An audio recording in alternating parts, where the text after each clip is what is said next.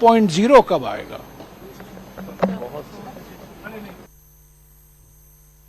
जिस तरह से प्रेसिडेंट का एड्रेस होता है या क्या हासिल कांग्रेस और प्रतिनिधि जयराम रमेश कांग्रेस और कांग्रेस के नेता मानसिक रूप से दिवालिया हो चुके हैं। बजट 140 करोड़ जनता की आकांक्षाओं का प्रतीक है। हर आम आदमी उससे जुड़ा हुआ है, हर नागरिक उससे जुड़ा हुआ है और अपने मूलभूत आधारभूत संरचना का वो आकांक्षा होता है। लेकिन जिस प्रकार से कांग्रेस की मानसिकता देखने को मिल रही है, इससे साफ नजर आ रहा है कि उसको आम लोगों से, भारत के नागरिकों से कोई दूर दराज तक मतलब नहीं। क्या कहना है सर?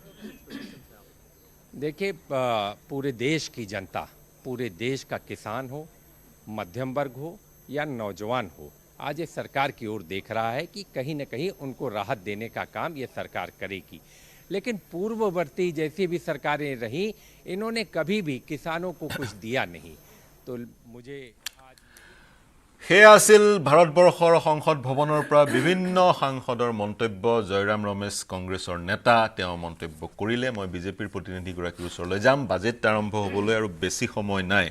10:35 হৈছে। 11 বজাৰ পৰা বাজেট পাঠ কৰিব। গতিকে আমি আলোচনা কৰাৰ আৰু প্ৰায় 20 মিনিটমান সময় আলোচনা কৰাৰ অৱকাশ আছে।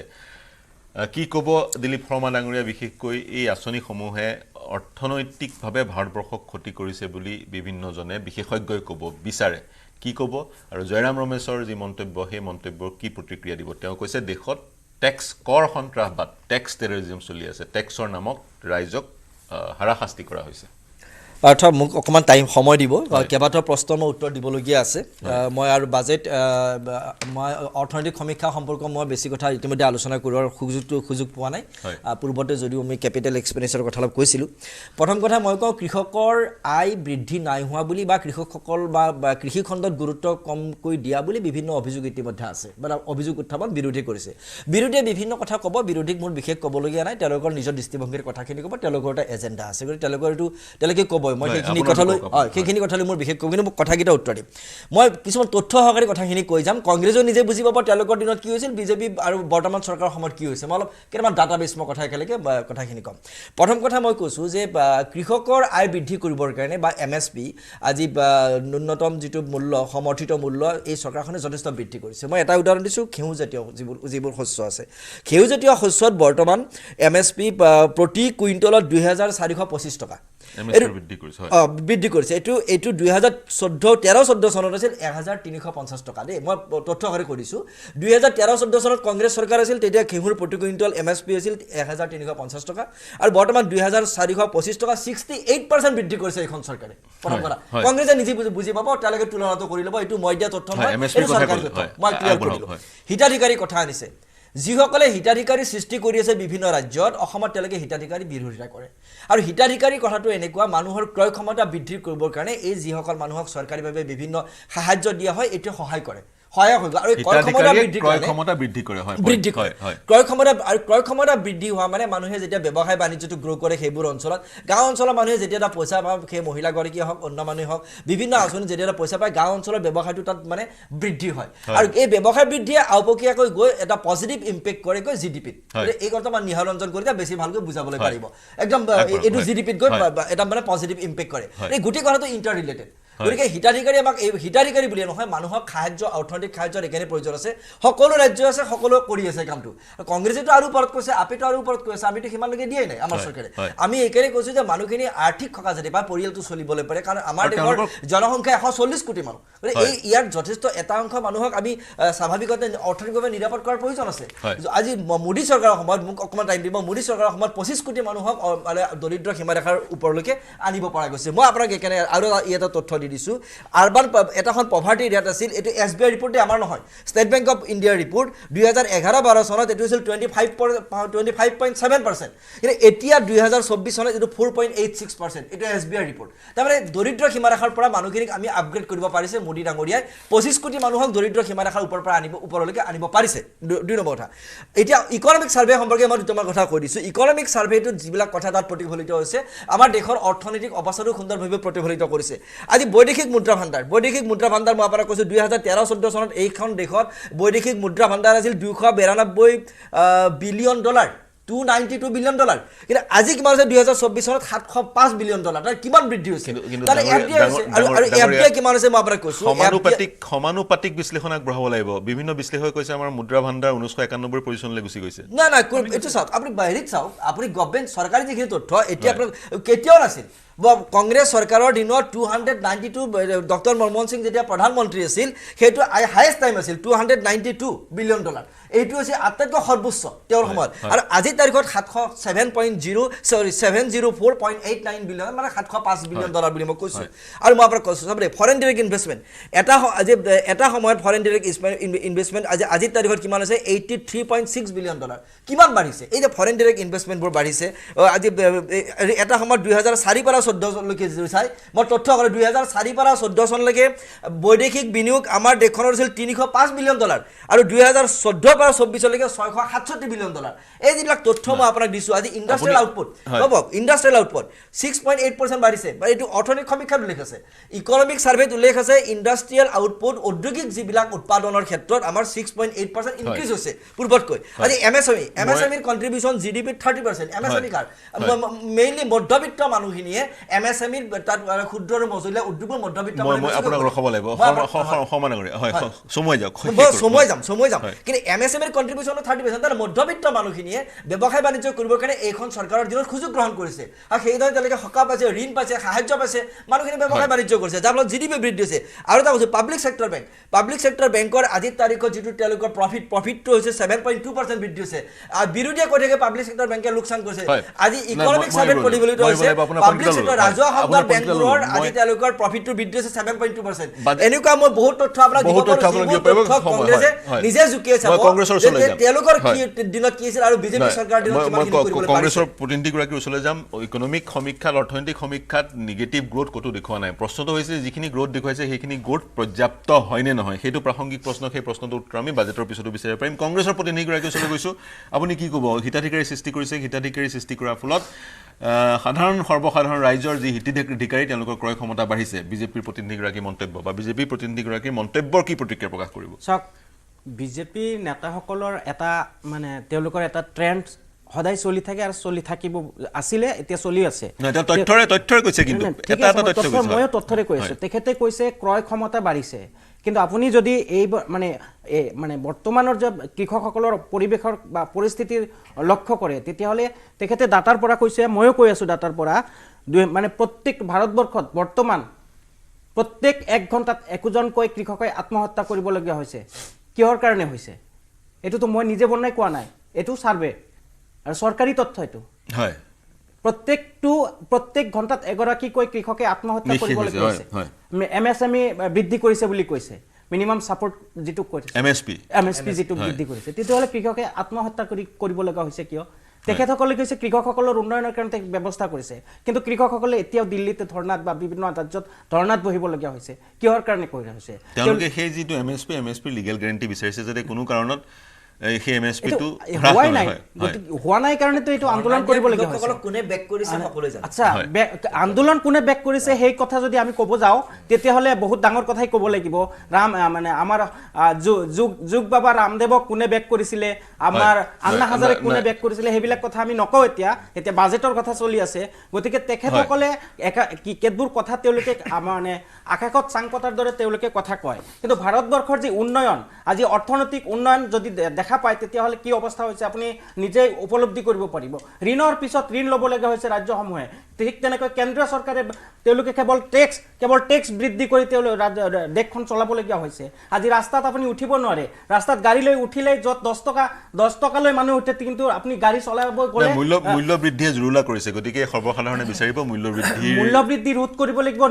নিবনুৱা সমস্যা ৰোধ কৰিব লাগিব তেখেতসকলে কৈছিলে প্ৰত্যেক বছৰে আমি 2 কোটিকৈ নিবনুৱাক সংস্থাপন দিম 5 বছৰত 10 কোটি নিবনুৱাক আমি সংস্থাপন দিম কিন্তু আজি নিবনুৱাৰ পৰিমাণ কেনেকুৱা দিব পৰা নগ'ল হয় মই যেহেতু বাজেটৰ সময় আহি পৰিছে মই নিহাৰঞ্জন কলিতা আপোনাৰ ওচৰলৈ আহিব বিচাৰিছোঁ আপুনি কেনেকৈ সামাৰাইজ কৰিব যদিও বহু আলোচনা কৰাৰ অৱকাশ আছে বাজেটৰ পিছত এতিয়া বহু কথা ওলাই পৰিছে বহু কথা আলোচনাৰ অৱকাশ আছে যি ধৰণৰ উদাহৰণস্বৰূপে ক্ৰয় ক্ষমতা বৃদ্ধি হয় যেতিয়া হিতাধিকাৰী সৃষ্টি হয় সেই বিষয়টোও আছে তাৰ সমান্তৰালে সকলোৰে মন্তব্য শুনিলে কি প্ৰতিক্ৰিয়া প্ৰকাশ কৰিব মানে বাজেট কেন্দ্ৰিক যেহেতু আলোচনা ইয়াত অৰ্থনৈতিক দৃষ্টিকোণৰ পৰা আমি 7টামান বিষয় উত্থাপন কৰিব বিচাৰিছোঁ অতি চমুকৈ প্ৰথম কথা যে ভাৰতৰ ক্ষেত্ৰত যে জিডিপি বিকাশ দৰ এইবোৰ কিন্তু সাধাৰণ মানুহে বুজি নাপায় পাৰ্থ আমি সাধাৰণ মানুহে এইবোৰ বুজি নাপায় কিন্তু আমাৰ আৰ্থিকভাৱে কি হ'ব যে আমি বিত্তীয় ঘাটিটো কমাব লাগিব কাৰণ আমাৰ কোভিডৰ কালত আমাৰ বিত্তীয় ঘাটিখিনি যথেষ্ট বাঢ়ি গৈছিল এইবাৰো ঘাটি বাজেটে হৈছে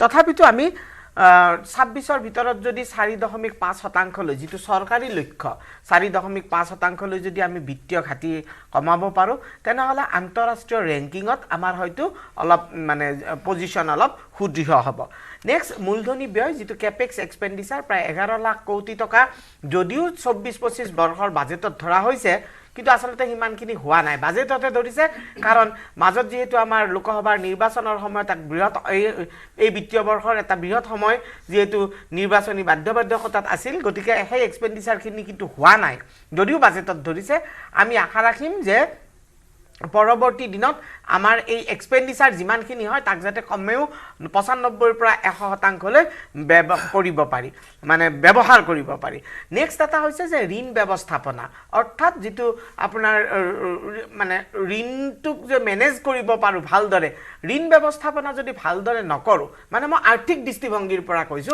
আমি বহুত সপোন দেখিব পাৰিম আমি বহুত কথা কৰিব পাৰিম কিন্তু আমি এটো ব্যক্তিগত ক্ষেত্ৰতো প্ৰয়োজ্য অৰ্থাৎ আমাৰ আয় চাই ব্যয় কৰিব লাগে কিন্তু ভাৰতৰ দৰে এখন দেশত ঋণ লোৱাটো অতিব প্ৰয়োজনীয় গতিকে ঋণ ব্যৱস্থাপনাক যদি ভালদৰে আমি ব্যৱহাৰ কৰিব নোৱাৰো তেনে আৰু এইটো এটা মানে আমাৰ এটা আৰ্থিক প্ৰগতি দুই এটা মূল আধাৰ অৰ্থনৈতিক দৃষ্টিভংগীৰ পৰা কৰ ৰাজহৰ ক্ষেত্ৰত প্ৰায় 38.40 লাখ কোটি টকা লক্ষ্য লোৱা হৈছিল এইবাৰ সেই লক্ষ্যত উপনীত নিশ্চয় হ'ব পাৰিব যেন আমাৰ মনে কয় কিন্তু আমি পৰৱৰ্তী দিনত যদি ইয়াতে 10% যদি আকৌ বৃদ্ধি কৰিব নোৱাৰো তেনেহলে কিন্তু আকৌ ঋণত আমি ল'ব ডিপেন্ডেন্ট হ'ব লাগিব যাৰ ফলত ঘাটি বাঢ়ি যাব কৰ কাটল অৰ্থাৎ প্ৰত্যক্ষ পৰোক্ষ দুইটা জিএসটি জিএসটিৰ কথাটো বেলেগ কাৰণ জিএসটি আপুনি ইনকাম টেক্স বা প্ৰত্যক্ষ কৰৰ কথা মই হয় কৈছো প্ৰত্যক্ষ কৰত যদি সাবসিডি দিয়ে স্ট্যান্ডাৰ্ড ডিডাকশন কমাই দিয়ে তেতিয়া লক্ষ্যত উপনীত হ'ব পাৰিব চাওক প্ৰত্যক্ষ কৰ দিয়া মানুহ আমাৰ মুঠ জনগণৰ 2 বা 3% নহয় যিখিনি আয় দিয়ে যদি প্ৰত্যক্ষ কৰটোত আমি বেছি ফোকাস হৈ থাকো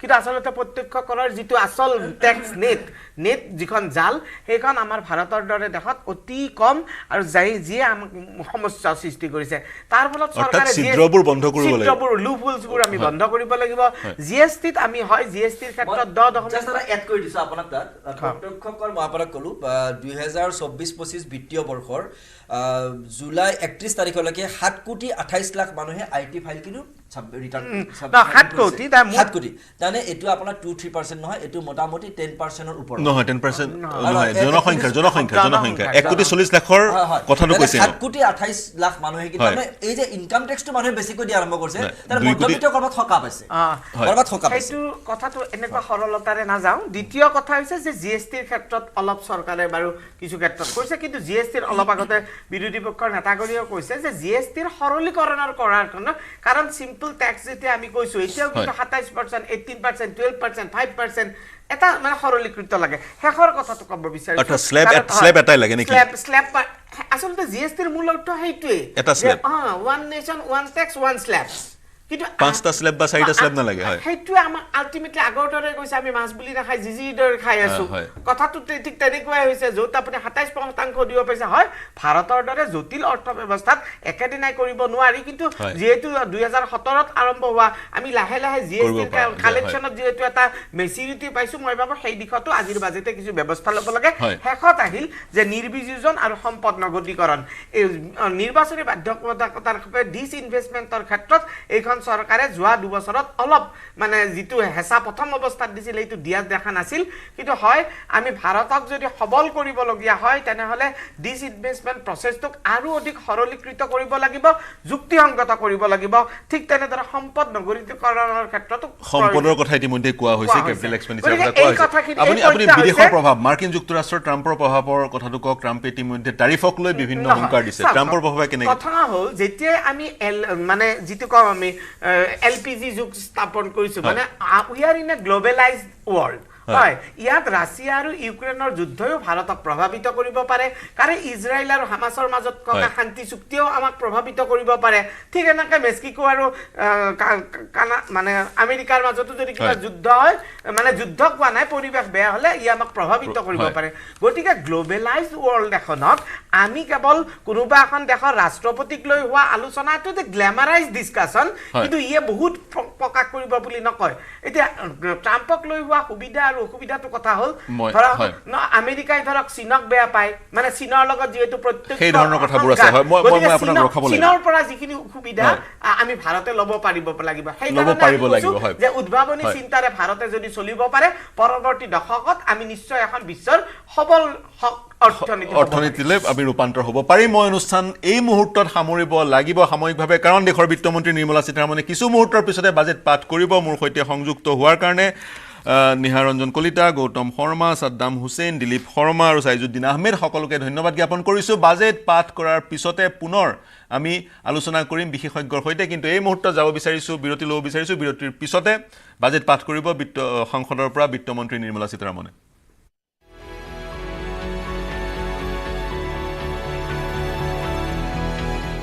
কোনটো কোনোবা এটা দেখুৱাচোন মাত্ৰ মাইথন ষ্টিল হে দিব ঠিক আছে নে স্ট্ৰং মানে মাইথন ষ্টিল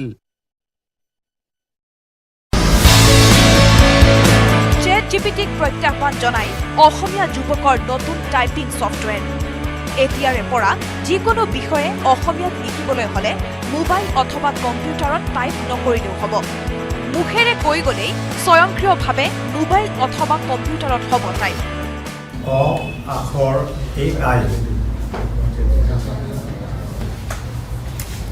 আমাৰ ভাষা আমাৰ প্ৰাণ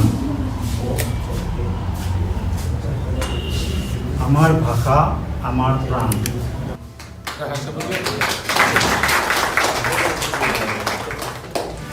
মুকলি হল নতুন টাইপিং ছফটৱেৰ গুৱাহাটীৰ দুই ভাতৃ ইন্দ্ৰনীল তালুকদাৰ আৰু কাব্যনীল তালুকদাৰৰ প্ৰচেষ্টাত মুকলি কৰা হল আখৰ আৰ্টিফিচিয়েল ইণ্টেলিজেন্স AI নামেৰে টাইপিং ছফটৱেৰ আখৰ AIত সহজতে অসমীয়া কন্টেন্ট কোৱাচোন মাত্ৰ মাইথন ষ্টিল হে দিব ঠিক আছে নে স্ট্ৰং মানে মাইথন ষ্টিল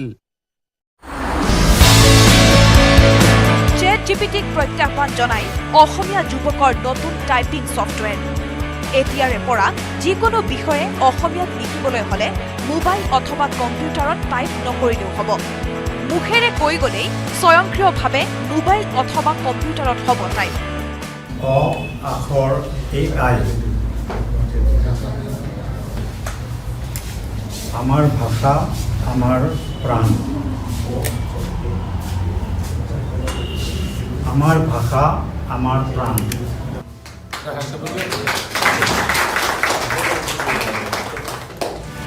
মুকলি হল নতুন টাইপিং ছফটৱেৰ গুৱাহাটীৰ দুই ভাতৃ ইন্দ্ৰনীল তালুকদাৰ আৰু কাব্যনীল তালুকদাৰৰ প্ৰচেষ্টাত মুকলি কৰা হল আখৰ আৰ্টিফিচিয়েল ইণ্টেলিজেন্স AI নামেৰে টাইপিং ছফটৱেৰ আখৰ AIত সহজতে অসমীয়া কন্টেন্ট ক্ৰিয়েট কৰিব পৰা এটা এপ্লিকেশ্যন হয় আৰ্টিফিচিয়েল ইণ্টেলিজেন্স ব্যৱহাৰ কৰি কৈ থাকিলে অসমীয়া লিখি থাকে ছফটৱেৰ আমাৰ ছফটৱেৰটোৱে তেনেকুৱা এটা ছিষ্টেম ডেভেলপ কৰা হৈছে অসমীয়া লিখোঁতে বহুতে বানান ভুল কৰে সেই বানানবিলাক আমাৰ ছফ্টৱেৰটোত অট'মেটিক শুদ্ধ দেখুৱাচোন মাত্ৰ মাইথন ষ্টিলহে দিব ঠিক আছে নে स्ट्रॉन्ग माने মাইথন ষ্টিল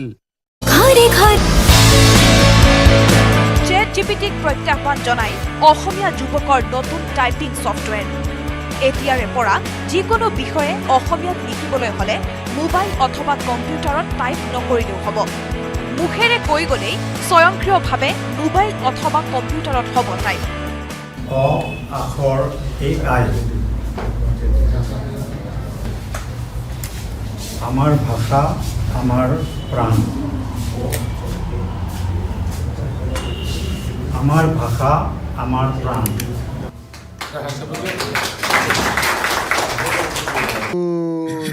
মাত্ৰ মাইথন ষ্টিলহে দিব ঠিক আছে নে स्ट्रॉन्ग माने মাইথন ষ্টিল ChatGPTক প্ৰত্যাহ্বান জনাই অসমীয়া যুৱকৰ নতুন টাইপিং ছফ্টৱেৰ এতিয়াৰে পৰা যিকোনো বিষয়ে অসমীয়াত লিখিবলৈ হ'লে মোবাইল অথবা কম্পিউটাৰত টাইপ নকৰিলেও হ'ব মুখেৰে কৈ গ'লেই স্বয়ংক্ৰিয়ভাৱে মোবাইল অথবা কম্পিউটাৰত হ'ব টাইপ অ আখৰ AI আমাৰ ভাষা আমাৰ প্ৰাণ আমাৰ ভাষা আমাৰ প্ৰাণ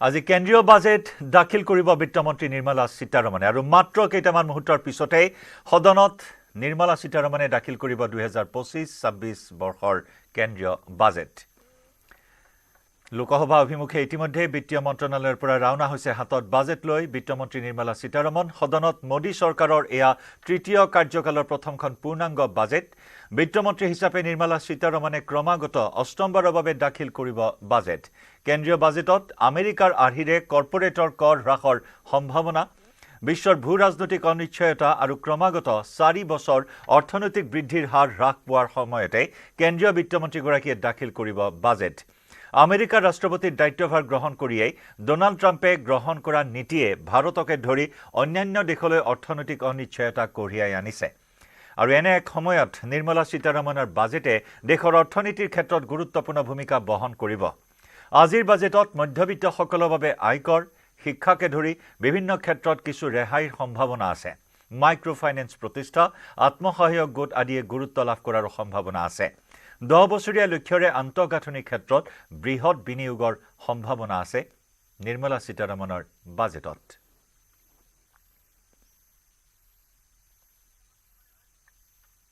আৰু মাত্ৰ কেইটামান মুহূৰ্তৰ পিছতে সদনত নিৰ্মলা সীতাৰমণে দাখিল কৰিব 2025-26 বিত্তীয় বৰ্ষৰ সাধাৰণ কেন্দ্ৰীয় বাজেট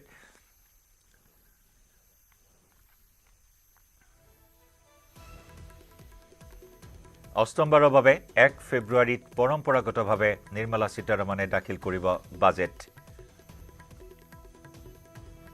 2017 চনত কেন্দ্ৰীয় বাজেটৰ সৈতে ৰেল বাজেট একত্ৰিত কৰা হয় প্ৰধানমন্ত্ৰী হিচাপে কেৱল জৱাহৰলাল নেহৰু ইন্দিৰা গান্ধী আৰু ৰাজীৱ গান্ধীয়েহে কেন্দ্ৰীয় বাজেট দাখিল কৰিছে 1999ৰ আগলৈ কেন্দ্ৰীয় বাজেট ফেব্ৰুৱাৰীৰ শেষ কাৰ্যদিৱসৰ সন্ধিয়া 5 বজাত দাখিল কৰা হৈছিল যশৱন্ত সিনহাই এই সময় পৰিৱৰ্তন কৰি পুৱা 11 বজা কৰিছিল আনহাতে 2016ৰ আগলৈ কেন্দ্ৰীয় বাজেট ফেব্ৰুৱাৰীৰ শেষ কাৰ্যদিৱসত দাখিল কৰা হৈছিল 2017 চনত অৰুণ জেটলীয়ে তাৰিখ পৰিৱৰ্তন কৰি 1 ফেব্ৰুৱাৰী কৰে বিত্তমন্ত্ৰী ডক্টৰ মনমোহন সিঙে সময়ৰ হিচাপে আটাইতকৈ দীঘল বাজেট ভাষণ কৰিছে বিত্তমন্ত্ৰী হিচাপে ডক্টৰ মনমোহন সিঙে 18650টা শব্দৰ সৰ্বাধিক দীঘল বাজেট ভাষণ দিছিল আনহাতে সময়ৰ হিচাপত 2020 চনত নিৰ্মলা সীতাৰমণে 2 ঘণ্টা 42 মিনিটেৰে দীঘল ভাষণ দিছিল 2021ত বিত্তমন্ত্ৰী নিৰ্মলা সীতাৰমণে প্ৰথম পেপাৰলেছ বাজেট দাখিল কৰিছিল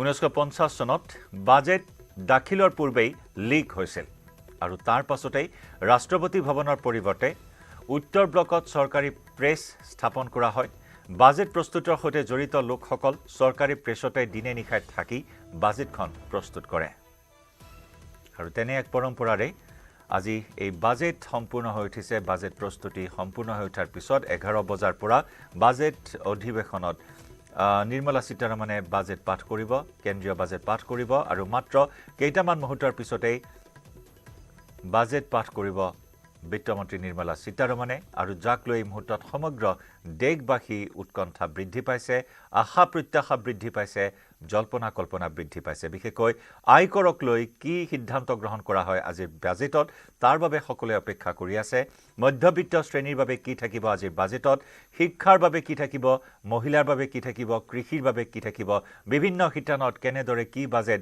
নিৰ্ধাৰণ কৰা হৈছে ধাৰ্য কৰা হৈছে আটাইখিনি কথা স্পষ্ট হৈ পৰিব আৰু খন্তেক সময় পিছতে আমি সংসদৰ কিছু পৰিবেশ দেখুৱাইছো ইতিমধ্যে প্ৰতিনিধিসকল আহিছে সাংসদ মন্ত্ৰী সকলো আহি অধিৱেশনত অংশগ্ৰহণ কৰিবৰ বাবে অগ্ৰসৰ হোৱা পৰিলক্ষিত হৈছে এয়া প্ৰতিৰক্ষা মন্ত্ৰী ৰাজনাথ সিং বাজেটক লৈ সকলোৱে আশা প্ৰকাশ কৰিছে এখন সৰ্বাংগ সুন্দৰ বাজেট হ'ব বুলি এই মুহূৰ্তত সকলোৱে আশা প্ৰকাশ কৰিছে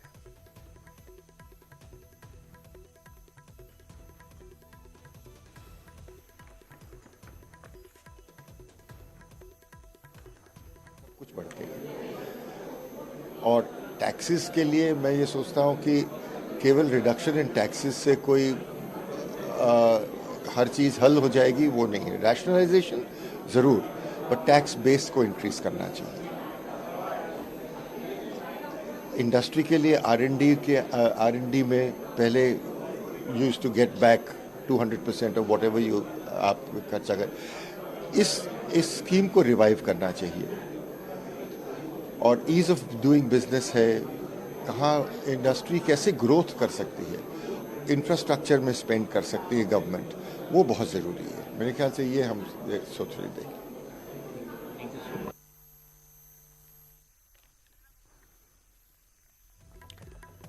আয়কৰৰ বাবে এই বাজেটে বিশেষভাৱে এই মুহূৰ্তত সুখবৰ কঢ়িয়াই আনিব বুলি আশা প্ৰকাশ কৰিছে আৰু একে সময়তেই জিডিপি বৃদ্ধিৰ এই মুহূৰ্তত লক্ষ্য নিৰ্ধাৰণ কৰা হৈছে এই বাজেটত 2025-26ত জিডিপিৰ সম্ভাৱনা 6.3 পৰা 6.8% লৈ বৃদ্ধিৰ সম্ভাৱনা আছে উল্লেখযোগ্য যে মুঠ ঘৰুৱা উৎপাদন নিম্নগামী হলেও মুদ্ৰাস্ফীতি নিয়ন্ত্ৰণত থাকিব বিকশিত ভাৰতৰ পৰা কৃত্ৰিম বুদ্ধিমত্তালৈকে সংস্থাপনৰ পৰা কৃষি বিকাশলৈকে গুৰুত্ব প্ৰদান কৰা হ'ব সীতাৰমণৰ বাজেটত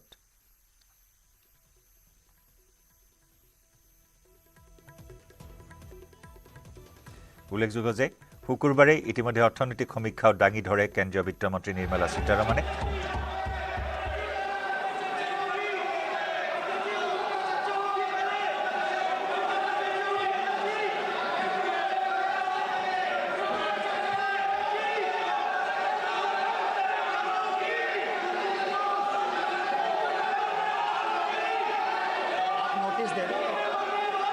सदस्यगण बजट के बाद राज्यपाल अभिभाषण में आपको पर्याप्त अवसर दूंगा मेरा आपसे निवेदन है नहीं माननीय अखिलेश जी आपने संसद की मर्यादा को आप बना के रखें कभी बजट भाषण के अंदर इस तरीके का नहीं हुआ ये उचित नहीं है अखिलेश जी प्लीज मैं आपको मौका दूंगा राज्यपाल अभिभाषण पे प्लीज नो ये तरीका ठीक नहीं है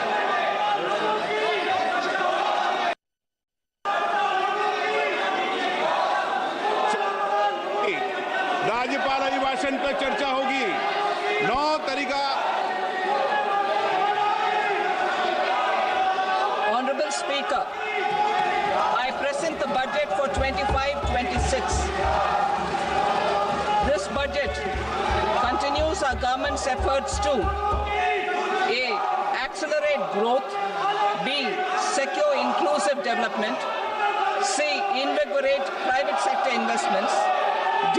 Uplift household sentiments, and E. enhance spending power of India's rising middle class. Together, we embark on a journey to unlock our nation's tremendous potential for greater prosperity and global positioning under the leadership of Honorable Prime Minister Shri Narendra Modi. As we complete the first quarter of the 21st century, continuing geopolitical headwinds suggest lower global economic growth over the medium term.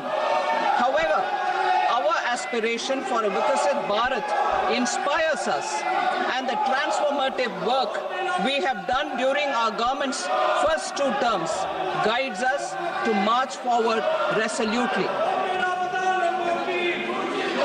Our economy is the fastest growing among all major economies. Our development track record for the past 10 years and structural reforms have drawn global attention. Confidence in India's capability and potential has only grown in this period. We see the next 5 years as a unique opportunity to realize Sabka Vikas, stimulating balanced growth of all regions. The great Telugu poet and playwright Gurujada Apparao had said, "Deshamante matti kadoy, deshamante manushuloy," meaning a country is not just its soil, a country is its people. In line with this, for us, Vikasit Bharat encompasses zero poverty, 100% quality good school education, access to high quality, affordable and comprehensive health care, 100% skilled labor with meaningful employment, 70% women in economic activities, and farmers making our country the food basket of the world. In this budget, the proposed development measures span 10 broad areas focusing on Garib, youth, Annadata and Nari, spurring agricultural growth and productivity, building rural prosperity and resilience, taking everyone together on an inclusive growth path, boosting manufacturing and furthering Make in India, supporting MSMEs, enabling employment-led development, investing in people, economy and innovation, securing energy supplies, promoting exports and nurturing innovation. For this journey of development, our 4 powerful engines are agriculture, MSME, investments and exports. The fuel, our reforms, our guiding spirit, inclusivity, and the destination, Vikasit Bharat. This budget aims to initiate transformative reforms across 6 domains. During the first 5 years, these will augment our growth potential and global competitiveness. The domains are taxation, power sector, urban development, mining, financial sector, and regulatory reforms. Agriculture as the first engine. Now I move to specific proposals, beginning with agriculture as the first engine.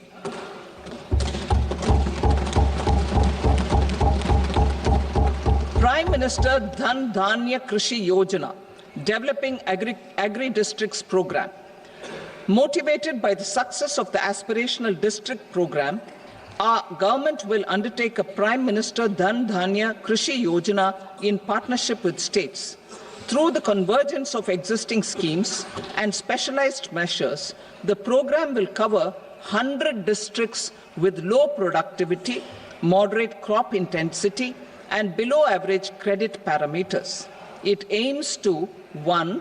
Enhance agricultural productivity, 2. Adopt crop diversification and sustainable agricultural practices, 3. Augment post-harvest storage at the panchayat and block level, 4. Improve irrigation facilities, and 5. Facilitate availability of long-term and short-term credit. This program is likely to help 1.7 crore farmers. Building rural prosperity and resilience. A comprehensive multi-sectoral rural prosperity and resilience program will be launched in partnership with the states. This will address underemployment in agriculture through skilling, investment, technology, and invigorating the rural economy. The goal is to generate ample opportunities in rural areas so that migration is an option but not a necessity. The program will focus on rural women, young farmers, rural youth, marginal and small farmers, and landless families. The details are in Annexure A. Domestic best practices will be incorporated, and appropriate technical and financial assistance will be sought from multilateral development banks. In Phase 1, 100 developing agri-districts will be covered. Atmanirbharta in pulses. Our government is implementing the National Mission for Edible Oilseed for achieving Atmanirbharta in edible oils. Our farmers have the capability to grow enough for our needs and more. 10 years ago, we made concerted efforts and succeeded in achieving near self-sufficiency in pulses. Farmers responded to the need by increasing the cultivated area by 50%, and government arranged for procurement and remunerative prices. Since then, with rising incomes and better affordability, our consumption of pulses has increased significantly. Our government will now launch a 6-year mission for Atmanirbharta in pulses with a special focus on Tuar, Urad and Masoor. Details are in Annexure B. Central agencies such as NAFED and NCCF will be ready to procure these 3 pulses as much as offered during the next 4 years from farmers who register with these agencies and enter into agreements. Comprehensive program for vegetables and fruits. It is encouraging that our people are increasingly becoming aware of their nutritional needs. It is a sign of a society becoming healthier. With rising income levels, the consumption of vegetables, fruits, and Shri Anna is increasing significantly. A comprehensive program to promote production, efficient supplies, processing, and remunerative prices for farmers will be launched in partnership with the states. Appropriate institutional mechanisms for implementation and participation of farmer producer organizations and cooperatives will be set up. Makhana board in Bihar. For this, there is a special opportunity for the people of Bihar. A Makhana board will be established in the state to improve production, processing, value addition, and marketing of Makhana. The people engaged in these activities will be organized into FPOs. The board will provide hand-holding and training support to Makhana farmers and will also work to ensure they receive the benefits of all relevant government schemes. A national mission on high-yielding seeds will be launched, aimed at 1. Strengthening research ecosystem, 2. Targeted development and propagation of seeds with high yield, pest resistance, and climate resilience, and 3. Commercial availability of more than 100 seed varieties released since July 2024. India ranks 2nd largest globally in fish production and aquaculture. Seafood exports are valued at 60,000 crore rupees.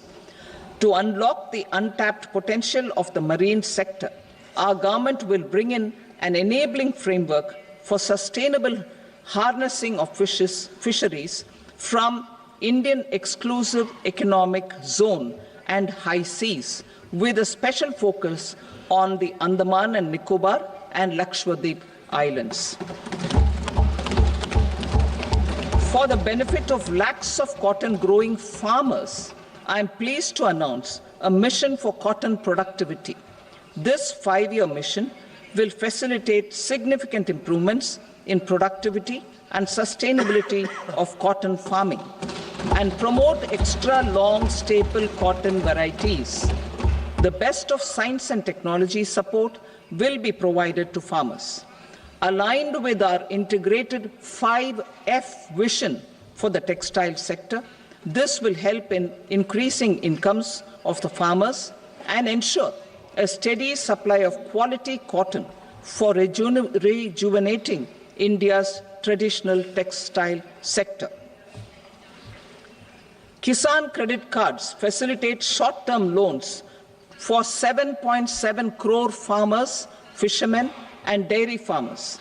The loan limit under modified interest subvention scheme will be enhanced from 3 lakh rupees to 5 lakh rupees for loans taken through the KCC. For Atmanirbharta in urea production, our government had reopened 3 dormant urea plants in the eastern region. To further augment urea supply, a plant with annual capacity of 12.7 lakh metric tons will be set up at Namrup in Assam.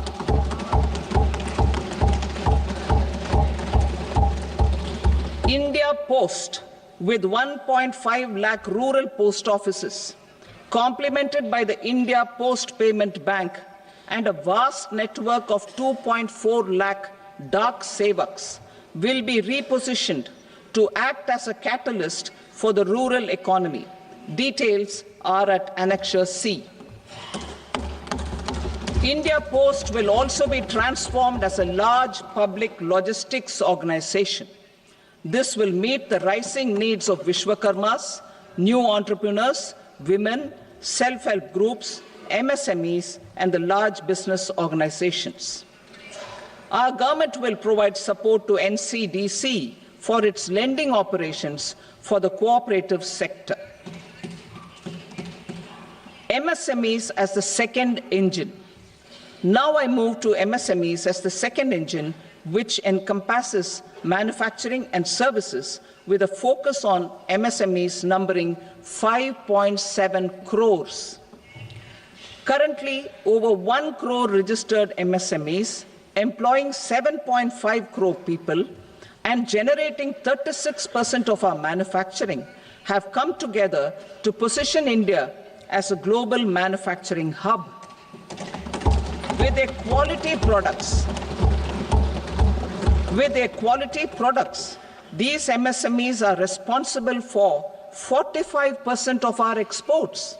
To help them achieve higher efficiencies of scale, technological upgradation, and better access to capital, the investment and turnover limits for classification of all MSMEs will be enhanced to 2.5 and 2 times respectively. This will give them the confidence to grow and generate employment for our youth. The details are given in Annexure D. To improve access to credit, the credit guarantee cover will be enhanced. First, for micro and small enterprises from 5 crore to 10 crore rupees, leading to additional credit of 1.5 lakh crores in the next 5 years. Second, for startups from 10 crore rupees to 20 crore rupees, with the guarantee fee being moderated to 1% for loans in 27 focus sectors which are important for Atmanirbhar Bharat. And for well-run exporter MSMEs, for term loans up to 20 crore rupees. Also for the micro enterprises, we will introduce customized credit cards with a 5 lakh rupee limit for micro enterprises registered on Udyam portal. In the first year, 10 lakh such cards will be issued. Fund of funds for startups. The alternate investment fund, AIFs, for startups have received commitments of more than 91,000 crores. rupees. These are supported by the fund of funds set up with the Government of India's contribution of 10,000 crore rupees.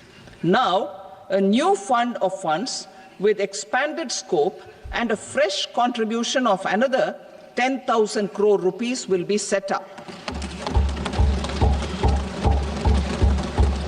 A new scheme will be launched for 5 lakh women, scheduled castes and scheduled tribes, first-time entrepreneurs. This will provide term loans up to 2 crore rupees during the next 5 years. The scheme will incorporate lessons from the successful Stand Up India scheme. Online capacity building for entrepreneurship and managerial skills will also be organized. Measures for labor-intensive sectors. To promote employment and entrepreneurship opportunities in labor-intensive sectors, our government will undertake specific policy and facilitation measures. To enhance the productivity, quality, and competitiveness of India's footwear and leather sector, a focused product scheme will be implemented. The scheme will support design capacity, component manufacturing, and machinery required for production of non-leather quality footwear, besides the support for leather footwear and products. The scheme is expected to facilitate employment for 22 lakh persons, generate over 4 lakh crore rupees, and exports of over 1.1 lakh crore rupees. Measures for the toys sector. Building on the National Action Plan for Toys, we will implement a scheme to make India a global hub for toys. The scheme will focus on development of clusters, skills, and a manufacturing ecosystem that will create high-quality, unique, innovative, and sustainable toys that will represent the Made in India brand. Support for food processing. In line with our commitment towards Purvodaya, we will establish a National Institute of Food Technology, Entrepreneurship and Management in Bihar. The institute will provide a strong fillip to food processing activities in the entire eastern region. This will result in 1. Enhanced income for the farmers through value addition to their produce, and 2. Skilling entrepreneurship and employment opportunities for the youth. Manufacturing mission, furthering Make in India. Our government will set up a national manufacturing mission covering small, medium, and large industries for furthering Make in India by providing policy support, execution roadmaps, governance, and monitoring framework for central ministries and states. Details are in Annexure E. Given our commitment to climate-friendly development, the mission will also support clean tech manufacturing. This will aim to improve domestic value addition and build our ecosystem for solar PV cells, EV batteries, motors and controllers, electrolyzers, wind turbines, very high voltage transmission equipment, and grid-scale batteries. Investment as the third engine. Now I move to investment as the third engine, which encompasses investing in people, investing in the economy, and investing in innovation. Investing in people. Saksham Anganwadi and Poshan 2.0. Saksham and Poshan 2.0 program provides nutritional support to more than 8 crore children, 1 crore pregnant women and lactating mothers all over the country, and about 20 lakh adolescent girls in aspirational districts and the Northeast region. The cost norms for these nutritional support will be enhanced appropriately. Atal Tinkering Labs. 50,000 Atal Tinkering Labs will be set up in government schools in the next 5 years to cultivate the spirit of curiosity and innovation and foster a scientific temper among young minds. Broadband connectivity to government secondary schools and PHCs. Broadband connectivity will be provided to all government secondary schools and primary health centers in rural areas under the BharatNet project. Bharatiya Bhasha Pustak scheme. We propose to implement a Bharatiya Bhasha Pustak scheme to provide digital form Indian language books for schools and for higher education. This aims to help students understand their subjects better and in their language. National Centers of Excellence for Skilling. Building on the initiative announced in the July 24 budget, 5 national centers of excellence for skilling will be set up with global expertise and partnerships to equip our youth with the skills required for Make for India, Make for the World manufacturing. The partnership will cover curriculum design, training of trainers, and a skills certification framework and periodic reviews. Expansion of capacity in IITs. Total number of students in 23 IITs has increased 100% from 65,000 to 1.35 lakh in the past 10 years.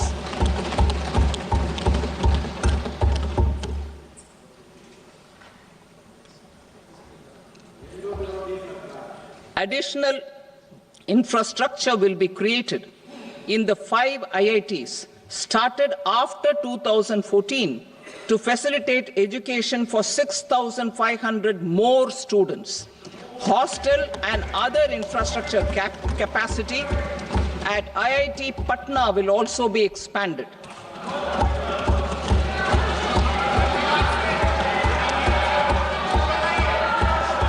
Center of Excellence.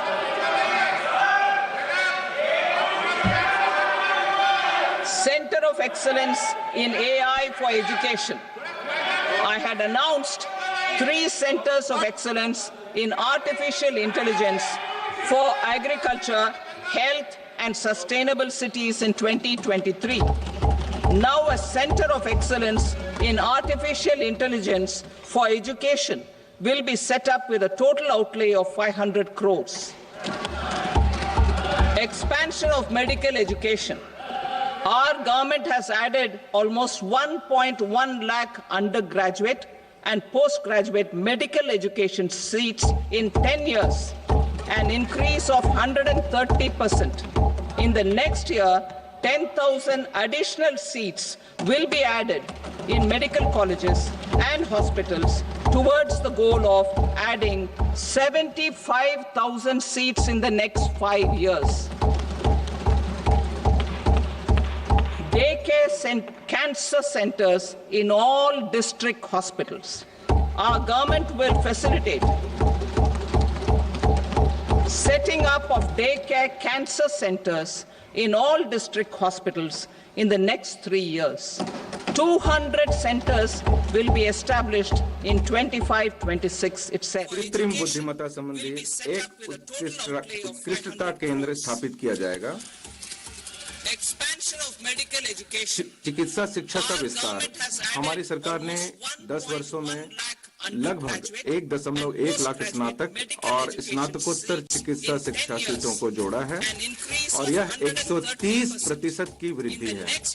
अगले 5 वर्षों में 75,000 सीटों को जोड़ने के लक्ष्य की दिशा में आगामी वर्ष में मेडिकल कॉलेजों और अस्पतालों में 10,000 अतिरिक्त सीटें जोड़ी जाएंगी। 75,000 seats in the next 5 years. Daycare cancer centers. सभी जिला अस्पतालों में डे केयर कैंसर केंद्र स्थापित किए जाएंगे। हमारी सरकार अगले 3 वर्षों में सभी जिला अस्पतालों में डे केयर कैंसर केंद्रों को स्थापित करने की सुविधा प्रदान करेगी। वर्ष 2025-26 में 200 केंद्र स्थापित किए जाएंगे। शहरी आजीविका सुदृढ़ीकरण। हमारी सरकार शहरी गरीबों और कमजोर समूहों को सहायता प्रदान करने को प्राथमिकता देती आ रही है। शहरी कामगारों के सामाजिक आर्थिक उत्थान के लिए एक स्कीम कार्यान्वित की जाएगी ताकि उनकी आय बढ़ाने, धारणीय आजीविका और जीवन का बेहतर स्तर प्राप्त करने में उनकी सहायता की जा सके। पीएम स्वनिधि योजना ने उच्च ब्याज दर वाले अनौपचारिक क्षेत्र के ऋणों से राहत पहुंचाते हुए infrastructure. Each infrastructure related ministry will come up with a 3-year pipeline of projects that can be implemented in PPP mode. States will also be encouraged to do so and can seek support from the India Infrastructure Project Development Fund, which is a scheme to prepare PPP proposals. Support to states for infrastructure. An outlay of 1.5 lakh crore is proposed for the 50-year interest-free loans to states for capital expenditure and incentives for reforms. Building on the success of the first asset monetization plan announced in 2021, the second plan for 2025 to 30 will be launched to plow back capital of 10 lakh crore in new projects. Regulatory and fiscal measures will be fine-tuned to support the plan. Jal Jeevan Mission. Since 2019, 15 crore households representing 80% of India's rural population have been provided access to portable tap water connections. To achieve 100% coverage, I am pleased to announce the extension of this mission until 2028 with an enhanced total outlay. The mission's focus will be on the quality of infrastructure and O&M of rural piped water supply schemes through Jan Bhagidari. A separate MOU or separate MOUs will be signed with the states and union territories to ensure sustainability and citizen-centric water services delivery. Urban sector reforms. Building on the July budget proposals, urban sector reforms related to governance, municipal services, urban land and planning will be incentivized. Urban Challenge Fund. The government will set up an Urban Challenge Fund of 1 lakh crore rupees to implement the proposals for cities as growth hubs, creative redevelopment of cities, and for water and sanitation purposes announced in the July budget. This fund will finance up to 25% of the cost of bankable projects, with a stipulation that at least 50% of the cost is funded from bonds, bank loans, and PPPs. An allocation of 10,000 crore is proposed in 2025-26. Power sector reforms. We will incentivize electricity distribution reforms and augmentation of intrastate transmission capacity by states. This will improve financial health and capacity of electricity companies. Additional borrowing of 0.5% of GSDP will be allowed to states contingent on these reforms. Nuclear energy mission for Vikasit Bharat. Development of at least 100 gigawatt of nuclear energy by 2047 is essential for our energy transition efforts. For an active partnership with the private sector towards this goal, amendments to the Atomic Energy Act and the Civil Liability for Nuclear Damage Act will be taken up. A nuclear energy mission for research and development of small modular reactors with an outlay of 20,000 crore will be set up. At least 5 indigenously developed small modular reactors will be operationalized by 2033. Shipbuilding. The shipbuilding financial assistance policy will be revamped to address cost disadvantages. This will also include credit notes for ship breaking in Indian yards to promote the circular economy. Large ships above a specified size will be included in the infrastructure harmonized master list.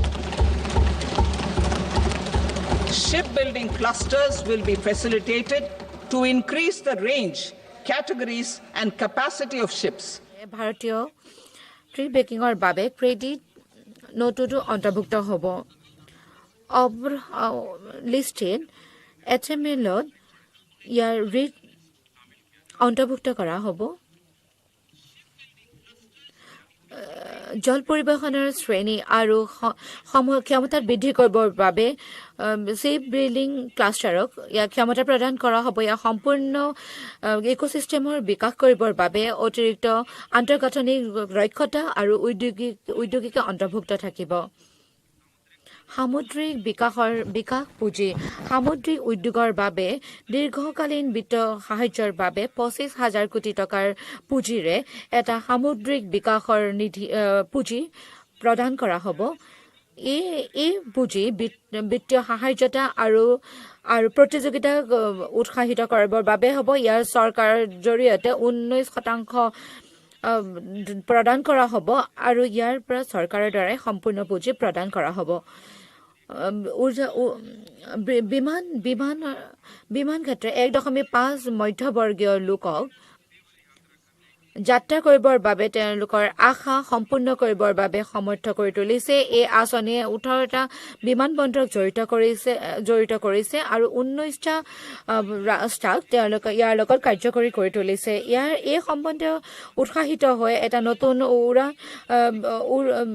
উৰা জাহাজৰ আঁচনি আৰম্ভ কৰা হ'ব আৰু ইয়াত বহুতো বিভিন্ন ক্ষেত্ৰৰ লগত বিমানৰ যোগাযোগ স্থাপন কৰা হ'ব আৰু ইয়াৰ জৰিয়তে যাত্ৰীসকলে বহুতো ইয়াৰ পৰা সুবিধা লাভ কৰিব আৰু উত্তৰ পূৰ্বৰ জিলাসমূহত হেলিপেড আৰু সৰু সৰু যি বিমানবন্দৰসমূহ সেইসমূহকো কাৰ্যকৰী কৰাত সহায় কৰিব। These will be in addition to the expansion of the capacity of Patna Airport and a brownfield airport in Beta. Western Kosi Canal project in Mithilanchal. Financial support will be provided for the Western Kosi Canal ERM project, benefiting a large number of farmers, cultivating over 50,000 hectares of land in the Mithilanchal region of Bihar. Mining sector reforms, including those for minor minerals, will be encouraged through sharing of best practices and institutions of a state mining index. A policy for recovery of critical minerals from tailings will be brought out. Under the special window for affordable and mid-income housing, SWAMI, 50,000 dwelling units in stressed housing projects have been completed and keys handed over to home buyers. Another 40,000 units will be completed in 2025, further helping middle-class families who were paying EMIs on loans taken for apartments while also paying rent for their current dwellings. Building on this success, Swami Fund 2 will be established as a blended finance facility with contribution from the government, banks and private investors. This fund of 15,000 crore rupees will aim for expeditious completion of another 1 lakh units. PM Gati Shakti data for private sector. For furthering PPPs and assisting the private sector in project planning, access to relevant data and maps from the PM Gati Shakti portal will be provided. Tourism for employment-led growth. Top 50 tourist destination sites in the country will be developed in partnership with states through a challenge mode. Land for building key infrastructure will have to be provided by the states. Hotels in these destinations will be included in the infrastructure harmonized list. The following measures will be taken for facilitating employment-led growth: organizing intensive skill development programs for our youth, including in institutes of hospitality management, providing mudra loans for homestays, improving ease of travel and connectivity to tourist destinations, providing performance-linked incentives to states for effective destination management, including tourist amenities, cleanliness, and marketing efforts, and introducing streamlined e-visa facilities along with visa fee waivers for certain tourist groups. Continuing with the emphasis on places of spiritual and religious significance, in the July budget, there will be a special focus on destinations related to the life and times of Lord Buddha. Medical tourism and heal in India. Medical tourism and heal in India will be promoted in partnership with the private sector, along with capacity building and easier visa norms. Investing in innovation. To implement private sector-driven research, development, and innovation initiatives announced in the July budget, I am now allocating 20,000 crore rupees for this purpose. A deep tech fund of funds will also be explored to catalyze the next generation startups as a part of this initiative. In the next 5 years, under the PM Research Fellowship Scheme, we will provide 10,000 fellowships for technological research in IITs and IISc with enhanced financial support.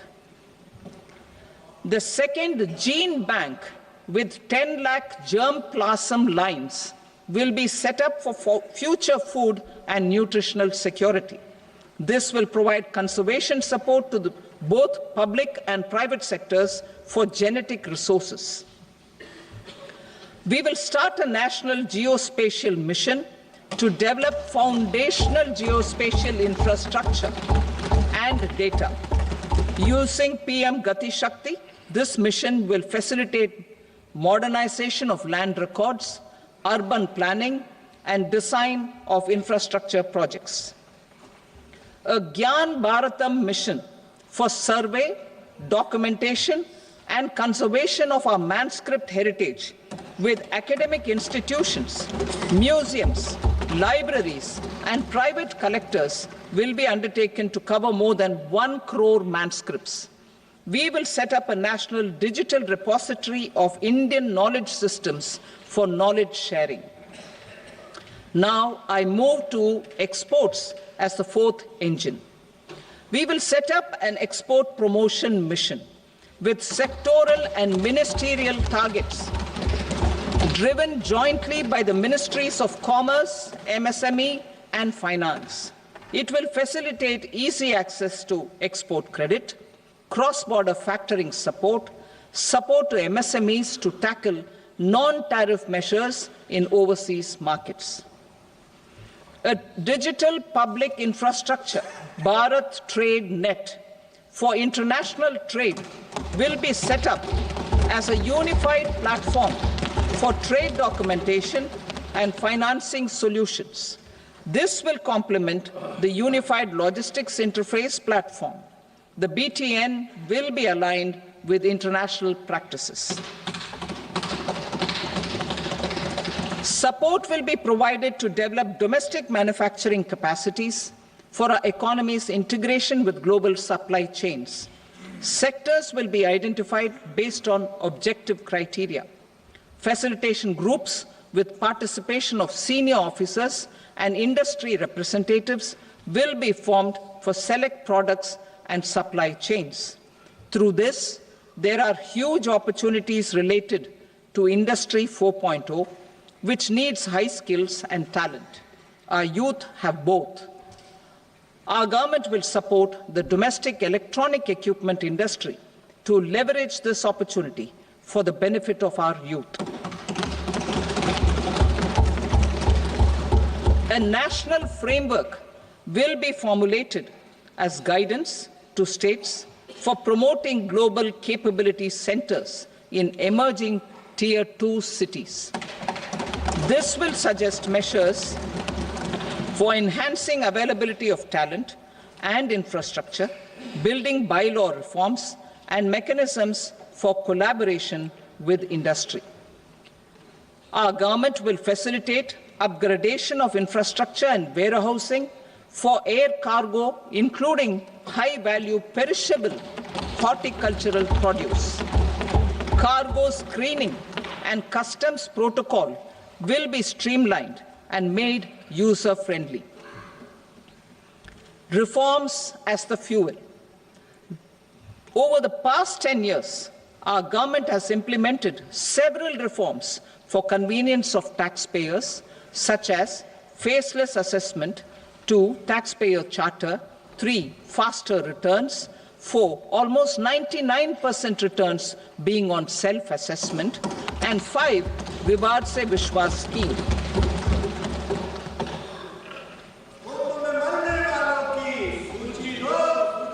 Continuing these efforts, I reaffirm the commitment of the Tax Department to trust first, scrutinize later. I also propose to introduce the new income tax bill next week. I will detail the indirect tax reforms and changes in direct taxes in Part B. Financial sector reforms. The FDI limit for the insurance sector will be raised from 74 to 100%. This enhanced limit will be available for those companies which invest the entire premium in India. The current guardrails and conditionalities associated with foreign investment will be reviewed and simplified. The services of India Post Payment Bank will be deepened and expanded in rural areas. NABFID will set up a partial credit enhancement facility for corporate bonds for infrastructure. Public sector banks will develop Grameen Credit Score Framework to serve the credit needs of SHG members and people in rural areas. A forum for regulatory coordination and development of pension products will be set up. To implement the earlier announcement on simplifying the KYC processes, the revamped Central KYC Registry will be rolled out in 2025. We will also implement a streamlined system for periodic updating. Requirements and procedures for speedy approval of company mergers will be rationalized. The scope for fast-track mergers will also be widened and the process made simpler. As proposed in the interim budget, we signed bilateral investment treaties with 2 countries in 2024 to encourage sustained foreign investment, and in the spirit of First Develop India, the current model BIT will be revamped and made more investor-friendly. In the last 10 years, in several aspects, including financial and non-financial, our government has demonstrated a steadfast commitment to ease of doing business. We are determined to ensure that our regulations must keep up with technological innovations and global policy developments. A light-touch regulatory framework based on principles and trust will unleash productivity and employment. Through this framework, we will update regulations that were made under old laws. To develop this modern, flexible, people-friendly, and trust-based regulatory framework appropriate for the 21st century, I propose 4 specific measures. A high-level committee for regulatory reforms will be set up for a review of all non-financial sector regulations certifications, licenses, and permissions. The committee will be expected to make recommendations within a year. The objective is to strengthen trust-based economic governance and take transformational measures to enhance ease of doing business, especially in matters of inspection and compliances. States will be encouraged to join in this endeavor. An investment friendliness index of states will be launched in 2025 to further the spirit of competitive, cooperative federalism. Under the Financial Stability and Development Council, a mechanism will be set up to evaluate impact of the current financial regulations and subsidiary instructions.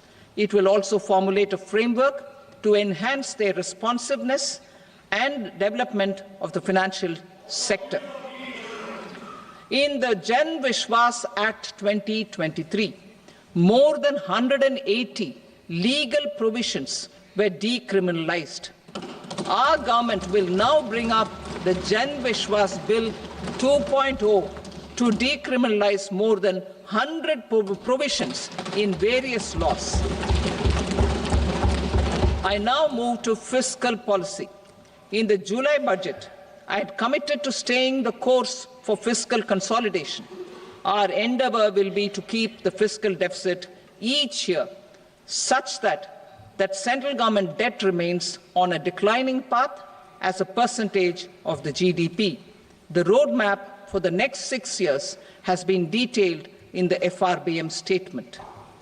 Revised estimates for 2024-25.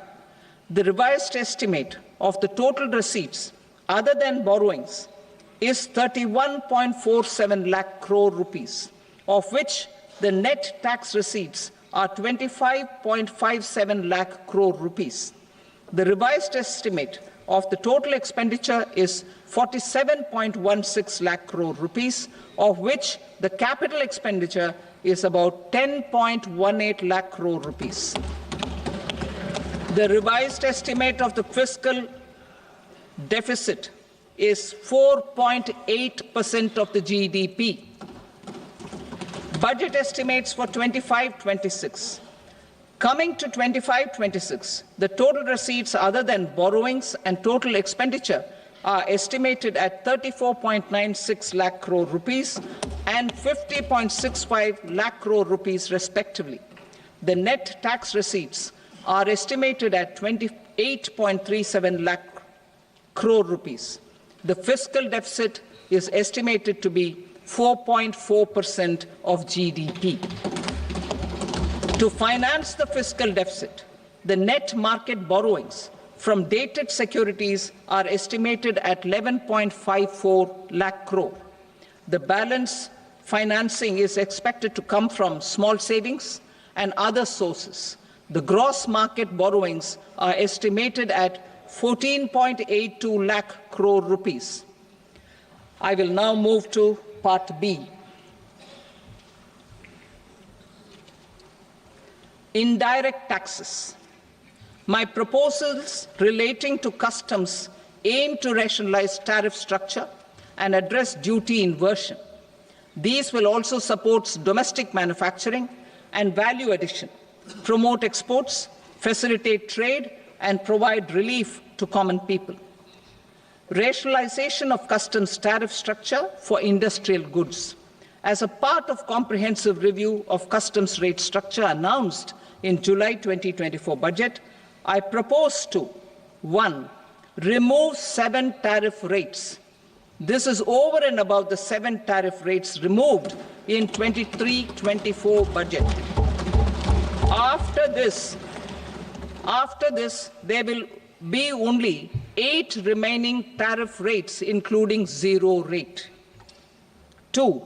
Apply appropriate cess to broadly maintain effective duty incidence, except on a few items where such incidence will reduce marginally. 3. Levy not more than 1 cess or surcharge.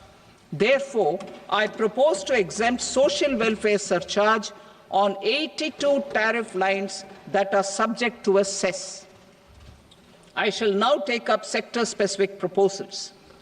To provide relief to patients, particularly those suffering from cancer, rare diseases, and other severe chronic diseases, I propose to add 36 life-saving drugs and medicines to the list of medicines fully exempted from basic custom duty.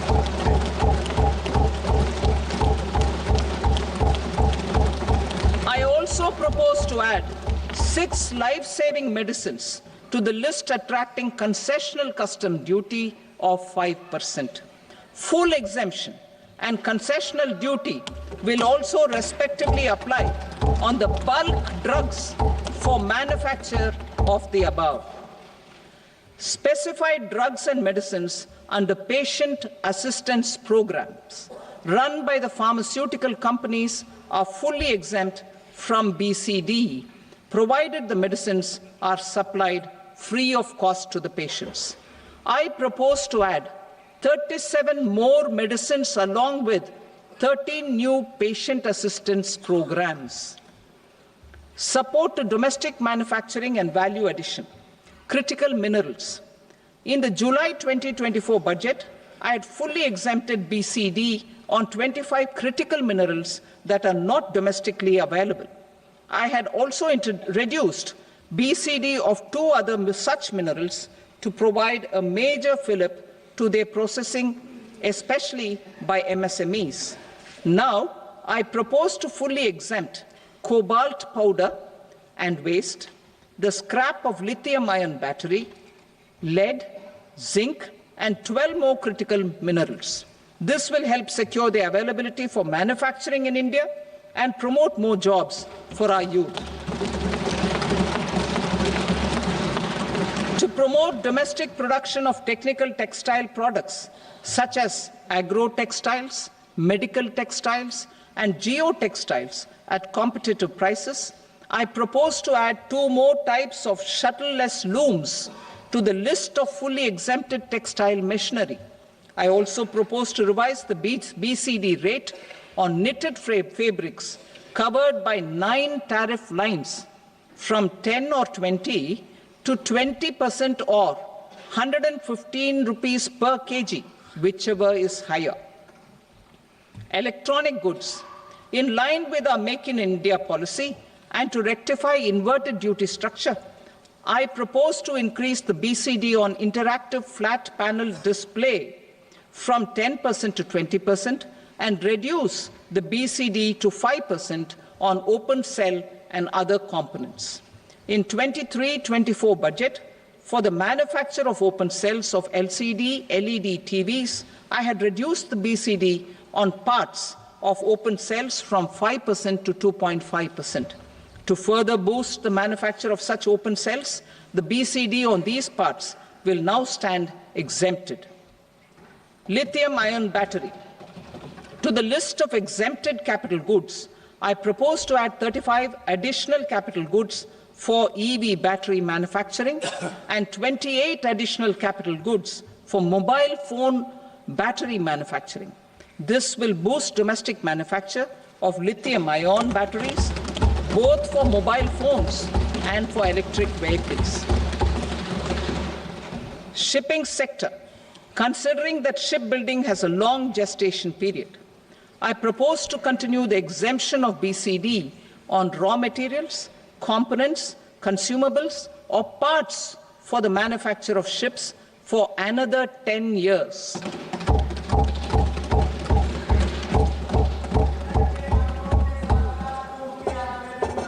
I also propose the same dispensation for shipbreaking to make it more competitive.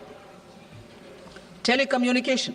To prevent classification disputes, I propose to reduce the BCD from 20% to 10% on carrier-grade Ethernet switches to make it at par with non-carrier-grade Ethernet switches.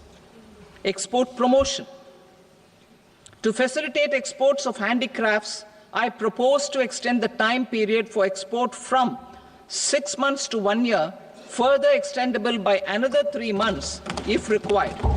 I also propose to add 9 items to the list of duty-free inputs. Leather sector. I propose to fully exempt BCD on wet blue leather to facilitate imports for domestic value addition and employment. I also propose to exempt crushed leather from 20% export duty to facilitate exports by small tanners. Marine products. To enhance India's competitiveness in the global seafood market, I propose to reduce BCD from 30% to 5% on frozen fish paste, surimi, for manufacture and export of its analog products. I also propose to reduce BCD from 15% to 5% on fish hydrolysates for manufacture of fish and shrimp feed. In July 2024 budget, to promote development of domestic MROs for aircraft and ships, I had extended the time limit for export of foreign origin goods that were imported for repairs from 6 months to 1 year and further extendable by 1 year. I now propose to extend the same dispensation for railway goods. Time limit for provisional assessment. Presently, the Customs Act 1962 does not provide any time limit to finalize provisional assessments, leading to uncertainty and cost to trade. As a measure of promoting ease of doing business, I propose to fix a time limit of 2 years, extendable by a year, for finalizing the provisional assessment. I propose to introduce a new provision that will enable importers or exporters, after clearance of goods, to voluntarily declare material facts and pay duty with interest but without penalty. This will incentivize voluntary compliance. However, this will not apply in cases where department has already initiated audit or investigation proceedings. For industry to better plan their imports, I propose to extend the time limit for the end use of imported inputs in the relevant rules from 6 months to 1 year. This will provide operational flexibility in view of cost and uncertainty of supply. Further, such importers will now have to file only quarterly statements instead of a monthly statement.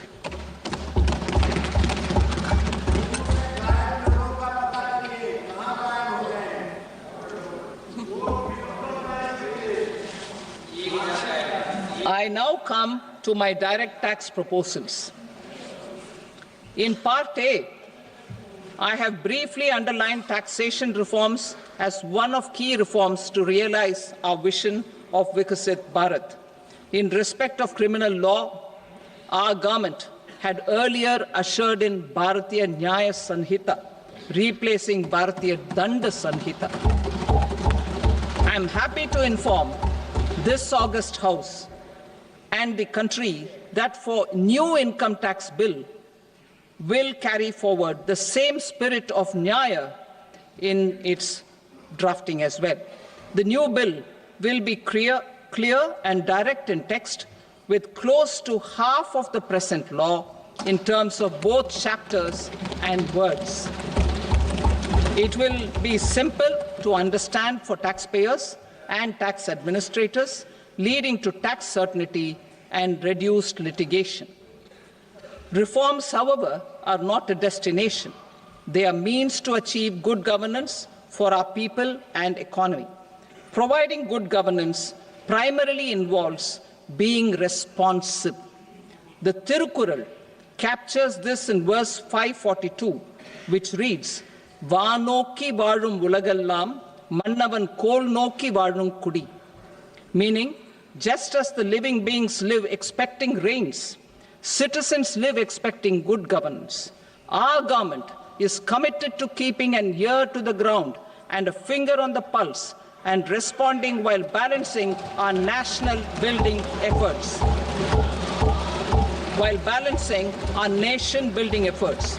The following measures will detail just how our government will under the guidance of PM Modi, has taken steps to understand and address. I repeat that sentence, sir. The following measures will detail just how our government, under the guidance of PM Modi, has taken steps to understand and address the needs voiced by our citizens. My tax proposals are guided by this spirit. The objectives of my proposals are as follows. Personal income tax reforms with special focus on middle class. Rationalization of TDS and TCS for easing difficulties. Encouraging voluntary compliance. Reducing compliance burden. Ease of doing business, employment and investment. I will come to my proposal on personal income tax towards the end.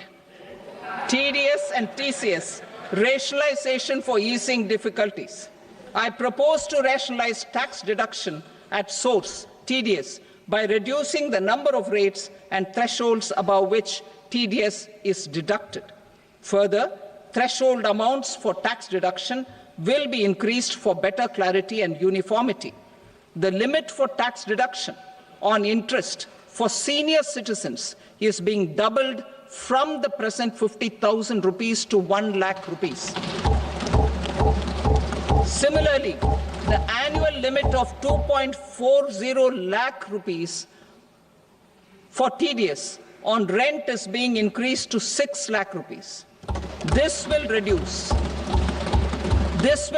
the number of transactions liable to TDS, thus benefiting small taxpayers receiving small payments.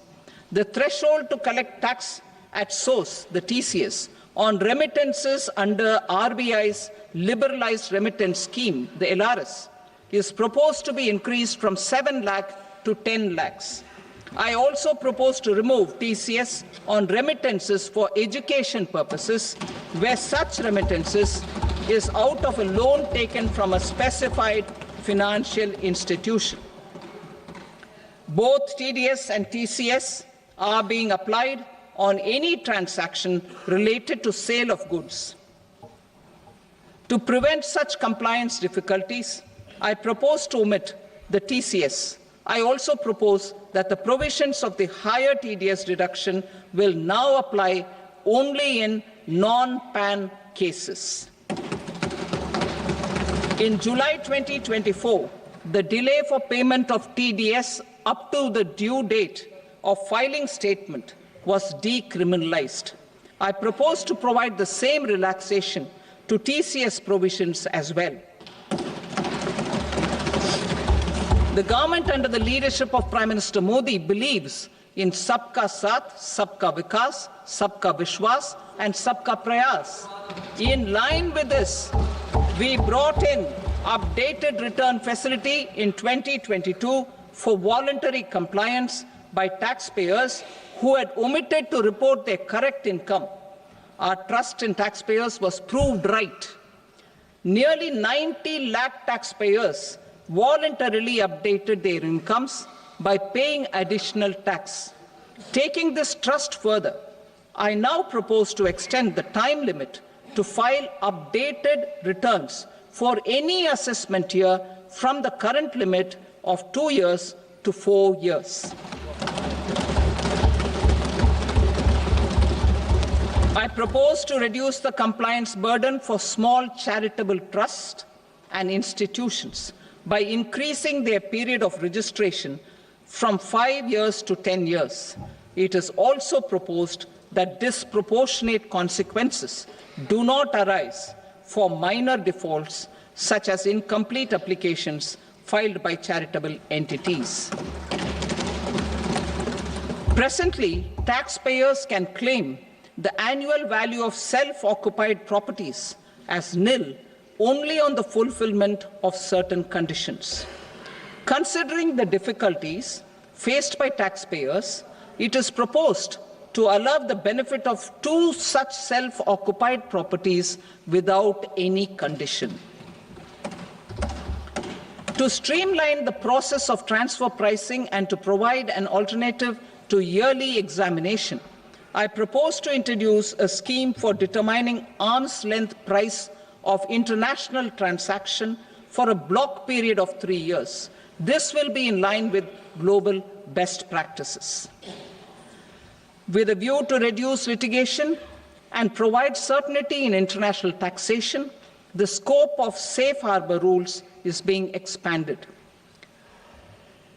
A number of senior and very senior citizens have very old national savings schemes accounts.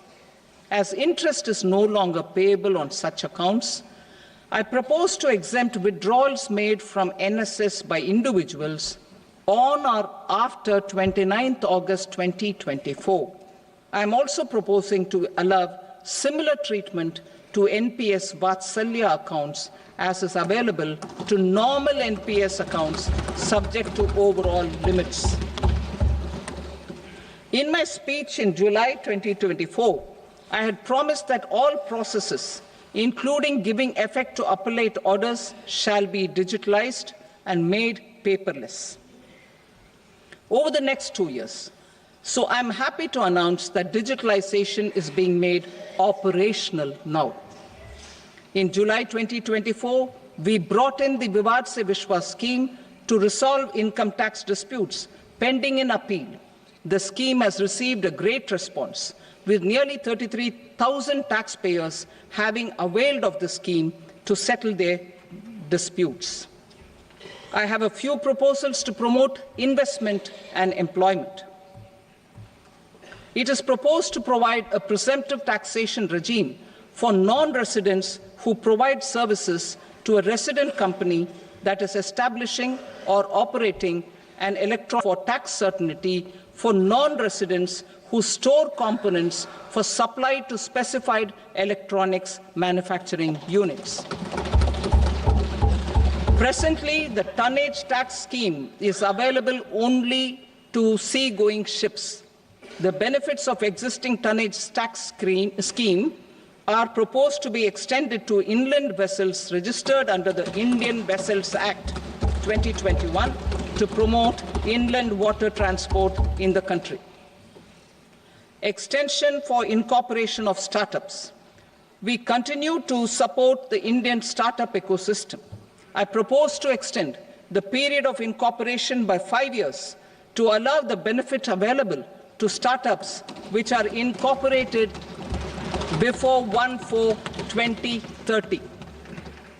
In order to attract and promote additional activities in the IFSC, I am inter alia proposing specific benefits to ship leasing units, insurance offices, and treasury centers of global companies which are set up in IFSC. Further, to claim benefits, the cutoff date for commencement in IFSC has also been extended by 5 years to 31/3/2030. Category 1 and Category 2 AIFs are undertaking investments in infrastructure and other such sectors. I propose to provide certainty of taxation to these entities on the gains from securities. To promote funding from sovereign wealth funds and pension funds to the infrastructure sector, I propose to extend the date of making an investment by 5 more years up to 31st March 2030.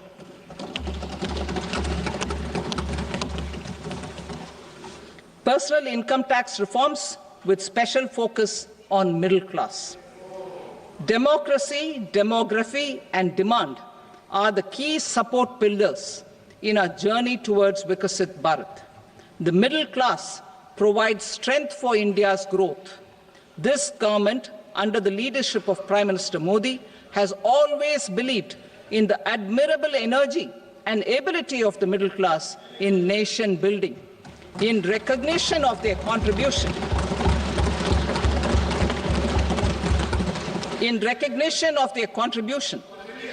we have periodically reduced their tax burden. Right after 2014, the nil tax slab was raised to 2.5 lakhs of rupees, which was further raised to 5 lakh rupees in 2019 and to 7 lakh rupees in 2023. This is reflective of our government's trust on the middle class taxpayers. I am now happy to announce that there will be no income tax payable up to income of 12 lakh rupees.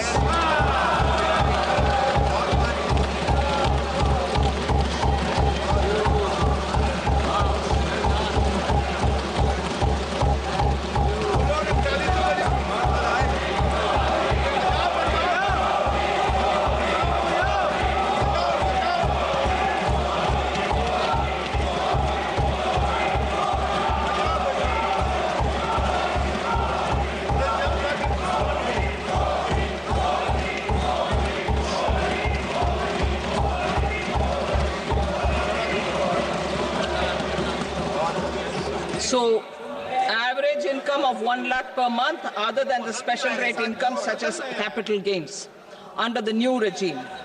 This limit will be 12.75 lakh for salaried taxpayers due to the standard deduction of 75,000. Slabs and rates are being changed across the board to benefit all taxpayers. The new structure will substantially reduce the taxes of the middle class and leave more money in their hands, boosting household consumption, savings and investment. In the new tax regime, I propose to revise tax rate structures as follows. 0 to 4 lakh rupees nil, 4.8 lakh rupees to 4 to 8 lakh rupees 5%, 8 to 12 lakh rupees 10%, 12 to 16 lakh rupees 15%, 16 to 20 lakh rupees 20%, 20 to 24 lakh rupees 25%, and above 24 lakh rupees 30%. To taxpayers up to 12 lakh of normal income other than special rate income such as capital gains. I read that again. To taxpayers up to 12 lakh of income other than special rate income such as capital gains, tax rebate is being provided in addition to the benefit due to slab rate reduction in such a manner that there is no tax payable by them. The total tax benefit of slab rate changes and rebate at different income levels can be illustrated with a few examples. A taxpayer in the new regime with an income of 12 lakh rupees will get a benefit of 80,000 rupees in tax, which is 100% of tax payable as per the existing rates. A person having income of 18 lakh rupees will get a benefit of 70,000 rupees in tax, that is 30% of tax payable as per existing rates. A person with an income of 25 lakh gets a benefit of 1,10,000 rupees, that is 25% of his tax payable as per existing rates. Details of my tax proposals are given in the annexure. As a result of these proposals, Honorable Speaker, sir, revenue of about 1 lakh crore in direct taxes and 2,600 crores in indirect taxes will be foregone. Mr. Speaker, sir, with this, I commend the budget to this august House.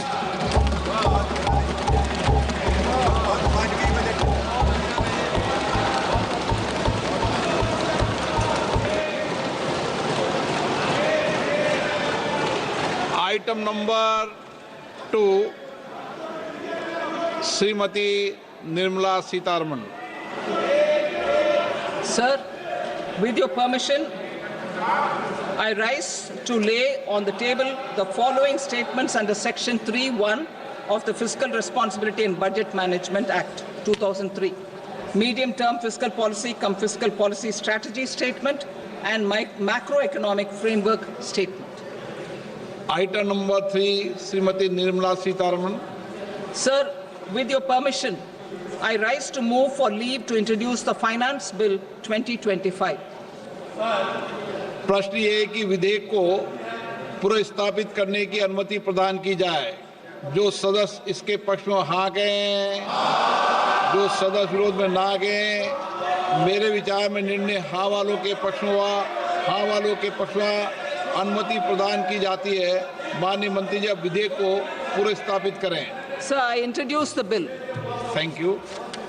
सभा की कार्रवाई सोमवार दिनांक 3 फरवरी 2025 को प्राप्त 11 बजे तक के लिए स्थगित की जाती है।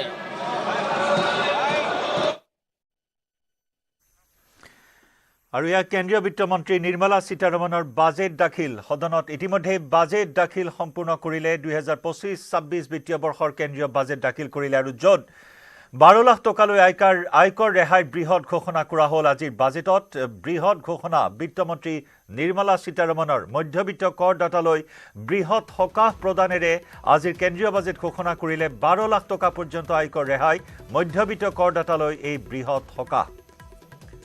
মধ্যবিত্ত কৰদাতালৈ বৃহৎ সকাহ 12 লাখ টকালৈ আয়কৰ ৰেহাই বৃহৎ ঘোষণা বিত্তমন্ত্ৰী নিৰ্মলা সীতাৰমণৰ মধ্যবিত্ত কৰদাতালৈ এই বৃহৎ সকাহ 12 লাখ টকালৈ আয়কৰ ৰেহাই ঘোষণা কৰিলে বিত্তমন্ত্ৰী নিৰ্মলা সীতাৰমণে আৰু তাৰ লগে লগে আমি প্ৰত্যেকটো দেশত কি বিষয়ত আজি ঘোষণা কৰিছে প্ৰত্যেকটো বিষয় এই মুহূৰ্তত টিভি স্ক্ৰীনত আমি দেখুৱাই আহিছো।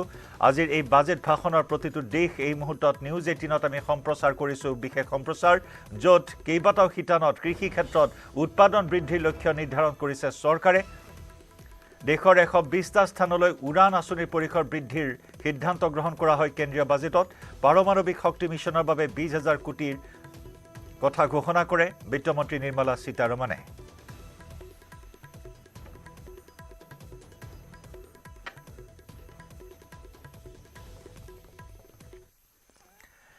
আৰু এইখিনি মুহূৰ্তত এই বিশেষ সম্প্ৰচাৰৰ পৰা বিদায় লৈছো।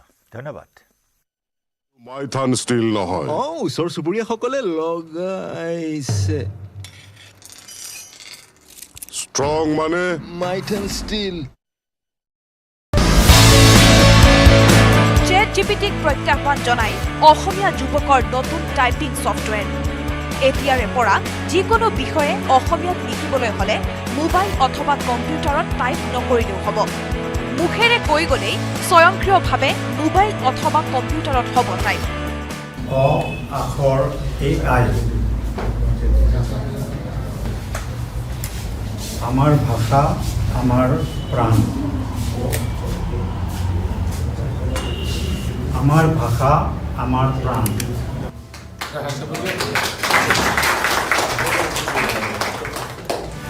মুকলি হ'ল নতুন টাইপিং ছফ্টৱেৰ।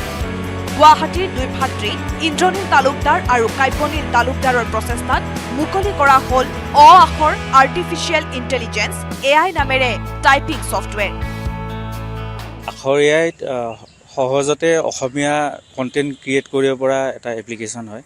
আৰ্টিফিচিয়েল ইণ্টেলিজেন্স ব্যৱহাৰ কৰি কৈ থাকিলে অসমীয়া লিখি থাকে আমাৰ ছফ্টৱেৰটোৱে তেনেকুৱা এটা চিষ্টেম ডেভেলপ কৰা হৈছে। অসমীয়া লিখোঁতে বহুতে বানান ভুল কৰে, সেই বানানবিলাক আমাৰ ছফ্টৱেৰটোত অট'মেটিক শুদ্ধ হৈ যায়। এতিয়া মই যেনেকৈ অসমীয়া কৈ আছোঁ মাইকৰ সন্মুখত, এইটো যদি আমাৰ এপটো যদি আমি ইনেবল কৰি থওঁ বা অন কৰি থওঁ, সেই মই যিখিনি কথা কৈছোঁ এই গোটেইখিনি টেক্সট আকাৰে আপুনি পাই যাব। মুখেৰে কৈ গ'লেই স্বয়ংক্ৰিয়ভাৱে এই এপ্লিকেশ্যনৰ জৰিয়তে টাইপ হৈ আহিব। 1.6 মিলিয়ন অসমীয়া শব্দ সংযোজন কৰা হৈছে টাইপিং ছফ্টৱেৰত। আখৰ AI ছফ্টৱেৰ বিভিন্ন ৱেবছাইটত উপলব্ধ হ'ব। গুগলত আখৰ.in চাৰ্চ কৰিব পাৰিব। এই ছফ্টৱেৰ মোবাইল লেপটপত ইনষ্টল কৰিব পাৰিব। সমগ্ৰ বিশ্বতে আমাৰ ইউজাৰ্ছ আছে আৰু আমাৰ পেইড ইউজাৰ্ছো আছে। আচলতে এই এপ্লিকেশ্যন এটা ছাবস্ক্ৰিপশ্যন বেছড মডেলত চলে, অৰ্থাৎ মানুহে যদি কাৰোবাক এমাহৰ ওচৰ চুবুৰীয়াসকলে লগাইছে ষ্ট্ৰং মানে মাইথান ষ্টিল। ChatGPTক প্ৰত্যাহ্বান জনাই অসমীয়া যুৱকৰ নতুন টাইপিং ছফ্টৱেৰ। এতিয়াৰে পৰা যিকোনো বিষয়ে অসমীয়াত লিখিবলৈ হ'লে মোবাইল অথবা কম্পিউটাৰত টাইপ নকৰিলেও হ'ব। মুখেৰে কৈ গ'লেই স্বয়ংক্ৰিয়ভাৱে মোবাইল অথবা কম্পিউটাৰত হ'ব টাইপ। অ আখৰ AI আমাৰ ভাষা আমাৰ প্ৰাণ। আমাৰ ভাষা আমাৰ প্ৰাণ।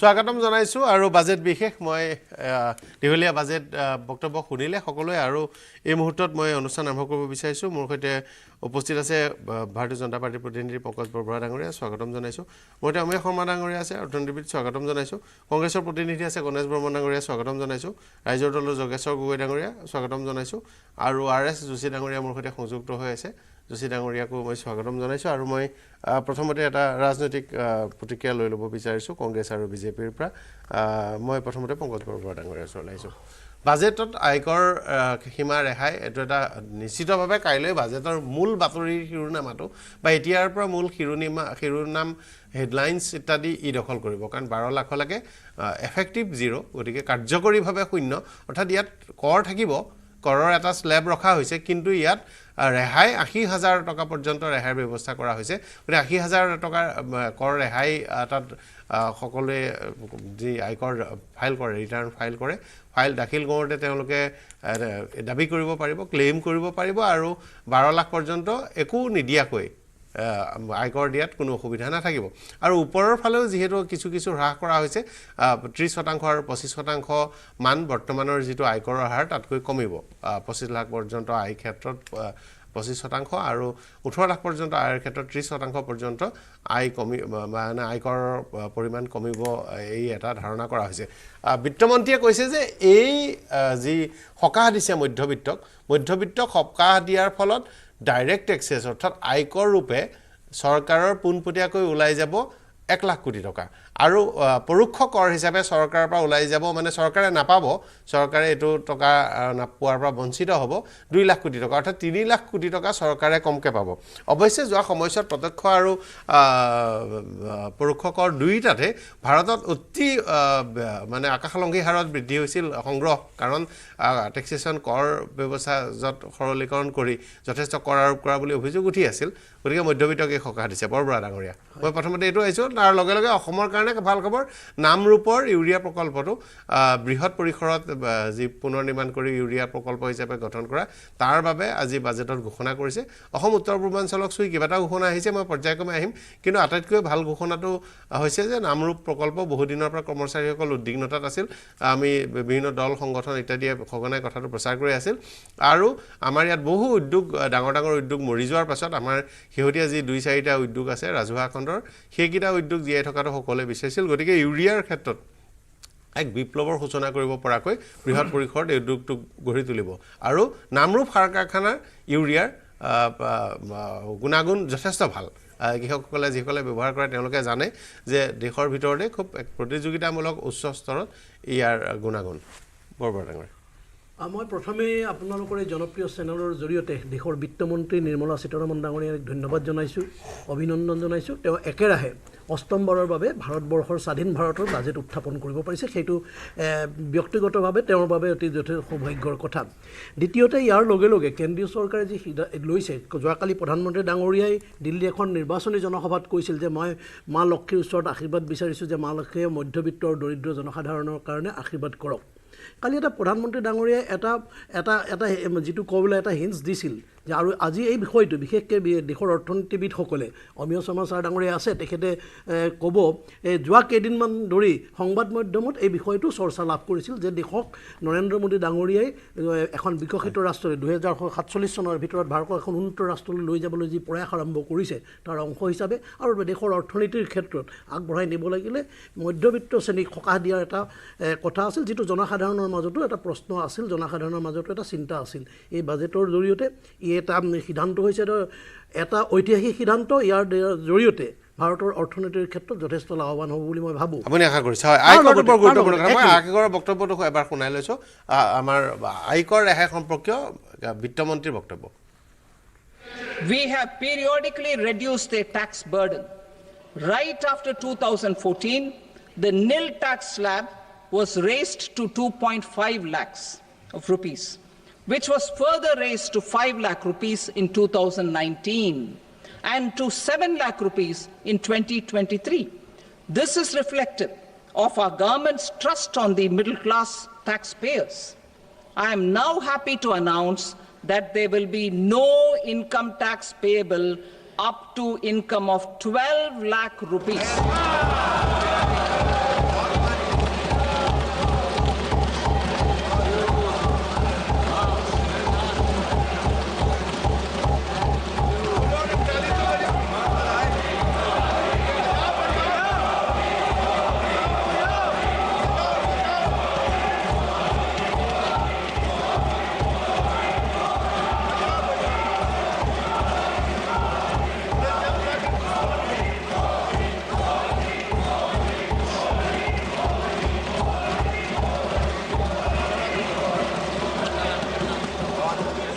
So average income of 1 lakh per month other than the special rate income such as capital gains under the new regime.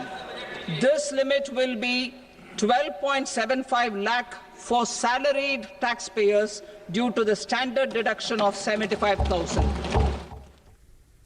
এই আছিল আয়কৰ বাইট মই আহিছোঁ আপোনাৰ ওচৰলৈ পৱন আগৰৱালা ডাঙৰীয়া সংযুক্ত হৈছে স্বাগতম জনাইছোঁ আয়কৰ আৰু সম্পূৰ্ণ কৰ গাঁথনি ইয়াত কেইবাটাও বিষয় কোৱা হৈছে আৰু মোবাইলৰ ক্ষেত্ৰত আপোনাৰ ইলেক্ট্ৰনিক ব্যৱসায় ইত্যাদি আছে গতিকে দেশৰ উদ্যোগ বাণিজ্য খণ্ডৰ সৈতে আপুনি পৰিচিত এজন ব্যক্তি দীঘলীয়া সময়ৰ কাৰণে এটাতো দেখিবলৈ পোৱা গ'ল যে অসমৰ কাৰণে ভাল খবৰ ইউৰিয়া প্ৰকল্পটোৰ কাৰণে ধন আবণ্টন দিছে ইভিৰ দাম কমিব ভৱিষ্যমুখী ইভিৰ ক্ষেত্ৰত মোবাইলৰো দাম কমিব কাৰণ লিথিয়াম আয়ন বেটাৰীৰ ক্ষেত্ৰত ইয়াৰ কৰ হ্ৰাস কৰা হৈছে আৰু সৰ্বশেষত আয়কৰে চমৎকাৰীভাৱে কৈছে আগৰৱালা ডাঙৰীয়া আপুনিও কৰদাতা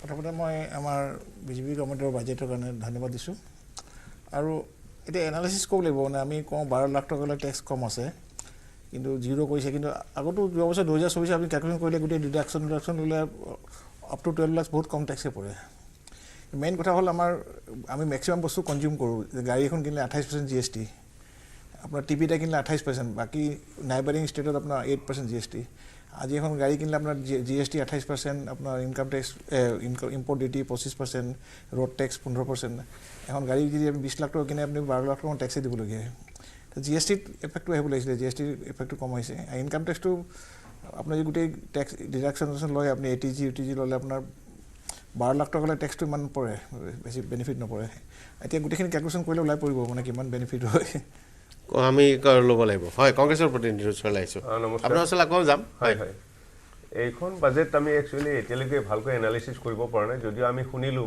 ভাষণখিনি তাত যিটো দেখা পাইছোঁ তেখেতে যিটো 12 লাখৰ কথাটো কৈছে কাৰণ আমিও এজন টেক্স পেয়াৰ হিচাপে আমি ক'ব বিচাৰোঁ কাৰণ এটা আমি সকলোৱে যিটো জিপে আমি ব্যৱহাৰ কৰি আছোঁ যিটো গুগল পে সেই গুগল পেটো আমি টেক্স দিব লগা হৈছে এতিয়া মই এইবাৰ 169 মই পেমেণ্ট কৰিছোঁ 1,69,000 টকা মই পেমেণ্ট কৰিব লগা হৈছে অকল এটা জিপে চলোৱাৰ নামত তো এনেকুৱা বহুত আছে স্লেব এতিয়া যিবিলাক স্লেব ধৰিছে এই স্লেববিলাকৰ পিছত আমি গম পাম যে কি ধৰণৰ তেখেতসকলে হেৰি কৰিছে মই এজন ব্যৱসায়ী হিচাপে আমি যি ধৰণে GST পে কৰি আছোঁ মানে কিমান এটা স্লেবত আমি GST পে কৰোঁ এইখন চৰকাৰে খালি শোষণ কৰিছে এই বাজেটত কিন্তু আপোনাৰ সাধাৰণ নাগৰিকক কিন্তু সকাহ দিয়া নাই আপনি 45% এতিয়াও স্নাতকোত্তৰ ল'ৰা ছোৱালীয়ে নিবনুৱা হৈ আছে 34% মানুহে এতিয়া 100 পৰা 150 টকা দিন হাজিৰা পাই আছে প্ৰতিটো বস্তুৰ মূল্য বৃদ্ধি হৈ আছে আপোনাৰ যিখিনি মেডিচিনৰ কথা কৈছে আজি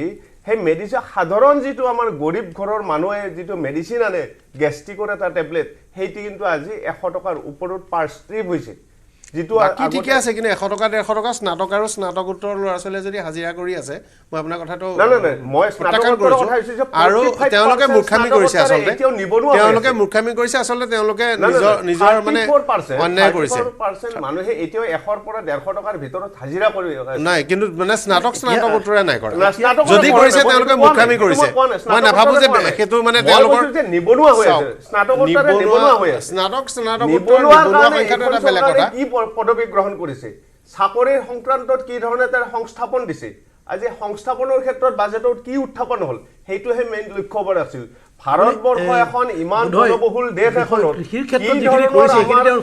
সংস্থাপন হ'ব লাগিছিল সেই ধৰণৰ সংস্থাপন কিন্তু এই বাজেটত এতিয়ালৈকে উল্লেখ হোৱা নাই এইখন এখন বাজেট আপোনাৰ উদ্যোগপতিৰ কাৰণে বনাইছে যিবিলাক উদ্যোগপতিৰ মানে সকাহ হয় সেই ধৰণৰ বাজেটে আজি আমি দেখা পাইছোঁ ইয়াতে মই ৰাজ্যৰ দলৰ প্ৰতিনিধিৰ ওচৰলৈ আহিছোঁ আমি দেখা পাইছোঁ যে আজি যিখন বাজেট দাখিল হৈ আছে এই বাজেটখন আচলতে নিম্ন মধ্যবিত্ত শ্ৰেণীক সকাহ দিবৰ কাৰণে এইটো কৰা হৈছে যে 12 লাখ টকালৈকে যিটো কৰ ৰেহাইৰ প্ৰস্তাৱ সেই প্ৰস্তাৱটো হয় একাংশ ব্যক্তিৰ কাৰণে আদৰণীয় হ'ব পাৰে কিন্তু সাধাৰণতে সেইটো সমাজৰ সৰ্বস্তৰৰ লোকৰ ক্ষেত্ৰত এইটো প্ৰযোজ্য নহয় আমি এতিয়াও জানিব পৰা নাই যিহেতু বাজেট দাখিল হৈ আছে যে সমাজৰ দুখীয়া শ্ৰেণীৰ মানুহৰ ক্ষেত্ৰত কি কি সুবিধা দিয়া হৈছে আমি নামদম যিটো সাৰ কাৰখানা নামৰূপ সাৰ কাৰখানাৰ পুনৰ উজ্জীৱিতকৰণৰ ক্ষেত্ৰত যিটো পদক্ষেপ লৈছে সেইটো যথেষ্ট আশাপ্ৰদ বাতৰি দ্বিতীয়তে আমি কৃষি উন্নয়নৰ ক্ষেত্ৰত যিটো পদক্ষেপ লোৱাৰ কথা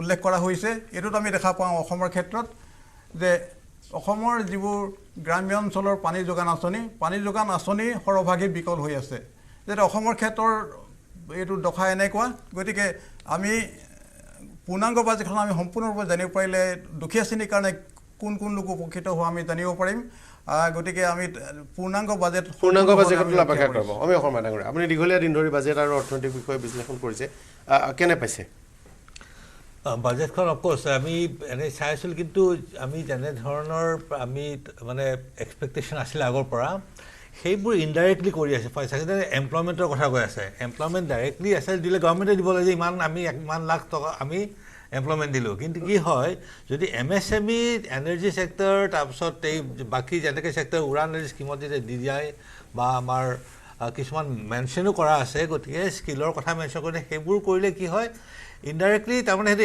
এমপ্লয়মেণ্টে জোৰ দিছে আৰু কৈছেও এমপ্লয়মেণ্ট জোৰ দিয়া বুলি ইনক্লুচিভ ডেভেলপমেণ্টে গোটেইখিনি মানুহ আনিব লাগিব গতিকে আমি আপোনালোকে ডাইৰেক্টলি নেদেখে যে এইটো বস্তু কৰিলে কাৰণ তেতিয়াহ'লে হয়তো সৰ্বসাধাৰণ ৰাইজে কৈছে যে যিটো আমি কৈছে এমপ্লয়মেণ্টৰ কাৰণে কৰক ৰুৰেল ডেভেলপমেণ্ট কৰক কিন্তু মেইন কথা হৈছে যিটো আমি এজ ইকনমিক্স বা আমি ইকনমিক্স ষ্টুডেণ্ট হিচাপে ভাবি আছিলোঁ যে ইণ্ডিয়াৰ গ্ৰ'থ ৰেট কমি আছে এই যোৱা লাষ্ট ছেকেণ্ড কোৱাৰ্টাৰ কমিলে কি হ'ল তাতে আমাৰ কনজাম্পশ্যন যিটো প্ৰাইভেট কনজাম্পশ্যন খুব কমি গ'ল কমাৰ কাৰণেই এইটো হ'ল আৰু সেইটো কমৰ কাৰণে কি হ'ল যে গভৰ্ণমেণ্টে এই দুটা কোৱাৰ্টাৰ যিমানখিনি খৰচ কৰিব লাগিছে যে আমি প্ৰাইভেট কেপেক্স বুলি কওঁ নহয় গভৰ্ণমেণ্টৰ খৰচটো কেপিটেল এক্সপেঞ্ডিচাৰ সেইটো একেবাৰে কমি আছিলে কিন্তু দেখা গ'ল যে তেওঁলোকে এই লাষ্ট এইটো দুটা কোৱাৰ্টাৰত হয়তো মেকআপ কৰিব কাৰণ নহ'লে এইটো কমিলে গতিকে কেপেক্স হ'লে যে গভৰ্ণমেণ্টে খৰচ কৰে তেতিয়া প্ৰাইভেট ছেক্টৰে খৰচ কৰে ইয়াত যিটো ইণ্ডিয়াত হৈ আছে আৰু গভৰ্ণমেণ্টে খৰচ কৰাৰ লগে প্ৰাইভেট ছেক্টৰে আহি তাতে খৰচ কৰে কাৰণ তেওঁলোকে বেনিফিটটো পাই যায় গতিকে সেইটোত আৰু এতিয়া কি হ'ল প্ৰাইভেট ছেক্টৰে খৰচ কৰিব যে কনজাম্পশ্যন হেৰি কৈছে এই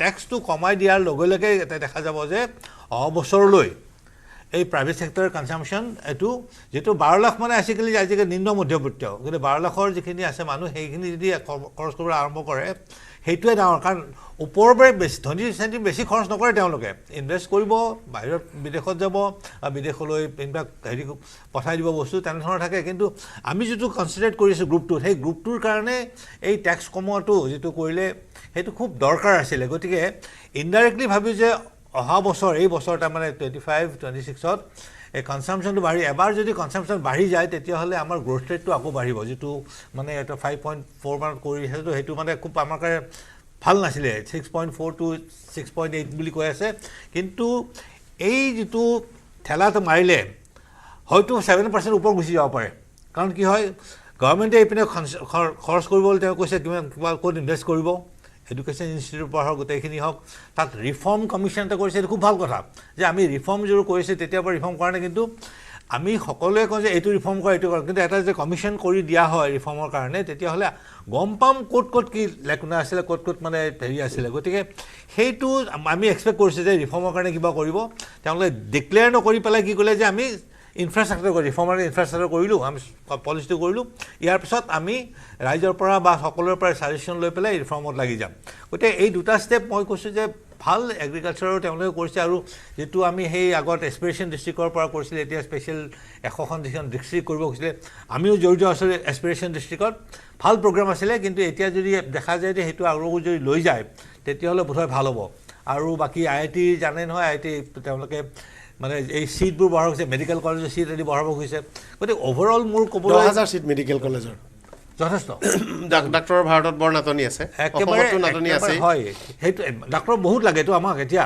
গতিকে এনেই মেডিকেল কলেজৰ লগতে ডাক্তৰৰ যিটো ট্ৰেইনিং স্কিলৰ আৰু স্কিলৰ কাৰণে ভালকৈ ষ্টেপ কিছুমান লৈছে মই আচলতে কি হয় মই শুনি গ'লোঁ একজেক্টলি ক'ব নোৱাৰোঁ কিন্তু দেখিলোঁ যে আমি যিবোৰ এক্সপেক্ট কৰি আছিলোঁ বাজেটত স্কিলৰ কথা ক'ব এমপ্লয়মেণ্টৰ ক'ব আৰ্বানাইজেশ্যন সকলোৱে এটা ডাঙৰ প্ৰব্লেম হৈছে আৰ্বান ৰুৰেল এৰিয়াজ তেওঁলোকে কৈছে মাইগ্ৰেশ্যন আমি মানে কম্পালচৰি হ'ব নালাগে মানুহৰ চইচ থাকিব লাগে গতিকে যদি ৰুৰেল এৰিয়াত ইনভেষ্ট কৰে মই এটা চেণ্টেঞ্চ শুনিছিলোঁ এনেধৰণৰ কৰিছে যাতে মানুহখিনি ৰুৰেল এৰিয়াত কামখিনি কৰি থাকিব কিন্তু কাৰোবাৰ যদি যাব খোজে বাহিৰলৈ যাব পাৰে এই আৰ্বানাইজেশ্যনটো এটা ডাঙৰ এটা প্ৰব্লেম হৈ আছিলে গতিকে সেইখিনি মানে মোৰ সাধ্যহতে মই পিছলৈ আহিম বাৰু এই কেইটামান মই ষ্টেপ মানে ভাল লাগিল নজৰ পৰিছে হয় বৰ ভাল এই আপুনি আৰম্ভণিতে কৈছিল যেটা নামৰূপ সাৰ কাৰখানাৰ কথাটো তাৰ বাবেতো আমি ধন্যবাদ দিব লাগিব আৰু মুখ্যমন্ত্ৰী ডাঙৰীয়াও যোৱা 3টা বছৰত বহুবাৰ কেন্দ্ৰীয় মন্ত্ৰীক উদ্যোগ মন্ত্ৰীক প্ৰধানমন্ত্ৰীক সাক্ষাৎ কৰিছে নামৰূপ সাৰ কাৰখানা আগতে আপুনি আৰম্ভণিতে কৈছিল তাৰ যিটো গুণাগত মানদণ্ড আগৰ পৰাই যথেষ্ট ভাল আছিল আৰু বিভিন্ন কাৰণত সাৰ কাৰখানাৰ প্ৰডাকশ্যন কমিছিল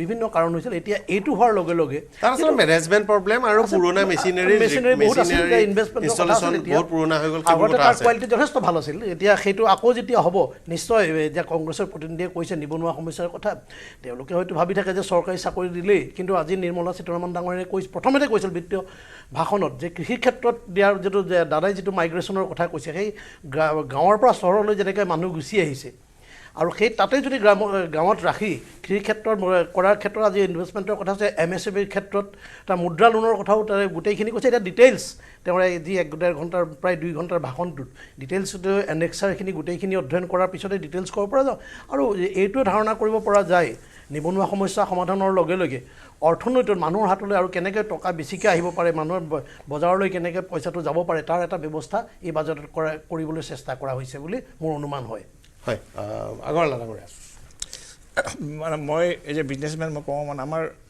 মই ডাটা চাই আছিলোঁ আমাৰ দুটা ডাটা কওঁ ফিজিকেল ডেফিচিট বুলি কওঁ ফিজিকেল ডেফিচিট আমাৰ 5% এইবাৰ কৈছে 4.8 কৈছে নেকি আজি 4.5 মানে 12 লাখ কোটি টকা আমাৰ ডেফিচিট হৈ আছে এনেকৈ প্ৰতি বছৰ ট্ৰেড ডেফিচিট আমাৰ যিটো ইম্পৰ্ট এক্সপৰ্ট বহুত হয় আমাৰ এৰাউণ্ড 25 লাখ কোটি টকা ট্ৰেড ডেফিচিট আমি যিমান ইম্পৰ্ট কৰোঁ এক্সপৰ্ট বহুত কম কৰোঁ তো এই 12 লাখ কোটি টকা আমাৰ ধাৰ ল'ব লাগিব প্ৰতি বছৰ লৈ আছোঁ ফিজিকেল ডেফিচিট আমাৰ ডলাৰ বাঢ়ি গৈছে যেনেকৈ 60ৰ পৰা 2040 পৰা 50 মোৰ ডলাৰ আমেৰিকাত পৌঁতে 50 আছিলে এতিয়া 90 হৈ গ'ল তো ডলাৰ বঢ়া মানে আমাৰ ভেলু কমি গৈছে পইচা আমাৰ বেংকত পইচাবোৰ আমাৰ 8% ইণ্টাৰেষ্ট পাওঁ আৰু ডলাৰ বাঢ়ি গৈছে সেইকাৰণে যদি ইমান যদি ডেফিচিট হৈ আছে এক্সপেন্সটো ইমান বেছি আৰু পপুলাৰ খৰচ কৰিলে কি দৰকাৰ এতিয়া দেখিছোঁ ইলেকশ্যন আছে পাটনাত বিহাৰত গোটেই বাজেটখন বিহাৰৰ ওপৰতে ডিপেণ্ড কৰে মানে মাখনালৈকে এটা বৰ্ড কৰি দিছে মানে মোক লাগে এনেকৈ গভৰ্ণমেণ্ট লাগে গোটেই ভাৰতবৰ্ষখন কন্যাকুমাৰী টু কাশ্মীৰ টু অসম এটা নিউট্ৰেল বাজেট হ'ব লাগে ইলেকশ্যন আৱাইডেড বাজেট হ'ব নালাগে আৰু ট্ৰেড ডেফিচিট ইমান আমাৰ ইম্পৰ্ট ইমান বাঢ়ি গৈছে মানুহৰ মানে এম্পাৱাৰিং হ'ব লাগে গভৰ্ণমেণ্ট এতিয়া 5% মানুহে ইনকাম টেক্স দিয়ে 6% মানুহ 95% মানুহৰ এতিয়াও টেক্সৰ লেভেলত অহা নাই বাকী কাণ্ট্ৰিত 90% মানুহ টেক্স দিয়ে ৰেভিনিউ কালেকশ্যন নহয় আমি বাজেট যদি মোৰ ইনকামেই নাবাঢ়ে মই বাজেট কৰি কি লাভ হ'ব আমাৰ ট্ৰেড ডেফিচিট হৈ আছে ইমান আমাৰ ইম্পৰ্ট বহুত বাঢ়ি গৈছে এক্সপৰ্ট বহুত কমি গৈছে ইমান ইলেক্ট্ৰনিক্স আইটেম মোবাইলৰ পৰা ইলেক্ট্ৰনিক্স কাপোৰৰ পৰা গোটেইখিনি আমি চাইনাৰ পৰা আনি আছে সেইকাৰণে আমাৰ মানুহখিনি এম্পাৱাৰমেণ্টটো হোৱা নাই মানুহৰ গম পোৱা নাই যে আমাক ক্ৰিয়েট কৰিব লাগে চবৰ কনজিউমাৰ মাইণ্ডছেট আমি কিনি থাকিম কিন্তু কোনো মানুহৰ কনজিউম ক্ৰিয়েট কৰাৰ চাইনাত চবেই কিবা নহয় কিবা ক্ৰিয়েট কৰে মেনুফেকচাৰিং কৰে চাইনা যে ছাৰপ্লাছ কাণ্ট্ৰি তেওঁলোকৰ এক্সপৰ্ট বেছি ইম্পৰ্ট কম আমাৰ ইম্পৰ্ট বেছি এক্সপৰ্ট কম যে আমি কিমান দিন ধাৰ লৈ থাকিম আমাৰ 30% আমাৰ ইনকাম গভৰ্ণমেণ্টে যিমান ৰেভিনিউ কালেকশ্যন কৰে 30% আমি সুদ দিওঁ আমি যদি চেলাৰী 50,000 পাওঁ 15,000 যদি কাবলিক দিবলগীয়া হয় আমাৰ বাজেট কি বনাম ঘৰত আমাৰ ইণ্টাৰেষ্ট ইমান 30% আমাৰ যিমান এডুকেশ্যন হেল্থ আৰু ডিফেন্সত যিমান খৰচ কৰোঁ তাতকৈ বেছি আমাৰ এক্সপেণ্ডিচাৰ ইন ইণ্টাৰেষ্ট আপুনি বাজেটত গুগলত চালে গম পাব কিমান এক্সপেণ্ডিচাৰ ইনকাম ইয়াত আমাৰ পপুলাৰ ক'ব লাগিব আমি বহুত ফ্ৰী দি আছোঁ যেতিয়া আমাৰ ছাৰপ্লাছেই নাই আমাৰ ডেফিচিট চলিছে আৰু ফ্ৰী দিবলৈ কি দৰকাৰ বস্তু আৰু আল্টিমেটলি নেক্সট গভৰ্ণমেণ্ট গুচি যাব বেলেগ গভৰ্ণমেণ্ট আহিব আল্টিমেটলি বুজাটো ধাৰটো আমাৰ তাত থাকিব সেইকাৰণে মই কওঁ যে এটলি আমেৰিকান নিচিনা কাণ্ট্ৰিও ফ্ৰীত নিদিয়ে একো বস্তু ইমান ধনী দিয়ে একদম ছাৰপ্লাছ জানো আমাৰ ইয়াত আকৌ ইমান আমেৰিকা এটা গতিলে গুচি গ'ল কিন্তু আমাৰ ভাৰতত এতিয়াও কিছুমান মানুহ আছে যাকটো আপুনি ছাপোৰ্ট কৰিবই লাগিব কিন্তু বেছি দুখীয়া বুলি মৰিবলৈ এৰি দিব নোৱাৰি সেইটো কথা নহয় সেইটো কৰিব লাগিব কম সংখ্যক মানুহ কিন্তু মোৰ আপোনাৰ এই কথাটো যুক্তিটো আটাইতকৈ ডাঙৰ কথাটো হ'ল যে চৰকাৰে যেনেকৈ একদম বৃহৎ পৰিসৰত আঁচনিবোৰ চলাইছে সিমান নালাগে মানে ফেশ্বন হ'ব নালাগে যে মই 40 লাখ মানুহক আমুক দিম ডেফিচিটটো কমাব লাগিব এতিয়া কথাটো এনেকুৱা হ'ব মই আপোনাৰ চলাই আহিম আগৰলা ডাঙৰীয়া ডেফিচিটটো যদি 10 লাখ কোটি টকা এই বছৰ কমিছে 10 লাখ কোটি টকা আমি ক'ব পাৰিম যিটো শ্বৰ্টফল হৈছে ইনকাম সেইটো আমি বড়ো ক'ব লাগিব ক'ব বেলেগে আকৌ ইণ্টাৰেষ্টটো বাঢ়ি যাব মই যিমান পাৰোঁ স্মাৰ্ট বাজেট হ'ব লাগে য'ত আমাৰ ডেফিচিটটো কমাওঁ আমি ইনকাম বঢ়াওক ইনকাম টেক্স বঢ়াওক বা আমাৰ GST চেল বঢ়াওক মানুহৰ কনজিউম পাৱাৰ বাঢ়িব মানুহে যিমান কনজিউম কৰিব ইমান কিনিব আমেৰিকাত এটা মানুহ মিনিমাম আইফোন কিনে চবেই তাত এভাৰেজ আমাৰ ইয়াত মানুহৰ ইনকামটো বাঢ়িলে নিজে কনজিউম বেছি কৰিব কনজিউম বেছি কৰিলে ইনকাম বাঢ়িব গভৰ্ণমেণ্টৰ আমাৰো হয়তো সমস্যা আছে আমাৰ ফৰেন গুডছৰ প্ৰতি আপুনি ইলেক্ট্ৰনিক আইটেমছ বিদেশত নিৰ্মিত ইলেক্ট্ৰনিক আইটেমছ আপুনি মানে ভাৰততে কৰা বিদেশী কোম্পানীৰ আইটেমছ আপুনি নিজেও বিক্ৰী কৰে ইমানখিনি আপুনি এইটো কথা জানে যে সেইবোৰ গুডছ আমি স্থানীয় কিছুমান আমি যুঁজখনৰ পৰা নাইকিয়া হৈ গ'ল আজি ছফ্ট ড্ৰিংকছৰ ক্ষেত্ৰত এটা সময়ত ভাৰতৰ বজাৰত ভাৰতৰ ছফ্ট ড্ৰিংকছেই আছিল এটা কথা হ'ল যে বাহিৰৰ কোম্পানীয়ে চমক লগাৰ প্ৰচাৰ চলাই আহিল ভাৰতৰ কোম্পানীবোৰ নাইকিয়া হৈ গ'ল ইলেক্ট্ৰনিক্সৰ ক্ষেত্ৰতো এটা সময়ত আমাৰ হোম গ্ৰোন যিবোৰ টিভি কোম্পানী আছিল অন্যান্য ইলেক্ট্ৰনিক গুডছ কোম্পানী আছিল সেই কোম্পানীবোৰে টিচিব নোৱাৰিলে মানে সস্তাত যেটো পায় মানুহ নিকিনে আৰু তেওঁলোকেও সেই প্ৰতিযোগিতাত টিচি থাকিব নোৱাৰিলে এভৰি ল'ৰা জন্ম হওঁতে তাৰ মনত টেম থ'লে মই দেশৰ কাৰণে কি কণ্ট্ৰিবিউট কৰিম আমাৰ চবৰ মতে আমাৰ উই আৰ এক্সপেক্টিং গভৰ্ণমেণ্টে দি দিব গভৰ্ণমেণ্টে আমাক ক্ৰিয়েটৰ মাইণ্ডছেট হ'ব লাগে আমি কনজিউম মাইণ্ডছেট আমাক চব ফ্ৰীত পাই যাম এইটো পাই যাম মই আপোনাৰ ওচৰলৈ আহিম মানে কংগ্ৰেছৰ প্ৰতিনিধি বৰ্মন ডাঙৰীয়া হয় এই বাজেটখনত যদি ইমানে ভাল হ'লে হয় তেতিয়াহ'লে আপুনি এটা সাধাৰণ কথা আমাৰ যিটো সাধাৰণ শ্ৰেণীৰ মানুহবিলাক আমি এটা অনুমান কৰোঁ আপোনাৰ নিজৰ টকাটো যেতিয়া বেংকত থয় সেই বেংকৰ পৰা যেতিয়া আপুনি কেছ উইথড্ৰল কৰিব যায় তেতিয়া আপুনি চাব 10,250 rupees আপুনি মানে টেক্স দিব লাগে বেংকক মানে কেছ সিহঁতে কাটি দিয়ে আগত এনেকুৱা নাছিলে যে আমি নিজৰ টকাটো যেতিয়া বেংকৰ পৰা আমি উইথড্ৰ কৰিব লাগে কোনো ধৰণৰ আমি পেমেণ্ট দিব নালাগে তাত এতিয়া আপুনি এটিএম চাৰ্জ দিব লাগিব একোটা বেংকত আপোনাৰ 5 টাইমছ যদি আমি কেছ ডিপজিট থওঁ তাৰ ওপৰখিনি আমি তাত ফাইন দিব লাগে মই আজি দুটা টাৰ্ম এক্সিছ বেংকত ডিপজিট থোৱাৰ কাৰণে মই প্ৰায় বছৰত প্ৰায় 30-40 হাজাৰ টকা মই ফাইন ভৰিছোঁ কেছ ডিপজিটৰ কাৰণে কাৰণ আমাৰ টকাটো আমি যেহেতু ট্ৰান্সপৰ্টিং লাইনত আছোঁ আমাৰ টকাটো কেছ আহে আমি কেছ টকাটোত আমি বেংকত থ'ব লাগিব সেই টকাটো থোৱাৰ বিনিময়ত আমি টেক্স ভৰিব লগা হৈছে এইখন চৰকাৰৰ দিনত যে এইখন চৰকাৰে মানুহক কি ধৰণে মানসমাৰ দিছে কিন্তু মই যিমান দূৰ জানো যে আপুনি কাৰেণ্ট একাউণ্ট এটা খুলি ল'লে লিমিট আছে আপোনাৰ 5 টাইমছ আছে এটা ধৰি ছেভিং একাউণ্টত কিন্তু কেছ হেণ্ডলিং চাৰ্জ বহুত বেছি আপুনি যদি লিমিটটো বঢ়াই লয় আপুনি যদি মেইনটেনেন্স লিমিটটো বঢ়াই লয় ধৰি লওক 3 লাখৰ আপুনি মেইনটেনেন্স কৰিব পাৰিব লাগিব আপোনাৰ কোৱাৰ্টাৰলি তেতিয়াহ'লে আপুনি তাৰ হেৰিটো বেছি পাব যদি আপনি ধৰি লওক 50,000 বা 25,000 এটা একাউণ্ট খুলি লয় লিমিট আপোনাৰ যদি মেইনটেনেন্সৰ তেতিয়া আপনি সেই সুবিধাটো নাপায় এই ধৰণৰ আমাৰ নিজৰ টকাটো আমি ডিপজিট থবতো লাগিব এখন চৰকাৰ বেলেগ আপোনাৰ সুবিধা নাই কেছ ট্ৰানজাকশ্যন কৰিব নোৱাৰে চব ডিজিটেল কৰাইছে যেতিয়া আপনি নিজৰ টকাটো জমা থোৱাৰ কাৰণে এনেকুৱা টেক্স ভৰিব লগা হৈছে এইখন দেশত তেতিয়ালে আপোনাৰ এই বাজেটে কি মানুহক সকাহ কিন্তু কেছ ট্ৰানজাকশ্যন লাহে সিস্টেমটোৰ পৰা নাইকিয়া কৰিবলৈ মই আপোনাৰ ওচৰত আকৌ এবাৰ বাকি কিজন প্ৰতিনিধিও আছে হয় ৰাজ্যৰ দলৰ প্ৰতিনিধি মই আপোনাৰ ওচৰলৈ আহিছোঁ আমি অসম নাগৰিক হয় আচ্ছা দুটা বস্তু কওঁ দেই মই প্ৰথমতে একেবাৰে এই জিএছটিৰ কথা কৈছোঁ জিএছটিত এই বাজেটত বেছি আলোচনা কৰিব নোৱাৰে এইকাৰণে যে জিএছটি কাউন্সিলত যাব লাগিব গতিকে সেইটো সময়ত কিন্তু মানুহে গমো নাপায় কেতিয়া কাউন্সিলৰ হয় তেতিয়া অলপ হৈছে যদি কৰে নহয় হয়তো এটা হ'ব পাৰে কিন্তু গভৰ্ণমেণ্টৰ পাৰ্টিবোৰে ৰিপ্ৰেজেণ্টেটিভ থাকেতো হয় জিএছটিটো একেবাৰে যেনেকৈ হ'ব লাগিছে এইটো নহয় মানে কোনো লজিক নোহোৱাকৈ কিছুমান ৰেট দিছে যিটোৰ কাৰণে আমিও মানে ক্ষুণ্ণ হৈ থাকোঁ যে জিএছটি আৰু যথেষ্ট ৰেভিনিউ কালেক্ট কৰি আছে গতিকে সেই এটা কিন্তু এনে যে ফিস্কেল ডেফিচিট যিটো কৰিছে তেওঁলোকৰ 4.8 আৰু এই বছৰ 4.0 মই কৈছোঁ দেই আপোনাক কৈ আছোঁ আমি এই ইকনমিক্স ষ্টুডেণ্টছে ভাবোঁ যে ইয়াত 4.4 কৰিছে নহয় আচলতে কি জানে আমাৰতো বহুত লৈ গৈছিলে 9% লৈ গৈছে সেইটো সময়ত এতিয়া কমি আহিলে এবাৰ 5% হ'লেও বোধহয় বেয়া নহয় যদিও আমি মানে সিমানখিনি ডেফিচিট কাৰণ ডেফিচিটটো কেনেধৰণৰ আমি কিছুমান বস্তুত বড়ো কৰি পেলাই খৰচ কৰিবলৈ কাৰণ সময় নাযায় নহয় আপুনি যদি ৰৈ থাকোঁ যে পইচা আহিব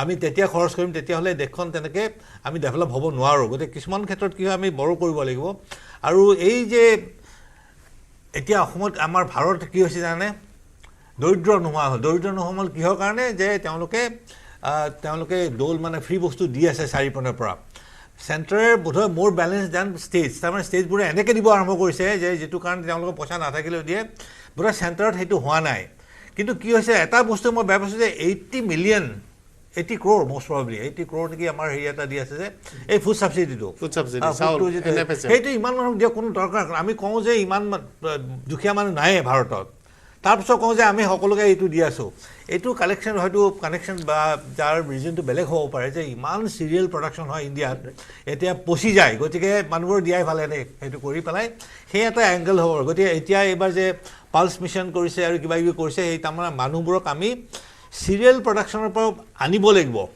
এই যে হুইট আৰু ৰাইচ প্ৰডাকশ্যনৰ পৰা আমি যদি আনিব পাৰোঁ আমাৰ তেতিয়াহ'লে এই আমাৰ ফুড প্ৰডাকশ্যনটোও ঠিক হ'ব এটা বেলেঞ্চ হৈ যায় আৰু দুখীয়া মানুহ তেতিয়া সহজতে খাবও পাৰিব এতিয়া কয় কেৱল চাউলটো ভাতটো খাই থাকিলে নহয় বাকী বস্তু কিনিব লাগে গতিকে সেই এটা বোধহয় এংগল এটা আছিলে ছেকেণ্ডলি মই আৰু ক'ব খুজিছোঁ যে হেৰিটো এই টেক্সটো আচলতে কি জানে এতিয়া ইণ্ডিয়াত টেক্সটো এই মুহূৰ্তত ইউএছৰ কথা কৈ আছে হয় আমাৰ কি হয় আমাৰ যে পাৰ ক্যাপিটা ইনকাম আছে নহয় আমাৰ যিটো জনমূৰি আয় তাৰ 3 গুণ যেটো হয় হেতু আছে প্ৰথম ট্যাক্স দিয়া মানুহ কোনোবা 1 লাখ যদি আছে নহয় তেতিয়াহলে হেতু এটা আছে তালৈকে গতিকে আমাৰ মানে 5% নহয় 4% ট্যাক্স দিয়ে কিন্তু বাকিবোৰ দিবলৈ আমাৰ সুবিধা হয় কিন্তু এই বাজেটত কি ক'লে বাকিবোৰ ট্যাক্সবোৰ দিয়ে কিন্তু বেনিফিটবোৰ নাপায় এনেকৈ মধ্যবিত্ত শ্ৰেণীটো একেবাৰে মানে স্কুইজ হৈ গৈছে ট্যাক্সটো সকলোৱে দিয়ে এটা পৰোক্ষ কৰ দিয়ে আজি এটা জিএসটি হেতু আমি কমকে হলো একেবাৰে সাধাৰণ যি মানে ডাইৰেক্ট ট্যাক্স ধৰা যায় তো ডাইৰেক্ট ট্যাক্স ধৰা যায় আমি ট্যাক্স বুলি কোৱা ডাইৰেক্ট ট্যাক্স কাৰণ বাকি বস্তু কিনিলে চলি আছে হয়তো এইটো বস্তু বেছি আছে আমি নিকিনো বলে এইটো 28% আছে আৰু আপুনি যে লাক্সাৰি গাড়ী একদম ধনী শ্ৰেণীৰ কাৰণে আমি সদায় চাইছো যে এই যে দুখীয়া শ্ৰেণী এটলিষ্ট 50% অফ পপুলেশ্যনৰ কাৰণে আমি যদি কিবা কৈ আনিব পাৰো নহয় তেতিয়াহলে আমাৰ আই থিংক বোধহয় কান্ট্ৰিখন অলপ ইনক্লুসিভ ডেভেলপমেন্ট হয় এতিয়া দুটা বস্তু আৰু এটা কওঁ এই বিহাৰ চিয়ৰ দিছে যে এটা সাউথ ইণ্ডিয়া মোৰ ডেভেলপ সাউথ ইণ্ডিয়াত মানে সব বস্তু এটা এনে ধৰণৰ সিহঁতৰ বহুত ডেভেলপ কান্ট্ৰিৰ লগত কম্পেয়াৰ কৰিব পাৰি আৰু নৰ্থ ব্লকটো নৰ্থ ইণ্ডিয়াৰ আৰু আমাৰ নৰ্থ ইষ্ট এইবোৰ আমাৰ অৱস্থা নাই গতিকে কি হয় বাজেটখন যে ইনক্লুসিভ কৰিবৰ কাৰণে যদি ভাবো যে সবতে একে ধৰণে বিয়পাই দিব তেতিয়াহলে সাউথ ইণ্ডিয়া আৰু ধনী হৈ যাব গতিকে কি হয় বাজেটখনত এটা আমাৰ নৰ্থ আৰু ইষ্টাৰ্ণ সেন্ট্ৰিক যদি হয় তাৰমানে আমি যদি মানুহখিনি যিমানখিনি নৰ্থৰ পিনে আৰু ইষ্টৰ পিনে ঠেলি দিব পাৰো বস্তুবোৰ ইনষ্টিটিউচনে হওক ইণ্ডাষ্ট্ৰিয়ে হওক বা কোচি প্ৰজেক্ট হওক এনে ধৰণৰ আনি যদি কৰিব পাৰো তেতিয়াহলে হয়তো আৰু 10-20 বছৰ ভাবো যে ওকে সাউথ ইণ্ডিয়া নৰ্থ ইণ্ডিয়াৰ এটা তাৰ ভাৰসাম্য আহিব নহলে এতিয়া কি হৈছে তাৰ পাছতো ৰিজনাল ইম্বেলেন্স থাকি বাজি এতিয়া মণিপুৰত যি আইনশৃংখলা পৰিস্থিতি মণিপুৰক আপুনি পইচা দি নোৱাৰে সেইটো এটা বেলেগ বস্তু আমাৰ ইয়াতো হৈ যায় কেতিয়াবা আমি বেছি আন্দোলন ধৰ্ণা কৰিলেও সমস্যা হয় সেইটো মই বেলেগ বস্তু মই কৈছো যে আমাৰ এই যে ডেটা চাইছো আৰু গ্ৰোথ ৰেট চাইছো আৰু পাৰ ক্যাপিটা ইনকাম চাইছো বাকি ডেভেলপমেন্ট যেটো গণ্ডগোল তাৰমানে আমি যদি ডেভেলপ হৈ যাওঁ নহয় এইবোৰ গণ্ডগোল লাহে নোহোৱা হ'ব মণিপুৰ হয়তো হৈছে মণিপুৰ কেছটো বেলেগ প্লিজ মই এইটো ডিসকাস নকৰো এইটো কিন্তু কি হয় এই যে আমি ইনক্লুসিভ ডেভেলপমেন্ট বুলি কৈ আছো ডেভেলপ কান্ট্ৰি হলে ইনক্লুসিভ হ'ব লাগিব তেতিয়াহলে আমাৰ এই নৰ্থ আৰু ইষ্টাৰ্ণ বিহাৰ আদি বিহাৰত ইনভেষ্ট কৰিছে ভাল পাইছো এইটো ইলেকশ্যনে হওক যিয়ক নহওক কাৰণ যেটো অৱস্থা হৈ আছে এতিয়াও ইমান দুখীয়া এটা দেশ আমি আৰ্জিমেনৰ পৰা তাতে কাম কৰি আছো ইনফ্যাক্ট এতিয়াবা এনে হয় যে ইয়াৰ পৰা ওলাই যাওঁ কাৰণ আমাৰ প্ৰজেক্টবোৰ তাত চলে নহয় দেখি পাওঁ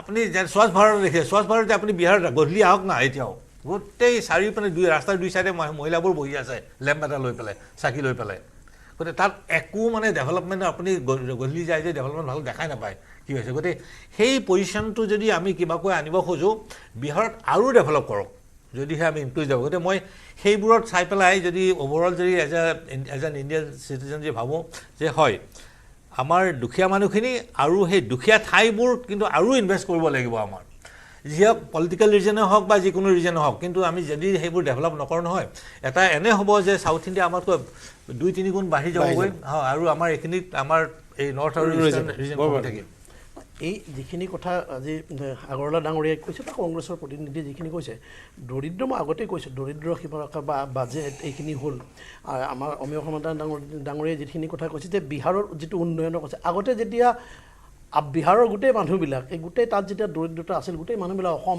আজিও যেটো তেখেতে কৈছে দক্ষিণ ভাৰতলৈ গুচি গৈছে দক্ষিণ ভাৰতত কাম কৰিবলৈ যোৱা মানুহ বিহাৰ চিহাৰৰ পৰা বেছি মানুহ যায় আৰু যেটো আজিকালি কৈছে যে ফ্ৰী যেটো কৈছে শৰ্মা ডাঙৰীয়াই কৈছে যে ৰাইচ প্ৰডাকশ্যনটো ইমান বাঢ়িছে এটা পাঞ্জাবৰ কৃষক আন্দোলনত এতিয়া পাঞ্জাবত আগতে বেলেগ খেতি কৰিছিল আজিকালি পাঞ্জাবৰ কৃষকে যেতিয়া MSME পালে পাঞ্জাবৰ কৃষকে খালি ধান আৰু ঘেঁহু খেতিতে গুৰুত্ব দিছে আৰু চৰকাৰে যেহেতু কিনিব লগা হৈছে কিনাৰ পাছত এতিয়া সেইকাৰণে ৰাইচ প্ৰডাকশ্যনটো বৃদ্ধি কৰাৰ কাৰণে FCIৰ জৰিয়তে হয়তো কৃষক দৰিদ্ৰ জনসাধাৰণক দিবলৈ যাওঁ দেশখন উন্নত হ'ব লাগিলে দৰিদ্ৰ সীমাৰেখাৰ তলৰ মানুহখিনিক উঠাই আনিব লাগিব যোৱা 10 বছৰত দেশত দৰিদ্ৰ যিটোকিটা ডাটা আহিছে দৰিদ্ৰ সীমাৰেখাৰ যথেষ্ট সংখ্যক মানুহৰ সংখ্যা কমি আহিছে আৰু দেশখন আগবঢ়াই ল'বলৈ সকলো শ্ৰেণীৰ সমবিকাশ যিটো মোৰ প্ৰধানমন্ত্ৰী ডাঙৰীয়াই কৰিছে সবকা সাথ সবকা বিকাশ একেলগে কৰি আগবঢ়াই লৈ যাব লাগিব আৰু এইখিনি কৰিবলৈ যাওঁতে এই বাজেটত সেইখিনি সিদ্ধান্ত কৰিছে নিবনুৱা সমস্যা আগতেও মই কৈছোঁ নিবনুৱা সমস্যা সমাধানৰ ক্ষেত্ৰত MSME কৃষক সকলো ক্ষেত্ৰতেই সকলোখিনি একেলগে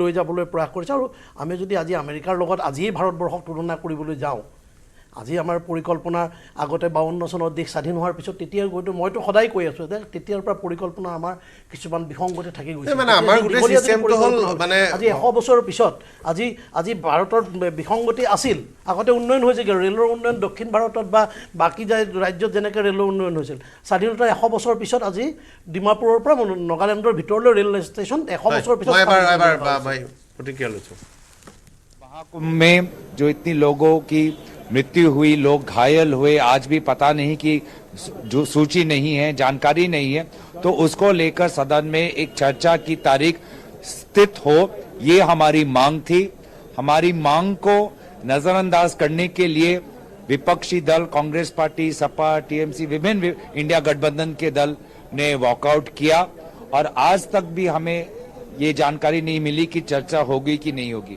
हम चर्चा के पक्ष में ताकि पूरा का पूरा सच्चाई देश के सामने आए दूसरी बात जहां तक बजट पे आए ये वही पुराना बजट है जो पिछले 10 सालों से हम सुनते आ रहे हैं जहां पर शब्दों के अलावा न गरीब को कुछ मिलता है न किसान को कुछ मिलता है न मध्यम वर्ग को कुछ मिलता है विभिन्न टैक्स के जो प्रपोजल्स आते हैं नतीजे आते हैं वो सिर्फ बड़े बड़े कंपनियों के मालिकों को फायदा दिलाता है और आज भी यही है बार बार सिर्फ किसानों और मध्यम वर्ग सिर्फ शब्दों के लिए ही है टैक्स में बार बार रिस्ट्रक्चरिंग पहले भी हुआ लेकिन मध्यम वर्ग को कोई राहत नहीं मिली जीएसटी जिस प्रकार से जीएसटी कभी इस पे जीएसटी कभी उस पे जीएसटी तो आज भी मुझे लगता है कि पिछले 10 सालों में जितने भी बजट है सबसे कमजोर बजट इस साल का बजट रहा है एकदम नॉन इवेंट है this budget is a non event sir लेकिन 12 लाख तक जो छूट दी है कमाई इसको बड़ी राहत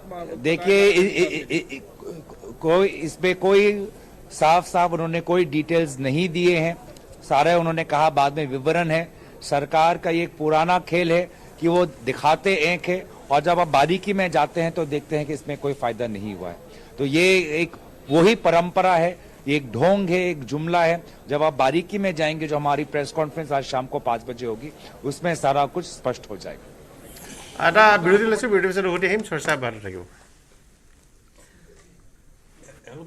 তোৰ চুবুৰীয়াসকলে লগাইছে ষ্ট্ৰং মানে মাইথেন ষ্টিল ChatGPTক প্ৰত্যাহ্বান জনাই অসমীয়া যুৱকৰ নতুন টাইপিং ছফটৱেৰ এতিয়াৰে পৰা যিকোনো বিষয়ে অসমীয়াত লিখিবলৈ হলে মোবাইল অথবা কম্পিউটাৰত টাইপ নকৰিলেও হ'ব মুখেৰে কৈ গলেই স্বয়ংক্ৰিয়ভাৱে মোবাইল অথবা কম্পিউটাৰত হ'ব টাইপ অ আখৰ AI আমাৰ ভাষা আমাৰ প্ৰাণ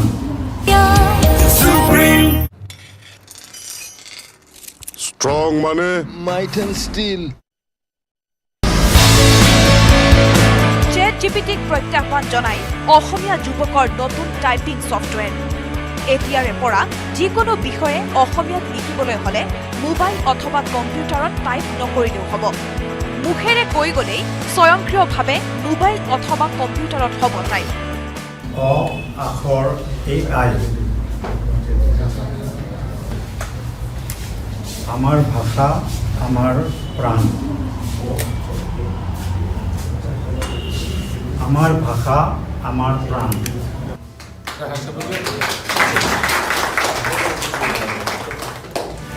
মুকলি হল নতুন টাইপিং ছফটৱেৰ গুৱাহাটীৰ দুই ভাতৃ ইন্দ্ৰনীল তালুকদাৰ আৰু কাব্যনীল তালুকদাৰৰ প্ৰচেষ্টাত মুকলি কৰা হল অ আখৰ আৰ্টিফিচিয়েল ইণ্টেলিজেন্স AI নামেৰে টাইপিং ছফটৱেৰ আখৰ AIত সহজতে অসমীয়া কণ্টেণ্ট ক্ৰিয়েট কৰিব পৰা এটা এপ্লিকেশ্যন হয় আৰ্টিফিচিয়েল ইণ্টেলিজেন্স ব্যৱহাৰ কৰি কৈ থাকিলে অসমীয়া লিখি থাকে ছফটৱেৰ আমাৰ ছফটৱেৰটোৱে তেনেকুৱা এটা সিস্টেম ডেভেলপ কৰা হৈছে অসমীয়া লিখোতে বহুতে বানান ভুল কৰে সেই বানানবিলাক আমাৰ ছফটৱেৰটোত অটোমেটিক শুদ্ধ হৈ যায় এতিয়া মই যেনেকৈ অসমীয়া কৈ আছোঁ মাইকৰ সন্মুখত এইটো যদি আমাৰ এপটো যদি আমি ইনেবল কৰি থওঁ বা অন কৰি থওঁ সেই মই যিখিনি কথা কৈছোঁ এই গোটেইখিনি টেক্সট আকাৰে আপুনি পাই যাব মুখেৰে কৈ গলেই স্বয়ংক্ৰিয়ভাৱে এই এপ্লিকেশ্যনৰ জৰিয়তে টাইপ হৈ আহিব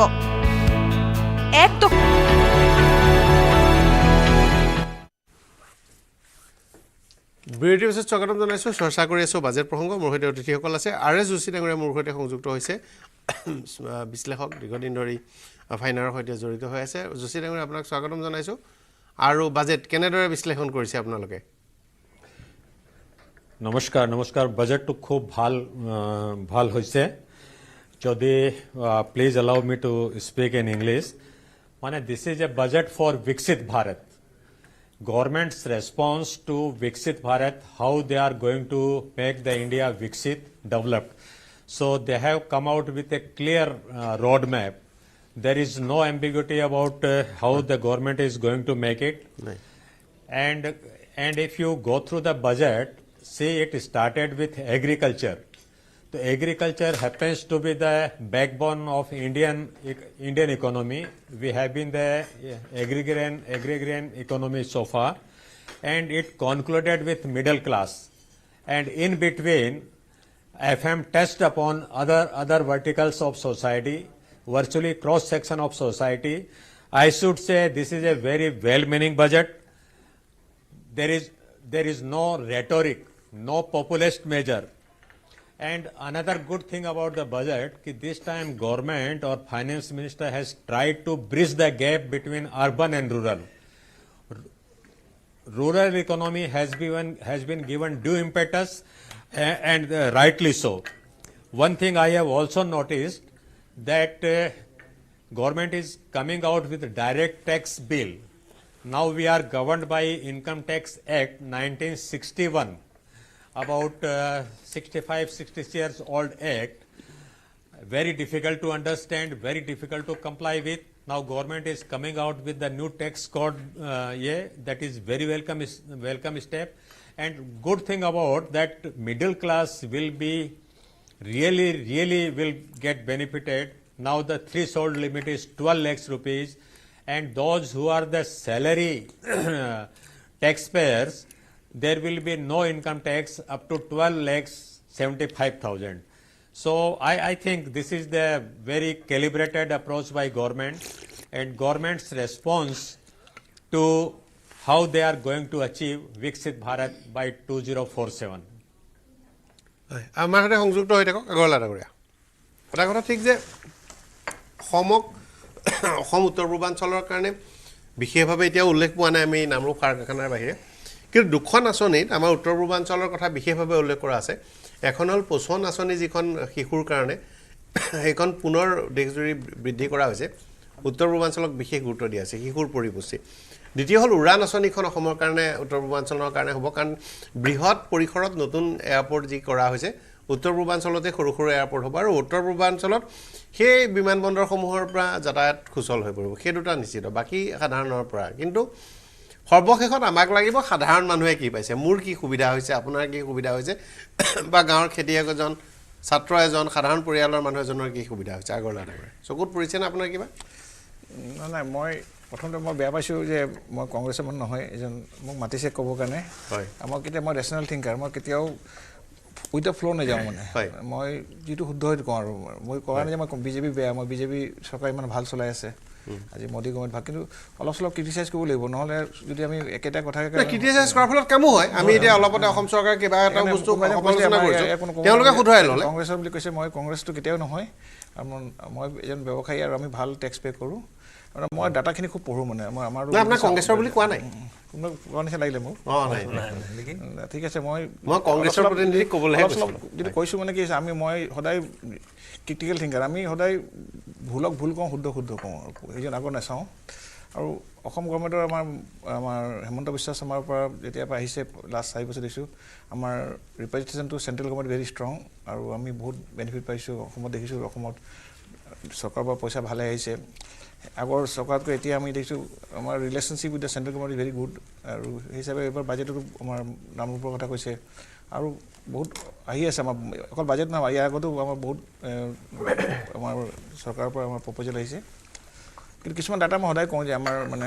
জানিব লাগে মানুহক যেনেকৈ আমি হেল্থত কিমান খৰচ কৰোঁ বাজেটত আমি GDP 3% খৰচ কৰোঁ হেল্থত এণ্ড 4% খৰচ কৰোঁ আমি এডুকেশ্যনত কিন্তু ডেভেলপ কাণ্ট্ৰি 20% কৰে GDP আমি 20 নালাগে 6% খৰচ কৰোঁ আমাৰ এডুকেশ্যনো ডাবল হৈ যাব কিন্তু আমাৰ 35% আমি ইণ্টাৰেষ্ট দিওঁ 35% আমি ইণ্টাৰেষ্ট দিওঁ আৰু টোটেল হেল্থত 3% 4%, সেই 35% যদি ইণ্টাৰেষ্ট দিয়া নহয় তেতিয়া আমাৰ হেল্থত আমাক খৰচ কৰিব 15%, এডুকেশ্যন। সেইকাৰণে আমি কওঁ যে আমি চৰকাৰৰ পৰা ফ্ৰী ল'ব নালাগে। আমাৰ চৰকাৰে ফ্ৰী দিছে, নিজৰ ইনকাম কৰি দিয়া নাই, ধাৰ লৈ দিছে। সেইকাৰণে আমি ৰাইজে ল'ব নালাগে, আমাৰ যিমান পাৰোঁ আমি নিজে ইনকাম কৰিম। আৰু বাজেটত মই কোৱা মতে আমাৰ পাব্লিকক এটা এম্পাৱাৰমেণ্ট ষ্টেপ যাব লাগে। Everybody has responsibility for the country. আমি চৰকাৰে আমাক কি দিব নহয়, আমি চৰকাৰক কি দিম, what will give to the country. আমি আমাৰ গভৰ্ণমেণ্টে কি দিব, সেইটো মেছেজ আমি what will give to the country. আমি চবেই কি কৰিম, আমি কিবা খেতি কৰিলোঁ, কিবা চব্জি লগালোঁ, কিবা কৰিলোঁ, কিবা এটা যদি প্ৰডিউচ কৰোঁ, এতিয়া আমি ভাবোঁ একো নালাগে, চৰকাৰে দিব। সেইকাৰণে মই কওঁ যে সেই মেছেজটো এম্পাৱাৰমেণ্ট মেছেজ লাগিব। এতিয়া দেখিছোঁ মানুহ লাখ মানুহ পিলিগ্ৰিমেজ যায়, 10 লাখ সময় কষ্ট, আমাৰ কিমান টাইম লছ হৈ আছে, মানুহৰ সময়বোৰ লছ হৈছে। সেইটো যদি সময়টো কনভাৰ্ট কৰোঁ কিবা প্ৰডিউচ কৰোঁতে, আমাৰ কিমান টকা দেশৰ ইকনমি বাঢ়িব। সেইকাৰণে মই এটা কওঁ যে আমাৰ যিটো ইকনমি এতিয়া আমি বহুত ইণ্টাৰেষ্ট ৰেট বাঢ়িছে। যোৱা বছৰ 30% আছিলে, এতিয়া 33 হৈছে, 40% হৈ গৈছে। আমাৰ GDP ইণ্টাৰেষ্ট ৰেটটো বাঢ়ি গৈ আছে। 2023 33% আছিলে আমাৰ ইণ্টাৰেষ্ট। মই যদি 100 টকা দৰমহা পাওঁ, 1 লাখ, মই যদি 10,000 দৰমহা পাওঁ, 4,000 টকা যদি মই কাবুলিকে দিবলগীয়া হয়, তো মোৰ বাজেটটো বনাই কি ঘৰত লাভ হ'ব। এই ইণ্টাৰেষ্ট ৰেটটো লাষ্ট 10 বছৰ চবেই চাইছে আমাৰ ইণ্টাৰেষ্ট ৰেট কিমান বাঢ়িছে। যিমান ইণ্টাৰেষ্ট বাঢ়িব আমাৰ ডেভেলপমেণ্ট কমি যাব খৰচটো। আৰু আমি ডিফেন্সত আমাৰ পশ্চিমীয়া দেশসমূহৰ সৈতে আমাৰ আৰু এটা সমস্যা আছে, যিহেতু আমাৰ কাষতে পাকিস্তান আৰু চীন আছে, ডিফেন্স বাজেটটো আমি বহুত বেছি খৰচ কৰিব লাগে। এতিয়া বাংলাদেশত বহুত ৱেষ্টাৰ্ণ দেশৰ লগত তেওঁলোকৰ আন্তঃৰাষ্ট্ৰীয় সীমা ইমান মানে শান্তিপূৰ্ণ, বা সৰু সুৰা আমাৰ নিচিনা এই বৃহৎ মানে মিছাইল লৈ যুদ্ধ জাহাজ লৈ ল'বলগীয়া নহয়, ফলত তেওঁলোকৰ খৰচটো কম, সেই পইচাটো বেলেগলৈ এডুকেশ্যনটো যদি খুব ভাল হয়, আমাৰ ল'ৰাবোৰ খুব ভাল চাইণ্টিষ্ট হ'ব, ইঞ্জিনিয়াৰ হ'ব। এডুকেশ্যনটো যদি আমি দেখোঁ, আমি যদি এডুকেশ্যনটো ল'ব প্ৰডিউচ নকৰে ভাল, তেতিয়া পিছত কি হ'ব। এডুকেশ্যনৰ খৰচটো আমাৰ বঢ়াব লাগে মোৰ মতে। এডুকেশ্যনত আমাৰ এটলিষ্ট 8%। কেতিয়াবা ভিজনো লাগে। এতিয়া আপুনি প্ৰায় 8-8.5 কোটি টকা খৰচ কৰি চাইনাত দীপশিক সৰু এটা এণ্টাৰপ্ৰাইজে, সৰু এটা ষ্টাৰ্টআপে কৰি দিলে। ভাৰতৰ আগশাৰীৰ 10টা IT কোম্পানীৰ হাতত, 10 কোম্পানীজৰ হাতত 10 লাখ কেছ, 1 লাখ কোটি টকা কেছ প্লাছ আছে। ৰাইট টাইমত মানে ভিজন মেকিং ইনভেষ্টমেণ্ট আৰু সেই বিজ্ঞানসন্মত গৱেষণা নকৰিলে কেতিয়াবা পিছ পৰি যোৱা যায়। গতিকে সেইটো এটা ঘটনা হ'ব পাৰে, মানে কেছ প্লাছ যাৰ হাতত আছে, যি আচলতে সঁচাই এছেট ক্ৰিয়েট কৰিব পাৰে। অলপতে মই কেছ প্লাছ ইণ্ডিয়ান কোম্পানীৰ তালিকাখন চাই আছিলোঁ, কোন কোম্পানীৰ হাতত কিমান পইচা আছে। বহুত কোম্পানী আছে, বহুত কোম্পানী অৱস্থা ব্যৱহাৰ বাণিজ্য বন্ধ কৰি দিছে, সেইটো বেলেগ কথা, বা তেওঁলোকৰ quarter on quarter, year on year ঘাটি হৈ আছে। কিন্তু বহুত কোম্পানী ইমান বেছি টকা পইচা লৈ বহি আছে, তেওঁলোকে মানে বিনিয়োগ কৰিবলৈ ভয় খাইছে, পৰিৱেশ দেখা নাই, লাভ নহ'ব বুলি ভাবিছে, কি কথা ক'ব নোৱাৰি। কিন্তু সেইটো এটা বিপদজনক ৰূপ হৈ আছে। আগৰলা ডাঙৰীয়া, হয় মানে সেইটো প্ৰাইভেট ছেক্টৰে মন খুলি ইনভেষ্ট কৰিব পাৰিব লাগিব, কিন্তু সেইটো পোৱা নাই মানে ফ্ৰীডমটো। মানে ফিউচাৰ পলিচি গভৰ্ণমেণ্ট চেঞ্জ হ'ব, আকৌ নতুন গভৰ্ণমেণ্ট আহিব, পলিচি চেঞ্জ হ'ব, এটা সেইটো ফিক্স নাই যে অহা বছৰ আহোঁতে আকৌ নেক্সট গভৰ্ণমেণ্ট আহিলে আকৌ নতুন ৰুল চেঞ্জ কৰিব। চাইনাত কি আছে নহয়, তেওঁলোকৰ এটা ষ্টেডি গভৰ্ণমেণ্ট আছে লাষ্ট 20 বছৰৰ পৰা। সেইকাৰণে তাতে এটা ইনভেষ্টমেণ্টটো ভাল আৰু তাতে। আৰু গভৰ্ণমেণ্টৰ পৰা ছাপোৰ্ট কৰে তাতে।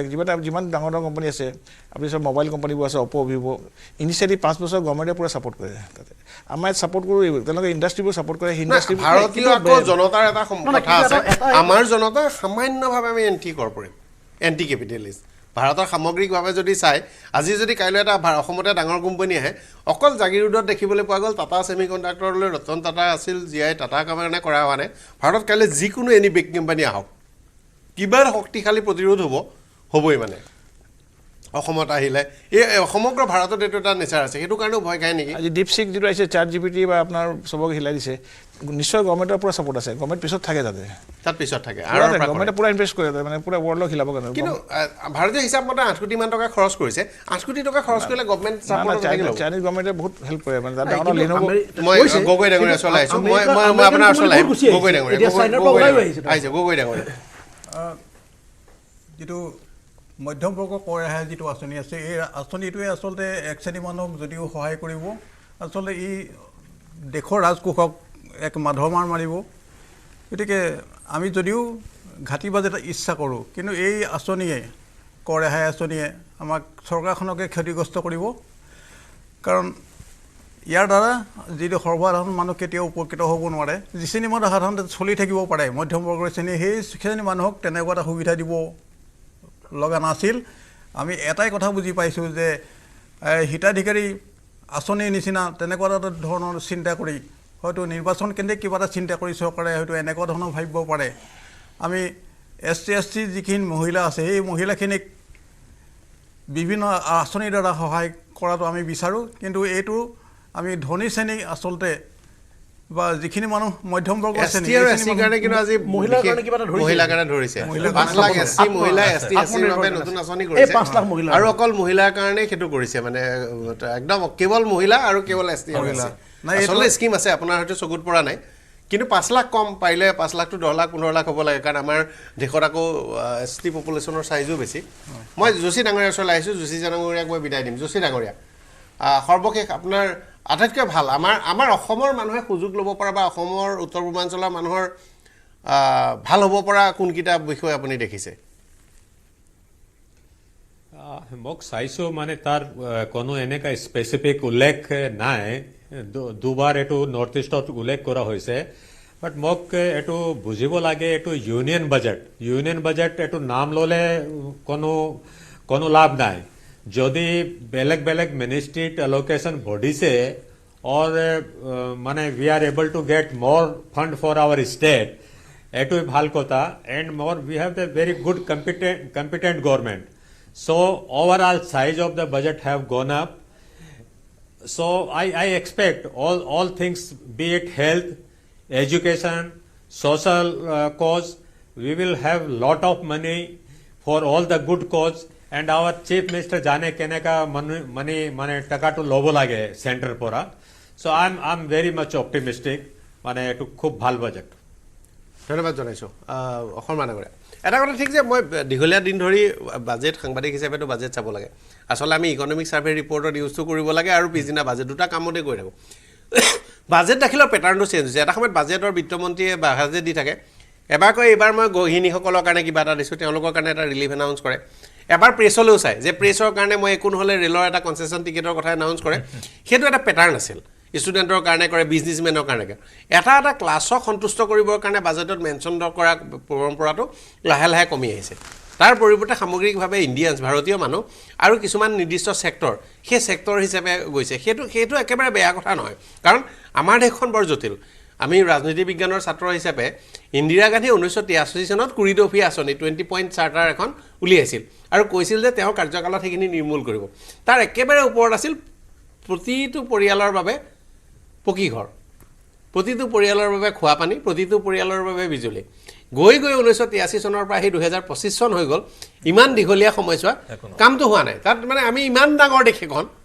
তাত ইন্দিৰা গান্ধী স্বয়ং থাকিল পৰৱৰ্তী পৰ্যায়ত ৰাজীৱ গান্ধী কুৰিডফিয়া আঁচনিখন আগবঢ়াই নিব চেষ্টা কৰিলে পৰৱৰ্তী পৰ্যায়ত কংগ্ৰেছৰ বেলেগ প্ৰধানমন্ত্ৰী হ'ল গতিকে হোৱা নাই কিন্তু কামটো আৰু বিজেপিৰ চৰকাৰ হ'ল আজিও সেই বিনামূলীয়া আঁচনি চলি আছে গতিকে আমি এটা জটিল সমস্যাৰ মাজত থাকো কিন্তু ইয়াত মানে কৈ দিলে মানে কাইলৈ নিবনুৱা শেষ কৰি দিম বুলি কৈ দিলেও মানে কথাটো ঠিকে মানে মই কল্পনা কৰা আৰু বাস্তৱিকতাৰ এটা গেপ আছে আমাৰ দেশত কেইটামান আমি এনেই অবজাৰ্ভ কৰিবলৈ ক'বলৈ বেয়া হয় যে বিউৰক্ৰেচিয়ে প্ৰথম কোনো বাধা দিয়ে ডেভেলপমেণ্টেল বিউৰক্ৰেচি নহয় কাৰণ ব্ৰিটিছৰ দিনৰ পৰা চলি আছে যে কেনেকৈ বাধা দিব পাৰোঁ কেনেকৈ সেইকাৰণে ক'লে কিছুমান এটা বস্তু পাৰ্মিশ্যন হস্পিটেল এখন কৰিবলৈ আপুনি 100 পাৰ্মিশ্যন ল'ব লাগে যিটোৰ কাৰণে তেওঁলোকে এটা ৰেগুলেটৰী কমিশ্যন বহাই পেলাই হয়তো ক'ব যে কিমান কাটিব পাৰি এইবোৰ আচ্ছা সেই এটা চলিছে ছেকেণ্ড থিং মোক যদি কয় নহয় এতিয়াও আমাৰ মানুহখিনি যিখিনি গভৰ্ণমেণ্টৰ কাম কৰি আছে চাকৰি পোৱাৰ পিছৰ দিনাৰ পৰা তেওঁলোকে ভাবে যে অ'কে এতিয়া মোৰ হৈ গ'ল পেঞ্চনটো পাই গ'লোঁ এতিয়া কেনেকৈ সময়বোৰ নিব লাগে গতিকে কাম কৰাৰ যিটো স্পৃহা আছিলে সেইটো অসমতো নাই আৰু বাহিৰতো দেখিছোঁ একেই ধৰণৰ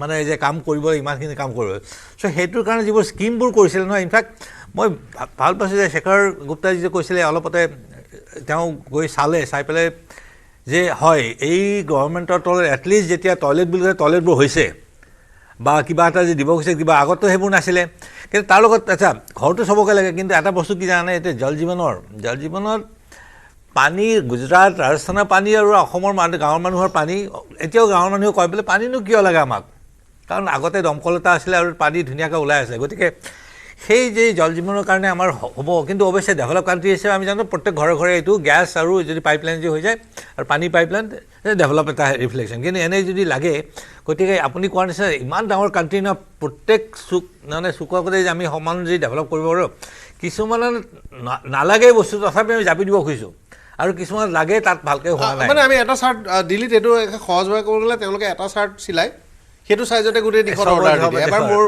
যেতিয়া অম্বুমণি ৰামাদাস আছিল হাউচিঙৰ মন্ত্ৰী দিল্লীত ডেলিগেশ্যন এটা গ'ল মন্ত্ৰীৰ লগত মোৰ কথা বতৰা হ'ল মই তেওঁক প্ৰথমতে ক'লোঁ যে অসমৰ বান পীড়িত এলেকাসমূহৰ কাৰণে প্ৰধানমন্ত্ৰী আৱাস যোজনা ঘৰটো চাংঘৰ টাইপ কৰিব পৰাকৈ দিব লাগে কৈছে আমি কৰিব নোৱাৰিম নকৰিলে মানুহখিনি 2 মাহ 3 মাহ ৰিলিফ কেম্পত থাকিব লাগে তাৰপিছত তেওঁ অফিচাৰবোৰক মাতি আনিলে মোৰ সন্মুখতে তাত সেইদিনা হাউচিঙৰ মানে প্লেনিং মিটিং আছিলে মই সেই মিটিংখনলৈ মই গৈছিলোঁ এটা NGOক প্ৰতিনিধিত্ব কৰি তাৰপিছত মই দেখিলোঁ যে বিষয়াসকলে নিদো বুলিয়ে নিদিলে তেতিয়া মোৰ লগত আমাৰ সেই সময়ত কাশ্মীৰৰ পৰা কেইজনমান প্ৰতিনিধি আছিল তেতিয়া কাশ্মীৰৰ প্ৰতিনিধিয়ে ক'লে যে কাশ্মীৰৰ কাৰণে ষ্টাইলটো অলপ কাৰেকশ্যন কৰিব লাগে একেই বাজেটত কিন্তু বিউৰক্ৰেটিক এৰগেঞ্চিও ভাৰতখন পিছুৱাই ৰাখিছে কিছুমান মানুহ একেবাৰে সেইটো মই আপোনাৰ সৈতে একেবাৰে কৈছোঁ নহয় যদিহে আমি গভৰ্ণমেণ্ট তেতিয়া ভালকৈ যদি কাম কৰিলেহেঁতেন নহয় ইমান টকা খৰচ কৰাৰ পিছত আমাৰ দেশখন পিছ পৰি থকা কোনো হেৰি কথা নাই কিন্তু এটা কথা ভাল জানে এই যে নামৰূপৰ সেইটো আমাৰ চিফ মিনিষ্টাৰ কেইদিনমান আগতে কৈছে ভাল খবৰ এটা পাই তেওঁ মানে অলৰেডি জানে যে এইটো বস্তুত আহিব গতিকে সেই চিফ মিনিষ্টাৰক মই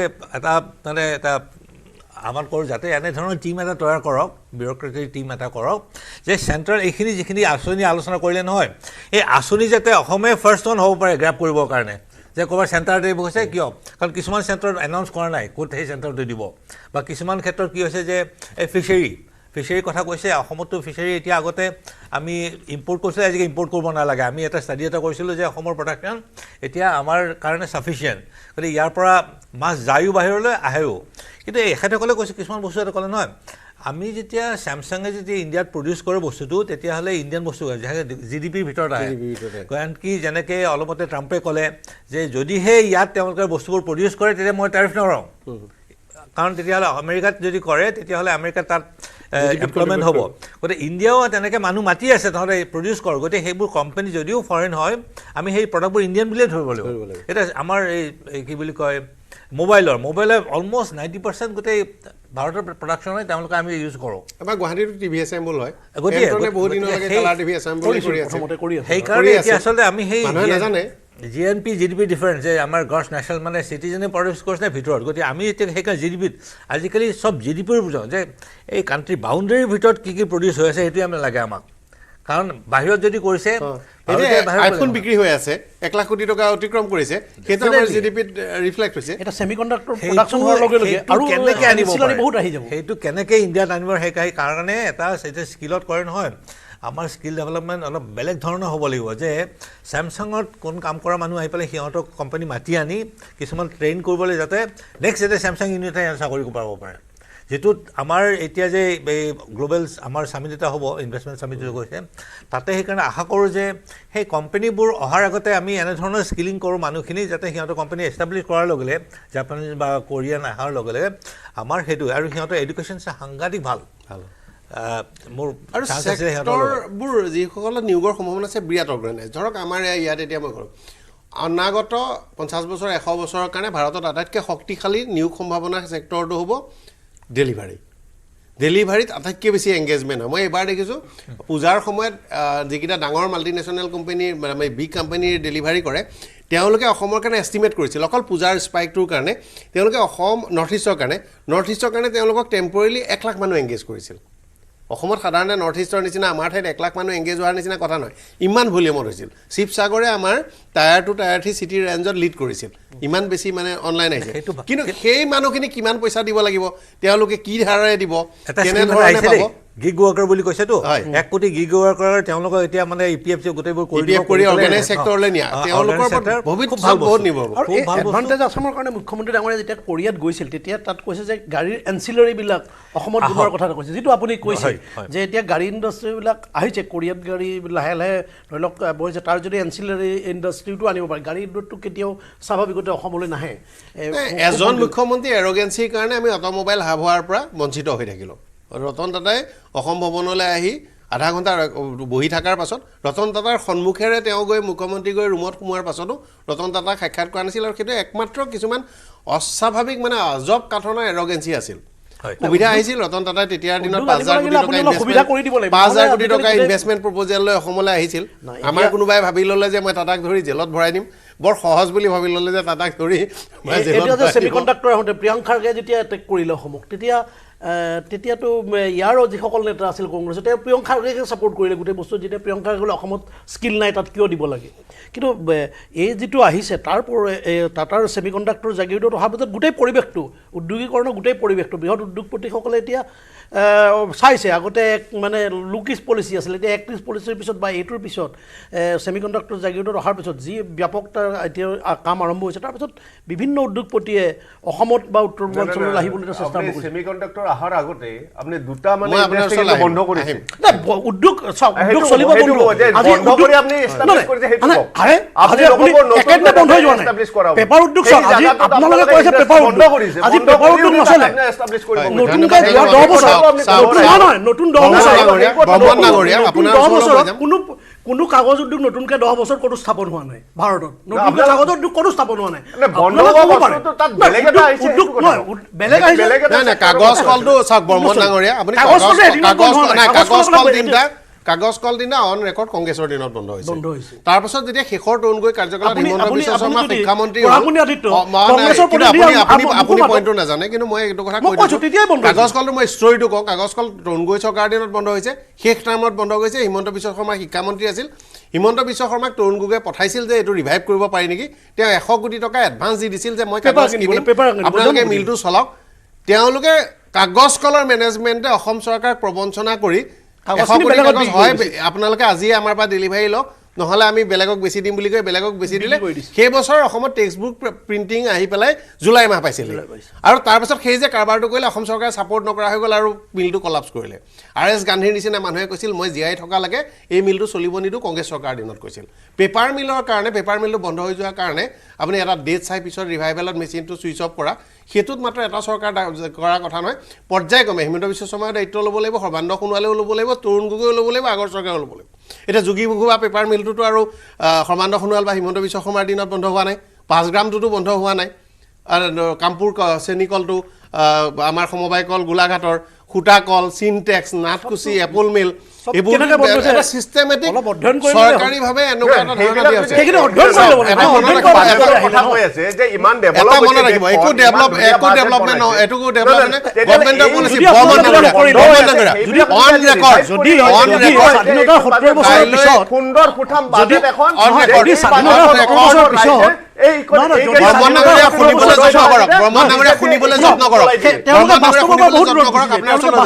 স্বাধীনতা 70 বছৰৰ পিছত দেশৰ প্ৰধানমন্ত্ৰীয়ে যদি শৌচাগাৰ নিৰ্মাণৰ কথা চিন্তা কৰিব লাগে সেইখন দেশত তেওঁ স্বাধীনতাৰ 75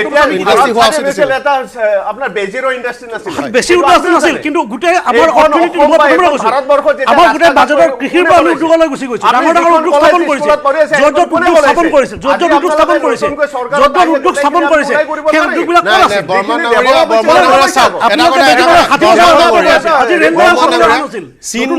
চীন দেশত গণতান্ত্ৰিক এই ব্যৱস্থাটো প্ৰৱৰ্তন হৈছে ভাৰততকৈ পিছত চীন দেশৰো সেই সময়ত ইণ্ডাষ্ট্ৰিয়েলাইজেশ্যনৰ বা উদ্যোগৰ নিৰ্মাণৰ অৱস্থা কি আছিল আৰু ব্ৰিটিছ কলনী হিচাপে পাৰ্ট অফ মানে হেৰি হিচাপে অস্থিৰ ৰাজতন্ত্ৰৰ অংশ হিচাপে চীনৰ কি অৱস্থা আছিল সকলোৱে জানে কিন্তু 50 বছৰ 75 বছৰ চীনে যিটো কৰি দিলে পূৰ্বাপৰ কিছুমান কথাত কেৰুণ থাকি গ'ল কিছুমান ঠাইত নেগলিজেন্স থাকি গ'ল কিছুমান ঠাইত কেৰুণ থাকি গ'ল আৰু তেনেকুৱা আমাৰ ভিজনাৰী ব্যক্তিও জন্ম হোৱা নাই বা ভিজনাৰী ব্যক্তিয়ে সিমান আগলৈ নিব পৰা নাই সেইটো হয় কিন্তু এনেকুৱা এটা ঘটনা নহয় যে ইণ্ডাষ্ট্ৰিয়েলাইজেশ্যন অসমত নোহোৱাৰ কাৰণে কেৱল মাত্ৰ এই চৰকাৰে পূৰ্বাপৰ কিছু চৰকাৰে দায়িত্ব ল'ব লাগিব राजनाथ सिंह वक्तव्य है एबार लैसो भैया ऐसा है सब काहे को लंबा डाल दिए कोई जरूरत नहीं बंद कर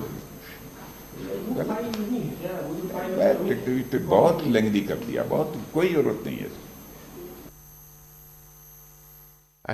আপোনাৰ এবাৰ আহিছো হয় আগৰ মই কংগ্ৰেছৰ প্ৰতিনিধি আছিল বৰ্মন আগৰে হয় মই এটা কথা ক'ব বিচাৰিছো যে ইমান ধুনীয়া চৰকাৰ এখন চলি থকাৰ পিছত না ধুনীয়া চৰকাৰ চলে কেনে ধুনীয়া চৰকাৰ চলে আমেৰিকা হৈ গ'ল যে এইখন চৰকাৰে ভাল বাজেট বনোৱাবলৈ আমাৰ বিজেপি প্ৰবক্তাজনে কৈ আছে কিন্তু মই ক'ব বিচাৰিছো যোৱা 5টা বছৰত আপোনাৰ জব কাৰ্ড প্ৰায় 4 কোটি জব কাৰ্ড বন্ধ হৈছে আপনার জল জীবন মিশনটো কমপ্লিট কলাপস হৈ গ'ল তাত যিসকল ঠিকাদাৰে কাম কৰিছিল সিহঁতৰ পুৰা ঠিকাৰ পেমেন্ট আজিলৈকে নহল তাৰ পিছত আপোনাৰ কাৰ্বি আলং সাইডত আপোনাৰ যেটো আৰ্সেনিক যুক্ত যেটো পানী খাই আছে মানুহবিলাকে সেইবিলাকৰ পৰা আজিও আৰ্সেনিক যুক্ত মুক্ত হ'ব পৰা নাই মানুহবিলাকে পানীৰ পৰা তো এই ধৰণৰ আমাৰ ডেভেলপ আমাৰ সাধাৰণ মানুহে যেতিয়ালৈ উপকৃত নহ'ব এই বাজেট যিধৰণে আপোনাৰ মোবাইলৰ দাম কমিছে কিবাৰ দাম কমিছে এইটোই কিন্তু আমাৰ সাধাৰণ জনতাক কিন্তু চুই নাযায় চুই যাব সেইটো কামে যে আমাৰ ইয়াতে মূল্য বৃদ্ধি কমি গ'ল তেলৰ দাম কমি গ'ল তেতিয়াহ'লে আপোনাৰ প্ৰতিজন মানুহক চুই যাব সেই চুই যোৱা কামবিলাক কিন্তু এইখন বাজেটত এতিয়ালৈকে উল্লেখ হোৱা নাই যেটো 12 লাখ টাকালৈকে যেটো কথা কৈ আছে 12 লাখ টাকাৰ আপুনি কালিলৈকে যেতিয়া এনালাইসিস কৰি সম্পূৰ্ণ পাব যিসকলে টেক্স পে কৰে তেখেতসকলে ভালকৈ জানিব যিসকলৰ সিএ আছে তেখেতসকলে জানিব যে এইখনৰ উপকৃত আমি হৈছুনে হোৱা নাই এনে এটা ফটককৈ এটা আমি ভাষণ এটা শুনিলো আজি যেটো পালো কিন্তু অহাকালি যেতিয়া আমি এইখনক আমি এনালাইসিস কৰি আমাৰ যিসকলে অভিজ্ঞ মানুহসকলে যেতিয়া এনালাইজ কৰিব তেতিয়া আমি গম পাব যে এইখনৰ উপকৃত আমি হৈছো এখন ভাৰত চৰকাৰ আৰু এখন আমি ভাৰত দেশৰ নাগৰিক আমাৰ এখন পাকিস্তান এইবোৰ সিৰিয়া লেবানন নহয় আমাৰ পাৰ্লিয়ামেন্টত কোনোবাই কৈ দিয়া কথা এটা তাত বিউৰোক্ৰেটিক এটা পলিচি থাকিব পাৰে যে এই প্ৰক্ৰিয়া আৰু এই প্ৰক্ৰিয়া কিন্তু সেই কামটো মিছা কেতিয়াও হ'ব নোৱাৰে আমাৰ দেশৰ পাৰ্লিয়ামেন্টত বাজেট যদিও কংগ্ৰেছে আজি বাজেট বৰ্জন কৰিলে কুম্ভমেলাৰ কাৰণে মোৰ বোধে কুম্ভমেলাৰ কাৰণে আন এটা সময়ত কংগ্ৰেছে বাজেট বৰ্জন কৰিব লাগিছিল মানে সংসদ বৰ্জন কৰিব লাগিছিল বাজেটখন বৰ্জন কৰিব নালাগে কাৰণ বাজেটখন দেশৰ বৰ্জন আৰু কংগ্ৰেছে ভাল পাওক বা বেয়াই পাওক বা বিৰোধীয়ে ভালেই পাওক বা বেয়াই পাওক যিহেতু চৰকাৰ গঠন হৈ আছে এই চৰকাৰখনৰ বাজেটেৰে মাজত ভাঙি নগ'লে বছৰটো চলিব গতিকে বছৰটো যিখনত চলিব দেশখন সেই কাগজখনক গুৰুত্ব নিদি পেলাই আন এটা বিষয়ক লৈ বৰ্জন কৰা উচিত নহয় মোৰ ব্যক্তিগত আগৰলা ডাঙৰীয়া চলাইছো আগৰলা কিন্তু পলিটিকেল বিষয়টো আঁতৰি গৈছো ৰাষ্ট্ৰপতি ভাষণটোতো প্ৰকৃতিকে হৈছে আগৰলা ডাঙৰীয়া কিন্তু এতিয়া মূল কথাটো হ'ল যে এটা কথা ঠিক যে মূল্যবৃদ্ধি আমাৰ কাৰণে আটাইতকৈ ডাঙৰ সমস্যা আৰু এটা হৈছে যে সংস্থাপন আমাৰ কাৰণে আটাইতকৈ ডাঙৰ সমস্যা সংস্থাপন যেনেদৰে হ'ব লাগিছিল সেই ধৰণে হোৱা নাই আৰু আমাৰ অসম উত্তৰ পূৰ্বাঞ্চলতো হোৱা নাই তাৰ বাবে কিন্তু বাজেটত খুব বেছি চকুত লগাই একো নাই মই আগতে কৈছোঁ আমি বেছিকৈ চৰকাৰৰ পৰা এইবোৰ এক্সপেক্ট কৰিব নালাগে চবেই কয় যে উই শুড চবেই এণ্টাৰপ্ৰেনাৰ হ'ব লাগে আমাৰ এণ্টাৰপ্ৰেনাৰশ্বিপটো আমাৰ ইণ্ডিয়াত 10% অনলি এণ্টাৰপ্ৰেনাৰ্ছ বাকী কাণ্ট্ৰিত আপোনাৰ চাইনাটো 80% মানুহ এণ্টাৰপ্ৰেনাৰশ্বিপ এটাই প্ৰব্লেম হয় চবেই যদি এণ্টাৰপ্ৰেনাৰশ্বিপটো ছাবজেক্টটো বঢ়োৱা হয় কলেজ স্কুলত চবেই যদি চাকৰি নিবিচাৰি যদি নিজে কিবা এটা কৰে আৰু 10জনক চাকৰি দিয়ে তেতিয়া আমাৰ সংস্থাপন হ'ব আমি গভৰ্ণমেণ্টৰ এটা লিমিটেশ্যন থাকে এটা আমাৰ ইণ্ডিয়াত 15,000 টকা ইনকাম এভাৰেজ ইনকাম মান্থলি 15,000 1,80,000 টকা আমাৰ ইনকাম আমাৰ কাষতে বেংককত 1 লাখ টকা মান্থলি ইনকাম টুৰিজিমৰ কাৰণে সেইকাৰণে আমাৰ ইনকাম ৰিচোৰ্চটো কম ট্ৰেড ডেফিচিটটো চব ফিজিকেল ডেফিচিট চব গভৰ্ণমেণ্টে চাব লাগিব আমাৰ ইণ্টাৰেষ্ট ৰেট আমি 30% আমি ইণ্টাৰেষ্টটো দিব লাগিব এইটো কমাব নোৱাৰিব 30% আমাৰ ইনকামৰ 35% আমি ইণ্টাৰেষ্ট দিব লাগিব সেইটো হিচাপে বিজেপি চৰকাৰে ভাল কৰিছে আৰু এই লিমিটেড ৰিচোৰ্চৰ মাজত যিখিনি এবাৰ দিছে বাজেটত মই সুখী আৰু বিজেপি গভৰ্ণমেণ্ট অহাৰ পিছত ইণ্ডিয়াৰ ইমেজটো বাঢ়িছে আমাৰ কেতিয়াবা এনেকুৱা সংস্থাপৰ কাৰণে আমি যিবোৰ কথা কওঁ তাৰমানে কেতিয়াবা আমি হিচাপ নিকাচ কৰোঁতে অলপ ভুল কৰোঁ মোৰ হিচাপত দুটা কোম্পানী অসমত দেউলীয়া হ'ব অলপ দিনৰ পিছত হ'লেও এটা তাৰেতো দেউলীয়া হোৱাৰ একদম পূৰ্ণ সম্ভাৱনা আছে আমাৰ পেট্ৰকেমিকেল লিমিটেডৰ আভ্যন্তৰীণ খবৰ হয়তো ৰাজহুৱা হ'বলৈ আৰু 2 বছৰ বা 3 বছৰ অপেক্ষা কৰিব লাগিব আৰু বিত্তীয়ভাৱে ডিষ্ট্ৰেছত আছে নুমলীগড় এবাৰ ভাৰত পেট্ৰলিয়ামে কিনি ল'লে এবাৰ অসম চৰকাৰে কিনি লৈছে অসম চৰকাৰে মাজে মাজে কেপিটেল ইনফিউজনৰ নামত মূলধন খটুৱাই তেওঁলোকক মানে এটা অক্সিজেন দি থাকিবলগীয়া হৈছে জীয়াই থাকিবৰ কাৰণে তেওঁলোকে স্পষ্টীকৰণ দিলোঁ আচল কাহিনীটো সেইটো গতিকে এতিয়া মই মানে মই এই ৰেফাৰেঞ্চটো এইটো কাৰণে দিছিলোঁ যে ভাৰত আমাৰ যি পেট্ৰকেমিকেল আছে পেট্ৰকেমিকেল লিমিটেডটোত আমাৰ সম্পূৰ্ণৰূপে খৰচ হ'ল 4,500 কোটি টকা এমপ্লয়মেণ্ট পালে 1500 থলুৱা পালে 137 জন মানে 200 জন মানুহে ফলত কি হ'ল 5,000 এনচিলাৰী ইণ্ডাষ্ট্ৰী হ'ব লাগিছিল সেইটো নহ'ল কিন্তু 4,500 কোটি টকা যদি 1 কোটি টকাকৈ 4,500 ভাল এণ্টাৰপ্ৰেনৰ ইউথক দি দিলে হ'লে আপুনি গেছ ক্ৰেকাৰৰ কথা কৈছে গেছ কেকাৰ মুখমা কৰিব গতিকে সেইটো এটা হ'ল আমি তাৰ পৰা এতিয়া নাফথা ওলাল হ'লে আমি পেৰাফিন এইবোৰ আমি সম্পূৰ্ণ উদ্যোগ কৰাৰ কথা আছিল কিন্তু 1 কোটি টকাকৈ দিলে নিশ্চিতভাৱে 4,500 এমপ্লয়মেণ্ট হ'লে সেইটোতকৈ বেছি কিন্তু এনেই আমি সেইটোত এটা বেলেঞ্চো থাকিব লাগিব যে লাৰ্জ স্কেল ইণ্ডাষ্ট্ৰী আমাক লাগিব নালাগে আৰু আমি মাইক্ৰ' SME এইবোৰত আমি কিমান প্ৰমোট কৰিম আৰু কটেজ ইণ্ডাষ্ট্ৰী আমি আজি মহাত্মা গান্ধীৰ দিনৰ পৰা আমাৰ কটেজ ইণ্ডাষ্ট্ৰী বৰ গুৰুত্ব আছিল কটেজটোক আমি মাইক্ৰ' বুলি কৈ আছোঁ কিন্তু পুৰণা কটেজৰ ফৰ্মেটটো দি ভাল আছিল আগৰলা ডাঙৰীয়া মই এটা কওঁ যে পৃথিৱীখন গ্ল'বেল ভিলেজ হৈ গৈছে এতিয়া মানে আমি চব বস্তু ইম্পৰ্ট কৰিব পাৰে এতিয়া পৃথিৱীখন আপুনি কোনো বস্তু ৰেষ্ট্ৰিকশ্যন নাই লাষ্ট এতিয়া এগ্ৰিমেণ্ট হৈছে আপোনাৰ এইটো গোটেই ৱৰ্ল্ডৰ WTO এগ্ৰিমেণ্ট এতিয়া আমি যদি কৰ্পৰেট ৱৰ্ল্ড ক্লাছ প্ৰডাক্ট নবনাওঁ বা আমাৰ গভৰ্ণমেণ্ট ইণ্ডাষ্ট্ৰী হওক এইটো কৰ্পৰেট ষ্টাইলত চলিব লাগিব অলপ মানে আপোনাৰ এফিচিয়েঞ্চিটো ভাল হ'ব লাগিব কিন্তু সেইকাৰণে বন্ধ হোৱাৰ কাৰণে আমাৰো বিজনেছ বহুত বন্ধ হয় if you don't have efficiency in the organisation leadership ভাল নহয় আমাৰো কোম্পানী আমাৰ নিচিনা কোম্পানী মোৰ লগৰ 10জন ল'ৰা আছিলে একেলগে আৰম্ভ কৰিছিলে 10জনৰ 9জন বন্ধ হৈ গ'ল আৰু মই বহুত আগবাঢ়িলোঁ ডেট ইজ লিডাৰশ্বিপ আপুনি লিডাৰে ভাল হয় লিডাৰৰ কাৰণে দেশ আগবাঢ়ে লিডাৰৰ কাৰণে দেশ ডাউন হয় we have to select good leader আজি ভাল লিডাৰৰ কাৰণে দেশখন আগবাঢ়ে এটা ভাল কোম্পানীৰ লিডাৰ ষ্টিভ জব আহি গোটেই এপ'লক ক'ত লৈ গ'ল ট্ৰিলিয়ন বেলেগ লিডাৰ হ'লে কৰিছিলে সেইকাৰণে আমি selecting the leader also' very good leader is very important আৰু মই আজি মোৰ লিডাৰশ্বিপৰ কাৰণে আজি আমাৰ কোম্পানীটো বহুত আগবাঢ়িলে মোৰ লগৰ কিছুমান কোম্পানী নাইকিয়া বনাম অলপ চলপ মানে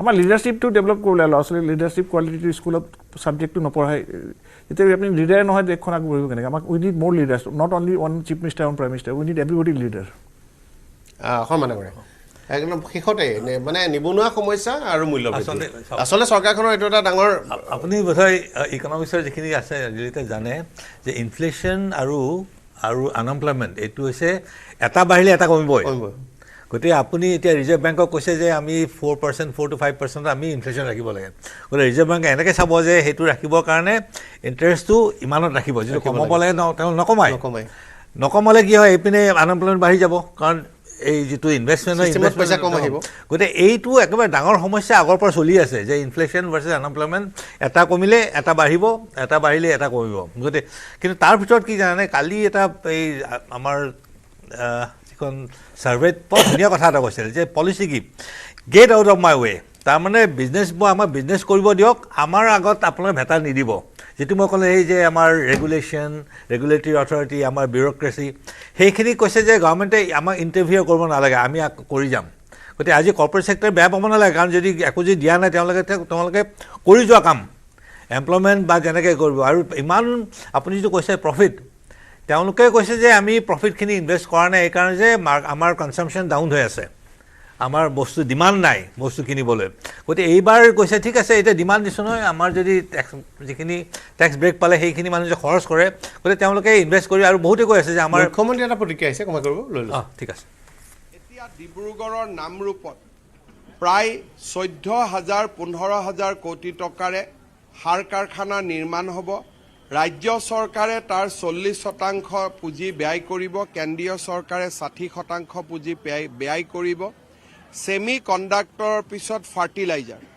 এডভান্টেজ আছাম 2.0ৰ প্ৰাক মুহূৰ্তত আমি সম্ভাৱনাৰ নতুন দুৱাৰ এখন মুকলি কৰিব পাৰিছোঁ আয়কৰৰ সীমা 12 লাখ টকালৈ বৃদ্ধি কৰি প্ৰধানমন্ত্ৰী নৰেন্দ্ৰ মোদী আৰু বিত্তমন্ত্ৰী নিৰ্মলা সীতাৰমণে মধ্যবিত্ত ৰাইজক লৈ এক অজস্ৰ সকাহ কঢ়িয়াই আনিলে মই প্ৰধানমন্ত্ৰী ডাঙৰীয়া আৰু বিত্তমন্ত্ৰী ডাঙৰীয়াক এই যি মধ্যবিত্ত ৰাইজক সকাহ দিলে তাৰ বাবে তেখেতসকলক মই কৃতজ্ঞতা জনাইছোঁ হ'ব অৱশ্যে সংখ্যাটো ডাঙৰ শুনিবলৈ ভাল লগা বৰ ডাঙৰ মই এক লাইন মই কৈ আছিলোঁ আচলতে চাওক এইটো যিহেতু আমাক বাজেটত ইমান পইচা ধাৰ্য কৰিছে স্কিমবোৰ দিয়া আছে এতিয়া স্কিমবোৰৰ পৰা আমি এডভান্টেজ কেনে লওঁ হয়তো এনেধৰণৰ মহাৰাষ্ট্ৰ গুজৰাট তেওঁলোকে টীম এটা আছে যে জানে যে স্কিমৰ পৰা পইচাটো কেনে আনি কাৰণ আমি যেতিয়া দিল্লীত যাওঁ কিছুমান ডিপাৰ্টমেণ্ট যে আসাম কেলে ইতনা পইচা হে খৰচ नहीं हो रहा है কাৰণ নৰ্থ ইষ্টৰ কাৰণে ইমান পইচা আছে স্কিমবোৰ দিয়ে আৰু লৈ যায় অৱশ্যে আমি যিহেতু NGOৰ পৰা যাওঁ গতিকে আমি গভৰ্ণমেণ্টৰ থ্ৰুৱে গ'লে সেই পইচা পাওঁ কিন্তু সেইটো এটা লম্বা প্ৰচেছ কিন্তু যদি আমাৰ চিফ মিনিষ্টাৰৰ তলত এটা যি গ্ৰুপ এটা থাকে এডভাইজাৰী গ্ৰুপ বা কিবা এটা তেওঁলোকে ৰিটায়াৰ্ড বিউৰ'ক্ৰেটে লগ লৈ পেলাই যে এতিয়া আমি বহি পেলাই এই বাজেটখন এনালাইজ কৰি ক'ৰ পৰা কি স্কিমত পইচা আনিব পাৰি একদম ইণ্টিগ্ৰেটেড ৱে এটা ধুনীয়াকৈ বহি পেলাই যদি আৰম্ভ কৰি দিওঁ তেতিয়াহ'লে এই বাজেটৰ পৰা নৰ্থ ইষ্ট আৰু অসম যথেষ্ট মুনাফা ল'ব পাৰিব নহ'লে আকৌ হ'ব যে এই আমি মাৰ্চত যাম বা ফেব্ৰুৱাৰীত দিল্লীত গ'লে ক'ব এই ইতনা পইচাটো থা নৰ্থ ইষ্টৰ কাৰণে কোনো ল'ব নোৱাৰে তহঁতৰ স্কিমেই নাই সেইটো যদি আমি কনচাৰ্ট এফৰ্ট নকৰোঁ নহয় আকৌ একেই তাৰমানে আমাৰ এডভান্টেজ নহ'ব যে ডাবল ইঞ্জিন চৰকাৰ বুলি ক'লে যে ইয়াতো আছে তাতো আছে এই এডভান্টেজটো ল'বলৈ আৰু এটা কি জানে এডভান্টেজ আমাৰ যথেষ্ট মানে কি ইম্পৰ্টেণ্ট বিউৰ'ক্ৰেচি যেনেকৈ ভাল্লা আছিলে অজয় ভাল্লা আছিলে এতিয়া গভৰ্ণৰ হ'ল এনেধৰণৰ বহুত কেইজন IAS অফিচাৰ এতিয়া ভাল ভাল পজিশ্যন আছে তেওঁলোকে অসমৰ নিজৰ কাৰ্ডৰ আসাম মেঘালয় কাৰ্ডৰ তেওঁলোকে হেল্প কৰিব খুজিব কিন্তু তাতো যাব বা স্কিম এটা কৰি দিব তাত নিশ্চয় এটা প্ৰজেক্ট এটা লৈ যাব লাগিব নহয় গতিকে সেইকাৰণে এইবোৰ গভৰ্ণমেণ্টৰ যে বস্তু আমি আশা কৰিছোঁ যে এই গভৰ্ণমেণ্টে তেনেধৰণে স্কিম এটা কৰিব কেতিয়াবা নহ'ব মানে মই অলপতে গভৰ্ণমেণ্টৰ আপোনালোকৰ এজেঞ্চি যিসকল NGO কাম কৰে আমি তেওঁলোকৰ ৰিপৰ্টবোৰ চাই থাকোঁ মনিটৰিং এজেঞ্চি এটা ৰিপৰ্ট চালোঁ অসম চৰকাৰৰ ভেটেনেৰি ডিপাৰ্টমেণ্টে যোৱা 10 বছৰত যিখিনি স্কিম খৰচ কৰিব নোৱাৰি ৰিটাৰ্ণ কৰিলে তাৰে দুটা স্কিমৰ কথা ক'ম এটা স্কিম হ'ল চৰকাৰে 10% গ্ৰাণ্ট দিছে অসমীয়া এজন যুৱকে 5খন জিলাত 100জনী মাইকী ছাগলী কিনিব লাগে ব্ৰিডাৰ ভাল কিনিব লাগে ব্ৰিডিং এখন ফাৰ্ম কৰিব লাগে তাত তেওঁৰ কোনো খৰচ নাই অসম চৰকাৰৰ খৰচ নাই 100% গ্ৰাণ্ট নিদিলে চাগে সেই পইচাটো উভতি গুচি গ'ল আৰু ক'লে যে আমি এণ্টাৰপ্ৰেনিয়ৰ তেনেকুৱা পোৱা নাই তাৰমানে অসমতে এনেকুৱা ধৰণৰ আজব কথা কৈ থাকে কেতিয়াবা আমি চৰকাৰসমূহকো গালি পাৰোঁ চৰকাৰৰো দুখ আছে বিউৰোক্ৰেচিৰো দুখ আছে আৰু মন্ত্ৰীসকলৰ দুখ আছে তেওঁলোকৰ মনিটৰিং নাই আজি এগ্ৰিকালচাৰ ডিপাৰ্টমেণ্টত অলপতে কি কয় চৰকাৰে এখন আঁচনি আনিছে চেণ্ট্ৰেল গভৰ্ণমেণ্টৰ কোনোবাই বনাইছে অফিচাৰে কেতিয়াবা বা আমাৰ অফিচাৰে বনাইছে এটা মানে পিগাৰী এতিয়া সকলোৱে পিগাৰীৰ কথা কৈছে CMA পিগাৰীৰ কথা কৈছে বিদেশৰ পৰা আহিব আমিও আন্দোলন কৰি আছোঁ পিগাৰী ছেট কনষ্ট্ৰাকশ্যনৰ কাৰণে সাধাৰণতে পিগাৰীটো পাকা লাগিব পাৰ স্কোৱাৰ ফুট ৰেট ধৰিছে 100 টকা মই কৈছোঁ যে যিজন বিষয়াই এখন বনাইছে তেওঁ প্ৰথমটো সাধাৰণভাৱে ক'ব পাৰি যে তেওঁ জধামূৰ্খ কাৰণ 100 টকা স্কোৱাৰ ফিটত খেৰ বাঁহৰে ঘৰ এটা বনাব নোৱাৰে কিন্তু সেইখন চেণ্ট্ৰেল গভৰ্ণমেণ্টৰ পৰা পাছ হৈ আহিছে স্কিম মই দেখি পেলাই তৎক্ষণাতে মিনিষ্টাৰকে ফোন কৰি ক'লোঁ যে যোনজনে বনাইছে তেওঁ জধামূৰ্খ আৰু তেওঁ গাহৰি ফাৰ্ম দেখি পোৱা নাই আৰু তেওঁ হয়তো সেই আগত যে তাতি দি পেলাই এনেকৈ যে বোকাই দৰাত এৰি থয় হয়তো সেইটো দেখিছিল তাৰ ওপৰত তেওঁ দেখিছে নিচিনা নালাগে কাৰণ 100 টকা স্কোৱাৰ ফিটত কোনো কনষ্ট্ৰাকশ্যন কৰিব নোৱাৰে এখন মডাৰ্ণ ফাৰ্ম কিন্তু তেওঁলোকৰ থটছটো তেনেকুৱা আৰু তেনেকুৱা অফিচাৰে আমাক কিন্তু শাসন কৰি আছে সন্মানৰে আপুনি জানে আপুনি ডেভেলপমেণ্ট এজেঞ্চি হিচাপে হানি মিছন এটা আছিলে হয় হৰ্টিকালচাৰ যিজন হানি মিছন তেখেত মই আছিলোঁ মিটিংখন গ'লোঁ তেখেতে এই মই ননকৈ জনাইছোঁ মই একো নাজানো দেই চেণ্টাৰ মিছনৰ ডাইৰেক্টৰ আহি পেলাই গুচি গ'ল কাক লগ পাই পেলাই কাৰণ বোলে পইচা লোৱাই নাই কোনো ইয়াত অসমৰ পৰা সেইটো 3-4 বছৰ আগৰ কথা কৈছোঁ গতিকে তেনেধৰণৰ বহুত মিছন আছে য'ত মানে আমি পইচা ল'বও পৰা নাই সুবিধা আপুনি গ্ৰাছৰুটত কাম কৰে গতিকে সেইকাৰণে কৈছোঁ নহয় গতিকে আমি বেছি সেইকাৰণে নাযাওঁ যে আমাক ক'লেও কি হয় আমি we have to go through government না গভৰ্ণমেণ্ট থ্ৰুৱে যাব লাগিব কিন্তু গভৰ্ণমেণ্টে ক'লে নহয় এইটো বস্তুত তেওঁলোকে NGOবোৰ পইচা আনিলেও হয়তো বেয়া পায় যে তেওঁলোকৰ কোনো দায়িত্বই নাই অথচ NGO যে চেণ্টাৰৰ পৰা পইচা আনি পেলাই যে খৰচ কৰে নহয় সেইটো মনিটৰ কৰক ভালকৈ কৰি গভৰ্ণমেণ্টে কৰক কিন্তু সেইটো মানে আমাৰ এই ডিপাৰ্টমেণ্টৰ বা পাছ হৈ যোৱাটো বৰ টান আমি কৈছিলোঁ যে এইটো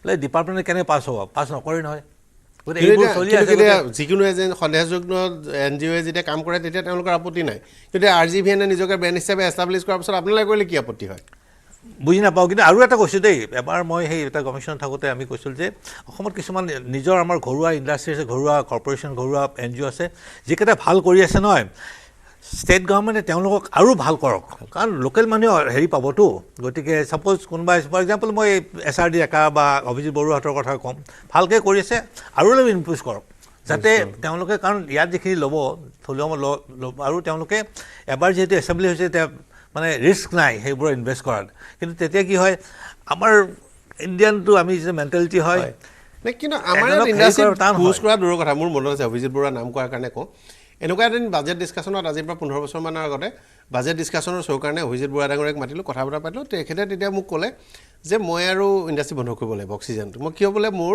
ইমান বেছি ইলেক্ট্ৰিচিটি ক্ৰাইচিছ হৈছে তেওঁ কৈছে মোৰ 2টা জেনেৰেটৰ আছিল গুৱাহাটীত 2টা ডিজি ছেট জ্বলি গ'ল আৰু কৈছে এতিয়া কাৰেণ্ট নাই মই আৰু নোৱাৰোঁ তেতিয়া গুৱাহাটীত তেওঁৰ যিটো এয়াৰ প্ৰডাক্ট আছিলে তেতিয়া মই এতিয়া ক'লোঁ গভৰ্ণমেণ্টে এখন মনে মনে স্কিম আনি থৈছিল এটা পাৰ্টিকুলাৰ কোম্পানীক সহায় কৰিবৰ কাৰণে অসম চৰকাৰে যে সেই কোম্পানীটোৱে যদি APDCLৰ পাৱাৰ হাউচটোৰ পৰা যদি নিজাকৈ ডেডিকেটেড লাইনটো বনাই আনে আৰু 1 কোটি টকা যদি চিকিউৰিটি ডিপজিট দিয়ে তেনেহ'লে আনইণ্টাৰাপ্টেড পাৱাৰ দিব মই ক'লোঁ এই স্কিমখন আপুনি জানেনে বোলে নাই গম নাপাব মই তেতিয়া ক'লোঁ যে আমুক কোম্পানীটোৰ কাৰণে এখন নটিফিকেশ্যন উলিয়াই থোৱা আছে তেওঁ ক'লে যে এতিয়াতো মোৰ গুৱাহাটী প্লেণ্টলৈ নোৱাৰিব কিন্তু সেই সময়তে মই তেওঁক ক'লোঁ যে মোৰ ঘৰ চামগুৰিত তেওঁ ক'লে চামগুৰিত APDCLৰ পাৱাৰ হাউচটো কাষতে বহুত খালী মাটি পৰি আছে আৰু মানুহে কম দামত বেছি আছে আপুনি কিনি লওক এই অক্সিজেন প্লেণ্টটো যিটো এইবাৰ নৰ্থ ইষ্টত অক্সিজেন কোভিডৰ সময়ত ক্ৰাইচিছ নহ'ল সেইটো সেই চামগুৰিত থকা সেই প্লেণ্টটো সেই মালিকখিনিত কিনিলে কিন্তু ইণ্ডাষ্ট্ৰীৰ কাৰণে কেতিয়াবা কি হয় চিলেক্টিভ এপ্ৰ'চ গভৰ্ণমেণ্টৰ থাকে গভৰ্ণমেণ্টৰ স্কিম আছে মই জানো কিন্তু মই এতিয়া কোম্পানীটোৰ নামটো নকওঁ এটা গুটকা কোম্পানীৰ কাৰণে মনে মনে অৰ্ডাৰটো উলিয়াই পেলাই কৰি থৈছিল সেই অৰ্ডাৰ যিকোনোৱে বেনিফিট ল'ব পাৰে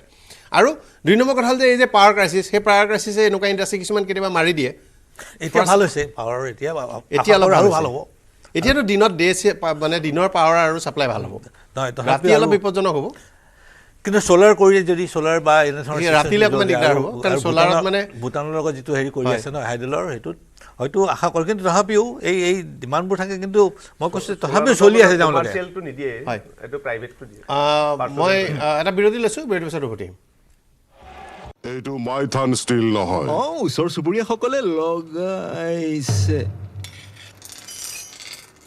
ষ্ট্ৰং মানে মাইথান ষ্টিল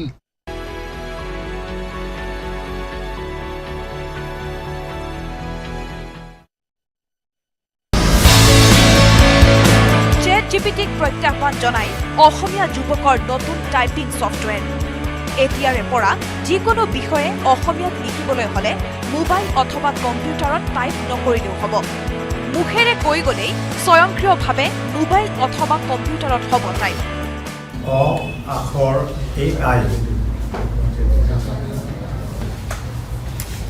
আমাৰ ভাষা আমাৰ প্ৰাণ আমাৰ ভাষা আমাৰ প্ৰাণ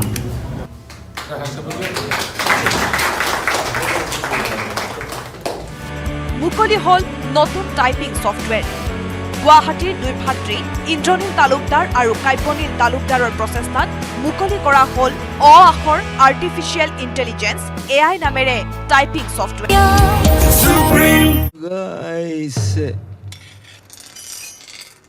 ষ্ট্ৰং মানে মাইথান ষ্টিল জিপিটিক প্ৰত্যাহ্বান জনাই অসমীয়া যুৱকৰ নতুন টাইপিং ছফ্টৱেৰ এতিয়াৰে পৰা যিকোনো বিষয়ে অসমীয়াত লিখিবলৈ হ'লে মোবাইল অথবা কম্পিউটাৰত টাইপ নকৰিলেও হ'ব মুখেৰে কৈ গ'লেই স্বয়ংক্ৰিয়ভাৱে মোবাইল অথবা কম্পিউটাৰত হ'ব টাইপ অ আখৰ AI আমাৰ ভাষা আমাৰ প্ৰাণ আমাৰ ভাষা আমাৰ প্ৰাণ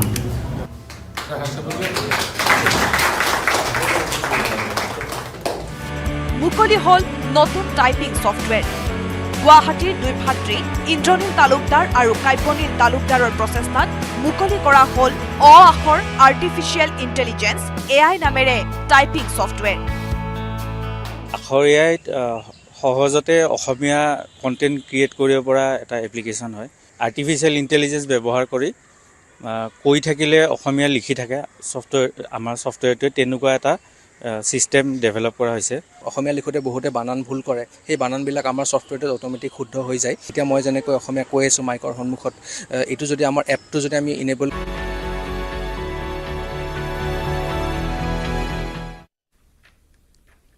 বিৰতিৰ পিছত স্বাগতম জনাইছোঁ চৰ্চা কৰি আছোঁ মই বৰবৰা ডাঙৰে চলাইছোঁ বাজেট সামৰিবৰ সময় হৈছে আমি আলোচনা কৰি আছোঁ যিবিলাক আমি কৈ আছোঁ যে লেকুনাবিলাক এতিয়া ষ্টেট গভৰ্ণমেণ্টে এতিয়া ষ্টাৰ্টআপ মিছন কালি কেবিনেটে সিদ্ধান্ত লৈছে যে ষ্টাৰ্টআপ মিছন এটা কৰিব তেতিয়া বস্তুটো আৰু এটা ছিষ্টেমেটিক কৰিবলৈ চেষ্টা কৰিছে গোটেইখিনি বিষয় আমি এডভান্টেজ অসমৰ টুৰ আগে আগে গোটেই বস্তুখিনি কৈছে মানে ইনভেষ্টৰ ফ্ৰেণ্ডলি এটা পৰিৱেশ বায়'টেকৰ ক্ষেত্ৰত চৰকাৰে ভাবিছে হয় ইনভেষ্টৰ ফ্ৰেণ্ডলি কথা কিছুমান চিন্তা মানে দূৰদৰ্শী কিছুমান চিন্তা কৰা হৈছে যিটো অমীয় শৰ্মা ডাঙৰীয়া কৈছে ভূটানলৈ মুখ্যমন্ত্ৰী ডাঙৰীয়া যাওঁতে তাৰ পৰা যিটো পাৱাৰ প্ৰজেক্টৰ লগত ভূটানৰ লগত কথা পতাৰ কথা কৈছে যে ইয়াত ইনভেষ্টমেণ্ট অহাৰ লগে লগে আমি যিটো আলোচনা কৰি আছোঁ য'ত পাৱাৰৰ এটা ক্ৰাইচিছৰ কথা কৈছে সেই পাৱাৰটো এটা এচেঞ্চিয়েল হৈ পৰিব গোটেই বস্তুটো পাৱাৰটো ক'ৰ পৰা আহিব এই গোটেই ব্যৱস্থাখিনি ইনভেষ্টমেণ্ট ফ্ৰেণ্ডলি পৰিৱেশ এটা সৃষ্টি কৰিব কৈছে আৰু এই বাজেটৰ পিছত গোটেইখিনিয়ে হ'ব আৰু আমি প্ৰথমৰ পৰাই সামৰণিত কৈছোঁ প্ৰথমৰ পৰাই নিবনুৱা সমস্যা সমাধানৰ কথা কৈছে আৰু এতিয়া এনেকুৱা এটা পৰিৱেশ আহিছে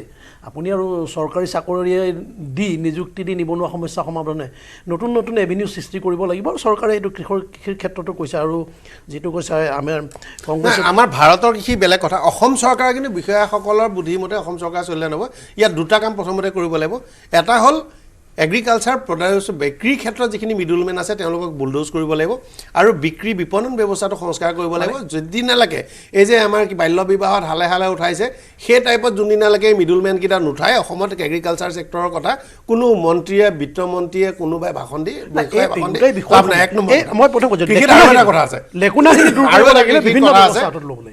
যে কৃষিত আমাৰ সকলোকে আচলতে সমগ্ৰ অসমৰ মানুহ 3.5 কোটি মানুহে ধান খাবলৈ ভালকৈ পঞ্জাব ষ্টাইলত অসমৰ এটা মহকুমাত ধান খেতি কৰিলে হয় একদম ঠিক আছে আমি অনৰ্থক অসমৰ মানুহে যিমান গাখীৰ খায় আসলে ভাল এখন জিলাত গাখীৰ কৰিলে হয় অকল নিজৰ মানুহখিনি খাবলৈ আমাৰ ডমেষ্টিক কনজাম্পচনৰ কাৰণে কিন্তু আমি কি কৰি আছো চাৰিওফালে আমি খেতি পথাৰো ৰাখিছো খেতিও কৰি আছো ঠিকমতেও কৰা নাই গৰুও পুহি আছো অসমত নাম্বাৰছ অফ গৰু যিমান আছে আপুনি যদি চাই যে আপুনি গুজৰাটত যদি চাই যে নাম্বাৰছ অফ কাউ গুজৰাট তাই গাই সংখ্যা অসমৰ গাই সংখ্যা তেনেহ'লে আমি যদি তেওঁলোকৰ 1/5 লে আমি গাখীৰ 1/5 কৰিব লাগে নহয় তাৰ আমি 20 ভাগ এভাগ কৰোঁ প্ৰডাকচনৰ কথা গাই আমি সাংঘাতিক ঘটনা কাৰণ আমি গৰু পুহি আছো আমাৰ গৰু আছে আমাৰ গৰু আছে কিন্তু আমি কোনটো গৰু আছে সেই বস্তু জেনেটিক্যালি ডেভেলপ প্ৰডাকচনটো লগত চাব লাগিব গৰুৰ সংখ্যাটো চালে আপুনি তাৰ গাখীৰৰ প্ৰডাকচনটো তাত মিলাই দিলে নহব গুজৰাটৰ গৰু এজনী কিমান গাখীৰ দিয়ে আৰু অসমৰ এজনী গৰু সেই কাৰণে এই বস্তুটো মই হেতুত মিলোৱা নাই মই হেতু কাৰণে ক'লো যে আপুনি বস্তুটো ধৰিব পৰা নাই বিষয়াসকলে ধৰিব নোৱাৰিলে বেলেগ কথা আপুনি ধৰিব লাগে মই কোৱাৰ কথাটো হ'ল যে জেনেটিক্যালি ইমপ্ৰুভ কৰিব লাগিব সেই বিষয়াসকল সেই কথাটো যে মই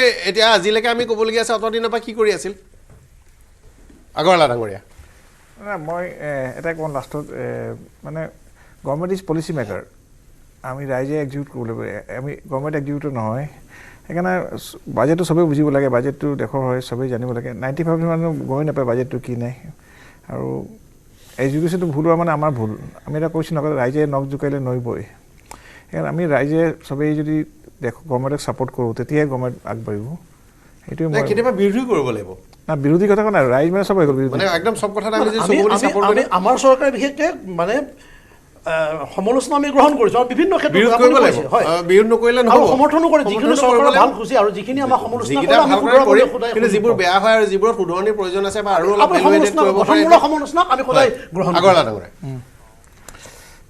এইটো আৰু মই গোটেইখিনি কম বাজেটটো বেলেঞ্চ চলিছে আৰু আমাৰ লিমিটেড ৰিসোৰ্সেস আছে মই কৈছো আমাৰ interest rate we have to pay very high আৰু আমাৰ ডেফিচিটটো থাকে বাজেট ডেফিচিট থাকে ট্ৰেড ডেফিচিটটো বহুত আমাৰ হাই আমাৰ ইম্পৰ্ট 75 বিলিয়ন ইম্পৰ্ট হয় আমাৰ প্ৰতি বছৰ গোটেই ইলেক্ট্ৰনিক্স জুৱেলাৰী অইলটো মেক্সিমাম তেলৰ দাম 85 বেৰেলছ হৈছে 90 তেল আমি 90% তেল আমি খালি এই বছৰটো এটা সাংঘাতিক কথা 90% আমি অইল বাহিৰ কিনিব 20% কৰি দিব ফলত মাইলেজ অলপ পুৰণা গাড়ীবোৰত কম পাব কিন্তু তেলৰ বিলটো অলপ কমিব মই চাই থাকো মই ডাটাবোৰ আমাৰ প্ৰতি মাহে আমাৰ এটলিষ্ট 15 লাখ to 20 লাখ কোটি টকা আমাৰ ট্ৰেড ডেফিচিট আৰু আমাৰ ফিজিক্যাল ডেফিচিট আমাৰ 1 লাখ কোটি টকা মানে 15-12 লাখ কোটি টকা ফিজিক্যাল ডেফিচিট ইমান ডেফিচিট মাজতে যদি বাজেটটো দিব পাৰিছে গভৰ্ণমেণ্টে আৰু এইটো মিলাই চলিব লাগিব আমি সবেই আমি কিন্তু ইথানল ব্লেন্ডিং 20% লৈ কৰি লোৱাৰ পাছত আমাৰ ক্ৰুড অইল মানে ইলেক্ট্ৰিক ভেহিকললৈ এখানে ইনকামটো আমাৰ মানুহৰ ইনকামটো বহুত কম আমাৰ ইণ্ডিয়াৰ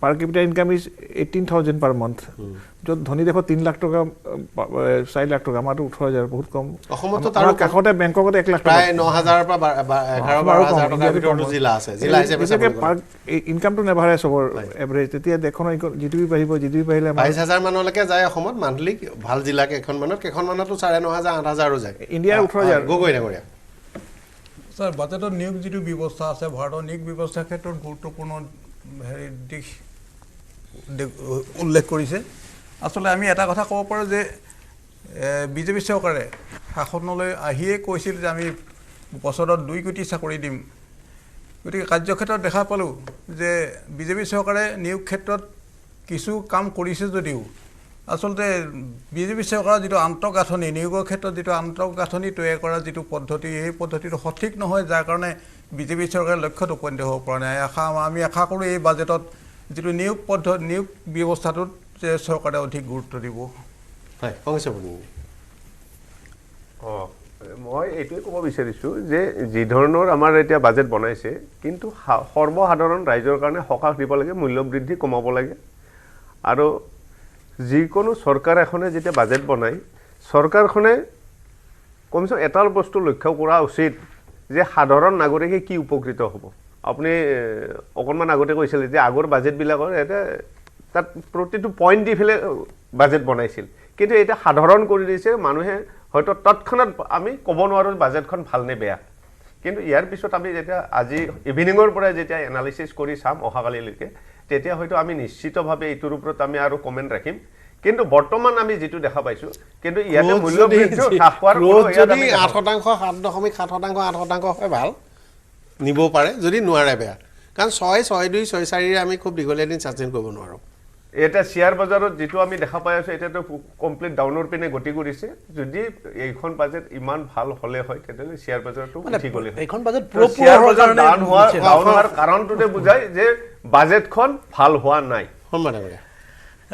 নাই তেখেতে ঠিকেই মানে কৈছে আৰু কিন্তু কি হয় কেতিয়াবা হাঁহি উঠে যে আমাৰ এই শ্বেয়াৰ মাৰ্কেট একদম ওপৰ গৈ আছে আমাৰ গ্ৰোথ ৰেট কমি আছিলে গতিকে বোধহয় এটা শ্ৰেণীয়ে বোধহয় শ্বেয়াৰ মাৰ্কেটত ইনভেষ্ট কৰে আৰু এটা আমাৰ সৰ্বসাধাৰণ ৰাইজৰ সেইটো লগত বেছি নাই গতিকে মই তথাপিও এটা ইণ্ডিকেশ্যন যিহেতু ইমান দিনে আছিলে আগৰ বাজেটবোৰত তেনেকৈ শ্বেয়াৰ মাৰ্কেট উঠিলে ভাল পাওঁ গতিকে সেইটোত কিন্তু মই এনেকৈ কৈছোঁ কিছুমান ভাল টাৰ্ম আছে যেনেকৈ বহুত দিনৰ মূৰত PPP মোডৰ কথা আহিলে বহুত বছৰৰ মূৰত বোধ হয় আগতে এই পাব্লিক প্ৰাইভেট যিটো পাৰ্টিচিপেশ্যন আছিলে এইবাৰ কৈছে ইনফ্ৰাষ্ট্ৰাকচাৰ তেওঁলোকে কৰিব আগতে কি হৈছে সব গভৰ্ণমেণ্টে কৰি দিয়ে আৰু তেওঁলোকে আহি পেলাই তাৰ পৰা মুনাফাটো লৈ ডাঙৰ ডাঙৰ কোম্পানী ছেটআপ কৰি পেলাই প্ৰফিট কৰি আছে কিন্তু সেই PPP মোডত যিটো ইনফ্ৰাষ্ট্ৰাকচাৰ প্লাছ ষ্টেটৰ লগত ষ্টেটবোৰেও কৈছে যে এনেধৰণৰ ফাণ্ড এটা আছে 50 বছৰলৈ ইণ্টাৰেষ্ট ফ্ৰী আছে তাৰ পৰা লৈ পেলাই তেওঁলোকে ইনভেষ্ট কৰিব লাগে ষ্টেটৰ গতিকে সেইটো এনেই বাজেটৰী সেইটো নহয় এইবোৰ সেই চিষ্টেমবোৰ কিছুমান যিটো কৈছে মই আকৌ ক'লোঁ যে এই ইনফৰ্মেল গিগ ৱৰ্কাৰ বুলি কয় যে মানে এই ডেলিভাৰী বয়বোৰৰ কাৰণে তেওঁলোকে নতুনকৈ চিন্তা কৰিছে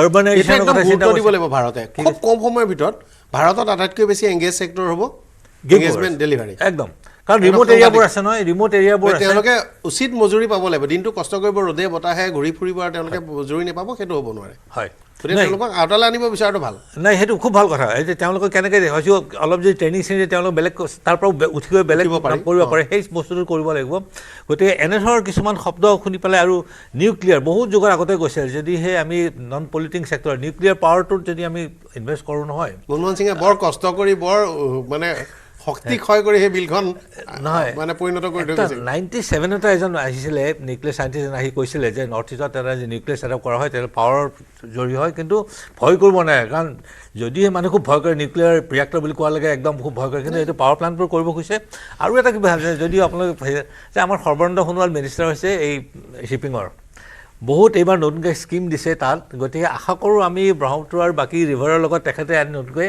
যদি অলপ কৰি আছে আৰু এটা নতুন যদি আনি পেলাই ইয়াত যদি কৰিব পাৰে আমি সেইটো এটা শিপিং কালি ইকনমিক সাৰ্ভে ৰিপৰ্টত বৰ প্ৰশংসা কৰিছে 76% তেওঁ মানে সৰ্বাধিক ধন খৰচ কৰা বিভাগবোৰৰ ভিতৰত এটা তেওঁ আৰু তেওঁৰ দিনত মানে টনেজ প্ৰায় 3 গুণ হৈছে আৰু এটা ঘটনা হৈছে ৱেট টাইম মানে আপোনাৰ বহুত কমি গৈছে 48 ঘণ্টা পাৰ হেৰি কাৰণে কণ্টেইনাৰৰ কাৰণে সেইটো 30 ঘণ্টা ৱেট টাইমলৈ কমি গৈছে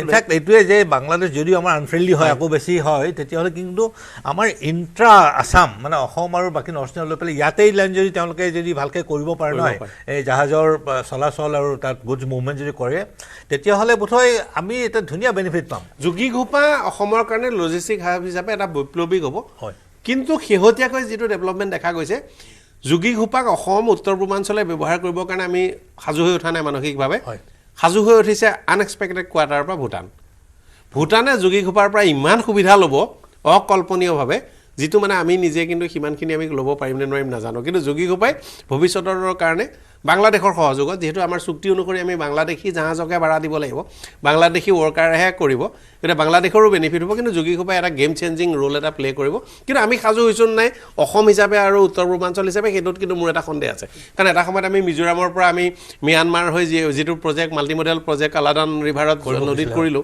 সেই প্ৰজেক্টটো হৈ গ'ল ফুল ফ্লেজেড অপাৰেটিং হৈ আছে কিন্তু তাৰ পৰা এতিয়া আমাৰ উত্তৰ পূৰ্বাঞ্চলৰ অৰ্থনীতিত যেনেকৈ প্ৰভাৱ পৰিব বুলি ভাবিছিল আমি পৰা নাই অথচ সেই ম্যানমাৰ হৈ সাগৰৰ মাজেদি লিংক এটা আনি আমি মোটামুটি মিজোৰাম পোৱাই দিলোঁ নহয় কিন্তু কামটো আমাৰ হৈ উঠা নাই যোগী ঘোপাটো সেইটো নহ'লে হ'ল আৰকান আৰ্মিয়ে বাংলাদেশৰ কিবা চাউলনা জাহাজ 3খন ধৰি ৰাখিছে সেই ম্যানমাৰ পৰ্টে দি আনিছে তেতিয়া স্বাভাৱিকতে তেওঁলোকেও বাংলাদেশে এইটো চেষ্টা কৰিব আৰু নৰেন্দ্ৰ মোদী ডাঙৰীয়া প্ৰধানমন্ত্ৰী হোৱাৰ পিছত জল পৰিবহণৰ প্ৰত্যেক বছৰে কৈ জল পৰিবহণৰ ব্যৱস্থাটো শক্তিশালী কৰিব লাগিব আৰু চৰকাৰে আৰু ছিগনিফিকেণ্ট কণ্ট্ৰিবিউশ্যন বুলি তেওঁলোকে কৈছে এইটো যথেষ্টখিনি সুবিধা আছে যথেষ্টখিনি কৰা হৈছে এতিয়া যোগী ঘোপা পৰ্ট ধুনীয়াকৈ বনাইছে ইয়াৰ পিছত হয়তো লাহে লাহে সুবিধা পাব এই বাজেটৰ পিছত যিখিনি আছিল সেইখিনিৰ পিছত এই বাজেটৰ পিছত যথেষ্টখিনি সুবিধা হয়তো লাভ কৰিব পাৰিব ইয়াৰ পাছত আমি অপেক্ষা কৰি থাকিম অসমৰ বাজেটলৈ আজি সন্ধিয়া মই এই বাজেটৰ ওপৰত আৰু বিশ্লেষণ লৈ ল'ম ৰাজনৈতিক পদক্ষেপ ল'বলৈ সকলো ৰাজনৈতিক দলে আৰু বাজেট পঢ়ি শুনি আহিব গতিকে সন্ধিয়া চাবলৈ নাপাহৰিব News18 অসম নৰ্থইষ্ট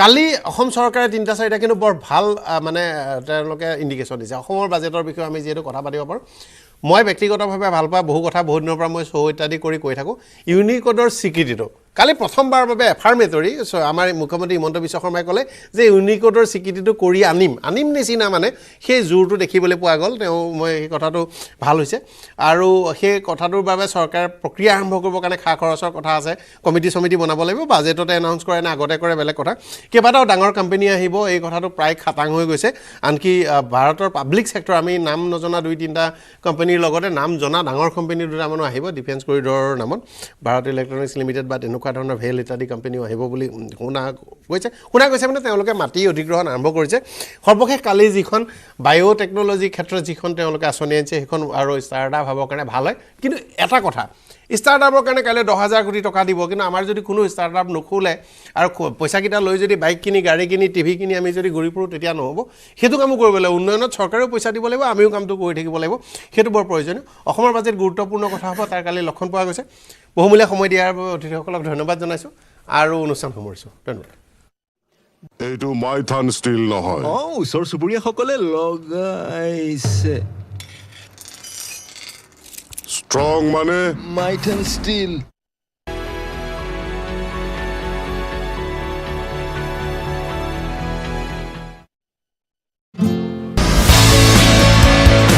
ChatGPTক প্ৰত্যাহ্বান জনাই অসমীয়া যুৱকৰ নতুন টাইপিং ছফটৱেৰ এতিয়াৰে পৰা যিকোনো বিষয়ে অসমীয়াত লিখিবলৈ হ'লে মোবাইল অথবা কম্পিউটাৰত টাইপ নকৰিলেও হ'ব মুখেৰে কৈ গ'লেই স্বয়ংক্ৰিয়ভাৱে মোবাইল অথবা কম্পিউটাৰত হ'ব টাইপ অ আখৰ AI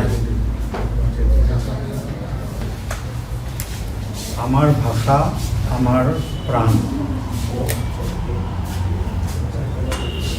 আমাৰ ভাষা আমাৰ প্ৰাণ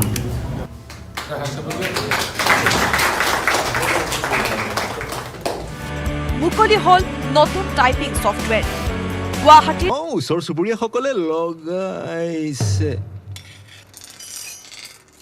ষ্ট্ৰং মানে মাইথান ষ্টিল ChatGPTক প্ৰত্যাহ্বান জনাই অসমীয়া যুৱকৰ নতুন টাইপিং ছফটৱেৰ এতিয়াৰে পৰা যিকোনো বিষয়ে অসমীয়াত লিখিবলৈ হ'লে মোবাইল অথবা কম্পিউটাৰত টাইপ নকৰিলেও হ'ব মুখেৰে কৈ গ'লেই স্বয়ংক্ৰিয়ভাৱে মোবাইল অথবা কম্পিউটাৰত হ'ব টাইপ অ আখৰ AI আমাৰ ভাষা আমাৰ প্ৰাণ আমাৰ ভাষা আমাৰ প্ৰাণ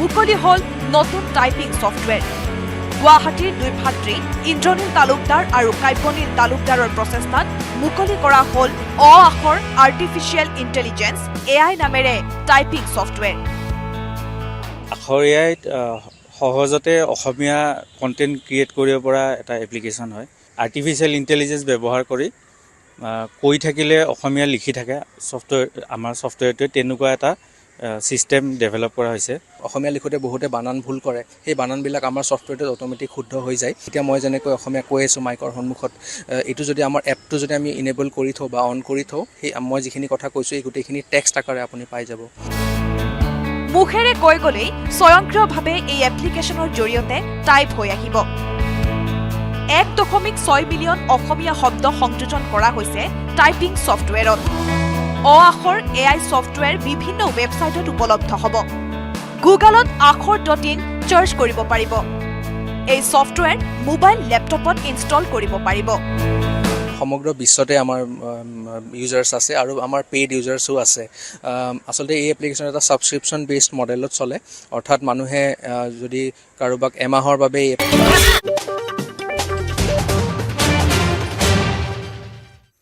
দ্ৰুত সময়লৈ স্বাগতম জনাইছোঁ ষ্টুডিঅ'ত মই সৌৰভ গাৰ্গ 12 লাখ টকালৈ আয়কৰ ৰেহাই বছৰি 12,75,000 টকা আয় কৰা লোকে দিব নালাগে কৰ পূৰ্বে এই সীমা আছিল 7 লাখ টকা কেন্দ্ৰীয় বিত্তমন্ত্ৰীয়ে দাখিল কৰা বাজেটত গুৰুত্বপূৰ্ণ ঘোষণা আয়কৰ ৰিটাৰ্ণৰ সময় 2 বছৰৰ পৰা 4 বছৰলৈ বৃদ্ধি 4 পৰা 8 লাখ টকালৈ কৰ 5%, 8ৰ পৰা 12 লাখ টকালৈ কৰ 10%, 12ৰ পৰা 16 লাখ টকালৈ কৰ 15%, 16ৰ পৰা 20 লাখ টকালৈ 20%, 20ৰ পৰা 24 লাখ টকালৈ 25%, 24 লাখৰ ওপৰত আয়কৰ 30%। 36 বিধ জীৱনদায়িনী ঔষধত সীমা শুল্ক ৰেহাই কৰ্কট ৰোগৰ দৰে জটিল ৰোগৰ ঔষধৰ দাম হ্ৰাস 6 বিধ জীৱনদায়িনী ঔষধৰ দাম কমিব LED LCD টিভিৰ 2.5% সীমা শুল্ক হ্ৰাস লিথিয়ন আয়ন বেটাৰী দাম কমিব কেন্দ্ৰীয় বাজেটৰ পৰা নামৰূপ সাৰ কাৰখানালৈ ভাল খবৰ বৃদ্ধি হ'ব নামৰূপ সাৰ কাৰখানাৰ উৎপাদনৰ ক্ষমতা 12.7 লাখ মেট্ৰিক টন সাৰ উৎপাদন ক্ষমতা বৃদ্ধিৰ লক্ষ্য এই বাজেটত কেন্দ্ৰীয় বাজেটত মধ্যবিত্ত শ্ৰেণীৰ লোকক সকাহ মধ্যবিত্তক লক্ষ্য কৰি সংশোধন কৰা হ'ব আয়কৰ আইন সৰল হ'ব আয়কৰ আইন অহা সপ্তাহত উত্থাপন হ'ব আয়কৰ বিধেয়ক কেন্দ্ৰীয় বাজেটত কৃষকক সবলীকৰণৰ লক্ষ্য কৃষি উৎপাদন বৃদ্ধিৰ লক্ষ্য কেন্দ্ৰীয় বাজেটত 100খন কম উৎপাদনশীল জিলাক লক্ষ্য কৰি লোৱা হৈছে বাজেটত বিহাৰত গঠন কৰা হ'ব মখনা বোৰ্ড মেডিকেল কলেজত 10,000 নতুন আসন সৃষ্টিৰ পৰিকল্পনা বাজেটত চামৰা আৰু জোতা উদ্যোগত 22 লাখ নিবনুৱাৰ সংস্থাপন লক্ষ্য চৰকাৰৰ বিহাৰত হ'ব national institute of food technology দেশত স্থাপন হ'ব 5টা নেশ্যনেল চেণ্টাৰ অফ এক্সচেঞ্জ স্থাপন হ'ব 3টা নতুন AI centre of exchange AI চেণ্টাৰৰ বাবে 500 কোটি টকা ধাৰ্য কৰা হৈছে বাজেটত কেন্দ্ৰীয় বাজেটত গ্ৰামীণ অঞ্চলত নিয়োগ বৃদ্ধিৰ লক্ষ্য জল জীৱন মিছনৰ ম্যাদ 2028 চনলৈ বৃদ্ধি দেশৰ 120টা স্থানলৈ উড়ান আঁচনিৰ পৰিসৰ বৃদ্ধি পাৰমাণৱিক শক্তি মিছনৰ বাবে বাজেটত 20,000 কোটি টকা ধাৰ্য দেশত 200 কৰ্কট ৰোগৰ চিকিৎসা কেন্দ্ৰ স্থাপন কৰা হ'ব IIT সমূহত বৃদ্ধি হ'ব 6500 আসন বাজেটত মেক ইন ইণ্ডিয়াক অগ্ৰাধিকাৰ মেডিকেল কলেজসমূহত 10,000 আসন বৃদ্ধিৰ বাবে লক্ষ্য লোৱা হৈছে বাজেটত PM ধন ধান কৃষি আঁচনিৰ শুভাৰম্ভ 7 কোটি 70 লাখ কৃষকলৈ কিষাণ ক্ৰেডিট কাৰ্ডৰ সুবিধা MSMEৰ বাবে 5 কোটিৰ পৰা 10 কোটিলৈ ঋণ বৃদ্ধি দুগ্ধ আৰু মৎস্য উৎপাদনৰ বাবে 5 লাখ টকা ঋণৰ ব্যৱস্থা কৃষক যুৱ শক্তি আৰু মহিলাক প্ৰাধান্য দিয়া হৈছে বাজেটত দৰিদ্ৰ মধ্যবিত্ত শ্ৰেণীৰ পৰিয়ালৰ আন্তঃগাঁথনিৰ গুৰুত্ব কেন্দ্ৰীয় বাজেটত দেশৰ 6টা বিভাগক সংস্কাৰ কৰাৰ লক্ষ্য কেন্দ্ৰীয় চৰকাৰৰ চিকিৎসা শিক্ষাত 5 বছৰত 75,000 আসন বৃদ্ধিৰ লক্ষ্য 5 লাখ মহিলা SC ST বাবে নতুন আঁচনি প্ৰতিটো পৰিয়ালক বিশুদ্ধ খোৱা পানী যোগানৰ লক্ষ্য 2047 চনৰ ভিতৰত 1000 গিগাবাইট পাৰমাণৱিক শক্তিৰ লক্ষ্য ভাৰতৰ ষ্টাৰ্টআপৰ বাবে বৃহৎ আঁচনি ঘোষণা কেন্দ্ৰৰ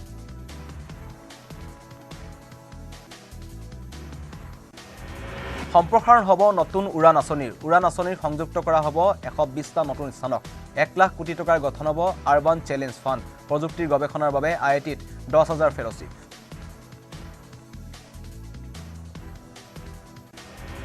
MSMEত চৰকাৰৰ বিনিয়োগ 2.5 গুণ বৃদ্ধিৰ লক্ষ্য দেশৰ 7.5 কোটি লোক জড়িত হৈ আছে MSMEত দেশৰ উৎপাদন 36% বৃদ্ধি MSMEৰ বাজেটত MSMEক বিশেষ প্ৰাধান্য কেন্দ্ৰীয় চৰকাৰৰ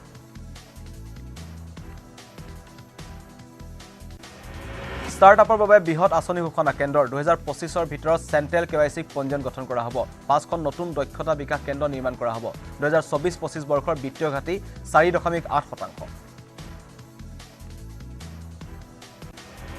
বীমা খণ্ডত বিদেশী বিনিয়োগ 100% লৈ বৃদ্ধি ব্যক্তিগত খণ্ডত পৰ্যটন বিকাশ কৰা হ'ব উচ্চ মাধ্যমিক পৰ্যায়লৈ চৰকাৰী বিদ্যালয়ত ব্ৰডবেণ্ড সংযোগ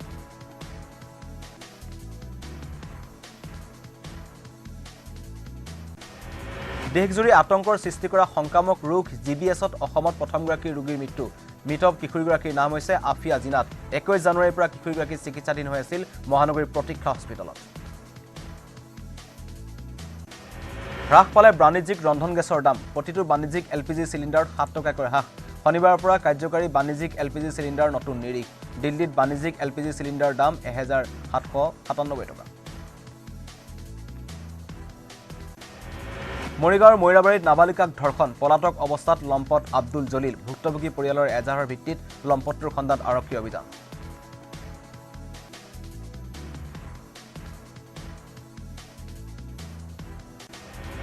ৰঙাপাৰাত ৰাইজে খেদি ধৰিলে গৰুচুৰক ৰঙাপাৰাৰ বৰজলি চাহ বাগিচাত গৰুচুৰৰ সন্ত্ৰাস গৰুচুৰৰ বাহনৰ ক্ষতিসাধন কৰিলে ৰাইজে ধৃত 3টা চুৰক ৰাইজে উত্তম মধ্যম ফুটাই গতাই দিলে আৰক্ষী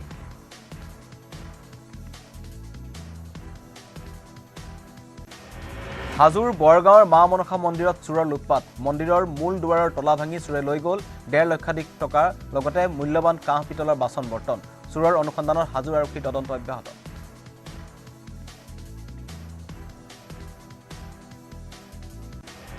গোলাঘাট জিলাৰ 105 গৰাকী আৰক্ষীলৈ আৰক্ষী সঞ্চালক প্ৰধানৰ বিশেষ স্বীকৃতি অপৰাধজনিত ঘটনা নিয়ন্ত্ৰণত প্ৰদৰ্শন কৰা পাৰদৰ্শিতাৰ বাবে এই স্বীকৃতি কাজিৰঙাৰ আৰক্ষী অতিথিশালাত প্ৰদান কৰা হয় প্ৰশস্তি পত্ৰ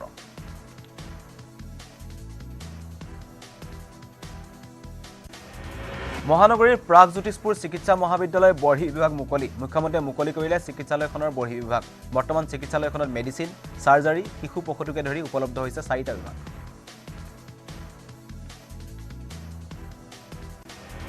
ৰাষ্ট্ৰীয় স্বাস্থ্য অভিযান চমুকৈ NHMৰ আৰু অসম কেন্সাৰ কেয়াৰ ফাউণ্ডেশ্যন চমুকৈ SCCFৰ মাজত বুজাবুজিৰ চুক্তি মুখ্যমন্ত্ৰীৰ উপস্থিতিত অসমৰ 9খন জিলাত কেন্সাৰ ৰোগীৰ স্ক্ৰিনিং সেৱাৰ বাবে সম্পন্ন কৰা হয় বুজাবুজি চুক্তি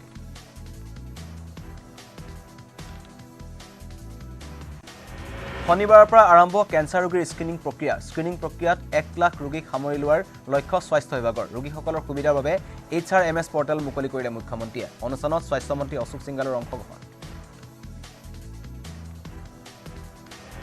কৃষ্ণাইত ৰাষ্ট্ৰীয় ঘাইপথ নিৰ্মাণকাৰী সংস্থাৰ বিৰুদ্ধে ক্ষোভিত ৰাইজ উত্তেজিত লোকে জবাবদিহি কৰিলে ৰাষ্ট্ৰীয় ঘাইপথ নিৰ্মাণৰ প্ৰতিষ্ঠানৰ বিষয়ববীয়াক গোৱালপাৰাত মৰণফাণ্ডত পৰিণত হৈছে 17 নং ৰাষ্ট্ৰীয় ঘাইপথ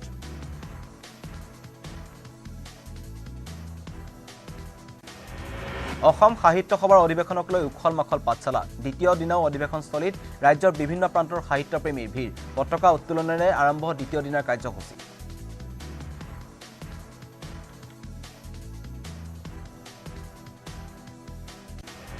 মুখ্যমন্ত্ৰীৰ বিৰুদ্ধে ক্ষুব্ধ গোৱালপাৰা জিলা গাহৰি পালক সংস্থা থাইলেণ্ডৰ কোম্পানীৰ অসমত গাহৰি ব্যৱসায় সন্দৰ্ভত মুখ্যমন্ত্ৰীয়ে পৰস্পৰ বিৰোধী স্থিতি লোৱাৰ অভিযোগ থলুৱা গাহৰি পালকসকলৰ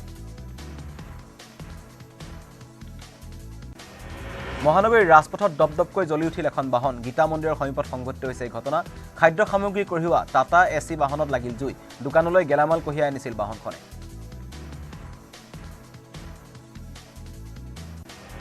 মৰিয়নিত পথ দুৰ্ঘটনাক লৈ উত্তপ্ত পৰিস্থিতি পথ অৱৰোধ কৰি শতাধিক ৰাইজে ৰাজপথ উত্তাল কৰি তোলে পৰিৱেশ যোৰহাট মৰিয়নি পথৰ মূৰমূৰীয়াত তীব্ৰবেগী ট্ৰাকৰ খুন্দাত নিহত এগৰাকী মহিলা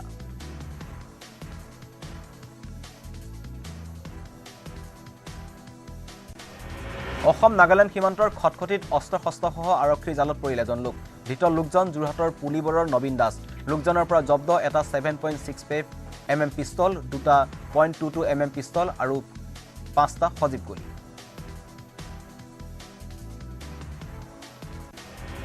কপিলী নৈৰ ওপৰত নিৰ্মিত জাগিৰোড মৰিগাঁও সংযোগী দলং মুকলি অনুষ্ঠানত মুখ্যমন্ত্ৰী ডক্টৰ হিমন্ত বিশ্ব শৰ্মাৰ উল্লেখ উপস্থিত থাকে মাত্ৰ 14 মাহতে নিৰ্মাণ কৰি তোলা হৈছে এই দলংখন কেন্দ্ৰীয় চৰকাৰে প্ৰায় 80 কোটি টকা ব্যয়েৰে নিৰ্মাণ কৰিছে দলংখন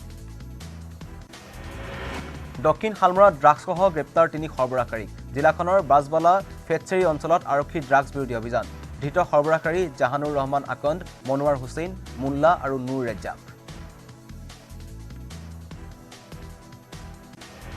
বাক্সাৰ নৈত অবৈধ খনন বন মাফিয়াৰ বাক্সাৰ আলগাৰজাৰ আৰু নিউ জুলুকি মৰা পাগলাদিয়াৰ নৈত এক্সকেভেটৰ আৰু ফকলেনেৰে দিনে নিশাই চলাইছে অবৈধ খনন ঘটনাক লৈ নিৰ্দেশ নিৰ্বিকাৰ বন বিভাগ চতিয়াৰ দক্ষিণাঞ্চলত বাঘৰ আতংকক লৈ তৎপৰ হৈছে বন বিভাগ বাঘৰ গতিবিধি নিৰীক্ষণৰ বাবে বন বিভাগে স্থাপন কৰিছে কেমেৰা 4টাকৈ স্থানত স্থাপন কৰা হ'ল 4টা কেমেৰা হাজোৰ বাগটাৰ ভল্লাবৰীত স্থাপন হ'ব অত্যাধুনিক কেন্দ্ৰীয় কাৰাগাৰ নিৰ্মাণ হ'বলগীয়া অঞ্চলটোৰ আন্তঃগাঁথনিৰ কামৰ শুভাৰম্ভণি কৰিলে বিধায়ক ভৱেশ কলিতাই কাৰ্যসূচীত উপস্থিত থাকে কেইবাখনো গাঁৱৰ ৰাইজ ৰঙাপাৰাত যাত্ৰীবাহী ৰেলৰ পৰা বৃহৎ পৰিমাণৰ গাঞ্জা জব্দ ৰঙাপাৰা ৰেলৱে সুৰক্ষা বাহিনীয়ে জব্দ কৰে 25 কেজি 900 গ্ৰাম ওজনৰ গাঞ্জা জব্দকৃত গাঞ্জাখিনিৰ মূল্য 2,60,000 টকা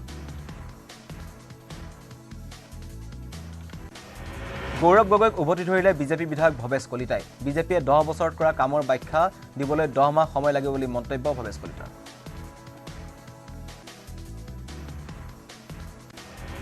আমেৰিকাৰ ফিলাডেলফিয়াত বিমান দুৰ্ঘটনা 6 গৰাকী যাত্ৰীক কঢ়িয়াই নিয়া এখন ব্যক্তিগত বিমান দুৰ্ঘটনাগ্ৰস্ত ফিলাডেলফিয়া বিমানবন্দৰৰ পৰা উৰা মৰাৰ কিছু সময়ৰ পাছতে দুৰ্ঘটনাত পতিত হয় বিমানখন আৱাসিক এলেকাত খহি পৰিল দুৰ্ঘটনাগ্ৰস্ত বিমানখন দুৰ্ঘটনাত একাধিক লোক হতাহত হোৱাৰ আশংকা কৰা হৈছে বিমান দুৰ্ঘটনাৰ পাছতে সৃষ্টি হোৱা অগ্নিকাণ্ডই কেইবাটাও বাসগৃহৰ ক্ষতি সাধন কৰে ফিলাডেলফিয়াৰ ৰুজভেল মলৰ ওচৰত সংঘটিত হৈছে ভয়ংকৰ বিমান দুৰ্ঘটনা এসপ্তাহৰ ভিতৰতে আমেৰিকাৰ তৃতীয়টো বিমান দুৰ্ঘটনা ইয়াৰ পূৰ্বে ৱাশ্বিংটন বিমানবন্দৰৰ সমীপত যাত্ৰীবাহী বিমান আৰু আমেৰিকান সেনাৰ ব্লেক হক হেলিকপ্টাৰ দুৰ্ঘটনাত পতিত হৈছিল য'ত 57জন লোকৰ মৃত্যু ঘটিছে আগৰতলাৰ মেট্ৰ বজাৰ শ্বপিং মল আৰু আয়াৰটাম বিল্ডিঙত ভয়ংকৰ অগ্নিকাণ্ড মেট্ৰ বজাৰ এচিৰ পৰা সংঘটিত হৈ অগ্নিকাণ্ড অগ্নি নিৰ্বাপক বাহিনীয়ে নিৰ্বাপন কৰে জুই ৰাজস্থান ভ্ৰমণ ইংলেণ্ডৰ প্ৰাক্তন প্ৰধানমন্ত্ৰী জয়পুৰ সাহিত্য মহোৎসৱত অংশগ্ৰহণ ইংলেণ্ডৰ প্ৰাক্তন প্ৰধানমন্ত্ৰী ঋষি সুনক আৰু ইনফোচিছৰ প্ৰতিষ্ঠাপক এন.আৰ. নাৰায়ণ মূৰ্তি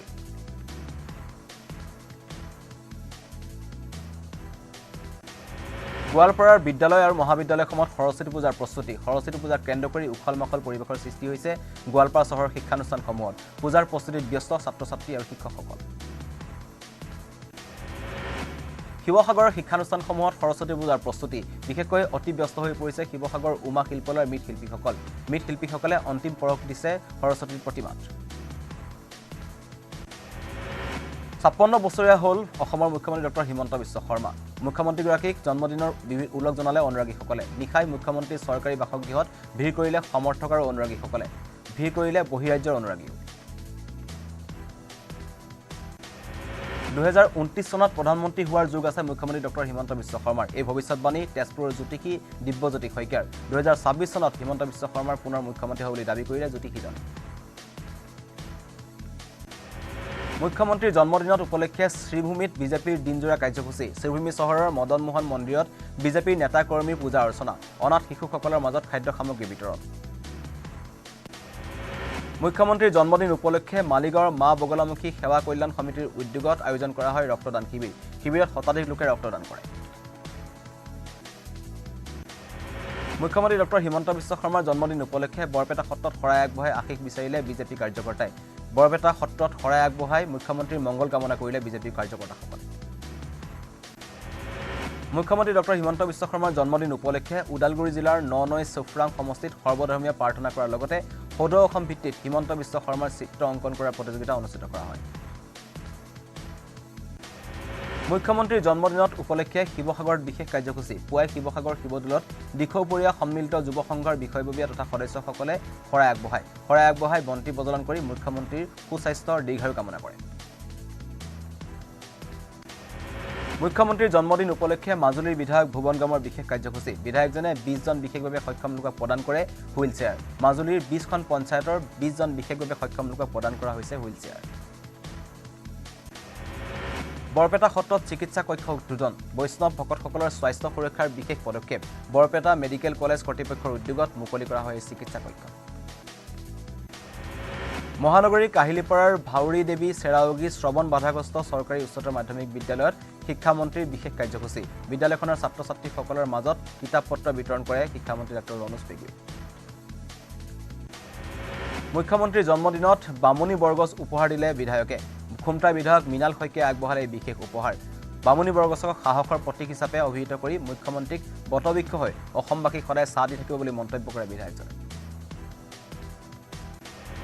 বাক্সাৰ মানসত ঝুমুৰ বিশ্বালয়ৰ আখৰা বাক্সাত ঝুমুৰ নৃত্যৰ দুদিনীয়া কৰ্মশালা 24 ফেব্ৰুৱাৰীত সৰু সজাইত হ'বলগীয়া ঝুমুৰ বিশাল অনুষ্ঠানত অংশ ল'ব 64গৰাকী যুৱক যুৱতী দৰঙৰ দলগাঁৱত ঝুমুৰৰ বিশ্ব অভিলেখৰ আখৰা অসম চৰকাৰৰ সাংস্কৃতিক পৰিক্ৰমা বিভাগৰ উদ্যোগত দলগাঁৱৰ ঝুমুৰ নৃত্যৰ প্ৰশিক্ষণ কাৰ্যসূচী প্ৰশিক্ষণত অংশ লোৱা শতাধিক ছাত্ৰ ছাত্ৰীৰ পৰা নিৰ্বাচিত কৰা হ'ব 70গৰাকী ছাত্ৰ ছাত্ৰী ওদালগুৰিত ঝুমুৰ নৃত্যৰ প্ৰশিক্ষণ ঝুমুৰৰ প্ৰশিক্ষণত ওদালগুৰি জিলাৰ 4টা বিধানসভা সমষ্টিৰ প্ৰায় 262গৰাকী ঢুলীয়া নাচনীৰ অংশগ্ৰহণ প্ৰশিক্ষণত ভেৰগাঁও বিধানসভা সমষ্টিৰ 58গৰাকী যুৱক যুৱতীৰ অংশগ্ৰহণ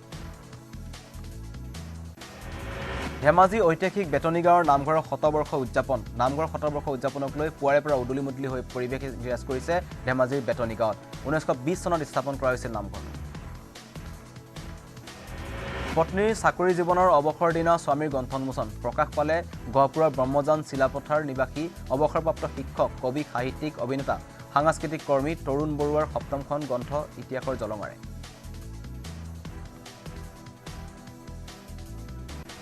গুৱাহাটী মহানগৰীৰ ঐতিহাসিক নাৰেংগীৰ শ্ৰী গণেশ মন্দিৰত গণেশ চতুৰ্থী পূজাৰ প্ৰস্তুতি পূজাৰ লগতে সংগতি ৰাখি ৰাতিপুৱা বন্তি প্ৰজ্বলন প্ৰভাত ফেৰী বীৰনাম পৰিৱেশনকে ধৰি বিভিন্ন কাৰ্যসূচী আয়োজন কৰা হয়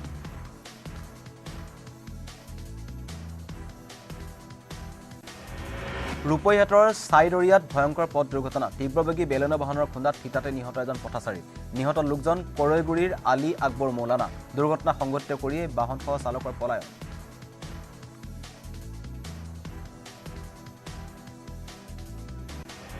সৰস্বতী পূজাক লৈ ব্যস্ত বৰপেটা ৰোডৰ সমীপৰ পালপাৰা গাঁৱৰ ৭০টা পৰিয়াল সৰস্বতী দেৱীৰ প্ৰতিমা নিৰ্মাণ কৰাত ব্যস্ত হৈ পৰিছে মৃৎশিল্পীসকল অত্যাৱশ্যকীয় সামগ্ৰীৰ মূল্যবৃদ্ধিয়ে প্ৰভাৱ পেলাইছে প্ৰতিমা নিৰ্মাণত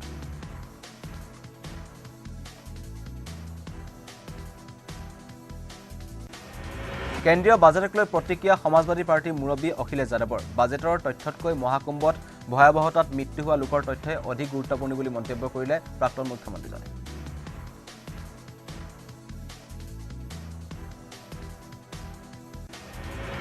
কেন্দ্ৰীয় বাজেটক প্ৰশংসা CIR অধ্যক্ষ ভাস্কৰ ফুকনৰ নিৰ্মলা সীতাৰমণে দাখিল কৰা বাজেটক উন্নয়নমুখী বাজেট আখ্যা অসম তথা উত্তৰ পূৰ্বাঞ্চলৰ বাবে বাজেটে আশাৰ বতৰা কঢ়িয়াই আনিছে বুলি মন্তব্য কৰিলে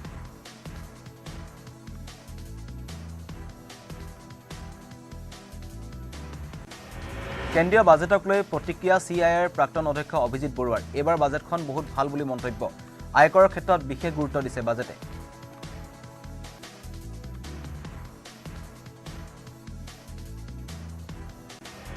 মণিপুৰৰ লুংজাং গাঁৱত পপি খেতি ধ্বংস প্ৰশাসনৰ আৰক্ষী প্ৰশাসনে ধ্বংস কৰিলে ৪৫ একৰ ভূমিত কৰা পপি খেতি মণিপুৰ আৰক্ষী কেন্দ্ৰীয় আৰক্ষী বাহিনী বন বিভাগে যৌথভাৱে চলাইছিল অভিযান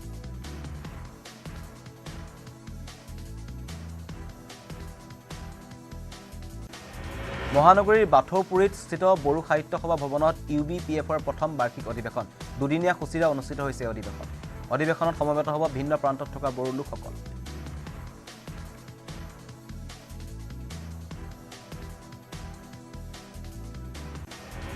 অৱশেষত সন্ধান ওলাল মহাকুম্ভ মেলাত সন্ধানহীন হোৱা বিশ্বনাথৰ মঞ্জু দেৱী আগৰৱালাৰ প্ৰয়াগৰাজৰ অঘৰী বাবাৰ কেম্পত আছিল মহিলাগৰাকী গুৱাহাটীৰ এগৰাকী ব্যক্তিয়ে মহিলাগৰাকীক প্ৰত্যক্ষ কৰে পাছত অঘৰী বাবাৰ কেম্পৰ পৰা মহিলাগৰাকীক লৈ আনে ৰেলৱে ষ্টেচনলৈ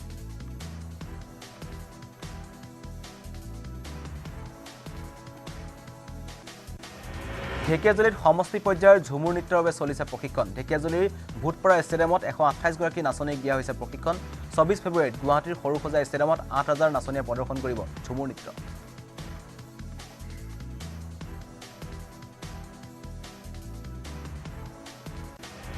জামুগুৰিহাটৰ টুপিয়াত ঝুমুৰ নৃত্যৰ প্ৰশিক্ষণ প্ৰশিক্ষাৰ্থীসকলৰ লগত নিজে ঝুমুৰ নাচি উৎসাহ যোগালে বিধায়ক পদ্ম হাজৰিকাই নদুৱাৰ সমষ্টিৰ পৰা ৬৪ গৰাকী প্ৰাৰ্থী নিৰ্বাচিত কৰা হ'ব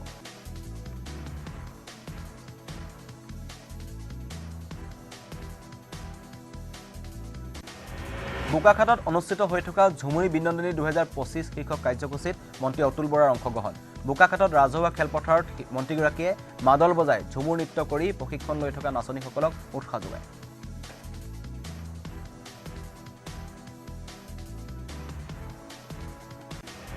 বৰচলাৰ লখুপাৰা গাঁৱত পথৰ বিধ্বস্ত ৰূপ দুবছৰ পূৰ্বে পথটো নিৰ্মাণৰ নামত আঁচনি আবণ্টন হ'ল যদিও আজিলৈকে পথটো নিৰ্মাণ নোহোৱাৰ অভিযোগ যাৰ ফলত এজাক বৰষুণ দিলেই কদৰ্যময় হৈ পৰে পথটো এই সন্দৰ্ভত স্থানীয় বিধায়ক গণেশ লিম্বুৰ হস্তক্ষেপৰ দাবী গাঁওবাসীৰ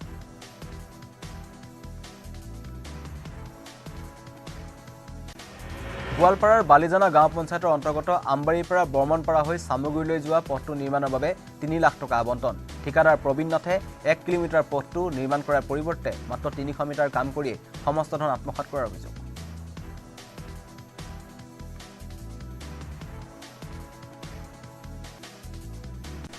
ঢেকিয়াজুলিত মাইনুশ্ৰী কয়লাজুলি সংযোগী এখন বাঁহৰ দলঙেৰে বিপদসংকুল যাত্ৰা কেইবাখনো গাঁৱৰ ৰাইজৰ মাইনুশ্ৰী নৈ বাহনী পানীয়ে খহাই নিয়া অংশ নিৰ্মাণৰ লগতে ভগ্ন দলংখন পুনৰ মেৰামতি কৰিবলৈ সমষ্টিটোৰ বিধায়ক তথা মন্ত্ৰী অশোক সিংঘালক দাবী স্থানীয় ৰাইজৰ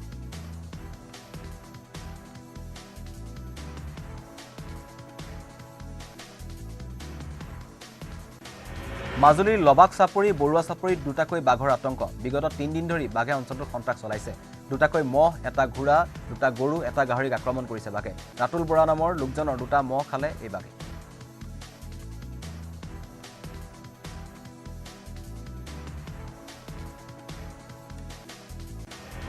তামুলপুৰৰ ভাৰত ভূটান সীমান্তৱৰ্তী দাউৰাইঝাৰত বন্যহস্তীৰ আক্ৰমণত প্ৰাণ গ'ল এগৰাকী মহিলাৰ নিশা তাৰামণি বৰ্মন নামৰ মহিলাগৰাকীক শুই থকা অৱস্থাতেই বন্যহস্তীয়ে ঘৰ ভাঙি আক্ৰমণ কৰে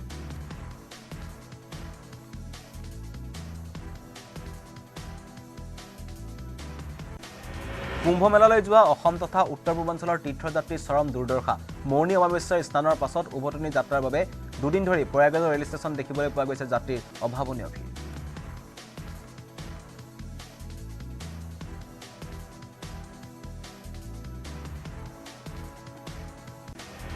প্ৰয়াগৰাজৰ পৰা অসমলৈ ঘূৰি আহিবলৈ যাত্ৰীয়ে পোৱা নাই পৰ্যাপ্ত ৰেলৰ সুবিধা যিকোনো ৰেলত উঠি কোনোমতে থিয় হৈ আহিব লগা হৈছে যাত্ৰীসকল যাৰ ফলত চৰম দুৰ্ভোগৰ সন্মুখীন হৈছে যাত্ৰীসকল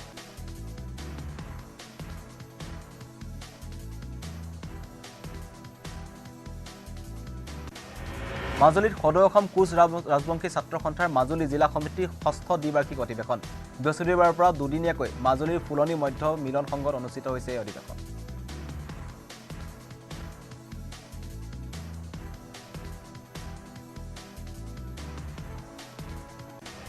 শ্ৰীমন্ত শংকৰদেৱ সংঘ মৰিগাঁও জিলাৰ শাখাৰ ৪৮ সংখ্যক বাৰ্ষিক অধিৱেশন জাগিৰোডৰ ৰসৰাজ লক্ষ্মীনাথ বেজবৰুৱাৰ সমন্বয়ৰ ক্ষেত্ৰত তিনিদিনীয়া বৰ্ণাঢ্য কাৰ্যসূচীৰে অনুষ্ঠিত হৈছে অধিৱেশন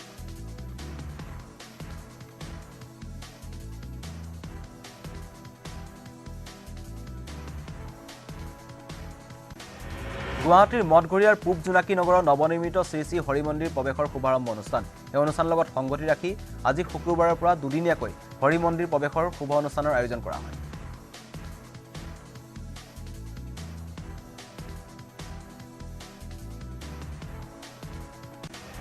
গুৱাহাটীৰ সৰুসজাত বিদ্যাভাৰতী পূৰ্বোত্তৰ ক্ষেত্ৰৰ উদ্যোগত ২৯ জানুৱাৰীৰ পৰা তিনিদিনীয়াকৈ অনুষ্ঠিত হৈছে সুখৰ মহাশিবিৰ এই অনুষ্ঠানত মুখ্যমন্ত্ৰী ডক্টৰ হিমন্ত বিশ্ব শৰ্মা আৰু অৰুণাচল প্ৰদেশৰ শিক্ষামন্ত্ৰী পাংচাং দৰ্জী সোণা উপস্থিত থাকে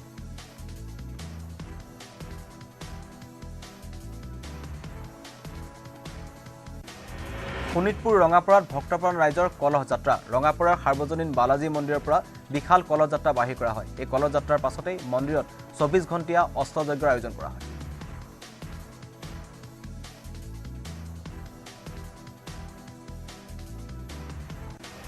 কলিয়াবৰৰ বামুণীয়াত সত্ৰীয়া নৃত্যৰ ছদিনীয়া প্ৰশিক্ষণ প্ৰদান বিভিন্ন সম্প্ৰদায়ৰ শিশু চেমনীয়া যুৱক যুৱতীসকলক বিনামূলীয়াকৈ প্ৰদান কৰা হৈছে সত্ৰীয়া নৃত্যৰ প্ৰশিক্ষণ সাৰথী আৰু সংমাক নামৰ সাংস্কৃতিক অনুষ্ঠান দুটাৰ যৌথ উদ্যোগত প্ৰদান কৰা হৈছে সত্ৰীয়া নৃত্যৰ প্ৰশিক্ষণ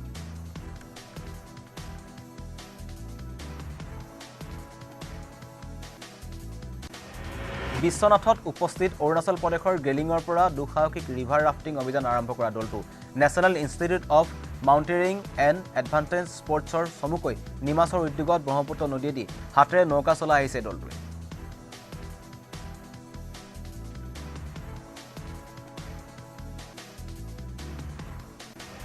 অৰুণাচল প্ৰদেশৰ গেলিঙৰ পৰা বিগত ১৮ দিন ধৰি মহাবাহু ব্ৰহ্মপুত্ৰত নৌকা চালনা কৰি আহিছিল ২২ জন সদস্য থকা দলটোৱে ব্ৰহ্মপুত্ৰ নদীৰে মুঠ ৯১৬ কিলোমিটাৰ অতিক্ৰম কৰিব ৰিভাৰ ৰাফটিঙৰ এই যাত্ৰা শেষ হ'ব ধুবুৰী হাটচিঙিবাৰীত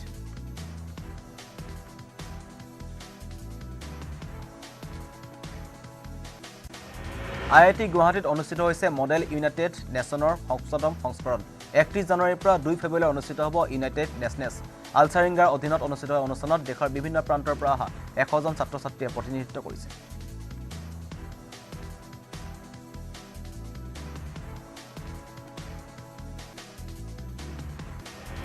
গোসাইগাঁৱৰ তেতেলী পাৰস্থিত কৃষি বিজ্ঞান কেন্দ্ৰৰ আঞ্চলিক গৱেষণা কেন্দ্ৰৰ উদ্যোগত অনুষ্ঠিত হৈছে কৃষক মেলা গোসাইগাঁৱত কৃষি খণ্ডত নতুন প্ৰযুক্তি উদ্ভাৱন কৰা হৈছে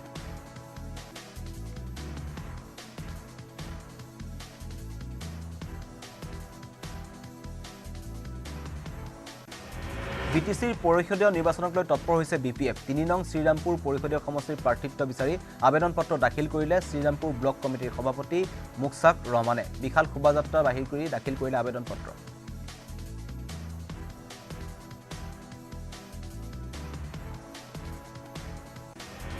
মহানগৰীৰ নালাপাৰাস্থিত ৰিজনেল কলেজ অফ হেল্থ সায়েন্সৰ চৌহদত অনুষ্ঠিত হয় বিনামূলীয়া চিকিৎসা শিবিৰ ৰাজপথৰে যোৱা ১০৮ জনতকৈ অধিক লোকে এই শিবিৰত অংশগ্ৰহণ কৰে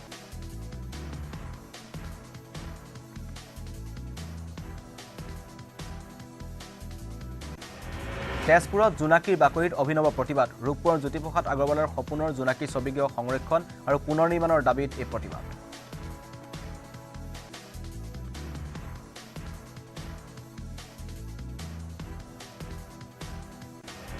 সমাগত বিদ্যাৰ অধিষ্ঠাত্ৰী দেৱী সৰস্বতী পূজা পূজাৰ প্ৰাক্ষণত ব্যস্ততা বাঢ়িছে ৰাজ্যৰ মৃৎশিল্পীসকলৰ আঙুলিৰে স্পৰ্শৰ অন্তিম পৰহণ দিছে কলিয়াবৰৰ প্ৰসিদ্ধ মৃৎশিল্পী ধীৰেন বৰঠাকুৰে সৰস্বতী দেৱীৰ প্ৰতিমাৰে ভৰি পৰিছে প্ৰসিদ্ধ মৃৎশিল্পীগৰাকীৰ শিল্পালয়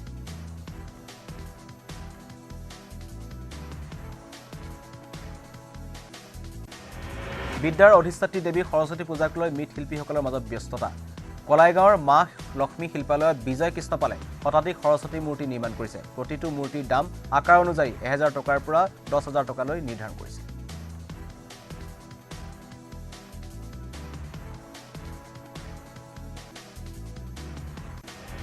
বাক্সাৰ সোৱনখাটাত নতুন বৰ্ষত শান্তি সম্প্ৰীতি আৰু উন্নয়নৰ বাবে লুচাৰ উৎসৱ পালন গোৰ্খা জনগোষ্ঠীৰ তামাংসকলে পালন কৰিছে এই লুচাৰ উৎসৱ এদিনীয়া কাৰ্যসূচীৰে উদযাপন কৰা হৈছে লুচাৰ উৎসৱ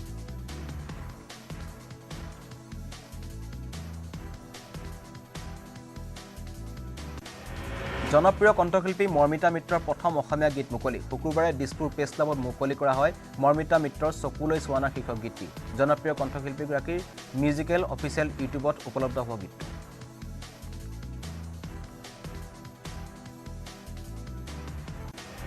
নিশাৰ ভিতৰতে গহপুৰত পথাৰত নিৰ্মাণ হৈছে বৃহৎ বৃহৎ পকীঘৰ ব্ৰহ্মপুত্ৰৰ তলেৰে গহপুৰ নুমলীগড় সংযোগী সুৰংগ নিৰ্মাণৰ খবৰ বিয়পি পৰাৰ পিছতে পথাৰত চলিছে পকীঘৰ নিৰ্মাণ কাৰ্য পকীঘৰ নিৰ্মাণৰ লগতে ৰোপণ কৰিছে তামোল আৰু নাৰিকল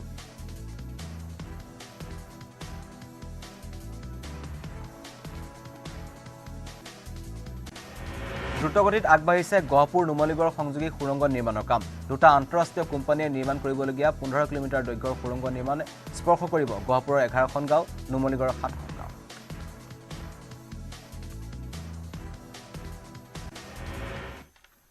দুটা সংবাদ এতিয়ালৈ ইমানেই ধন্যবাদ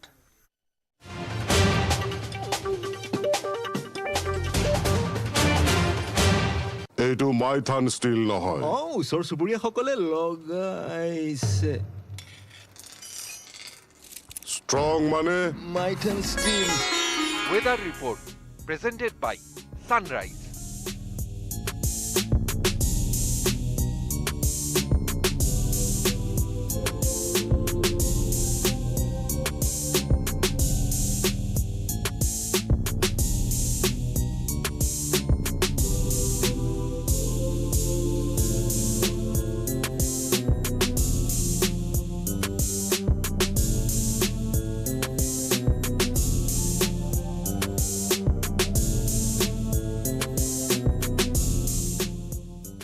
Weather report presented by Sunrise.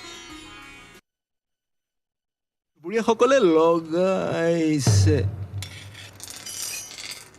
Strong মানে মাইথান ষ্টিল ChatGPTক প্ৰত্যাহ্বান জনাই অসমীয়া যুৱকৰ নতুন টাইপিং ছফটৱেৰ এতিয়াৰে পৰা যিকোনো বিষয়ে অসমীয়াত লিখিবলৈ হলে মোবাইল অথবা কম্পিউটাৰত টাইপ নকৰিলেও হ'ব মুখেৰে কৈ গলেই স্বয়ংক্ৰিয়ভাৱে মোবাইল অথবা কম্পিউটাৰত হ'ব টাইপ অ আখৰ AI আমাৰ ভাষা আমাৰ প্ৰাণ আমাৰ ভাষা আমাৰ প্ৰাণ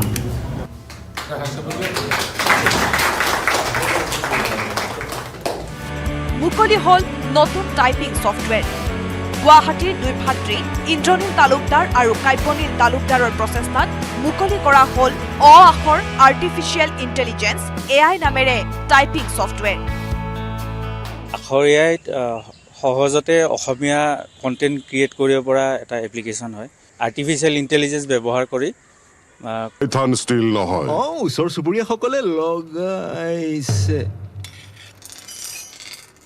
ষ্ট্ৰং মানে Maithan steel Weather report presented by Sunrise.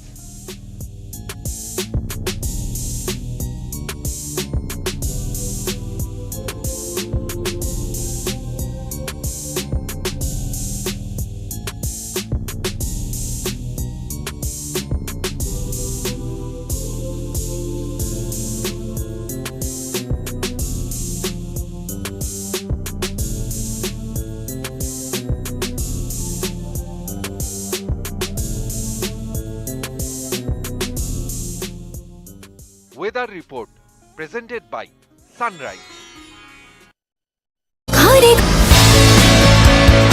ChatGPT জিপিটিক প্ৰত্যাহ্বান জনাই অসমীয়া যুৱকৰ নতুন টাইপিং ছফ্টৱেৰ। এতিয়াৰে পৰা যিকোনো বিষয়ে অসমীয়াত লিখিবলৈ হলে মোবাইল অথবা কম্পিউটাৰত টাইপ নকৰিলেও হ'ব। মুখেৰে কৈ গলেই স্বয়ংক্ৰিয়ভাৱে মোবাইল অথবা কম্পিউটাৰত হ'ব টাইপ। অ আখৰ AI আমাৰ ভাষা আমাৰ প্ৰাণ। আমাৰ ভাষা আমাৰ প্ৰাণ।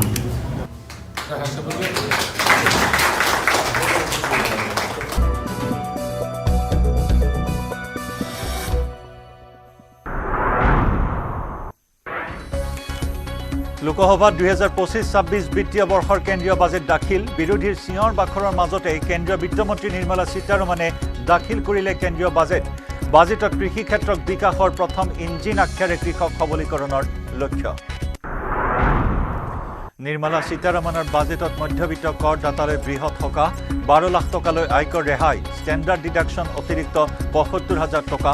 বছৰি 12,75,000 টকা পৰ্যন্ত উপাৰ্জন কৰা লোকে দিব নালাগে আয়কৰ। নামৰূপৰ সাৰ কাৰখানালৈ ভাল খবৰ। নামৰূপৰ সাৰ কাৰখানাৰ উৎপাদন ক্ষমতা 12.7 লাখ মেট্ৰিক টনলৈ বৃদ্ধিৰ লক্ষ্য। নামৰূপ সাৰ কাৰখানাত ইউৰিয়াক লৈ বিশেষ প্ৰকল্পৰ প্ৰস্তাৱ। নিৰ্মলা সীতাৰমণৰ বাজেটত চিকিৎসা খণ্ডলৈ বহুকেইটা প্ৰস্তাৱ। 36টা জীৱনদায়িনী ঔষধৰ আমদানি শুল্ক প্ৰত্যাহাৰ। অন্য 6টা জীৱনদায়িনী ঔষধতো হ্ৰাস কৰা হৈছে আমদানি শুল্ক। 3 বছৰত দেশৰ প্ৰতিখন জিলাতে হ'ব কেঞ্চাৰ হাস্পতাল। মুখ্যমন্ত্ৰী হিমন্ত বিশ্ব শৰ্মাৰ আজি উপজা দিন। জন্মদিনৰ শুভেচ্ছা দিবলৈ নিশা মুখ্যমন্ত্ৰীৰ চৰকাৰী বাসগৃহত সমৰ্থক তথা অনুৰাগীৰ ভিৰ। বহিৰাজ্যৰ পৰা অহা অনুৰাগীয়ে মুখ্যমন্ত্ৰীক দিলে বিশেষ উপহাৰ। অসম সাহিত্য সভাৰ পাঠশালা অধিৱেশনৰ আজি দ্বিতীয় দিন। ভট্টদেৱ ক্ষেত্ৰত অনুষ্ঠিত হৈছে অসম সাহিত্য সভাৰ 77তম দ্বিবাৰ্ষিক অধিৱেশন। আজি মূল পতাকাবেদীত উত্তোলন হ'ব 77খন পতাকা।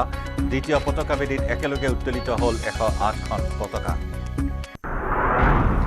নিৰ্বাচনৰ প্ৰাক্ষণত আম আদমি পাৰ্টিত মুখ্যম আঘাত। টিকেট নোপোৱাৰ বাবেই আপৰ 8জনকৈ বিধায়কৰ পদত্যাগ।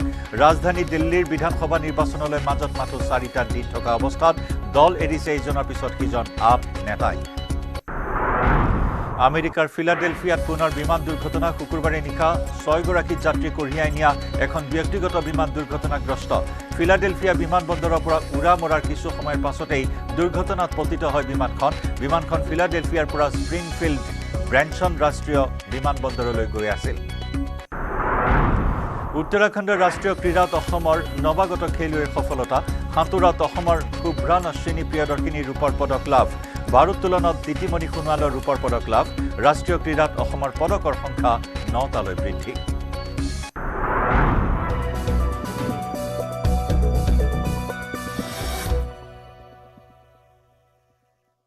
নমস্কাৰ, আপুনি চাই আছে গাঁও চহৰ জিলাৰ খবৰ। মই জয়ন্ত মাধৱ গোস্বামী। 12 লাখ টকালৈ আয়কৰ ৰেহাই।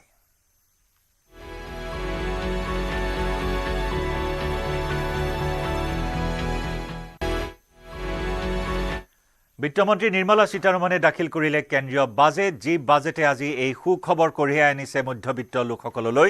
12 লাখ টকালৈ আয়কৰ ৰেহাই ঘোষণা কৰা হ'ল আজিৰ কেন্দ্ৰীয় বাজেটত। মধ্যবিত্ত কৰদাতালৈ বৃহৎ সকাহ।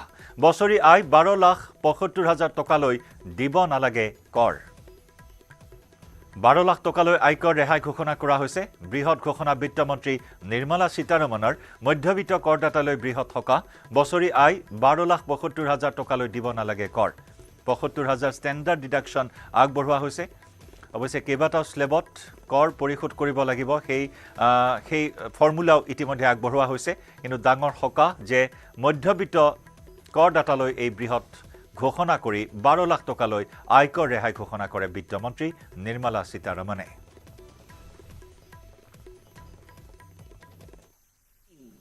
And to 7 lakh rupees in 2023. This is reflective of our government's trust on the middle class taxpayers. I am now happy to announce that there will be no income tax payable up to income of 12 lakh rupees.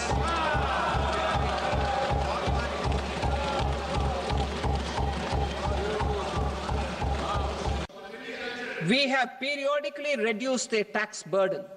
Right after 2014, the nil tax slab was raised to 2.5 lakhs of rupees, which was further raised to 5 lakh rupees in 2019 and to 7 lakh rupees in 2023.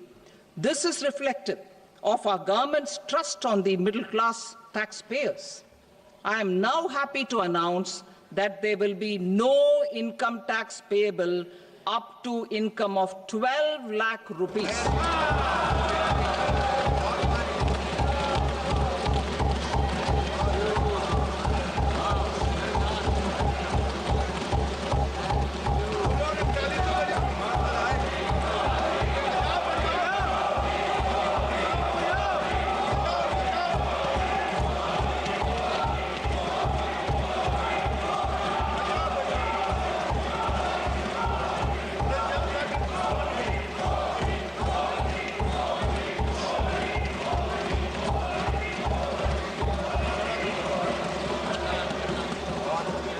So, average income of 1 lakh per month, other than the special rate income such as capital gains, under the new regime. This limit will be 12.75 lakh for salaried taxpayers due to the standard deduction of 75,000. আৰু আমি আয়কৰ সন্দৰ্ভত সবিস্তাৰে জনাইছো আপোনালোকক এয়া television স্ক্ৰিনত আমি দেখুৱাইছো কোন সকল লোকে কৰ পৰিশোধ কৰিব লাগিব 0 পৰা 4 লাখ টকা আয়কৰ এটকাও দিব নালাগে যাৰ আয় 4 পৰা 8 লাখ টকা অতিৰিক্ত হ'ব অৰ্থাৎ 12,75,000 ওপৰত 4 পৰা 8 লাখ টকা যাৰ আয় হ'ব সৰ্বাধিক সেই সকল লোকে 5% কৰ আদায় দিব লাগিব একেদৰে 8 পৰা 12 লাখ টকাৰ যিসকল উপাৰ্জন বাৰ্ষিক সেই সকল লোকে 10% কৰ পৰিশোধ কৰিব লাগিব একেদৰে 12 পৰা 16 লাখ টকাৰ আয় থকা লোকসকলে 15% কৰ পৰিশোধ কৰিব লাগিব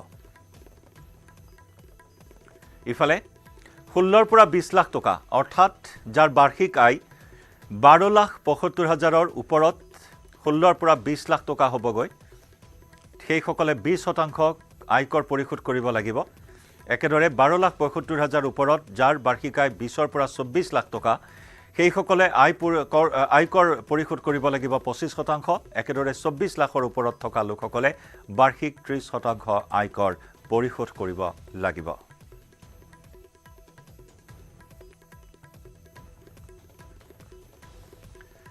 ইফালে নামৰূপৰ সাৰ কাৰখানালৈ ভাল খবৰ বৃদ্ধি হ'ব নামৰূপৰ সাৰ কাৰখানাৰ উৎপাদন ক্ষমতা 12.7 লাখ মেট্ৰিক টন সাৰ উৎপাদনৰ ক্ষমতা বৃদ্ধিৰ লক্ষ্য নামৰূপ সাৰ কাৰখানাত ইউৰিয়াক লৈ বিশেষ প্ৰকল্প বৃদ্ধি হ'ব নামৰূপৰ সাৰ কাৰখানাৰ উৎপাদন ক্ষমতা আজি কেন্দ্ৰীয় বাজেটত এই কথা ঘোষণা কৰে বিত্তমন্ত্ৰী নিৰ্মলা সীতাৰমণে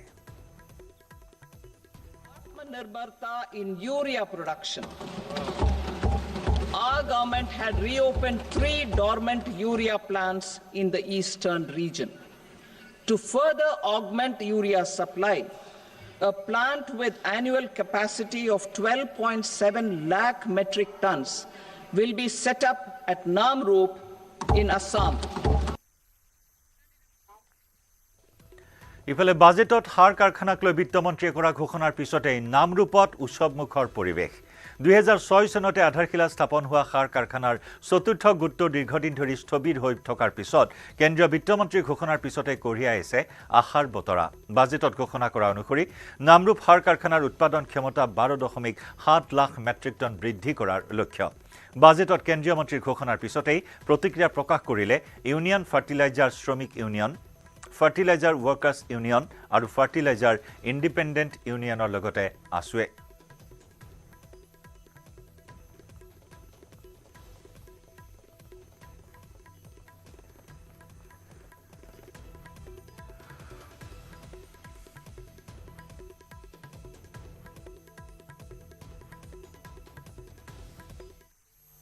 सेविंग्स को बढ़ाएगा इन्वेस्टमेंट को बढ़ाएगा कंजम्पशन को बढ़ाएगा और ग्रोथ को भी तेजी से बढ़ाएगा मैं वित्त मंत्री निर्मला सीतारमण जी और उनकी पूरी टीम को इस जनता जनार्दन का बजट पीपल्स का बजट, इसके लिए बहुत बहुत बधाई देता हूं। साथियों, आमतौर पर बजट का फोकस इस बात पर रहता है कि सरकार का खजाना कैसे भरेगा, लेकिन ये बजट उससे बिल्कुल उल्टा है।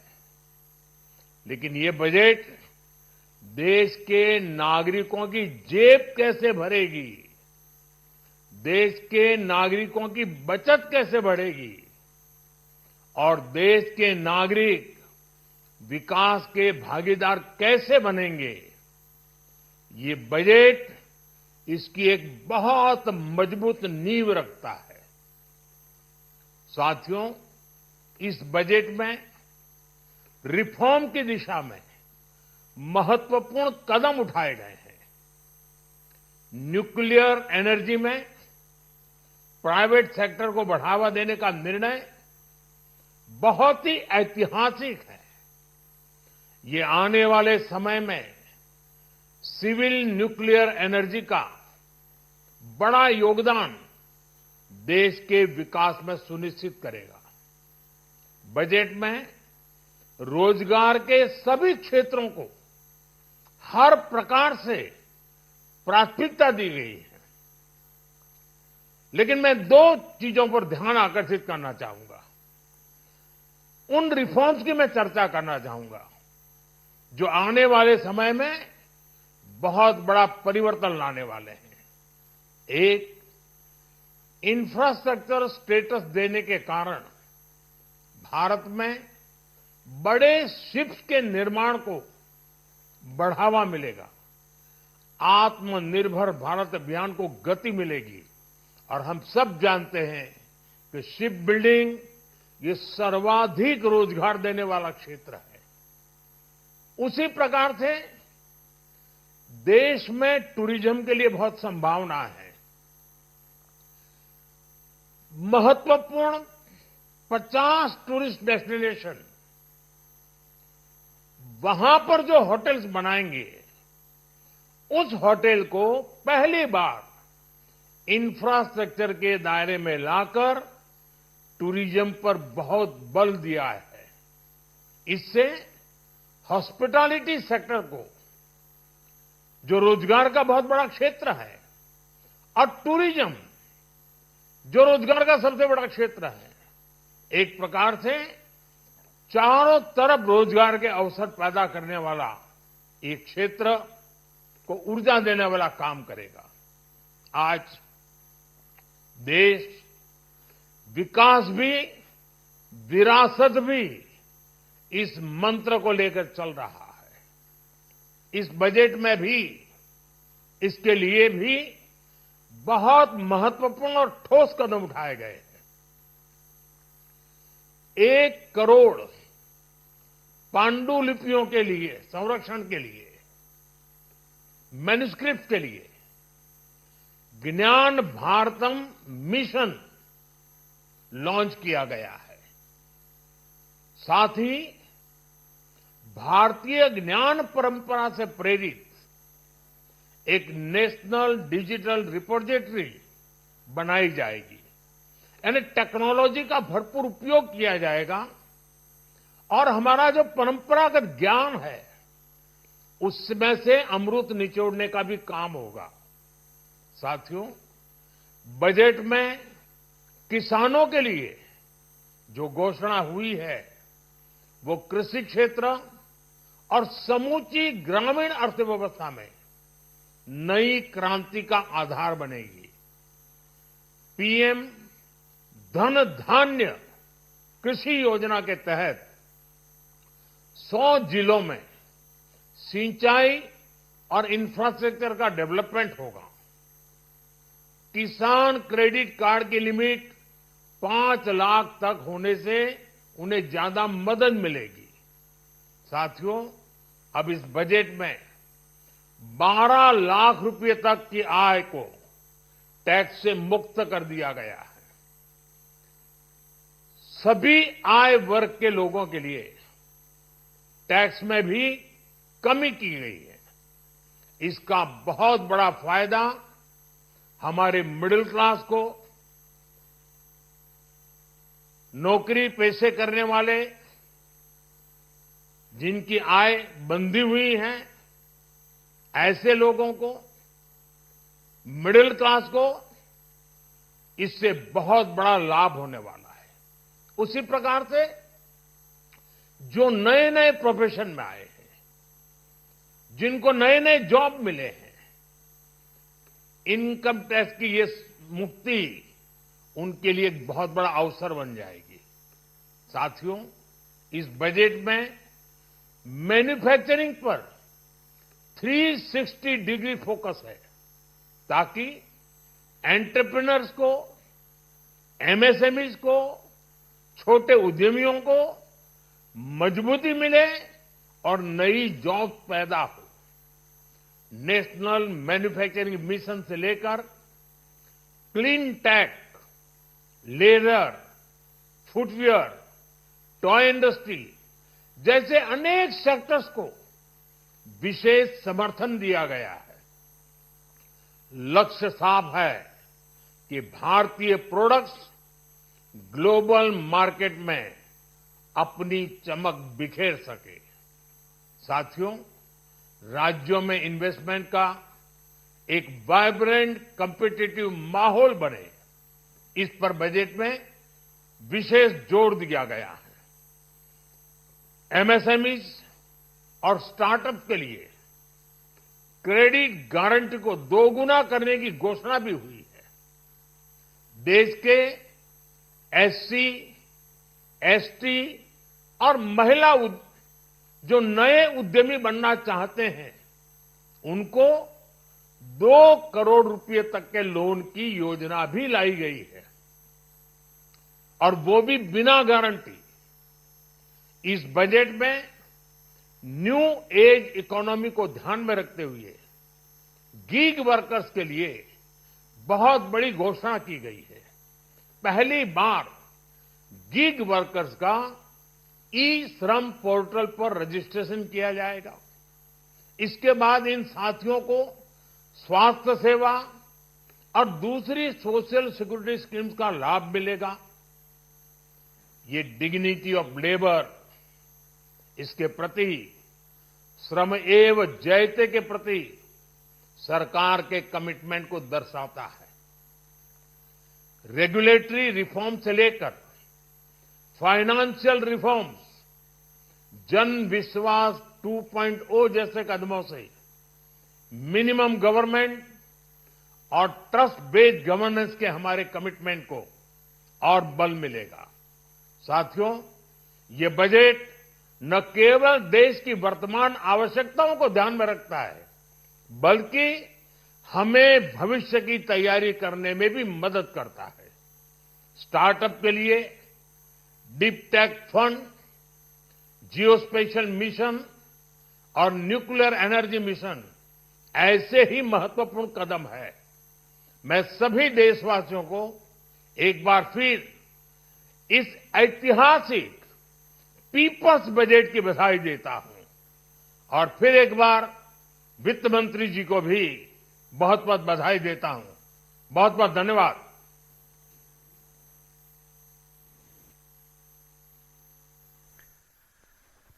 আৰু সেয়া প্ৰধানমন্ত্ৰী নৰেন্দ্ৰ মোদী, বিত্তমন্ত্ৰী নিৰ্মলা সীতাৰমণে দাখিল কৰা কেন্দ্ৰীয় বাজেটক এক সৰ্বাংগ সুন্দৰ বাজেট বুলি অভিহিত কৰিলে প্ৰধানমন্ত্ৰী নৰেন্দ্ৰ মোদীয়ে। একেদৰে কেন্দ্ৰীয় বাজেটক আদৰণি জনাই অসমৰ মুখ্যমন্ত্ৰী ডক্টৰ হিমন্ত বিশ্ব শৰ্মায়ো মধ্যবিত্তক অজস্ৰ সকাহ দিছে কেন্দ্ৰীয় বাজেটে। 12 লাখলৈ আয়কৰ ৰেহাইৰ বৃহৎ পদক্ষেপ। প্ৰধানমন্ত্ৰী আৰু বিত্তমন্ত্ৰীক ধন্যবাদ জনাই অসমৰ মুখ্যমন্ত্ৰী ডক্টৰ হিমন্ত বিশ্ব শৰ্মাই। কেন্দ্ৰীয় বাজেটে আমাৰ অসমবাসীৰ বহুদিনীয়া আকাংক্ষা পূৰণ কৰিলে।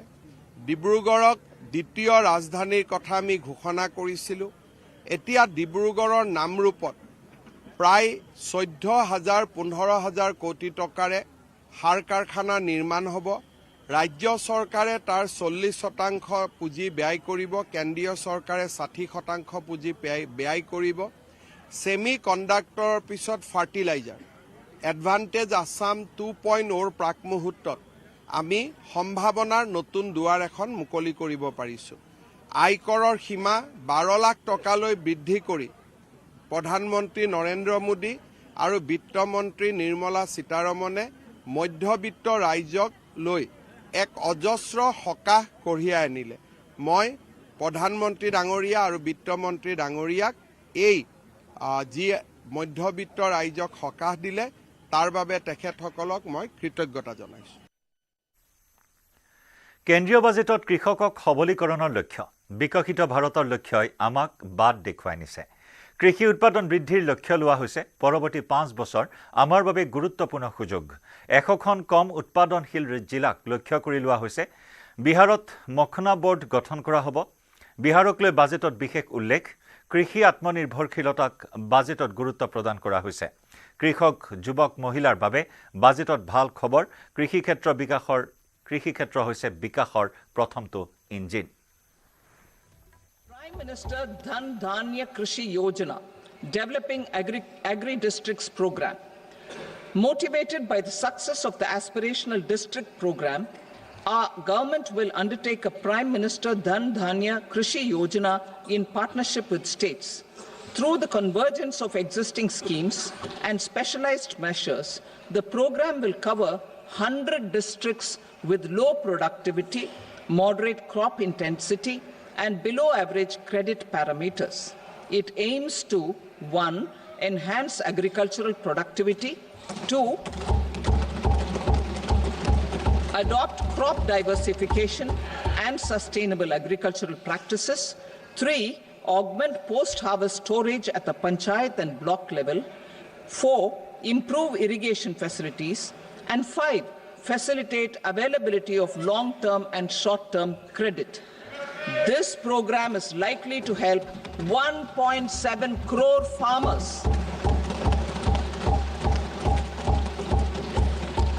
Building rural prosperity and resilience. A comprehensive multi-sectoral rural prosperity and resilience program will be launched in partnership with the states. This will address underemployment in agriculture through skilling, investment, technology, and invigorating the rural economy. The goal is to generate ample opportunities in rural areas so that migration is an option but not a necessity. The program will focus on rural women, young farmers, rural youth, marginal and small farmers, and landless families. The details are in Annexure A. Our government will now launch a 6-year mission for Atmanirbharta in pulses, with a special focus on Tuar, Urad and Masoor. Details are in Annexure B.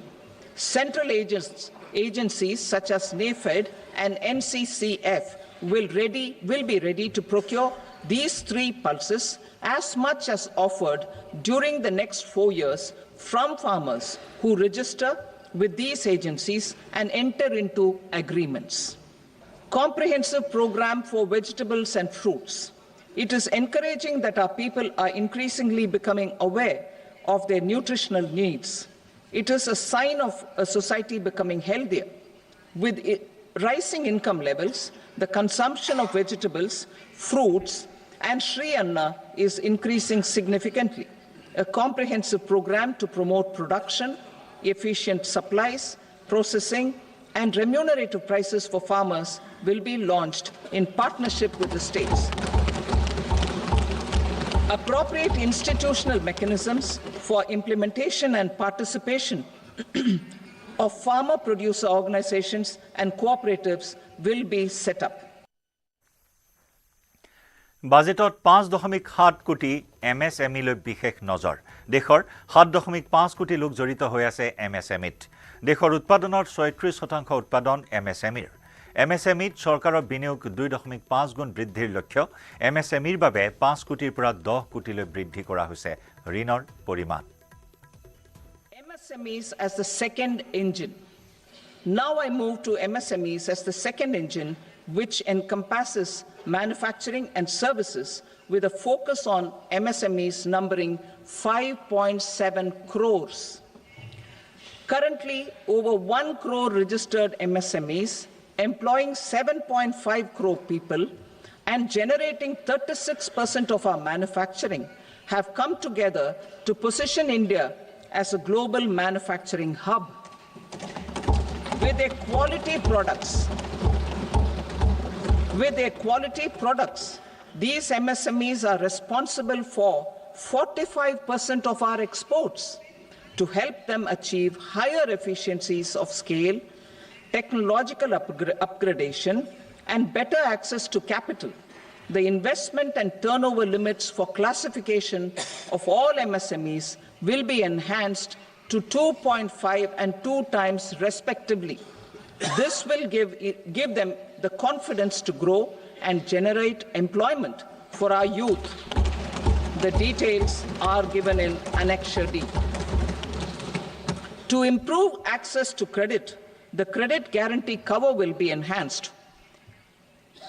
First, for micro and small enterprises from 5 crore to 10 crore rupees, leading to additional credit of 1.5 lakh crores in the next 5 years.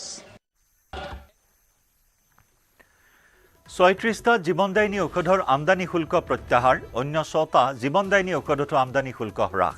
হ্ৰাস পাব কৰ্কট ৰোগৰ ঔষধৰ দাম, হ্ৰাস পাব জীৱনদায়িনী ঔষধৰ দাম, হ্ৰাস পাব মুঠ 42 বিধ ঔষধৰ দাম। Expansion of medical education. Our government has added almost 1.1 lakh undergraduate and postgraduate medical education seats in 10 years, an increase of 130%. In the next year, 10,000 additional seats will be added in medical colleges and hospitals towards the goal of adding 75,000 seats in the next 5 years. 5টা national centre of excellence স্থাপন করা হব। 3টা নতুন AI centre of excellence স্থাপন হব। AI সেন্টাৰৰ বাবে 500 কোটি টকা ধাৰ্য কৰা হৈছে আজিৰ কেন্দ্ৰীয় বাজেটত। Center of Excellence in AI for Education. I had announced 3 centers of excellence in artificial intelligence for agriculture, health, and sustainable cities in 2023. Now a center of excellence in artificial intelligence for education will be set up with a total outlay of 500 crores. সম্প্ৰসাৰণ কৰা হ'ব উড়ান আঁচনি। 120টা নতুন স্থানক উড়ান আঁচনিৰে সংযুক্ত কৰা হ'ব বুলি ঘোষণা কৰে বিত্তমন্ত্ৰীয়ে। Udan has enabled 1.5 crore middle-class people to meet their aspirations for speedier travel. The scheme has connected 88 airports, and operationalized 619 routes. Inspired by that success, a modified Udan scheme will be launched to enhance regional connectivity to 120 new destinations and carry 4 crore passengers in the next 10 years. 4 crore additional passengers in the next 10 years. The scheme will also support helipads and smaller airports in hilly, aspirational, and northeast regional districts. Greenfield airports will be facilitated in Bihar to meet the future needs of the state. These will be in addition to the expansion of the capacity of Patna Airport and a brownfield airport in Beta. প্ৰয়াগৰাজত মহাকুম্ভৰ মাজত অনুষ্ঠিত হৈছে চৰাই উৎসৱ। 1 আৰু 2 ফেব্ৰুৱাৰীত মহাকুম্ভ মেলাস্থলীত চৰাই উৎসৱ। মহাকুম্ভৰ আয়োজনস্থলীত বছৰৰ এই সময়ছোৱাত পৰিভ্ৰমী চৰাই ভৰি পৰে। প্ৰায় 90 বিধ পৰিভ্ৰমী চৰাইৰ কল কাকলিয়ে ত্ৰিবেণী সংগম এতিয়া মুখৰিত কৰি তুলিছে। পৰিভ্ৰমী চৰাইৰ চাবলৈ এই চোৱা সময়ত প্ৰয়াগৰাজত দেশী বিদেশী বহু পৰ্যটকে ভিৰ কৰে। এইবাৰ মহাকুম্ভ মেলাৰ মাজতে এয়া চৰাই মহোৎসৱলৈ বহু প্ৰকৃতি প্ৰেমীৰ আগমন ঘটা পৰিলক্ষিত হৈছে।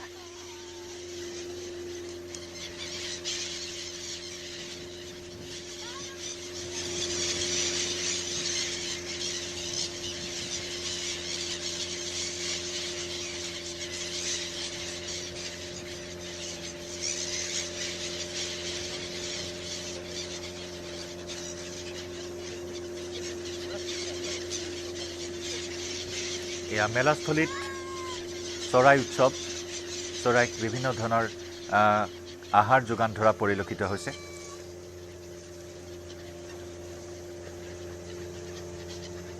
প্ৰায় 90বিধ প্ৰজাতিৰ পৰিভ্ৰমীৰ পক্ষীৰে এতিয়া নান্দনিক পৰিৱেশে বিৰাজ কৰিছে মহাকুম্ভ মেলাস্থলীত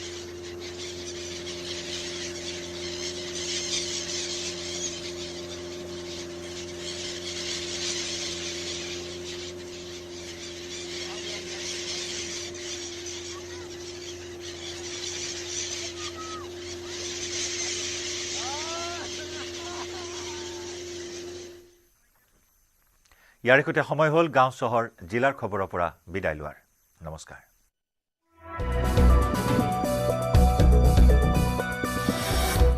এইটো মাইথান ষ্টিল নহয় ওচৰ চুবুৰীয়াসকলে লগাইছে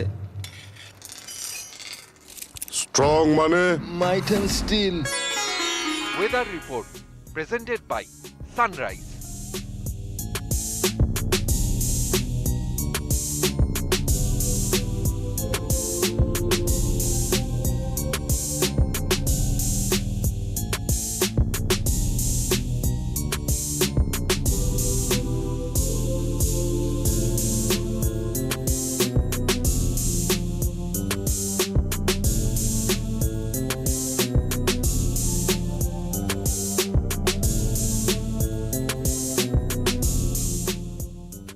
Weather report presented by Sunrise. ChatGPT প্ৰত্যাহ্বান জনাই অসমীয়া যুৱকৰ নতুন টাইপিং ছফটৱেৰ এতিয়াৰে পৰা যিকোনো বিষয়ে অসমীয়াত লিখিবলৈ হলে মোবাইল অথবা কম্পিউটাৰত টাইপ নকৰিলেও হ'ব মুখেৰে কৈ গলেই স্বয়ংক্ৰিয়ভাৱে মোবাইল অথবা কম্পিউটাৰত হ'ব টাইপ অ আখৰ AI আমাৰ ভাষা আমাৰ প্ৰাণ আমাৰ ভাষা আমাৰ প্ৰাণ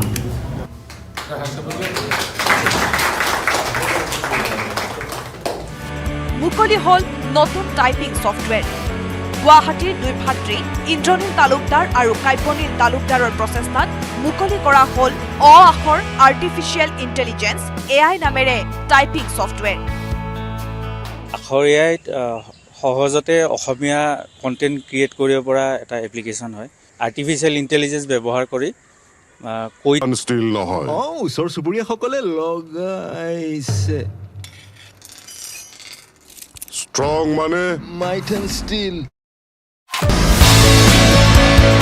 ChatGPT প্ৰত্যাহ্বান জনাই অসমীয়া যুৱকৰ নতুন টাইপিং ছফটৱেৰ এতিয়াৰে পৰা যিকোনো বিষয়ে অসমীয়াত লিখিবলৈ হলে মোবাইল অথবা কম্পিউটাৰত টাইপ নকৰিলেও হ'ব মুখেৰে কৈ গলেই স্বয়ংক্ৰিয়ভাৱে মোবাইল অথবা কম্পিউটাৰত হ'ব টাইপ অ আখৰ AI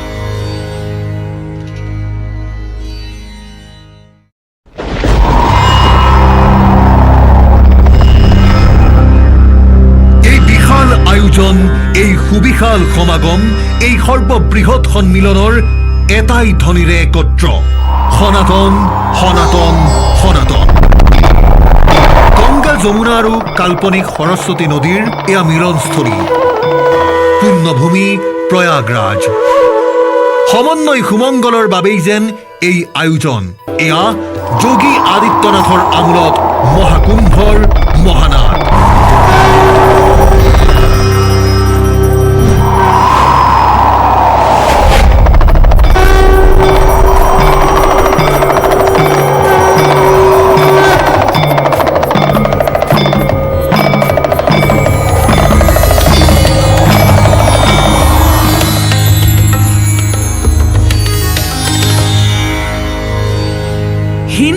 সনাতনীৰ এয়া মহা মহোৎসৱ।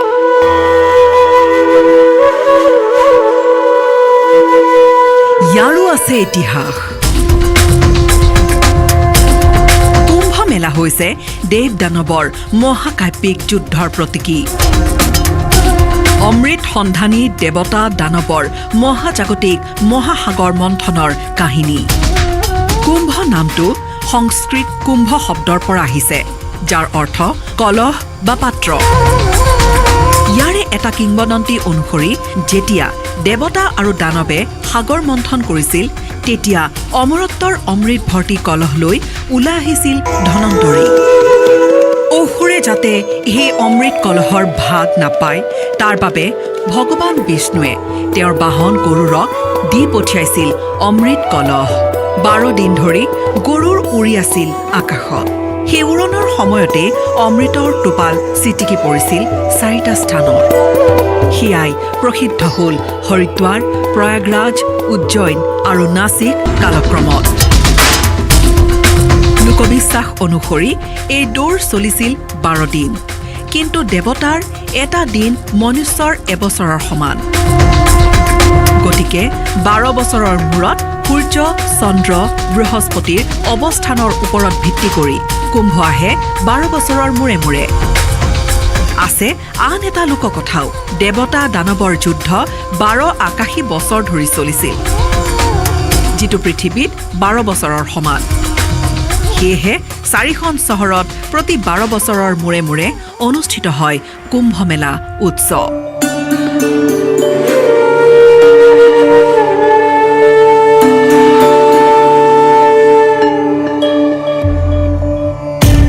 এইবাৰ কুম্ভ মেলাক কোৱা হৈছে মহাকুম্ভ।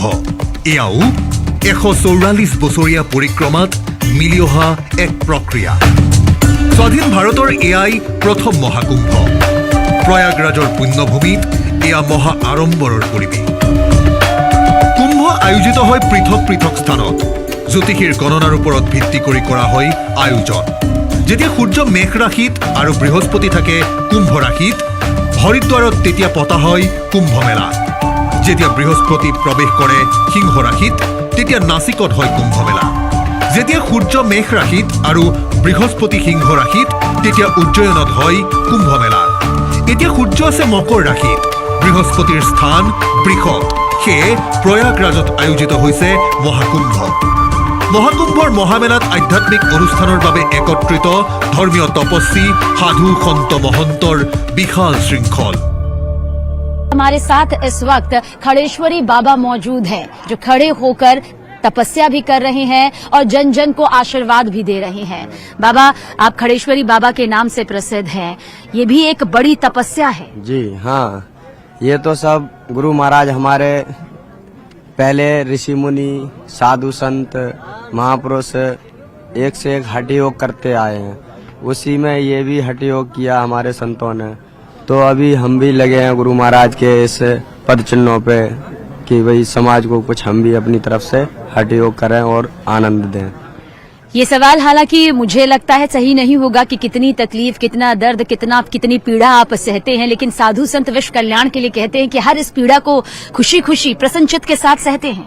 जी, क्यों ये संसार का यानी पीड़ा नहीं सहन करेंगे तो संसार के विष को कैसे पान करेंगे। और आशीर्वाद यहाँ पर आने वाले हर भक्तों को आप दे रहे हैं। जी हाँ, जो भगत इधर आते हैं संतों के पास, हमारे धुनों पे नागा बाबा भभूति लगाए बैठे हैं, कोई ऊर्ध्वबाहु हैं, कोई खड़ेश्वरी हैं। जो भगत आते हैं उनको आशीर्वाद देते हैं, जाओ भगत तुम्हारी मंगल कामना हो, आनंद हो, तुम्हारा उद्धार हो।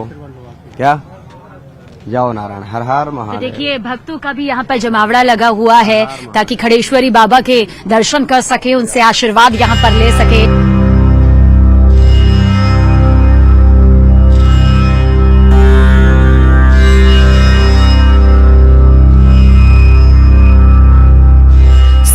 জানুৱাৰীত প্ৰথম অমৃত স্নান সম্পন্ন হৈছে। প্ৰায় 2 কোটি লোকে ত্ৰিবেণী সংগমত স্নান গ্ৰহণ কৰিছে। 29 জানুৱাৰীত মহাকুম্ভৰ দ্বিতীয় অমৃত স্নান। মাঘী অমাৱস্যাত এই পবিত্ৰ স্নান। 3 ফেব্ৰুৱাৰীত বসন্ত পঞ্চমীত অনুষ্ঠিত হ'ব মহাকুম্ভৰ তৃতীয় আৰু অন্তিম অমৃত স্নান। 12 ফেব্ৰুৱাৰীত মাঘী পূৰ্ণিমাও স্নানৰ তাৰিখ। 26 ফেব্ৰুৱাৰীত মহাশিৱৰাত্ৰিও মহাস্নানৰ তিথি। যোগী আদিত্যনাথৰ ব্যৱস্থা। উত্তৰ প্ৰদেশৰ মহাশক্তিমান মুখ্যমন্ত্ৰী যোগী আদিত্যনাথৰ নেতৃত্বত এইবাৰ প্ৰয়াগৰাজত আয়োজিত হ'ল মহাকুম্ভ মেলা। 2025 13 জানুৱাৰীৰ পৰা আৰম্ভ হৈছে মহাকুম্ভ। 26 ফেব্ৰুৱাৰীত সমাপ্ত হ'ব এই মহাকুম্ভৰ কাৰ্যসূচী। 45 দিনীয়া এই মহাকুম্ভৰ মহামেলাত কোটি কোটি লোকৰ সমাগম। বিশ্বৰ সৰ্ববৃহৎ মানৱ সমাৱেশ এক অভূতপূৰ্ব ক্ষণ। যোগী আদিত্যনাথৰ কুশলী নেতৃত্বত দুই এটা বিক্ষিপ্ত ঘটনাৰ বাদে মহাকুম্ভ মেলা চলিছে সাৱলীলভাৱে। মহাকুম্ভৰ মহাসন্মিলন সমবেত সাধু সন্ন্যাসী সন্তসকল। তীৰ্থযাত্ৰীৰ ব্যাপক আগমনৰ বাবে কৰ্তৃপক্ষই 4000 হেক্টৰ ভূমিত এখন অস্থায়ী চহৰ স্থাপন কৰিছে। ইয়াৰ ভিতৰত আছে 1,50,000 তম্বু, উন্নত অনাময় ব্যৱস্থা, উন্নত পৰিবহণ সেৱা। সুৰক্ষা নিশ্চিত কৰাৰ বাবে 40,000 আৰক্ষী বিষয়া আৰু AI চালিত চোৱা-চিতা ব্যৱস্থা নিয়োগ কৰা হৈছে। মহাকুম্ভ স্থলীৰ পৰা বিশেষ সাক্ষাৎ গ্ৰহণ কৰা হ'ল নেটৱৰ্ক 18ৰ তৰফৰ পৰা। মুখ্য সম্পাদক ৰাহুল যোশীয়ে গ্ৰহণ কৰা সাক্ষাৎকাৰত যোগী আদিত্যনাথে বৰ্ণনা কৰিলে মহাকুম্ভৰ সবিশেষ। কিয় এই বিশাল আয়োজন? जो कुछ भी आपको देखने को मिल रहा है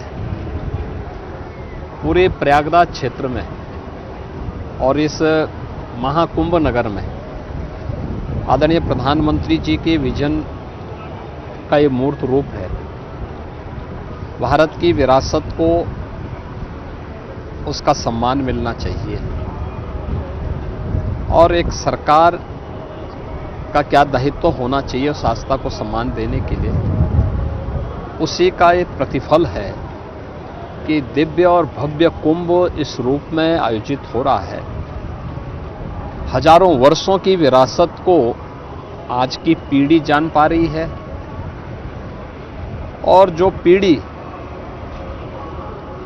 काफी उम्र दराज हो चुकी है उस पीढ़ी को भारत की इस पुरातन गौरव को अपनी अगली पीढ़ी को देने में भी गौरव की अनुभूति होगी कि हमारी विरासत अब सुरक्षित है और इसी भव्य और दिव्य रूप में आगे बढ़ेगी।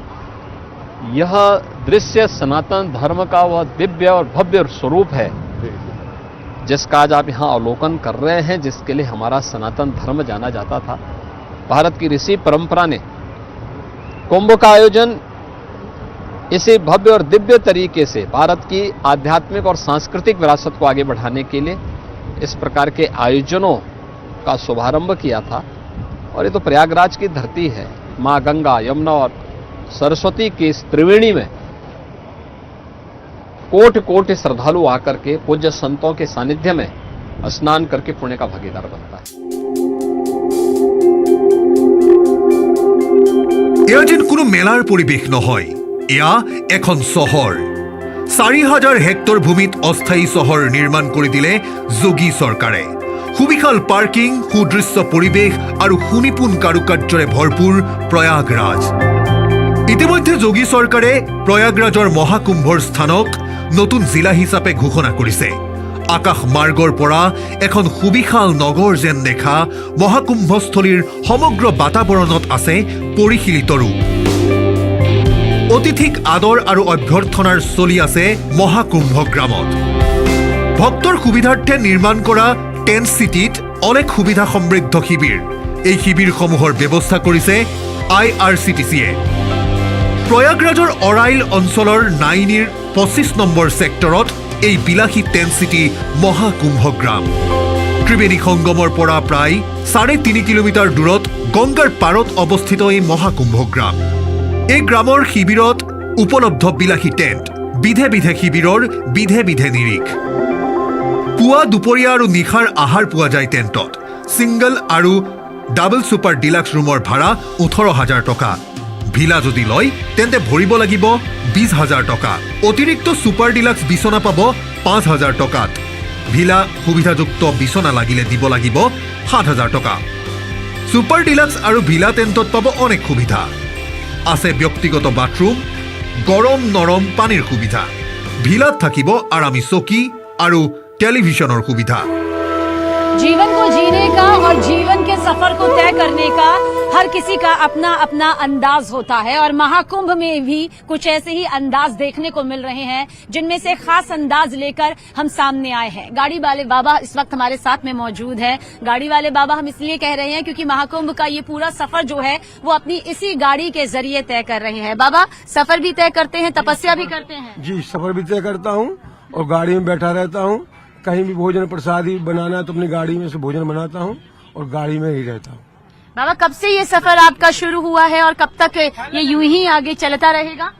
अब हमको तो पूरा इंडिया भ्रमण करना है, चलती रहेगी गाड़ी, उसका कोई निश्चय नहीं है। अच्छा, आप कहीं पर और रहते नहीं, आप कह रहे हैं यही आपका मकान है, यही आपका संसार है अभी? यही हमारा भ्रमण है, यही हमारा मकान है, यही हमारा विमान है।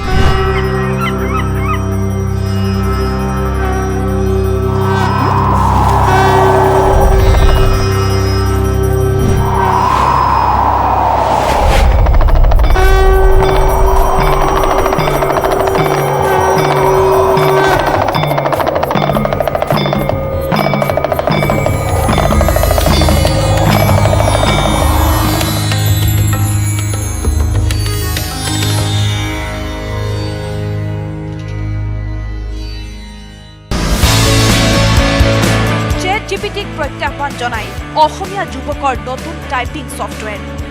এতিয়াৰে পৰা যিকোনো বিষয়ে অসমীয়াত লিখিবলৈ হলে মোবাইল অথবা কম্পিউটাৰত টাইপ নকৰিলেও হ'ব। মুখেৰে কৈ গলেই স্বয়ংক্ৰিয়ভাৱে মোবাইল অথবা কম্পিউটাৰত হ'ব টাইপ। অ আখৰ AI আমাৰ ভাষা আমাৰ প্ৰাণ।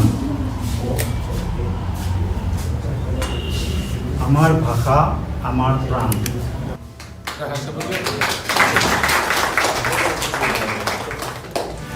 মুকলি হল নতুন টাইপিং ছফ্টৱেৰ। গুৱাহাটীৰ দুই ভাতৃ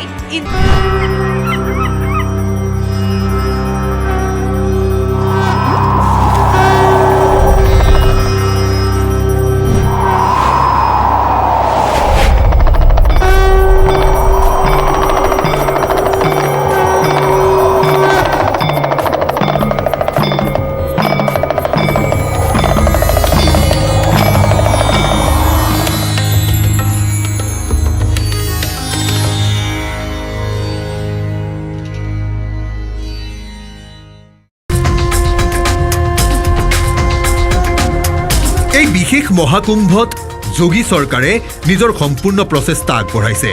জাতি ধৰ্ম বৰ্ণ নিৰ্বিশেষে আদৰণি জনাইছে যোগী চৰকাৰে।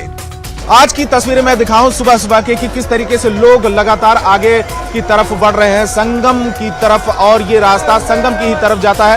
यहाँ से थोड़ी दूर पे ही संगम नोज है और लगातार श्रद्धालुओं का जो तांता है वो टूटने का नाम नहीं ले रहा है, जोश भी है। इन लोगों से बात करते हैं। कहाँ से आप? प्रतापगढ़ से। अभी स्नान करने जा रहे हो चुका है? जा रहे हैं जो है। तो कल कब के निकले थे?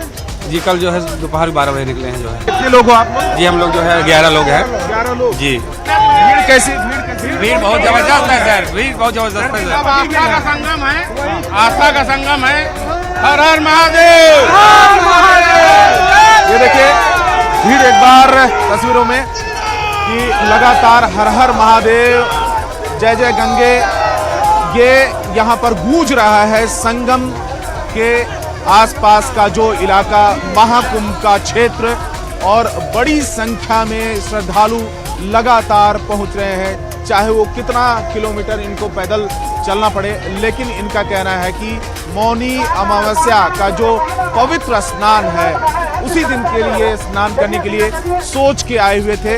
और एक तरफ की जो दूसरी जो तस्वीर है वो स्नान करने के बाद लोग यहाँ पर पहुँच रहे हैं। एक जो कतार है वो स्नान करने के लिए जा रही है और दूसरी कतार स्नान करने के बाद आ रही है। तो ये प्रशासन की गाड़ियाँ लगातार यहाँ पर आपको दिखाई भी दे रही हैं मुस्तैदी के साथ में। स्नान करने के बाद आए हो? हाँ जी। तो कितने बजे स्नान किया? अराउंड 11:42 2 मिनट का भी स्नान नहीं हुआ। क्यों? भीड़ ज्यादा थी? भीड़ बहुत भीड़ ज्यादा थी। हाँ भीड़ ज्यादा।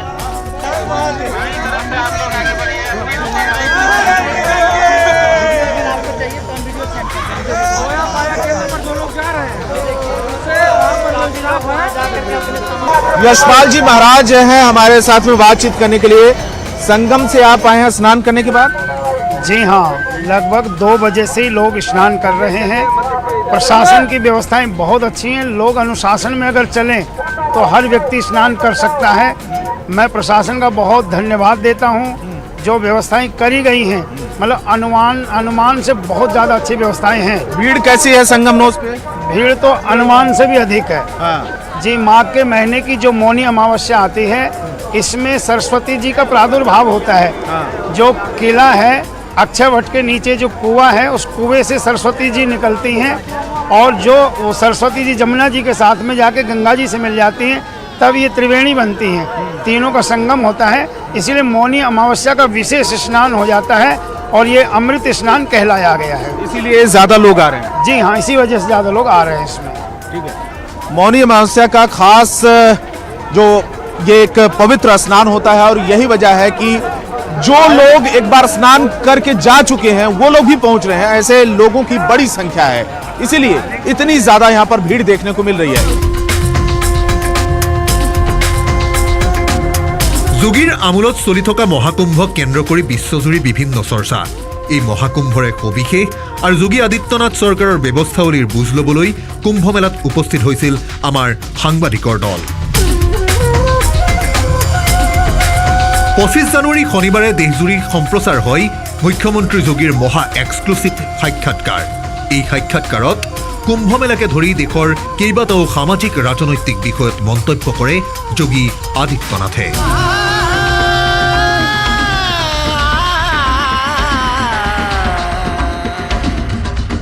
एक अद्भुत क्षण होता है ये, इसको शब्दों में नहीं व्यक्त किया जा सकता है। ये अविस्मरणीय क्षण होते हैं और जिस एकता का संदेश महाकुंभ दे रहा है, उस एकता के संदेश को उत्तर प्रदेश वासियों और उत्तर प्रदेश के माध्यम से देशवासियों को देने में हम सबको गौरव की अनुभूति होती है। हम यहाँ पे जहाँ पे खड़े हैं, ये सामने ये पूरा क्षेत्र संगम का क्षेत्र है और सामने ये किला है। जी, किले में अक्षय वट भी मौजूद है, सामने दिखाई दे रहा है। और अक्षय वट कॉरिडोर पहली बार बना है, जहां पे प्रतिदिन लाखों श्रद्धालु जाकर के दर्शन कर रहा है। इसी किले के अंदर मां सरस्वती का कूप भी है। अदृश्य रूप से ही नहीं बल्कि दृश्य रूप से सरस्वती के दर्शन वहां हो सकते हैं। और उसी में पातालपुरी कॉरिडोर भी बना हुआ है। ये 3 कॉरिडोर केवल किले के अंदर बने हैं। चौथा कॉरिडोर बड़े हनुमान जी मंदिर का बना है। फेमस लेटे हुए हनुमान जी। लेटे हुए हनुमान जी हैं। ये बड़े हनुमान जी के रूप में विख्यात हैं और उनके दर्शन वहां पर श्रद्धालु कर सकता है।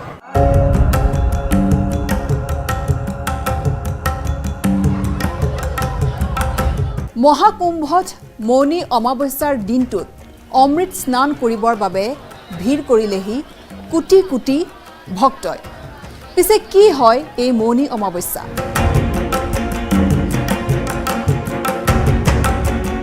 মাঘী অমাৱস্যা বা মৌনী অমাৱস্যাৰ দিনা পবিত্ৰ নদীত স্নান কৰিলে যিকোনো ভক্তই মুখ লাভৰ পিনে গতি কৰে।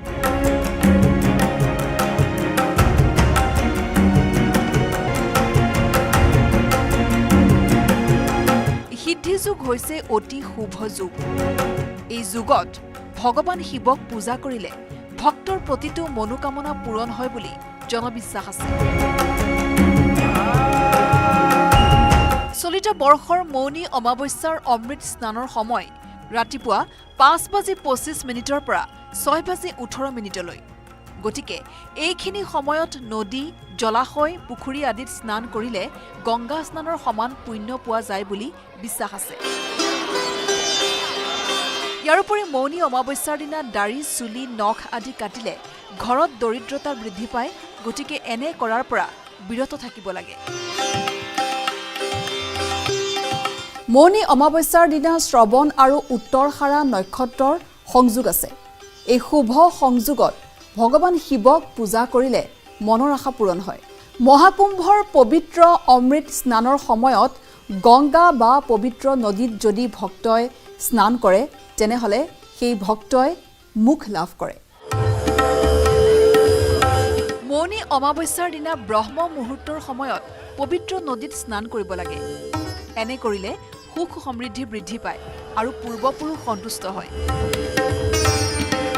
এইবাৰ মৌনী অমাৱস্যাৰ দিনা এক অতি শুভ ৰাজযোগ গঢ় লৈ উঠিছে। মকৰ ৰাশিত সূৰ্য, বুধ আৰু চন্দ্ৰৰ একেলগে সংযোগ হৈছে, যিয়ে ত্ৰিবেণী যুগৰ সৃষ্টি কৰিছে। এই যুগত পবিত্ৰ ঠাইত স্নান আৰু দানৰ বিশেষ তাৎপৰ্য আছে। যদি আপুনি মহাদেৱৰ আশীৰ্বাদ লাভ কৰিব বিচাৰে তেন্তে মৌনী অমাৱস্যাৰ দিনা স্নান আৰু ধ্যান কৰি ভক্তিৰে ভগৱান শিৱক পূজা কৰক। এই সময়ত গংগাৰ পানীত কলা তিল মিহলাই ভগৱান শিৱক অৰ্পণ কৰিব লাগে। একে সময়তে পূজাৰ পিছত কলা তিল দান কৰিলেও শুভ ফল পোৱা যায়। আনহাতে ৰাশি চক্ৰত শুভ গ্ৰহসমূহক শক্তিশালী কৰিব বিচাৰিলে মৌনী অমাৱস্যাৰ দিনা ঘেঁহু, চাউল, সৰিয়হ, কুঁহিয়াৰ, দালি আদি বস্তু দান কৰিব লাগে। এইবোৰ খাদ্য দান কৰিলে ৰাশি চক্ৰত শুভ গ্ৰহবোৰ শক্তিশালী হৈ পৰিব বুলি জনবিশ্বাস আছে।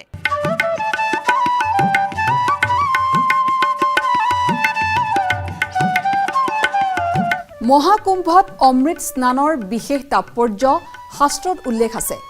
সেয়েহে এই বিশেষ দিনটোত উত্তৰ প্ৰদেশৰ প্ৰয়াগৰাজত অনুষ্ঠিত মহাকুম্ভত অমৃত স্নান কৰিবলৈ দেশৰ কোটি কোটি ভক্তই ভিৰ কৰিলে।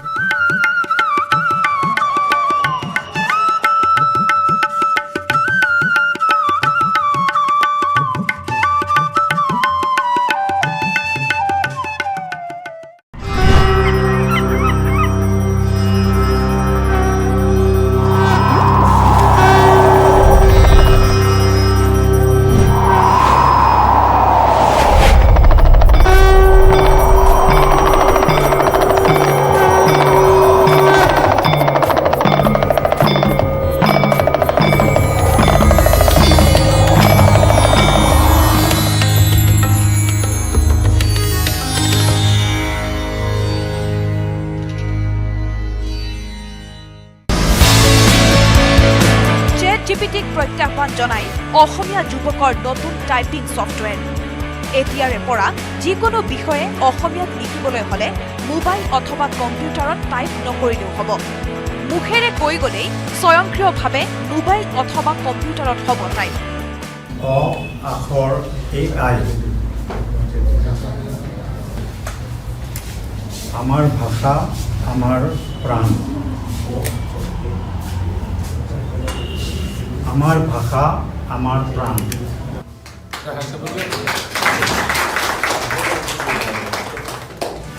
মুকলি হল নতুন টাইপিং ছফ্টৱেৰ। গুৱাহাটীৰ দুই ভাতৃ ইন্দ্ৰনীল তালুকদাৰ আৰু কাব্যনীল তালুকদাৰৰ প্ৰচেষ্টাত মুকলি কৰা হল অ আখৰ।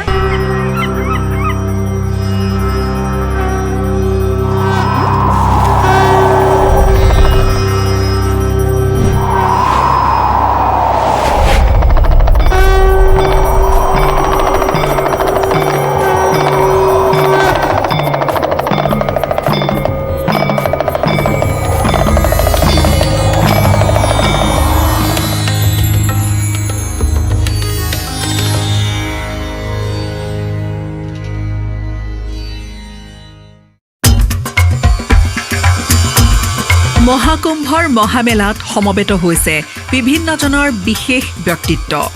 ৰাজনীতিৰ পৰা আৰম্ভ কৰি সংস্কৃতিলৈ, ক্ৰীড়া ক্ষেত্ৰৰ পৰা ভিন্ন স্তৰৰ বিভিন্ন ক্ষেত্ৰৰ লোকলৈ এই সমাৱেশ। এইবাৰ অন্যতম চৰ্চিত ব্যক্তি এপলৰ সহ-প্ৰতিষ্ঠাপক ষ্টিভ জবছৰ পত্নী লৰেন পাৱেল। মনত অযুত আশা লৈ মহাকুম্ভ মেলালৈ আহিছিল লৰেন পাৱেল। ঈশ্বৰৰ আশীৰ্বাদত মহাকুম্ভ মেলালৈ অহাৰ সৌভাগ্য হৈছিল বুলি সংবাদ মাধ্যমৰ আগত ব্যক্ত কৰিছিল লৰেন পাৱেলে। গেৰুৱা বসন পৰিধান কৰি মহাকুম্ভ মেলাত হিন্দু ধৰ্মীয় ৰীতি নীতি পালন কৰি থকা লৰেনৰ ছবি বিশ্বৰ সংবাদ মাধ্যমত। তাতেই প্ৰতিফলিত হৈছে হিন্দু ধৰ্মৰ প্ৰতি লৰেনৰ থকা বিশ্বাস, আস্থা। 144 বছৰৰ পিছত প্ৰয়াগৰাজত আয়োজিত মহাকুম্ভ মেলাত স্নান কৰাৰ বাবে লৰেনৰ ওচৰত হিন্দু ধৰ্মৰ এক পৰম্পৰা প্ৰাচীৰ হৈ থিয় দিছিল। নিয়ম অনুসৰি কেৱল হিন্দু লোকেহে স্নান কৰিব পাৰে মহাকুম্ভ মেলাত। হিন্দু সংস্কৃতি পৰম্পৰাৰ প্ৰতি গভীৰ আস্থা ৰখা লৰেনে সেয়েহে নিজৰ নামেই সলনি কৰি পেলালে। এক কথাত মহাকুম্ভ মেলালৈ আহি পুনৰ জনম হ'ল ষ্টিভ জবছৰ পত্নীৰ। 61 বছৰ বয়সত হিন্দু ধৰ্ম গ্ৰহণ কৰি লৰেন হৈ পৰিল কমলা। কিন্তু আধৰুৱা হৈ ৰ'ল কমলাৰ কামনা। মহাকুম্ভত অমৃত স্নান কৰিব নোৱাৰিলে ষ্টিভ জবছৰ পত্নী লৰেন পাৱেলে ওৰফে কমলাই। এলাৰ্জিৰ বাবে অসুস্থ হৈ পৰাৰ ফলত স্নান কৰিব নোৱাৰিলে এপলৰ সহ-প্ৰতিষ্ঠাপক ষ্টিভ জবছৰ পত্নীয়ে। যি খবৰে স্বাভাৱিকতে লৰেনৰ সমান্তৰালভাৱে দুখিত কৰিছে জবছ অনুৰাগী। যোগীৰ প্ৰয়াগৰাজলৈ 27 জানুৱাৰী পুৱাবেলাই উপস্থিত হ'ল দেশৰ গৃহমন্ত্ৰী অমিত শ্বাহ। ত্ৰিবেণী সংগমত স্নান কৰাৰ উদ্দেশ্য আগত ৰাখি উপস্থিত হৈছিল অমিত শ্বাহ। যোগী আদিত্যনাথৰ আমন্ত্ৰণৰ প্ৰতি সঁহাৰি জনাই উপস্থিত হ'ল অমিত শ্বাহ। সনাতনী সভ্যতাৰ প্ৰবক্তা অমিত শ্বাহৰ উপস্থিতিৰ লগে লগেই আদৰণি জনালে যোগী আদিত্যনাথে। ভিন্ন ধৰ্মগুৰুৰ সৈতেও আলোচনাত ভাগ ল'লে অমিত শ্বাহে।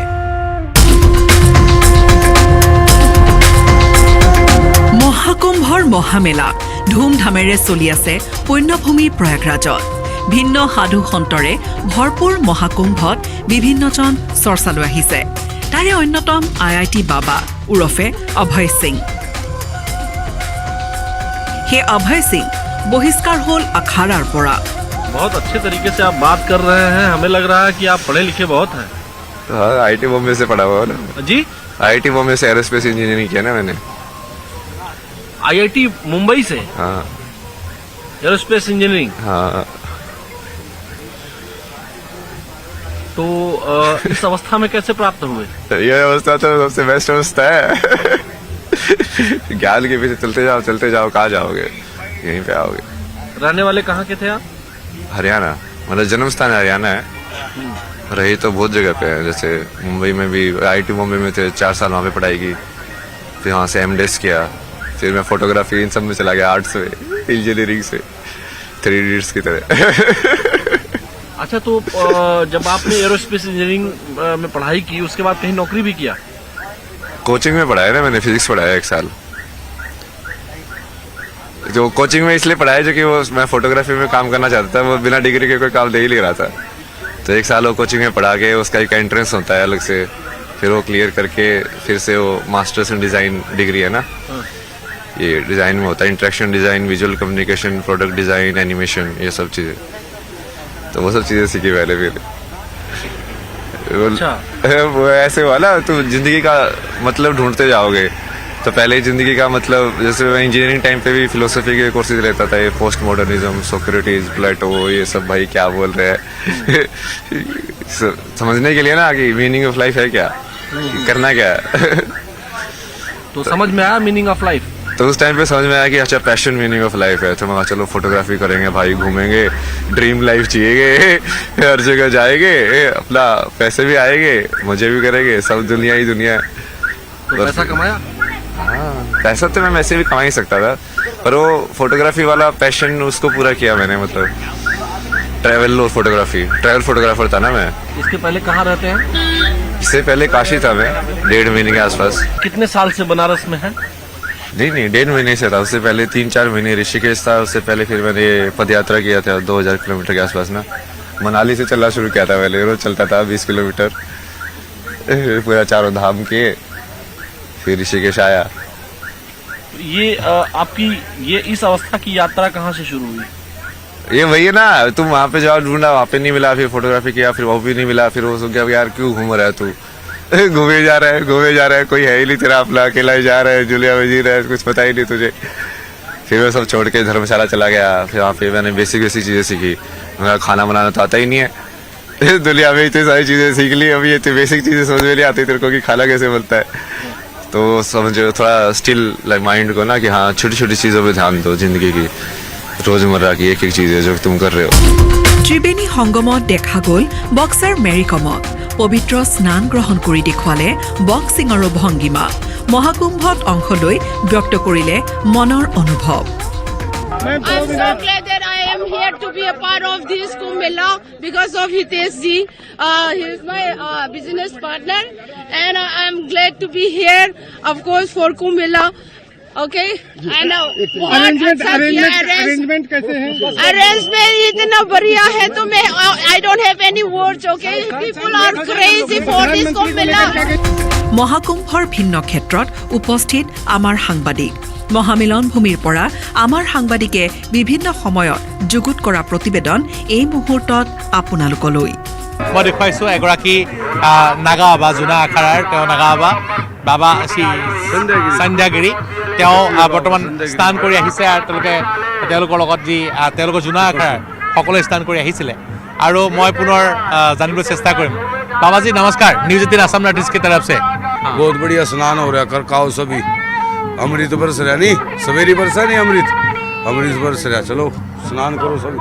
चलो और ये जो आप लोग का स्नान किया बढ़िया स्नान हुआ, बहुत भीड़ हो रही है, बहुत भीड़ हो, बहुत आनंद, बहुत ज्यादा लोग हो गया, बहुत ज्यादा तादाद से ज्यादा लोग आए हैं आज। बड़ा आनंद आया, हम तो भीड़ में दब गए। हाँ जी, जूनागढ़ जंगली बाबा। महाकुंभ की इस महाधरती पर किस तरह से अद्भुत अलौकिक अविश्वसनीय रंग यहाँ पर साधु संतों के जरिए निकल रहे हैं, वो अपने आप में देखिए दिव्य नजर आ रहे हैं। कड़ी तपस्या, वो श्रद्धा, महादेव का नारा, जय श्री राम का नारा गुंजयमान यहाँ पर हो रहा है। प्रभु आपसे जानना चाहेंगे, महाकुंभ की धरती पर पूरे विश्व की निगाहें हैं। महाकुंभ की बहुत बहुत आप सबको हार्दिक बधाई हो। महाकुंभ की धरती पर करोड़ों लोग आकर डुबकी लगा रहे हैं और अपने आप को कृतार्थ कर रहे हैं, तो आपको बहुत बहुत महाकुंभ की हार्दिक बधाई। देखो पूरा मेला कितना भरा हुआ है। आदरणीय पूजनीय सभी संत महापुरुष अपने अपने शिविरों में, कोई राम कथा, कोई भागवत कथा, कोई वेदांत का ज्ञान दे रहा, कहीं यज्ञ चल रहा है, और जितने भी यहाँ पर श्रद्धालु जन आ रहे हैं सभी संतों के दर्शन करके कृतार्थ हो रहे हैं। त्रिवेणी संगम में डुबकी लगाकर सर्व पापों से तापों से मुक्ति पा रहे हैं। और आज सबसे पावन भूमि प्रयागराज विश्व कल्याण का संदेश आप सभी साधु संतों के जरिए, आप सभी पुण्य आत्माओं के जरिए दे रहे हैं। जी, मैं श्री पंचायती महानिर्वाणी अखाड़ा का महामंडलेश्वर स्वामी दिव्यानंद पुरी पठानकोट पंजाब से सभी जितने भी यहाँ पर श्रद्धावान आ रहे हैं और घर में बैठकर जितने भी इस महाकुंभ नगरी का नजारा देख रहे हैं, संतों के दर्शन कर रहे हैं, उन सबको बहुत बहुत हार्दिक शुभकामनाएं देता हूँ। और सब लोग जो महाकुंभ में नहीं आ सकते वो अपने अपने घरों में बैठकर भजन सिमरन करे, गंगा मैया का ध्यान करें। सनातन धर्म की मजबूती के लिए क्या आपको लगता है, आज की पीढ़ी के लिए क्या संदेश? तो देखिए यही है हर हर महादेव के नारे के साथ में, जय श्री राम के नारे के साथ में पावन भूमि गुंजन मान इस वक्त हो रही है। और ये बातचीत हमारे साथ इन्होंने की है। कहा जा सकता है कि यही है प्रयागराज, यही है महाकुंभ, यही है वो सफर जो इस वक्त करोड़ों दर्शक हमारे साथ तय कर रहे हैं महाकुंभ की धरती से। बड़े फेमस बाबा यहाँ ब्लॉगिंग कर रहे हैं, डिजिटल बाबा के नाम से मशहूर हैं, और क्या शानदार रिपोर्टिंग करते हैं। हम लोग भी इनको देखकर बड़े प्रभावित हो रहे हैं। देखिए अभी बातचीत ये कर ही रहे हैं। महाराज जी आप बातचीत कर रहे हैं, नमो नारायण, कैसे हैं? नारायण, बहुत अच्छा हूँ, बहुत खुश हूँ। मेरा नाम आलोक शुक्ला है और मैं न्यूज़ 18 नेटवर्क का रिपोर्टर हूँ। जानता हूँ आपको। हाँ सारे प्रोग्राम्स जो आते हैं टीवी पे उसमें दिखाई देते हैं कि कौन क्या परफॉर्म कर रहा है, कौन क्या प्रस्तुत कर रहा है। अच्छा जी जी, काफी हाईटेक लगते हैं आप। समय के साथ अगर आप अपने आप को अपग्रेड नहीं करते हैं, अपने आप को ढालते नहीं हैं, तो बहुत पीछे छूट जाते हैं। ये दौर डिजिटल दौर है जहां पर अगर आप कोई बात पहुंचाना चाहते हैं लोगों के बीच में, तो आपको बहुत बहुत साउंड होना पड़ेगा, कैसे टेक्नोलॉजी का इस्तेमाल करना है, कैसे चीजों को लोगों के सामने प्रस्तुत करना है। जी महाराज जी, कब ये दिमाग में आया आपके कि मतलब हमको इस तरह का काम करना है, इस तरह की बात करनी है?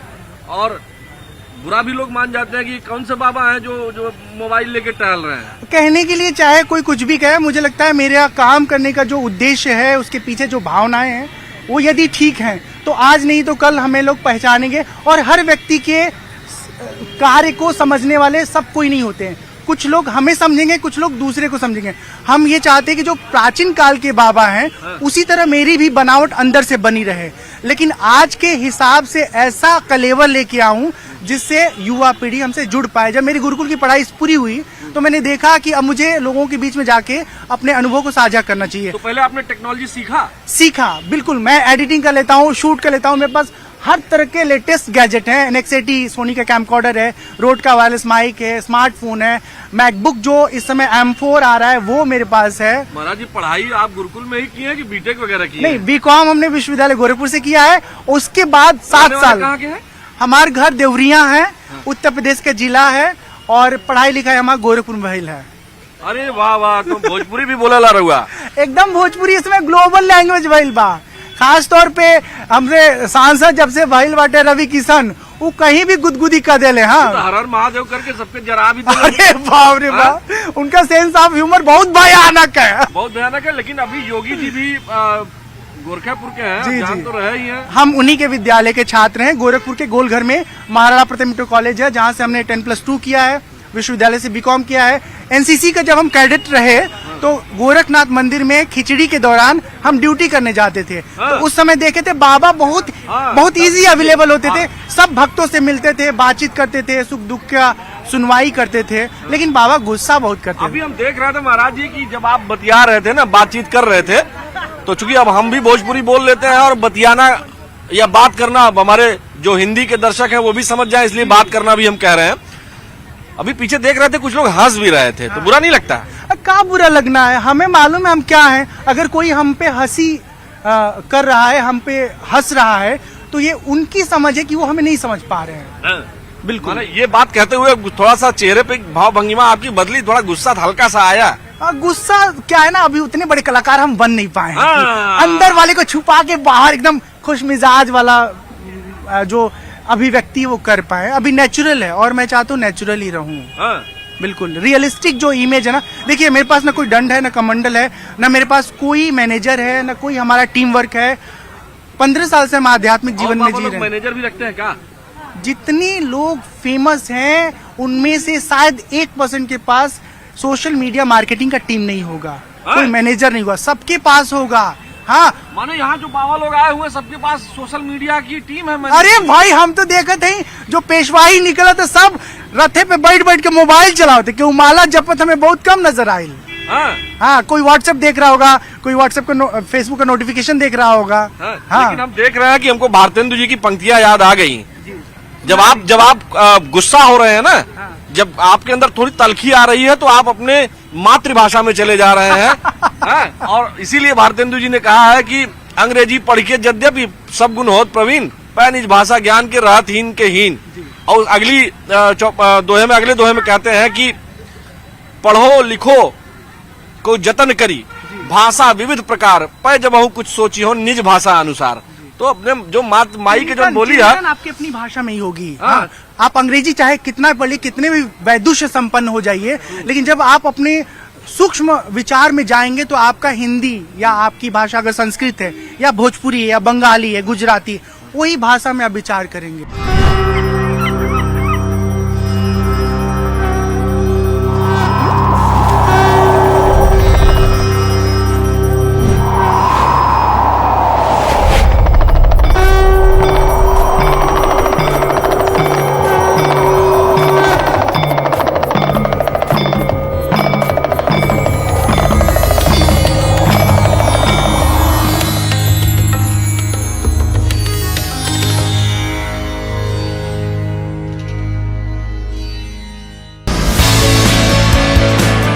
জিপিটিক প্ৰত্যাহ্বান জনাই অসমীয়া যুৱকৰ নতুন টাইপিং ছফটৱেৰ।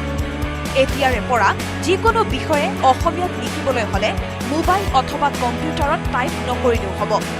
মুখেৰে কৈ গ'লেই স্বয়ংক্ৰিয়ভাৱে মোবাইল অথবা কম্পিউটাৰত হ'ব টাইপ।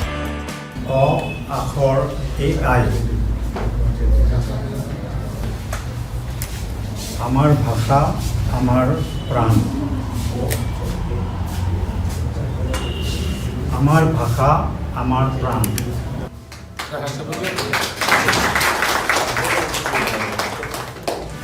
মুকলি হল নতুন টাইপিং ছফটৱেৰ। গুৱাহাটীৰ দুই ভাতৃ ইন্দ্ৰনীল তালুকদাৰ আৰু কাব্যনীল তালুকদাৰৰ প্ৰচেষ্টাত মুকলি কৰা হ'ল অ আখৰ আৰ্টিফিচিয়েল ইণ্টেলিজেন্স AI নামেৰে টাইপিং ছফ্টৱেৰ।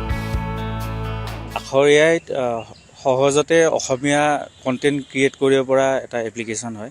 আৰ্টিফিচিয়েল ইণ্টেলিজেন্স ব্যৱহাৰ কৰি কৈ থাকিলে অসমীয়া লিখি থাকে আমাৰ ছফ্টৱেৰটোৱে তেনেকুৱা এটা চিষ্টেম ডেভেলপ কৰা হৈছে। অসমীয়া লিখোঁতে বহুতে বানান ভুল কৰে, সেই বানানবিলাক আমাৰ ছফ্টৱেৰটোত অট'মেটিক শুদ্ধ হৈ যায়। এতিয়া মই যেনেকৈ অসমীয়া কৈ আছোঁ মাইকৰ সন্মুখত, এইটো যদি আমাৰ এপটো যদি আমি ইনেবল কৰি থওঁ বা অন কৰি থওঁ, সেই মই যিখিনি কথা কৈছোঁ এই গোটেইখিনি টেক্সট আকাৰে আপুনি পাই যাব। মুখেৰে কৈ গ'লেই স্বয়ংক্ৰিয়ভাৱে এই এপ্লিকেশ্যনৰ জৰিয়তে টাইপ হৈ আহিব। 1.6 মিলিয়ন অসমীয়া শব্দ সংযোজন কৰা হৈছে টাইপিং।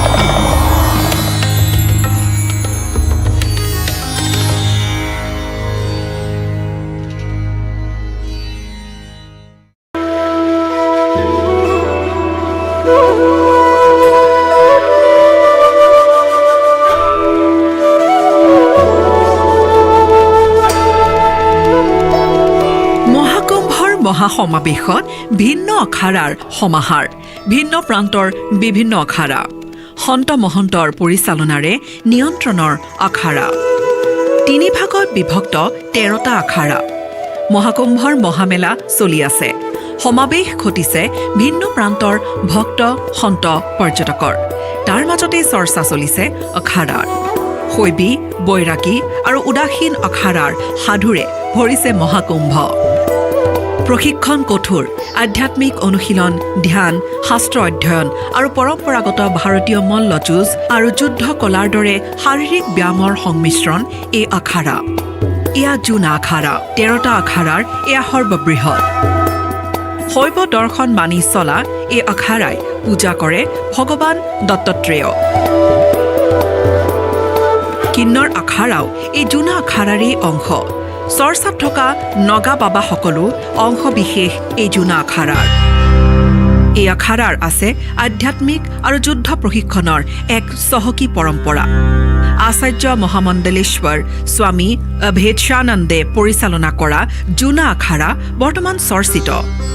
দ্বিতীয় বৃহত্তম আখাৰা হিচাপে শ্ৰী পঞ্চায়তী নিৰঞ্জনী আখাৰা। 904 খ্ৰীষ্টাব্দত গুজৰাটত প্ৰতিষ্ঠিত এই আখাৰাৰ সাধুৰো সমাগম মহাকুম্ভত।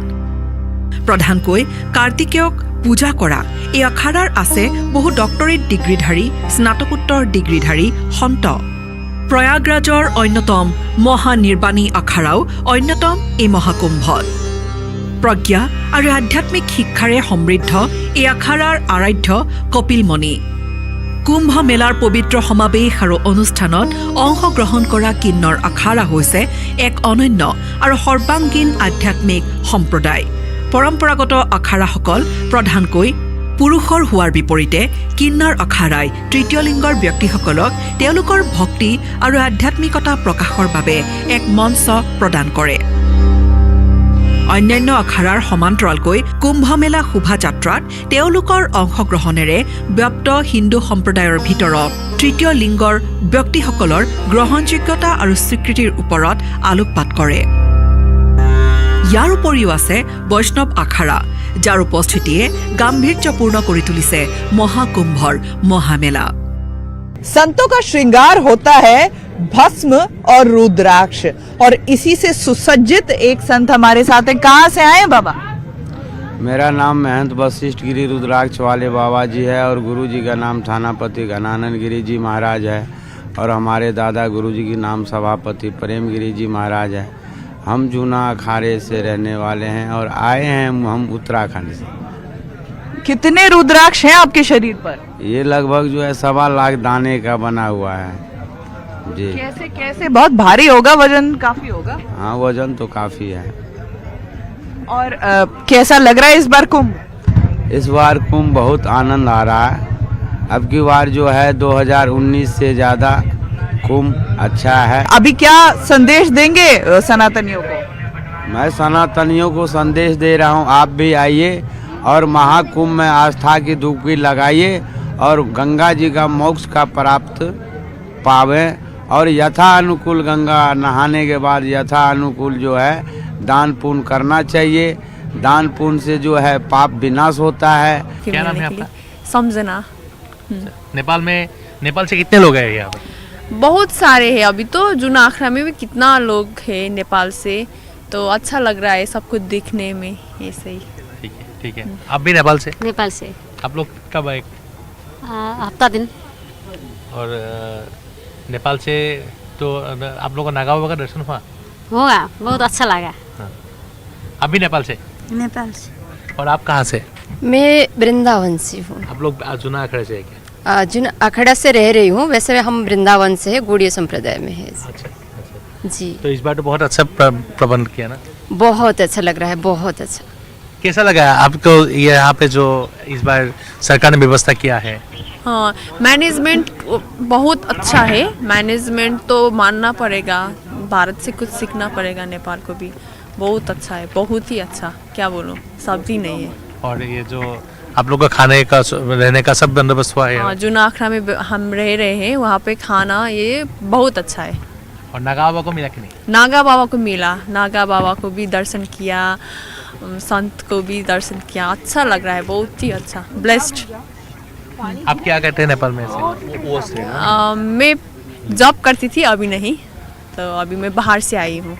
हमारे साथ रुद्राक्ष से परिपूर्ण एक ऐसा शिवलिंग मौजूद है, एक ऐसे महान बाबा मौजूद है जिन्होंने अपने सिर पर इसे धारण किया हुआ है। आप बाबा को हमारे साथ यहाँ पर देख सकते हैं। ये तप है, ये तपस्या है और साथ ही ये वो यशस्वी बाबा हैं जिनके बारे में कहा जा सकता है कि कण कण में महादेव बसे हैं। इसलिए हर हर महादेव की गूंज से आज सबसे पावन भूमि जो है वो लबरेज और गुंजायमान हो चुकी है। बाबा, सबसे पहले हम आपसे यही पूछना चाहेंगे, आपने अपने सिर पर रुद्राक्ष से परिपूर्ण शिवलिंग को धारण कर रखा है, कितने सालों से ये तपस्या? अभी 1 साल में है। 1 साल की तपस्या है। जी जी। काशी से। काशी से कुंभ में आया हूँ। साधु संतों की यही कठोर तपस्या है जिसकी वजह से तपस्वियों की भूमि प्रयागराज को यहाँ पर कहा जाता है महाकुंभ।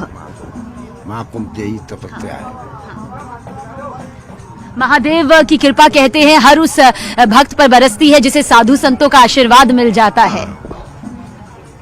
साधु तपस्या किसके लिए करता है? संसार के लिए, विश्व कल्याण के लिए। उसने साधु एक परिवार को छोड़ता है, वो अपनी तपस्या करता है। वो किसके लिए करता है? उसके लिए पूरा संसार परिवार है, उसका संसार पूरा परिवार संसार परिवार है। सभी को शिक्षा देता है, सभी को आशीर्वाद देता है, बुरे कर्मों से बचाता है, बुरे कर्मों से बचाता है। साधु संतों का यही काम है। तो जब निद्रा का वक्त होता है तब किसी तरह की या फिर हर हर महादेव के साथ में हर वक्त आप इसी को अपने माथे पर, अपने सिर पर विराजमान रखते हैं बाबा?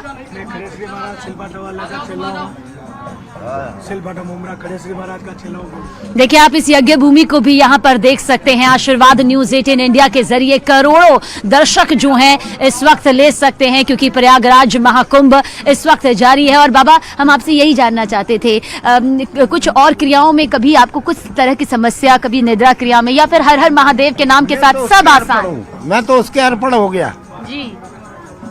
मैंने तो सब कुछ, शरीर भी उसी को दे दिया, अपने पास कुछ नहीं।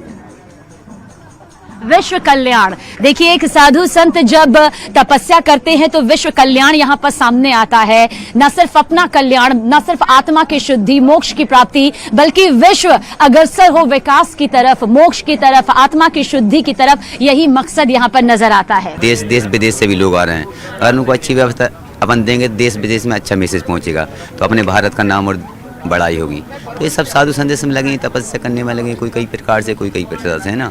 तो हम तो देश के और आप लोगों के लिए, धर्म के लिए भजन कर रहे हैं, तब कर रहे हैं नंगे बुक। हमें कुछ चीज़ का लोग लालच नहीं है। ये भी आप सब कुछ ले सकते हैं कि हम नागा साधु हैं। अपना भारत देश महान है, इसमें इसी एक से एक ऋषि मुनि डटे हैं, जो चाहें वो कर सकते हैं। आजकल क्या बोली की ज़रूरत नहीं है, गोली की ज़रूरत, एक गोली की ज़रूरत नहीं है, बोली की ज़रूरत है। साधु संत जो कह दे वो हो जाएगा। रामायण में लिखा है कि मोर वचन पर जाए फीका, संत वचन पत्थर कली का। अगर जो संत बोल दें वो आज है, निश्चित है। मन संत तपस्या करे, जब वो करें। आप कितने साल की उम्र में नागा बाबा बने आप? 10 साल की उम्र में। और अभी जो आप भोजन करते हैं दिन में कितने बार करते हैं? भोजन की कोई चिंता करी नहीं है। अगर बाबा बने तो भोजन क्या करना, घर में रहते आप जैसी हैं, पत्ती बील पत्त कुछ खा कर रह जाते हैं। साधना, ओल महादेव, वो सब कुछ देख रहे वाले ना, भाभाई मेट सा कतर पुरारी, वो तो मौत के भी दाता हैं, अपन उनके बेटे हैं, उनके शरण में रहते, हमें कुछ नहीं हुआ। ये भोलेनाथ का आशीर्वाद है और सब पे ही आशीर्वाद है। हर युग में आदि अनंत में सिर्फ महादेव हैं, हर चीज़ें महादेव है, उनकी कृपा। अपन बोल रहे हैं आप आए हो, आप देश विदेश में अच्छे मैसेज रहे, हम और आपके परिवार को और सभी न्यूज वालों को बहुत बहुत आशीर्वाद देना चाहते हैं। ऐसे देश में अच्छे मैसेज तो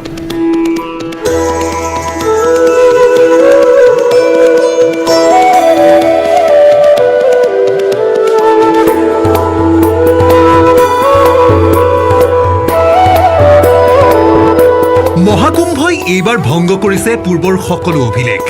সমগ্ৰ দেশৰ লগতে আমেৰিকা, ৰাছিয়া, ইজৰাইল, দক্ষিণ আফ্ৰিকা আদি বহু দেশৰ নাগৰিকে গংগাত কৰিলে অমৃত স্নান।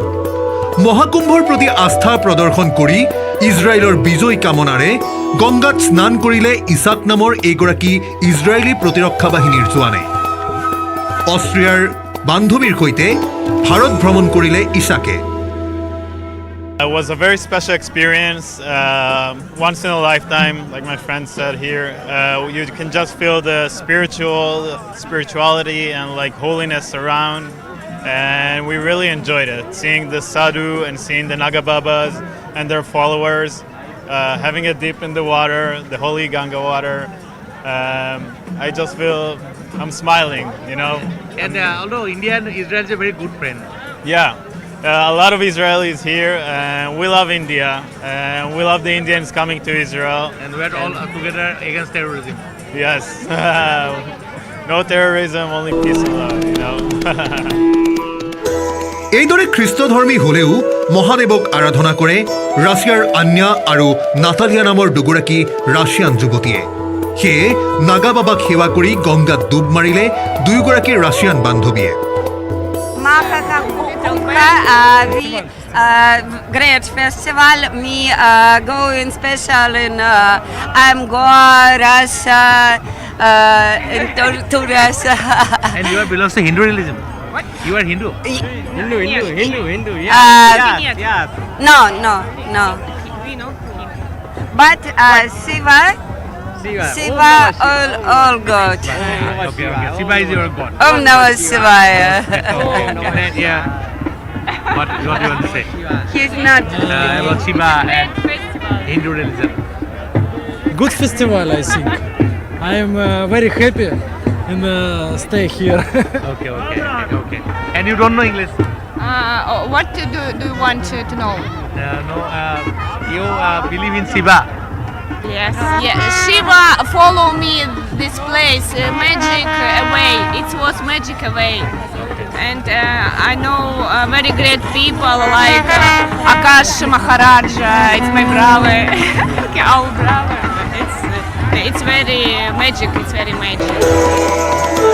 কেৱল এয়াই নহয়, দেশৰ পৰিধি পাৰ কৰি বিদেশৰ ভক্তৰে ভৰি পৰিছে প্ৰয়াগৰাজ। এয়া সনাতনৰ প্ৰতি আকৰ্ষণ, এয়া সভ্যতাৰ প্ৰতি বিশ্বাস।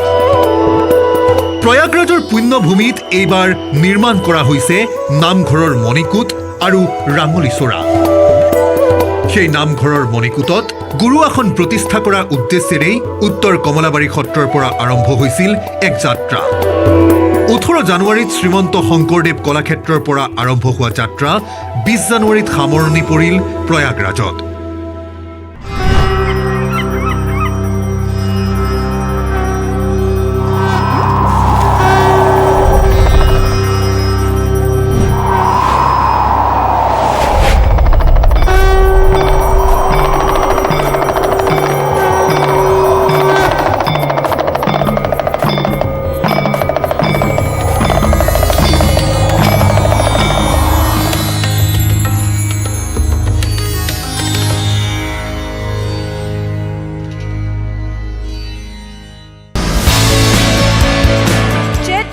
প্ৰত্যাহ্বান জনাই অসমীয়া যুৱকৰ নতুন টাইপিং ছফ্টৱেৰ। এতিয়াৰে পৰা যিকোনো বিষয়ে অসমীয়াত লিখিবলৈ হলে মোবাইল অথবা কম্পিউটাৰত টাইপ নকৰিলেও হ'ব।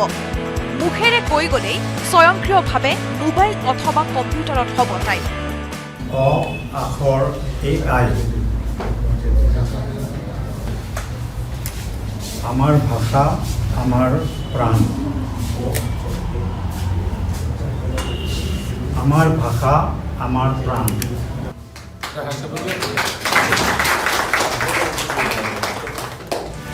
মুকলি হল নতুন টাইপিং ছফ্টৱেৰ। গুৱাহাটীৰ দুই ভাতৃ ইন্দ্ৰনীল তালুকদাৰ আৰু কাব্যনীল তালুকদাৰৰ প্ৰচেষ্টাত মুকলি কৰা হল আখৰ আৰ্টিফিচিয়েল ইণ্টেলিজেন্স AI নামেৰে টাইপিং ছফ্টৱেৰ। আখৰ AIত সহজতে অসমীয়া কণ্টেণ্ট ক্ৰিয়েট কৰিব পৰা এটা এপ্লিকেশ্যন হয়। আৰ্টিফিচিয়েল ইণ্টেলিজেন্স ব্যৱহাৰ কৰি কৈ থাকিলে অসমীয়া লিখি থাকে ছফ্টৱেৰ। আমাৰ ছফ্টৱেৰটোৱে তেনেকুৱা এটা চিষ্টেম ডেভেলপ কৰা হৈছে।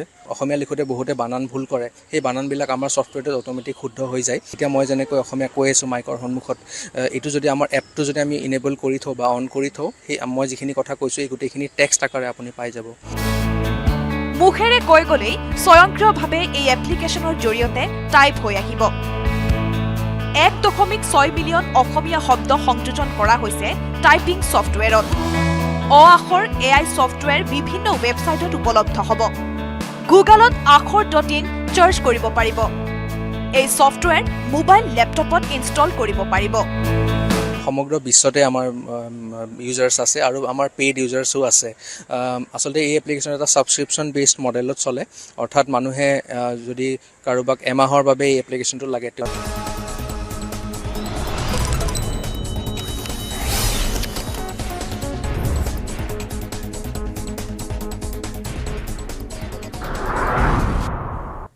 লোকসভা 2025-26 বৰ্ষৰ কেন্দ্ৰীয় বাজেট দাখিল। বিৰোধীৰ চিঞৰ বাখৰৰ মাজতে কেন্দ্ৰীয় বিত্তমন্ত্ৰী নিৰ্মলা সীতাৰমণে দাখিল কৰিলে কেন্দ্ৰীয় বাজেট।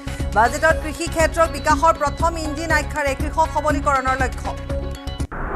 নিৰ্মলা সীতাৰমণৰ বাজেটত মধ্যবিত্ত কৰদাতালৈ বৃহৎ সকাহ, 12 লাখ টকালৈ আয়কৰ ৰেহাই, ষ্টেণ্ডাৰ্ড ডিডাকশ্যন অতিৰিক্ত 75,000 টকা, বছৰি 12.75 লাখ টকা পৰ্যন্ত উপাৰ্জনৰ লোকে দিব নালাগে আয়কৰ।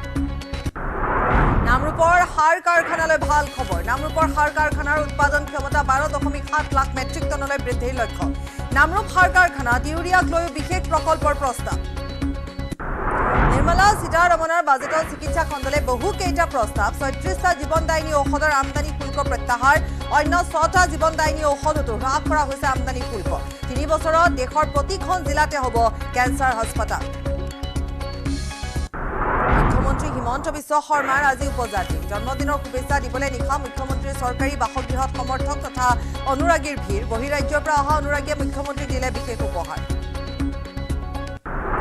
অসম সাহিত্য সভাৰ পাঠশালা অধিৱেশনৰ আজি দ্বিতীয় দিন। সত্যদেৱ ক্ষেত্ৰত অনুষ্ঠিত হৈছে অসম সাহিত্য সভাৰ 70তম দ্বিবাৰ্ষিক অধিৱেশন। আজি মূল পতাকা বেদীত উত্তোলন হ'ব 77খন পতাকা। দ্বিতীয় পতাকা বেদীত একেলগে উত্তোলন হ'ব 108খন পতাকা। নিৰ্বাচনৰ প্ৰাক্ষণত আম আদমী পাৰ্টিত মুখ্য আঘাত। টিকেট নোপোৱাৰ বাবে আপৰ 8জনকৈ বিধায়কৰ পদত্যাগ। ৰাজধানী দিল্লীৰ বিধানসভা নিৰ্বাচনলৈ মাজত মাথো 4টা দিন থকা অৱস্থাত দল এৰিছে ইজনৰ পিছত সিজন আপ নেতাই। আমেৰিকাৰ ফিলাডেলফিয়াত পুনৰ বিমান দুৰ্ঘটনা। শুকুৰবাৰে নিশা 6গৰাকী যাত্ৰী কঢ়িয়াই নিয়া এখন ব্যক্তিগত বিমান দুৰ্ঘটনাগ্ৰস্ত। ফিলাডেলফিয়া বিমানবন্দৰৰ পৰা উৰা মৰাৰ কিছু সময় পাছতে দুৰ্ঘটনাত পতিত হয় বিমানখন। বিমানখন ফিলাডেলফিয়াৰ পৰা স্প্ৰিংফিল্ড ব্ৰেনছন ৰাষ্ট্ৰীয় বিমানবন্দৰলৈ গৈ আছিল।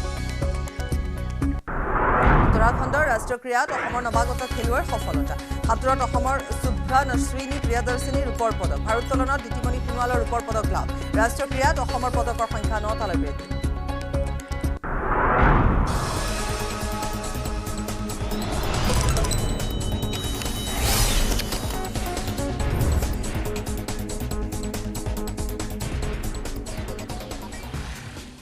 বিয়লিৰ খবৰলৈ স্বাগতম। ষ্টুডিঅ'ত মই পাপৰি। অসম সাহিত্য সভাৰ পাঠশালাৰ অধিৱেশনত অগ্নিকাণ্ড। মূল প্ৰৱেশ দ্বাৰৰ সন্মুখতে ব্যৱসায়িক প্ৰতিষ্ঠানত লাগি জুই। অগ্নিকাণ্ডৰ বাবে বন্ধ কৰি দিয়া হৈছে প্ৰৱেশ দ্বাৰৰ পথ। অগ্নি নিৰ্বাপক বাহিনীয়ে জুই নিৰ্বাপন কৰিছে। এই পৰ্যন্তলৈ পোহৰলৈ অহা নাই অগ্নিকাণ্ডৰ কাৰণ। আজি যিহেতু দ্বিতীয়টো দিন, তাৰ মাজতে প্ৰৱেশ দ্বাৰতে জুই লাগে।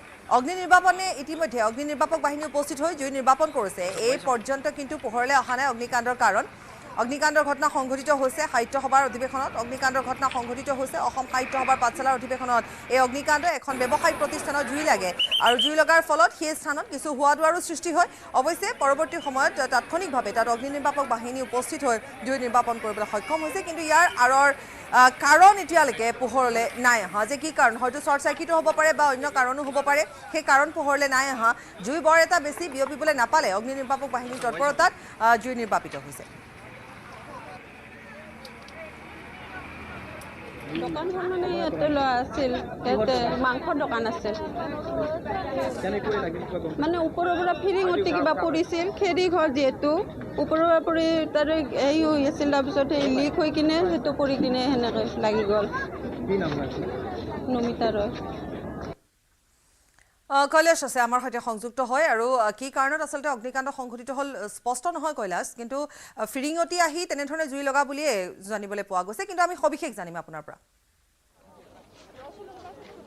নিশ্চিতভাৱে পৰিচয় আজি অসম সাহিত্য সভাৰ যি অধিৱেশনৰ দ্বিতীয়টো দিন আছিল আৰু দ্বিতীয়টো দিনৰ কিছু মুহূৰ্ত পূৰ্বে আচলতে ক্ষেত্ৰৰ যি প্ৰৱেশ দুৱাৰৰ সন্মুখৰ ভাগত থকা এখন ব্যৱসায়িক প্ৰতিষ্ঠানত হঠাতে জুই লাগে আৰু জুই লগাৰ ফলত আচলতে এক খোৱা দোৱাময় পৰিৱেশৰ সৃষ্টি হয় কাৰণ যিখিনি সময়ত ইয়াত অগ্নিকাণ্ডৰ ঘটনাটো সংঘটিত হৈছিল সেই সময়খিনিত আচলতে যথেষ্ট সংখ্যক ইয়ালৈ অহা আচলতে যি সাহিত্য অনুৰাগী ব্যক্তিসকল আহিছিল আৰু সেইকাৰণে আচলতে এক খোৱা দোৱা পৰিৱেশৰ সৃষ্টি হৈছিল আৰু কিন্তু ততাতৈয়াকৈ আচলতে ক'ব লাগিব যে ততাতৈয়াকৈ অগ্নি নিৰ্বাপক বাহিনীৰ লোকসকলে উপস্থিত হৈ আচলতে যি তিনিখনকৈ অগ্নি নিৰ্বাপক বাহিনীৰ গাড়ী উপস্থিত হৈ জুই নিয়ন্ত্ৰণ কৰায় কিন্তু বৰ্তমান সময়ছোৱাত জুই নিয়ন্ত্ৰণ কৰা দেখিবলৈ পোৱা গৈছে আৰু আমি সহযোগী পৰিৱেশটো দেখুৱাব আৰু যাক লৈ আচলতে অসম সাহিত্য সভাৰ যি ইয়ালৈ অহা প্ৰতিগৰাকী লোকৰ মাজতে খোৱা দোৱা পৰিৱেশৰ এই যি জুই আচলতে জুই নিয়ন্ত্ৰণ কৰা হৈছে উল্লেখ কৰিব বিচাৰিছোঁ যে যিখিনি সময়ত আচলতে জুই এই অগ্নিকাণ্ডৰ ঘটনা সপ্তদেৱ ক্ষেত্ৰলৈ সোমোৱাই পথটো গোটেই বন্ধ কৰি দিয়া হৈছিল কিন্তু বৰ্তমান সময়ছোৱাত প্ৰতিগৰাকী লোক আহিব পৰাকৈ মুকলি কৰি দিয়া হৈছে যি জুই নিয়ন্ত্ৰণ হোৱাৰ লগে লগে আৰু এক প্ৰকাৰ কথা ক'ব লাগিব যে এই যি ব্যৱসায়িক প্ৰতিষ্ঠানখনত জুই লগাৰ ফলত যদিও খোৱা দোৱা পৰিৱেশৰ সৃষ্টি হৈছিল সমান্তৰাল হৈ যি ইয়াৰ কাষত থকা কেইবাখনো আচলতে দোকান যদি সহযোগী দেখাই কেইবাখনো দোকান ইয়াৰ আমি দেখুৱাইছোঁ এখন হোটেল তাৰে কাষতে এখন কাপোৰৰ ব্যৱসায়িক প্ৰতিষ্ঠান আছিল কিন্তু এইসমূহ ব্যৱসায়িক প্ৰতিষ্ঠান সৌভাগ্যক্ৰমে ৰক্ষা পৰে আৰু কোনো ধৰণৰ আচলতে এই দোকানখনৰ পৰা কোনো জুই বিয়পাবলৈ আচলতে বিয়পোৱা নাই আৰু হঠাতে যিটো ততাতৈয়াকৈ যিটো অগ্নি নিৰ্বাপক বাহিনীৰ গাড়ী আহিছে তিনিখনকৈ গাড়ীয়ে জুই নিয়ন্ত্ৰণ কৰিছে আৰু বৰ্তমানলৈকে স্পষ্ট হোৱা নাই আচলতে এই জুইৰ কিহৰ কাৰণে সংঘটিত হৈছে যদিও আমাক যিগৰাকী আচলতে মহিলা আচলতে স্বত্বাধিকাৰীগৰাকীয়ে জনোৱা অনুসৰি ফিৰিঙতিৰ পৰা হোৱা বুলি কৈছে কিন্তু বৰ্তমানলৈকে স্পষ্ট নহয় কিহৰ কাৰণে এই অগ্নিকাণ্ডৰ ঘটনা ধন্যবাদ কৈলাশ এতিয়ালৈকে স্পষ্ট নহয় কিহৰ কাৰণে অগ্নিকাণ্ডৰ ঘটনা সংঘটিত হ'ল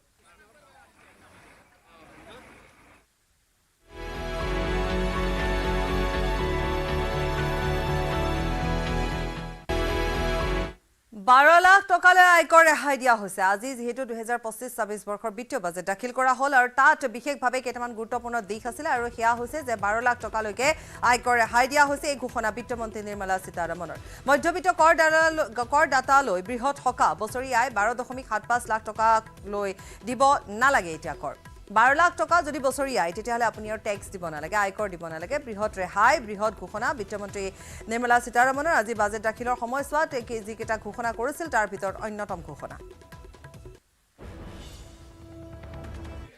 We have periodically reduced the tax burden.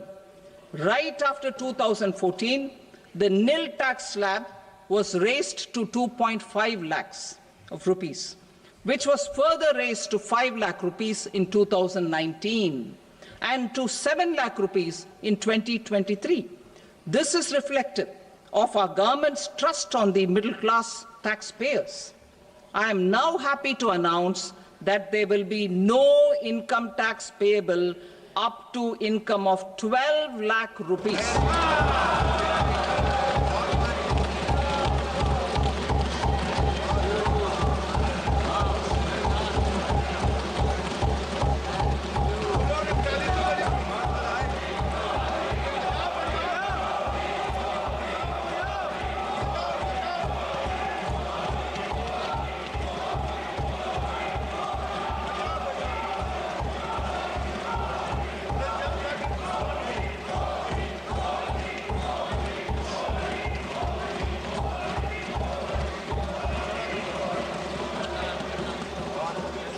So, average income of 1 lakh per month other than the special rate income such as capital gains under the new regime.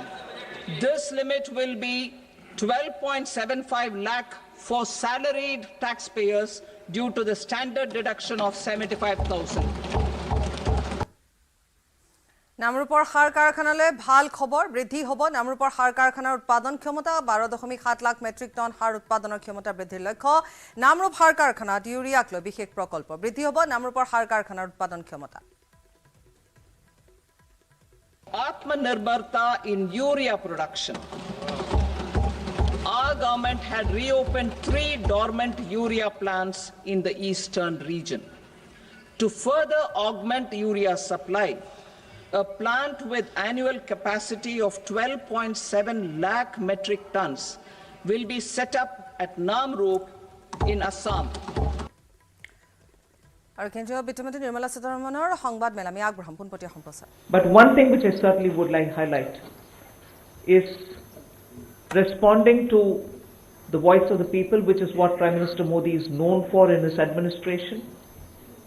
It's a very responsive government. And as a result, the income tax simplification, which I announced in July, is already completed in its works, and we shall bring the bill in the next week.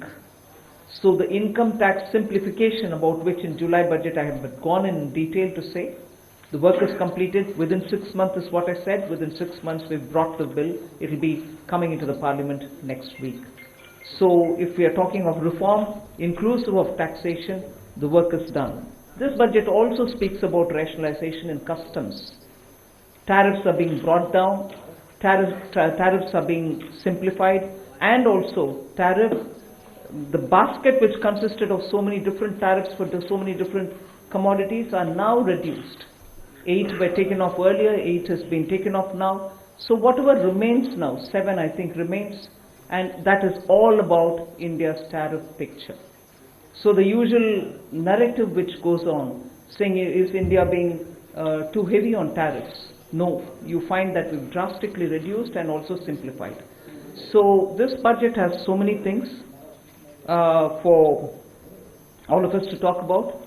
The more important thing about agriculture, which performed very well during COVID and which has contributed to India's food security, the proposals which are mentioned in this budget actually talk about everything to do with beach to bazaar, literally from the stage of seeds, hybrid seeds, climate resilient seeds, seeds which can give greater output, seeds which are going to be high yielding, all this together to the final point of India becoming the world's food basket. That's the definition I put in when I was talking about Vikasit Bharat. So we are making sure that India's agriculture gets the support across the board, whether it is on seeds, whether it is for skilling the farmers, whether it is rural prosperity, whether it is going to have agriculture and allied industries being set up in rural areas, and whether it is going to be farmers getting better and more loan with interest subvention, not just farmers, fishermen, and also dairy, meaning animal husbandry. So the picture for rural development and the picture for supporting agriculture is across the board, and that has been narrated. The second thing which I would want to highlight is the continued emphasis that we are giving since vote on account budget, July budget, and now on the MSMEs.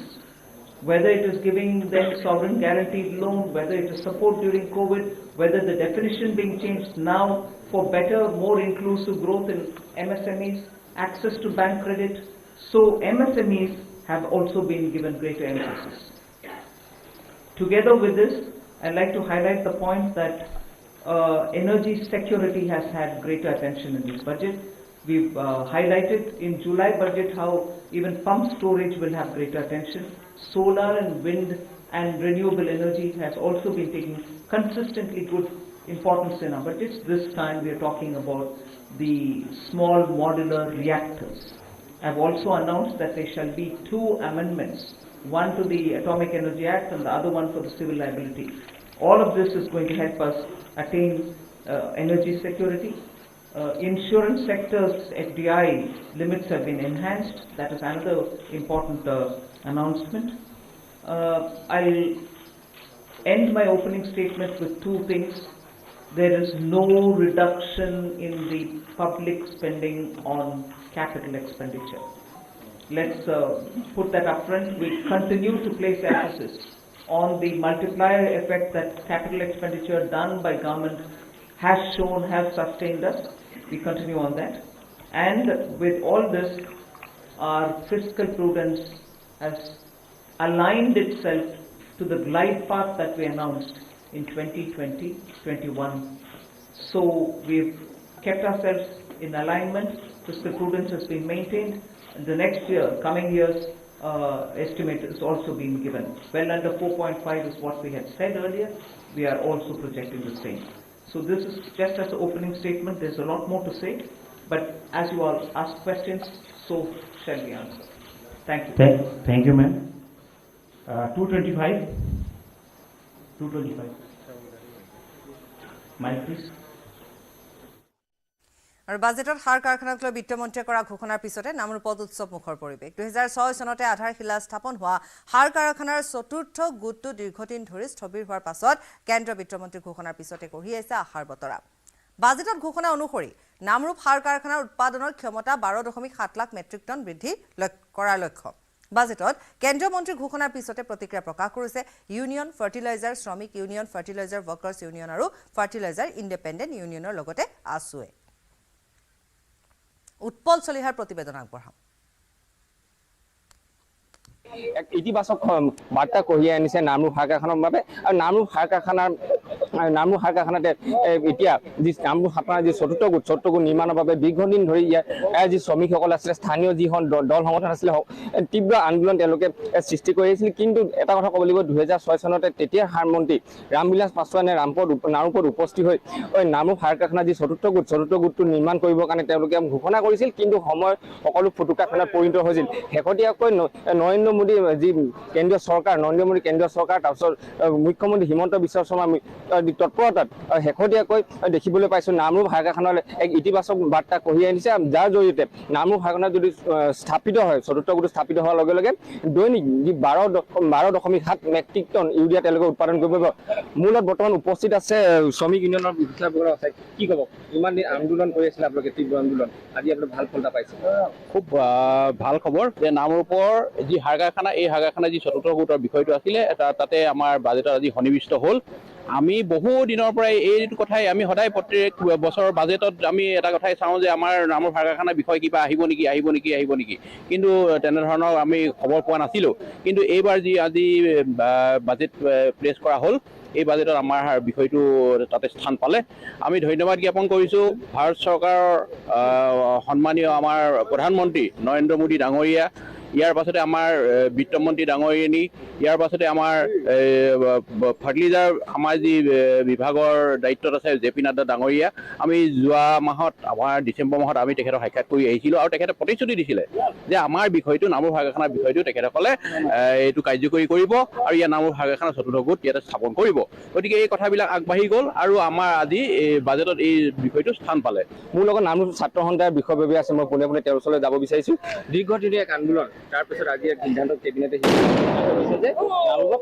চতুৰ্থ গোটটো হ'ব কি ক'ব হয় আচলতে নামৰূপ আঞ্চলিক ছাত্ৰ সন্থাৰ নামৰূপৰ দল সংগঠনে আমাৰ এটা দীৰ্ঘদিনীয়া দাবী 2006 চনতে যিটো আধাৰশিলা স্থাপন কৰিছিল নামৰূপ সাৰ কাৰখানাৰ চতুৰ্থ গোট এই সাৰ কাৰখানাৰ চতুৰ্থ গোট আচলতে আজি 18টা বছৰে আচলতে হৈ নুঠিল গতিকে এই কথা আজি এতিয়া যিহেতু কেন্দ্ৰীয় কেবিনেটত নামৰূপ সাৰ কাৰখানাৰ চতুৰ্থ গোটক লৈ যিহেতু বিত্ত প্ৰতিবেদন দাখিল হৈছে গতিকে আমি চৰকাৰখনক আদৰণীয় এই এটা পদক্ষেপটোক আদৰণীয় হিচাপে আমি গ্ৰহণ কৰিছোঁ কিন্তু কথাটো হ'ল যে 2015 চনৰ মে' মাহতো এই সাৰ কাৰখানাৰ চতুৰ্থ গোটৰ কাৰণে আচলতে সেই সময়ত থকা চৰকাৰখনে আচলতে ঘোষণা কৰিছিল যে নামৰূপ সাৰ কাৰখানাৰ চতুৰ্থ গোট স্থাপন হ'ব কিন্তু আমি বিচাৰিছোঁ যে চতুৰ্থ গোট ইয়াত আহি স্থাপন হওক চতুৰ্থ গোট উৎপাদনমুখী হওক কিন্তু মাত্ৰ কাগজে কলমে আচলতে যাতে সীমাবদ্ধ হৈ নাথাকক গতিকে নামৰূপ তথা উত্তৰ পূৰ্বাঞ্চলৰ যিহেতু একমাত্ৰ সাৰ উদ্যোগ এই সাৰ উদ্যোগটো জীয়াই ৰখাৰ ক্ষেত্ৰত আচলতে যিকোনো চৰকাৰে নহওক কিয় এই চৰকাৰখন যোনেই চৰকাৰ নাথাকক কিয় চৰকাৰখনে আচলতে এটা উৎপাদনমুখী এটা পৰিৱেশ গঢ়ি তুলিবৰ কাৰণে আমি আহ্বান জনাইছোঁ হয় এটা কথা ক'ব লাগিব মোৰ লগত আৰু এগৰাকী শ্ৰমিক ইউনিয়ন আছে তেওঁলোকে দীৰ্ঘদিন ধৰি তেওঁলোকে যি চতুৰ্থ গোট স্থাপনৰ দাবী তেওঁলোকে দিল্লীলৈ তেওঁলোকে গৈছিলে বিভিন্ন তেওঁলোকে মন্ত্ৰী বিধায়কক তেওঁলোকে লগ কৰিছিলে মই পোনে পোনে গৈছোঁ তেওঁলোকৰ ওচৰত আপোনালোকে বহুবাৰ দিল্লীলৈ গৈছে বহুতবাৰ আপোনালোকে আলোচনা কৰিছে বহুতবাৰ আপোনালোকে কেন্দ্ৰীয় সামন্ত্ৰীক আপোনালোকে সাক্ষাৎ কৰিছে তাৰপিছত আজি ইতিবাচক বাৰ্তা আজি নামৰূপ শাখাখনলৈ কঢ়িয়াই আনিবলৈ সক্ষম হৈছে কি ক'ব প্ৰথমতে মই কেন্দ্ৰীয় চৰকাৰৰ যি বিত্তমন্ত্ৰী আছে তেখেতক মই ধন্যবাদ জ্ঞাপন কৰিছোঁ কাৰণ কেলৈ সুদীৰ্ঘ বহুদিনীয়া যিটো আমাৰ দাবী আছিল যে নামৰূপ পোৰ্ট অথৰিটিকে স্থাপন কৰক তেখেতে আজি ঘোষণা কৰিছে তো আমি অত্যন্ত সুখী তাৰ লগতে আমাৰ অসম চৰকাৰৰ যিহেতু 40% যিটো কথা আছিল যে 40% তেখেতে অসম চৰকাৰে যিটো লোৱাৰ কথা যিটো ঘোষণা কৰিছে তো তাৰ ক্ষেত্ৰত আমি অসম চৰকাৰক আমি ধন্যবাদ জ্ঞাপন কৰিছোঁ তাৰোপৰি আমাৰ সাংসদ মহোদয় আছে যে সৰ্বানন্দ সোণোৱাল ডাঙৰীয়া তেখেতেও 2006 চনৰ পৰা আমাৰ নামৰূপৰ লগত জড়িত গতিকে তেখেতকো আমি ধন্যবাদ জ্ঞাপন কৰিছোঁ আৰু লগতে আমাৰ স্থানীয় যি বিধায়ক আছে আমাৰ তৰংগ গগৈদেৱ তেখেতকো আমি ধন্যবাদ জ্ঞাপন কৰিছোঁ কাৰণ কেলৈ তেখেতেও মানে নেৰানেপেৰা প্ৰচেষ্টাৰ ফলত আজি নামৰূপ পোৰ্টৰ যিটো স্থাপনৰ কথা ঘোষণা কৰিছে গতিকে সকলোবিলাককে আমি ধন্যবাদ জ্ঞাপন কৰিছোঁ কেন্দ্ৰীয় বাজেটক আদৰণি জনাইছে মুখ্যমন্ত্ৰী ডক্টৰ হিমন্ত বিশ্ব শৰ্মাই মধ্যবিত্তক অজস্ৰ সকাহ দিছে কেন্দ্ৰীয় বাজেটে 12 লাখলৈ আয়কৰ ৰেহাই বৃহৎ পদক্ষেপ প্ৰধানমন্ত্ৰী আৰু বিত্তমন্ত্ৰীক ধন্যবাদ জ্ঞাপন কৰিছে মুখ্যমন্ত্ৰীয়ে কেন্দ্ৰীয় বাজেটে আমাৰ অসমবাসীৰ বহুদিনীয়া আকাংক্ষা পূৰণ কৰিলে ডিব্ৰুগড়ক দ্বিতীয় ৰাজধানীৰ কথা আমি ঘোষণা কৰিছিলোঁ এতিয়া ডিব্ৰুগড়ৰ নামৰূপত প্ৰায় 14,000-15,000 কোটি টকাৰে সাৰ কাৰখানা নিৰ্মাণ হ'ব ৰাজ্য চৰকাৰে তাৰ 40% পুঁজি ব্যয় কৰিব কেন্দ্ৰীয় চৰকাৰে 60% পুঁজি ব্যয় কৰিব ছেমি কণ্ডাক্টৰৰ পিছত ফাৰ্টিলাইজাৰ এডভান্টেজ আছাম 2.0ৰ প্ৰাক মুহূৰ্তত আমি সম্ভাৱনাৰ নতুন দুৱাৰ এখন মুকলি কৰিব পাৰিছোঁ আয়কৰৰ সীমা 12 লাখ টকালৈ বৃদ্ধি কৰি প্ৰধানমন্ত্ৰী নৰেন্দ্ৰ মোদী আৰু বিত্তমন্ত্ৰী নিৰ্মলা সীতাৰমণে মধ্যবিত্ত ৰাইজক লৈ এক অজস্ৰ সকাহ কঢ়িয়াই আনিলে মই প্ৰধানমন্ত্ৰী ডাঙৰীয়া আৰু বিত্তমন্ত্ৰী ডাঙৰীয়াক এই যি মধ্যবিত্ত ৰাইজক সকাহ দিলে তাৰ বাবে তেখেতসকলক মই কৃতজ্ঞতা জনাইছোঁ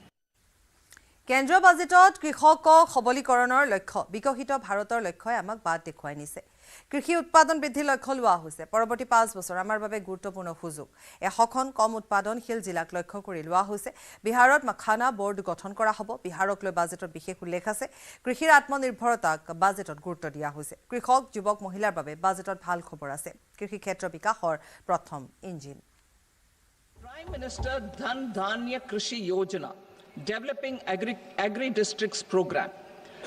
Motivated by the success of the aspirational district program, our government will undertake a Prime Minister Dhan Dhanya Krishi Yojana in partnership with states.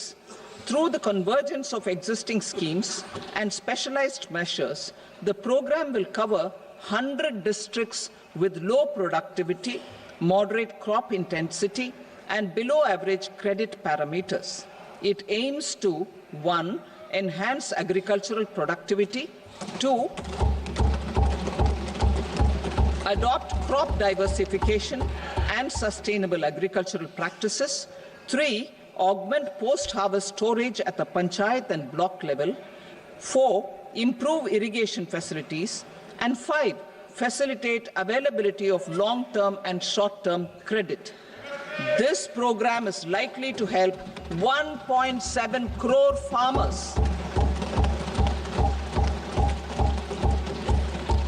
Building rural prosperity and resilience.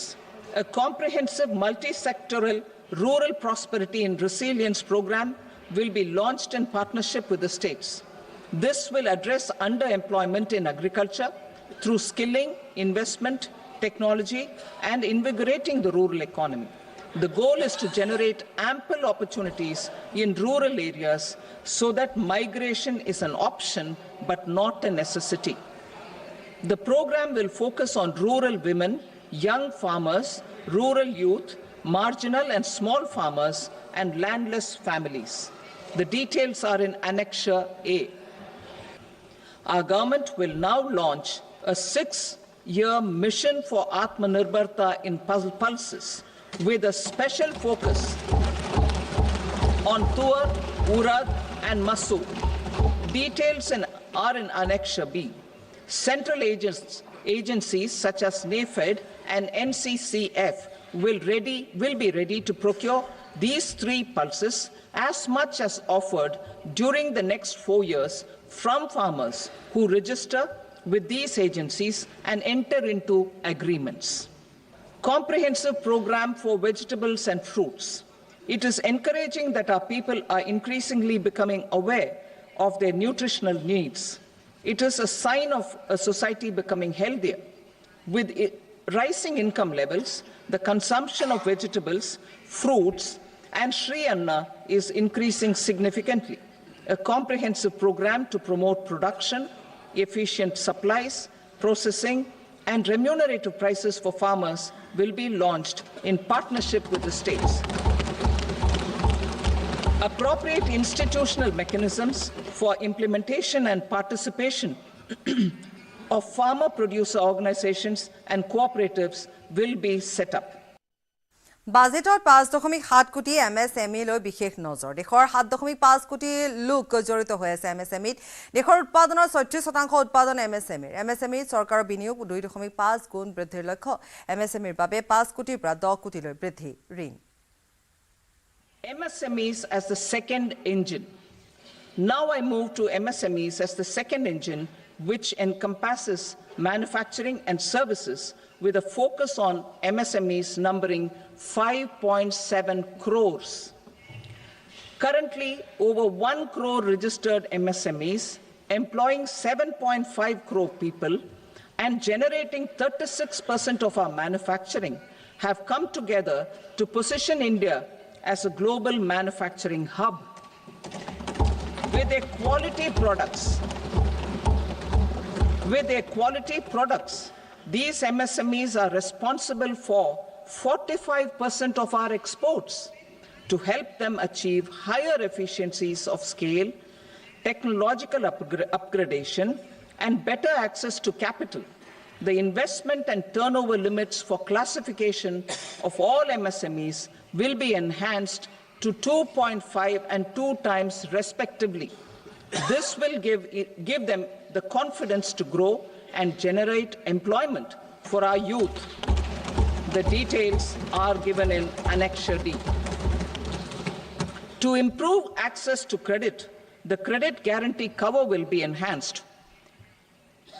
First, for micro and small enterprises from 5 crore to 10 crore rupees, leading to additional credit of 1.5 lakh crores in the next 5 years.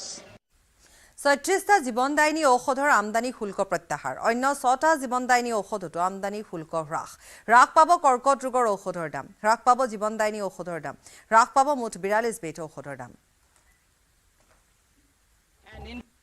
Expansion of medical education.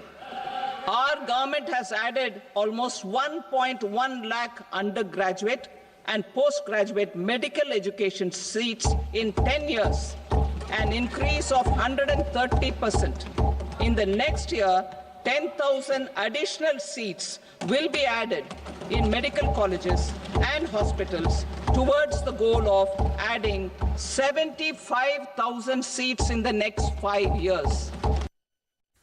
আৰু ইয়াৰ সৈতে বিয়লি খবৰ পৰা বিদায় লৈছো নমস্কাৰ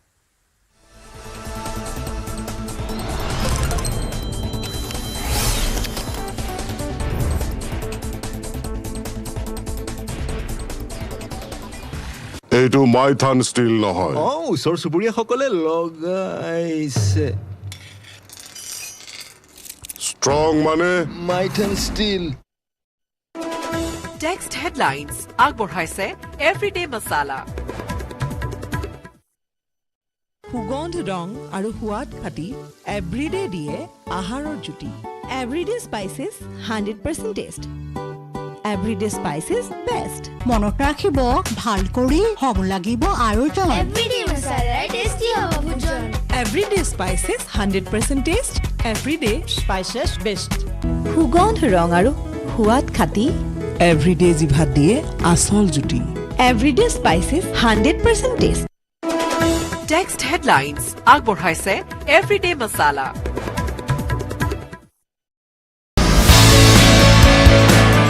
জিপিটিক প্ৰত্যাহ্বান জনাই অসমীয়া যুৱকৰ নতুন টাইপিং ছফটৱেৰ এতিয়াৰে পৰা যিকোনো বিষয়ে অসমীয়াত লিখিবলৈ হলে মোবাইল অথবা কম্পিউটাৰত টাইপ নকৰিলেও হ'ব মুখেৰে কৈ গলেই স্বয়ংক্ৰিয়ভাৱে মোবাইল অথবা কম্পিউটাৰত হ'ব টাইপ অ আখৰ AI আমাৰ ভাষা আমাৰ প্ৰাণ আমাৰ ভাষা আমাৰ প্ৰাণ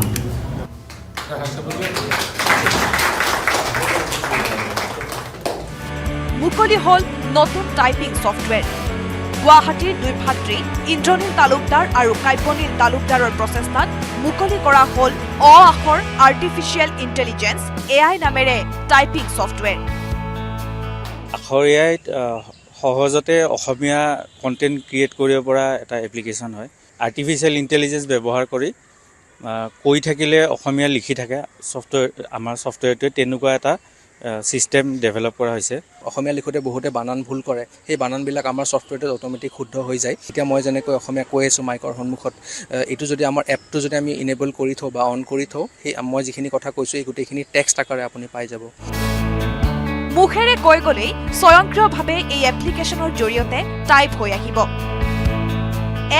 ওচৰ চুবুৰীয়াসকলে লগাইছে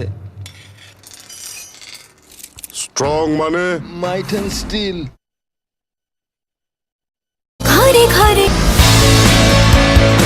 চেট জিপিটিক প্ৰত্যাহ্বান জনাই অসমীয়া যুৱকৰ নতুন টাইপিং ছফটৱেৰ এতিয়াৰে পৰা যিকোনো বিষয়ে অসমীয়াত লিখিবলৈ হলে মোবাইল অথবা কম্পিউটাৰত টাইপ নকৰিলেও হ'ব মুখেৰে কৈ গলেই স্বয়ংক্ৰিয়ভাৱে মোবাইল অথবা কম্পিউটাৰত হ'ব টাইপ অ আখৰ AI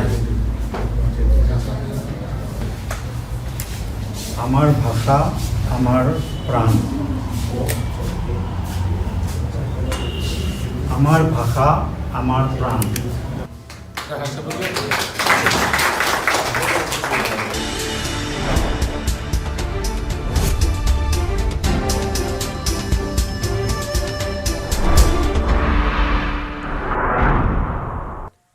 লোকসভাত 2025-26 বৰ্ষৰ কেন্দ্ৰীয় বাজেট দাখিল বিৰোধীৰ চিঞৰ বাখৰৰ মাজতে কেন্দ্ৰীয় বিত্তমন্ত্ৰী নিৰ্মলা সীতাৰমণে দাখিল কৰিলে কেন্দ্ৰীয় বাজেটত কৃষি ক্ষেত্ৰত বিকাশৰ প্ৰথম ইঞ্জিন আখ্যাৰে কৃষক সবলীকৰণৰ লক্ষ্য নিৰ্মলা সীতাৰমণৰ বাজেটত মধ্যবিত্ত কৰদাতালৈ বৃহৎ সকাহ 12 লাখ টকালৈ আয়কৰ ৰেহাই ষ্টেণ্ডাৰ্ড ডিডাকশ্যন অতিৰিক্ত ৭৫,০০০ টকা বছৰি 12.75 লাখ টকা পৰ্যন্ত উপাৰ্জনৰ লোকে দিব নালাগে আয়কৰ নামৰূপৰ সাৰ কাৰখানালৈ ভাল খবৰ নামৰূপৰ সাৰ কাৰখানাৰ উৎপাদন ক্ষমতা 12.7 লাখ মেট্ৰিক টনলৈ বৃদ্ধিৰ লক্ষ্য নামৰূপ সাৰ কাৰখানাত ইউৰিয়াক লৈও বিশেষ প্ৰকল্পৰ প্ৰস্তাৱ নিৰ্মলা সীতাৰমণৰ বাজেটত চিকিৎসা খণ্ডলৈ বহুকেইটা প্ৰস্তাৱ ৩৬টা জীৱনদায়িনী ঔষধৰ আমদানি শুল্ক প্ৰত্যাহাৰ অন্য ৬টা জীৱনদায়িনী ঔষধতো হ্ৰাস কৰা হৈছে আমদানি শুল্ক ৩ বছৰত দেশৰ প্ৰতিখন জিলাতেই হ'ব কেঞ্চাৰ হস্পিটেল মুখ্যমন্ত্ৰী হিমন্ত বিশ্ব শৰ্মাৰ আজি উপজা দিন জন্মদিনৰ শুভেচ্ছা দিবলৈ নিশা মুখ্যমন্ত্ৰীৰ চৰকাৰী বাসগৃহত সমৰ্থক তথা অনুৰাগীৰ ভিৰ বহিৰাজ্যৰ পৰা অহা অনুৰাগীয়ে মুখ্যমন্ত্ৰীক দিলে বিশেষ উপহাৰ অসম সাহিত্য সভাৰ পাঠশালা অধিৱেশনৰ আজি দ্বিতীয় দিন ভট্টদেৱ ক্ষেত্ৰত অনুষ্ঠিত হৈছে অসম সাহিত্য সভাৰ ৭৭তম দ্বিবাৰ্ষিক অধিৱেশন আজি মূল পতাকা বেদীত উত্তোলন হ'ব ৭৭খন পতাকা দ্বিতীয় পতাকা বেদীত একেলগে উত্তোলন হ'ব ১০৮খন পতাকা নিৰ্বাচনৰ প্ৰাক্ষণত আম আদমি পাৰ্টিত মুখ্য আঘাত টিকেট নোপোৱাৰ বাবে আপৰ ৮জনকৈ বিধায়কৰ পদত্যাগ ৰাজধানী দিল্লীৰ বিধানসভা নিৰ্বাচনলৈ মাজত মাথো ৪ দিন বাকী থকা অৱস্থাত দল এৰিছে ইজনৰ পিছত সিজন আপ নেতাই আমেৰিকাৰ ফিলাডেলফিয়াত পুনৰ বিমান দুৰ্ঘটনা শুকুৰবাৰে নিশা ৬গৰাকী যাত্ৰীৰ কঢ়িয়াই নিয়া এখন ব্যক্তিগত বিমান দুৰ্ঘটনাত পতিত ফিলাডেলফিয়া বিমানবন্দৰৰ পৰা উৰা মৰাৰ কিছু সময়ৰ পাছতে এই দুৰ্ঘটনাত পতিত হয় বিমানখন ফিলাডেলফিয়াৰ পৰা স্প্ৰিংফিল্ড ব্ৰেনছন ৰাষ্ট্ৰীয় বিমানবন্দৰলৈ গৈ আছিল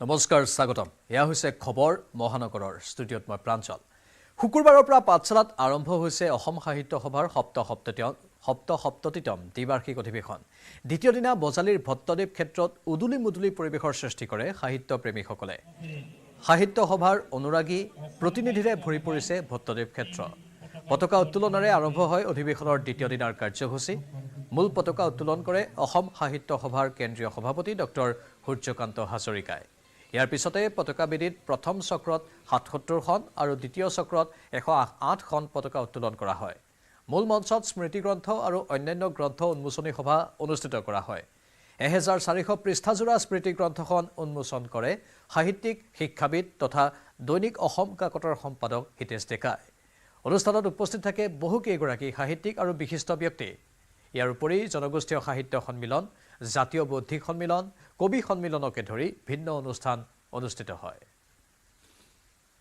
আদি কৰি আমাৰ যি কীৰ্তিতৰ্পণ বা শ্বহীদ বেদীত যি আমাৰ যি ভক্তিতৰ্পণ সমূহ কাৰ্যসূচীসমূহ আজি সুন্দৰকৈ হৈছে ভাল লাগিছে এইকাৰণে যে সাহিত্য সভাৰ সভাপতি ডক্টৰ সূৰ্যকান্ত হাজৰিকা ডাঙৰীয়াই প্ৰকাশ কৰিছে যে এনেকুৱা নান্দনিক দৃশ্যত তেখেতে পতাকা উত্তোলন কৰি পূৰ্বতে পোৱাও নাই বা দেখাও নাছিলে যাৰ কাৰণে আমি উৎসাহিত হৈছোঁ আৰু অকল এইটো বুলি নহয় প্ৰতিটো বিষয় আমি এক নজিৰ স্থাপন কৰিবলৈ আমাৰ মনত এটা আগ্ৰহ আছে যেনেকুৱাকৈ আজি যিখন স্মৃতিগ্ৰন্থ প্ৰকাশ পাব ১৪০০ পৃষ্ঠাৰ স্মৃতিগ্ৰন্থ গতিকে ১৪০০ পৃষ্ঠাৰ স্মৃতিগ্ৰন্থ পূৰ্বতে সাহিত্য সভাৰ মজিয়াৰ পৰা প্ৰকাশ হোৱা নাই ঠিক তেনেকুৱা অহা কাইলৈ যিটো আমাৰ সাংস্কৃতিক শোভাযাত্ৰা আমি আশা ৰাখিছোঁ যে অসমত এক ইতিহাস সৃষ্টি কৰিম বুলি আমি আশা ৰাখিছোঁ এনেকুৱাকৈ বিজ্ঞান মেলাকে আদি কৰি কবি সন্মিলনকে আদি কৰি খন্তেক পিছত যিটো জনগোষ্ঠীয় সন্মিলন যিটো হ'ব সেইটোতো আমাৰ ইতিহাস ৰচিম বুলি আমি আশা ৰাখিছোঁ সকলো যদি কৃতিত্ব তেতিয়াহ'লে মই সাহিত্য সভাৰ বিষয়ববীয়া আদৰণি সমিতিৰ প্ৰতিগৰাকী বিষয়ববীয়া পাঠশালাবাসী ৰাইজ বজালীবাসী ৰাইজক মই ইয়াৰ কৃতিত্ব ভগাই দিছোঁ ক'ৰবাত যদি দুই এটা কামত বিফলতা হৈছে তাৰ বিফলতাৰ দায়িত্ব মই নিজে স্বীকাৰ কৰি ক্ষমা মাৰ্জনা বিচাৰিছোঁ অধিৱেশনৰ দ্বিতীয় দিনৰ কাৰ্যসূচী আৰু এতিয়া সময় পোনপটীয়া সম্প্ৰচাৰৰ সাংবাদিক কৈলাশ ডেকা লাইভত আছে কৈলাশ নিশ্চিতভাৱে চাওক প্ৰাঞ্জল অসম সাহিত্য সপ্তম অধিৱেশনৰ দ্বিতীয়টো দিন আৰু ৰাতিপুৱাৰে পৰা যি ভট্টদেৱ ক্ষেত্ৰত উদুলি মুদুলি পৰিৱেশে বিৰাজ কৰিছে ইতিমধ্যে উল্লেখ কৰিছে আপুনি যে ৰাতিপুৱা আচলতে পতাকা উত্তোলনেৰে আৰম্ভ হৈছে দ্বিতীয় দিনৰ কাৰ্যসূচী আৰু এই মুহূৰ্তত আমি উপস্থিত আছোঁ আজি বাটৰ কবিতাৰ গাঁৱলৈ আৰু এই আচলতে এই সুন্দৰ পৰিৱেশৰ মাজত ক'লে আমি প্ৰথমতে দৃশ্যসমূহ দেখুৱাইছো এই সুন্দৰ পৰিৱেশ আৰু এই পৰিৱেশৰ মাজতে আচলতে বিভিন্ন প্ৰান্তৰ পৰা অহা কবিসকলে তেওঁলোকৰ স্বৰচিত কবিতাসমূহ বিভিন্ন কবিতা পাঠ কৰা পৰিলক্ষিত আমি অকণমান কবিতাৰ মাজলৈ যাম যিটো এক সুন্দৰ পৰিৱেশে বিৰাজ কৰিছে আৰু কবি বৰ্তমান সময়ত বিভিন্ন প্ৰান্তৰ পৰা অহা কবিসকলে তেওঁলোকৰ বিভিন্ন কবিতা আবৃত্তি কৰি থকা দেখিবলৈ পোৱা গৈছে আমি অকল কবিতাৰ মাজলৈ যাম তাৰপিছত কথা পাতিবলৈ যত্ন কৰিম যে সুখে দুখে এক হৈ ৰোৱাৰ সপোন ভাল পোৱাৰে উপচা এখনি সৰু ঘৰ সজাৰ সপোন আকাশখন চোন ক্ৰমাৎ এন্ধাৰে আৱৰিছে কলীয়া ডাৱৰে যেন আখৰা পাতিছে মৃত্যু উদযাপনৰ এনে লাগিছে প্ৰচণ্ড বিজুলী ঢেৰেকণিয়ে এজাক বাউলী বতাহে এফালৰ পৰা মোহাৰি নিব এটি হয় সিদিনাই আছিল মৃত্যু উদযাপন সিদিনাই যদি প্ৰাণ চঞ্চলা মন প্ৰাণহীন হৈ উঠি গৈছিল সোৱণশিৰিৰ বুকুত সেই যে আলিয়ে একেলগে ঘুমৰাত নচাৰ কথা আছিল পানীৰ ৰিবিকা সিংখন যেন বাকচতে পৰি ৰল এইবাৰ লিগাঙত দিয়া নহলগৈ আজিও ৰিবিকা সিঙৰ আহে আহে ৰাঙলী আছে জংকী পানৈৰ প্ৰেমৰ অনুৰাগ কাৰণ প্ৰেমৰ কোনোৱে কয় গুণাহুতি হেনো মৰাহুতি সঁচাই জানো মৰাহুতি জংকী পানৈৰ দুটি দেহা খাবতি অপূৰ্ব মৰমৰ সাক্ষী হৈ হেজাৰজন প্ৰেমিকৰ ৰিক্ত কবিসকলে আৰু আমি কথা পাতিম ইয়াত আচলতে কেইবাগৰাকী কবিতাসকল আছে বা বিভিন্ন প্ৰান্তৰ পৰা কবিসকল আছে এক সুন্দৰ পৰিৱেশত পাঠ কৰি থকা হৈছে কবিসকলে কি ক'ব কি নমস্কাৰ চিৰচেনেহী মোৰ ভাষা জননী পোনপ্ৰথমে আপোনালোকৰ মাধ্যমেৰে আমি সমূহ অসমবাসী ৰাইজক অসম সাহিত্য সভাৰ সপ্ততিতম দ্বিবাৰ্ষিক পাঠশালা অধিৱেশন এইবাৰ অসম সাহিত্য সভাই নতুনকৈ বিজ্ঞান মেলৰ সংযোজন কৰিছে আৰু সমান্তৰালভাৱে আমাৰ কবি সন্মিলনীৰ অসম সাহিত্য সভাৰ কবি সন্মিলনী উপসমিতিয়ে বাটৰ কবিতাৰ গাঁও নামৰ সম্পূৰ্ণ এখন প্ৰাকৃতিক পৰিৱেশত গাঁৱৰ সৃষ্টি কৰিছে কবিতাৰ গাঁও য'ত অসমৰ বিভিন্ন প্ৰান্তৰ পৰা অহা কবিসকলে বিনা দ্বিধাই কবিতা পাঠ কৰাৰ সুযোগ পাব 40 ঘণ্টা ধৰি 4 দিনীয়া কাৰ্যসূচী 40 ঘণ্টা ধৰি কবিতা পাঠ চলিব আশা কৰোঁ সকলো কবিয়ে সন্তুষ্ট হ'ব ইয়াৰ পৰা এই মঞ্চৰ পৰা প্ৰথমবাৰ এনেকুৱা এই পাঠশালাৰ পৰা পোনপটে সম্প্ৰচাৰ আগবঢ়ালোঁ আমাৰ সাংবাদিক কৈলাসে অধিক তথ্য জনাই আছে পৰৱৰ্তী সময়তো জনাই থাকিব ইফালে অসম সাহিত্য সভাৰ পাঠশালাৰ অধিৱেশনত অগ্নিকাণ্ড মূল প্ৰৱেশদ্বাৰৰ সন্মুখৰ ব্যৱসায়িক প্ৰতিষ্ঠানত লাগে জুই অগ্নিকাণ্ডৰ বাবে বন্ধ কৰি দিয়া হয় পথ সেই অঞ্চলটোৰ বিশেষকৈ প্ৰৱেশদ্বাৰৰ পথ কিছু সময়ৰ বাবে বন্ধ হৈ পৰে অগ্নি নিৰ্বাপক বাহিনীয়ে পাছত অৱশ্যে নিৰ্বাপন কৰে জুই এই পৰ্যন্ত পোহৰলৈ অহা নাই অগ্নিকাণ্ডৰ কাৰণ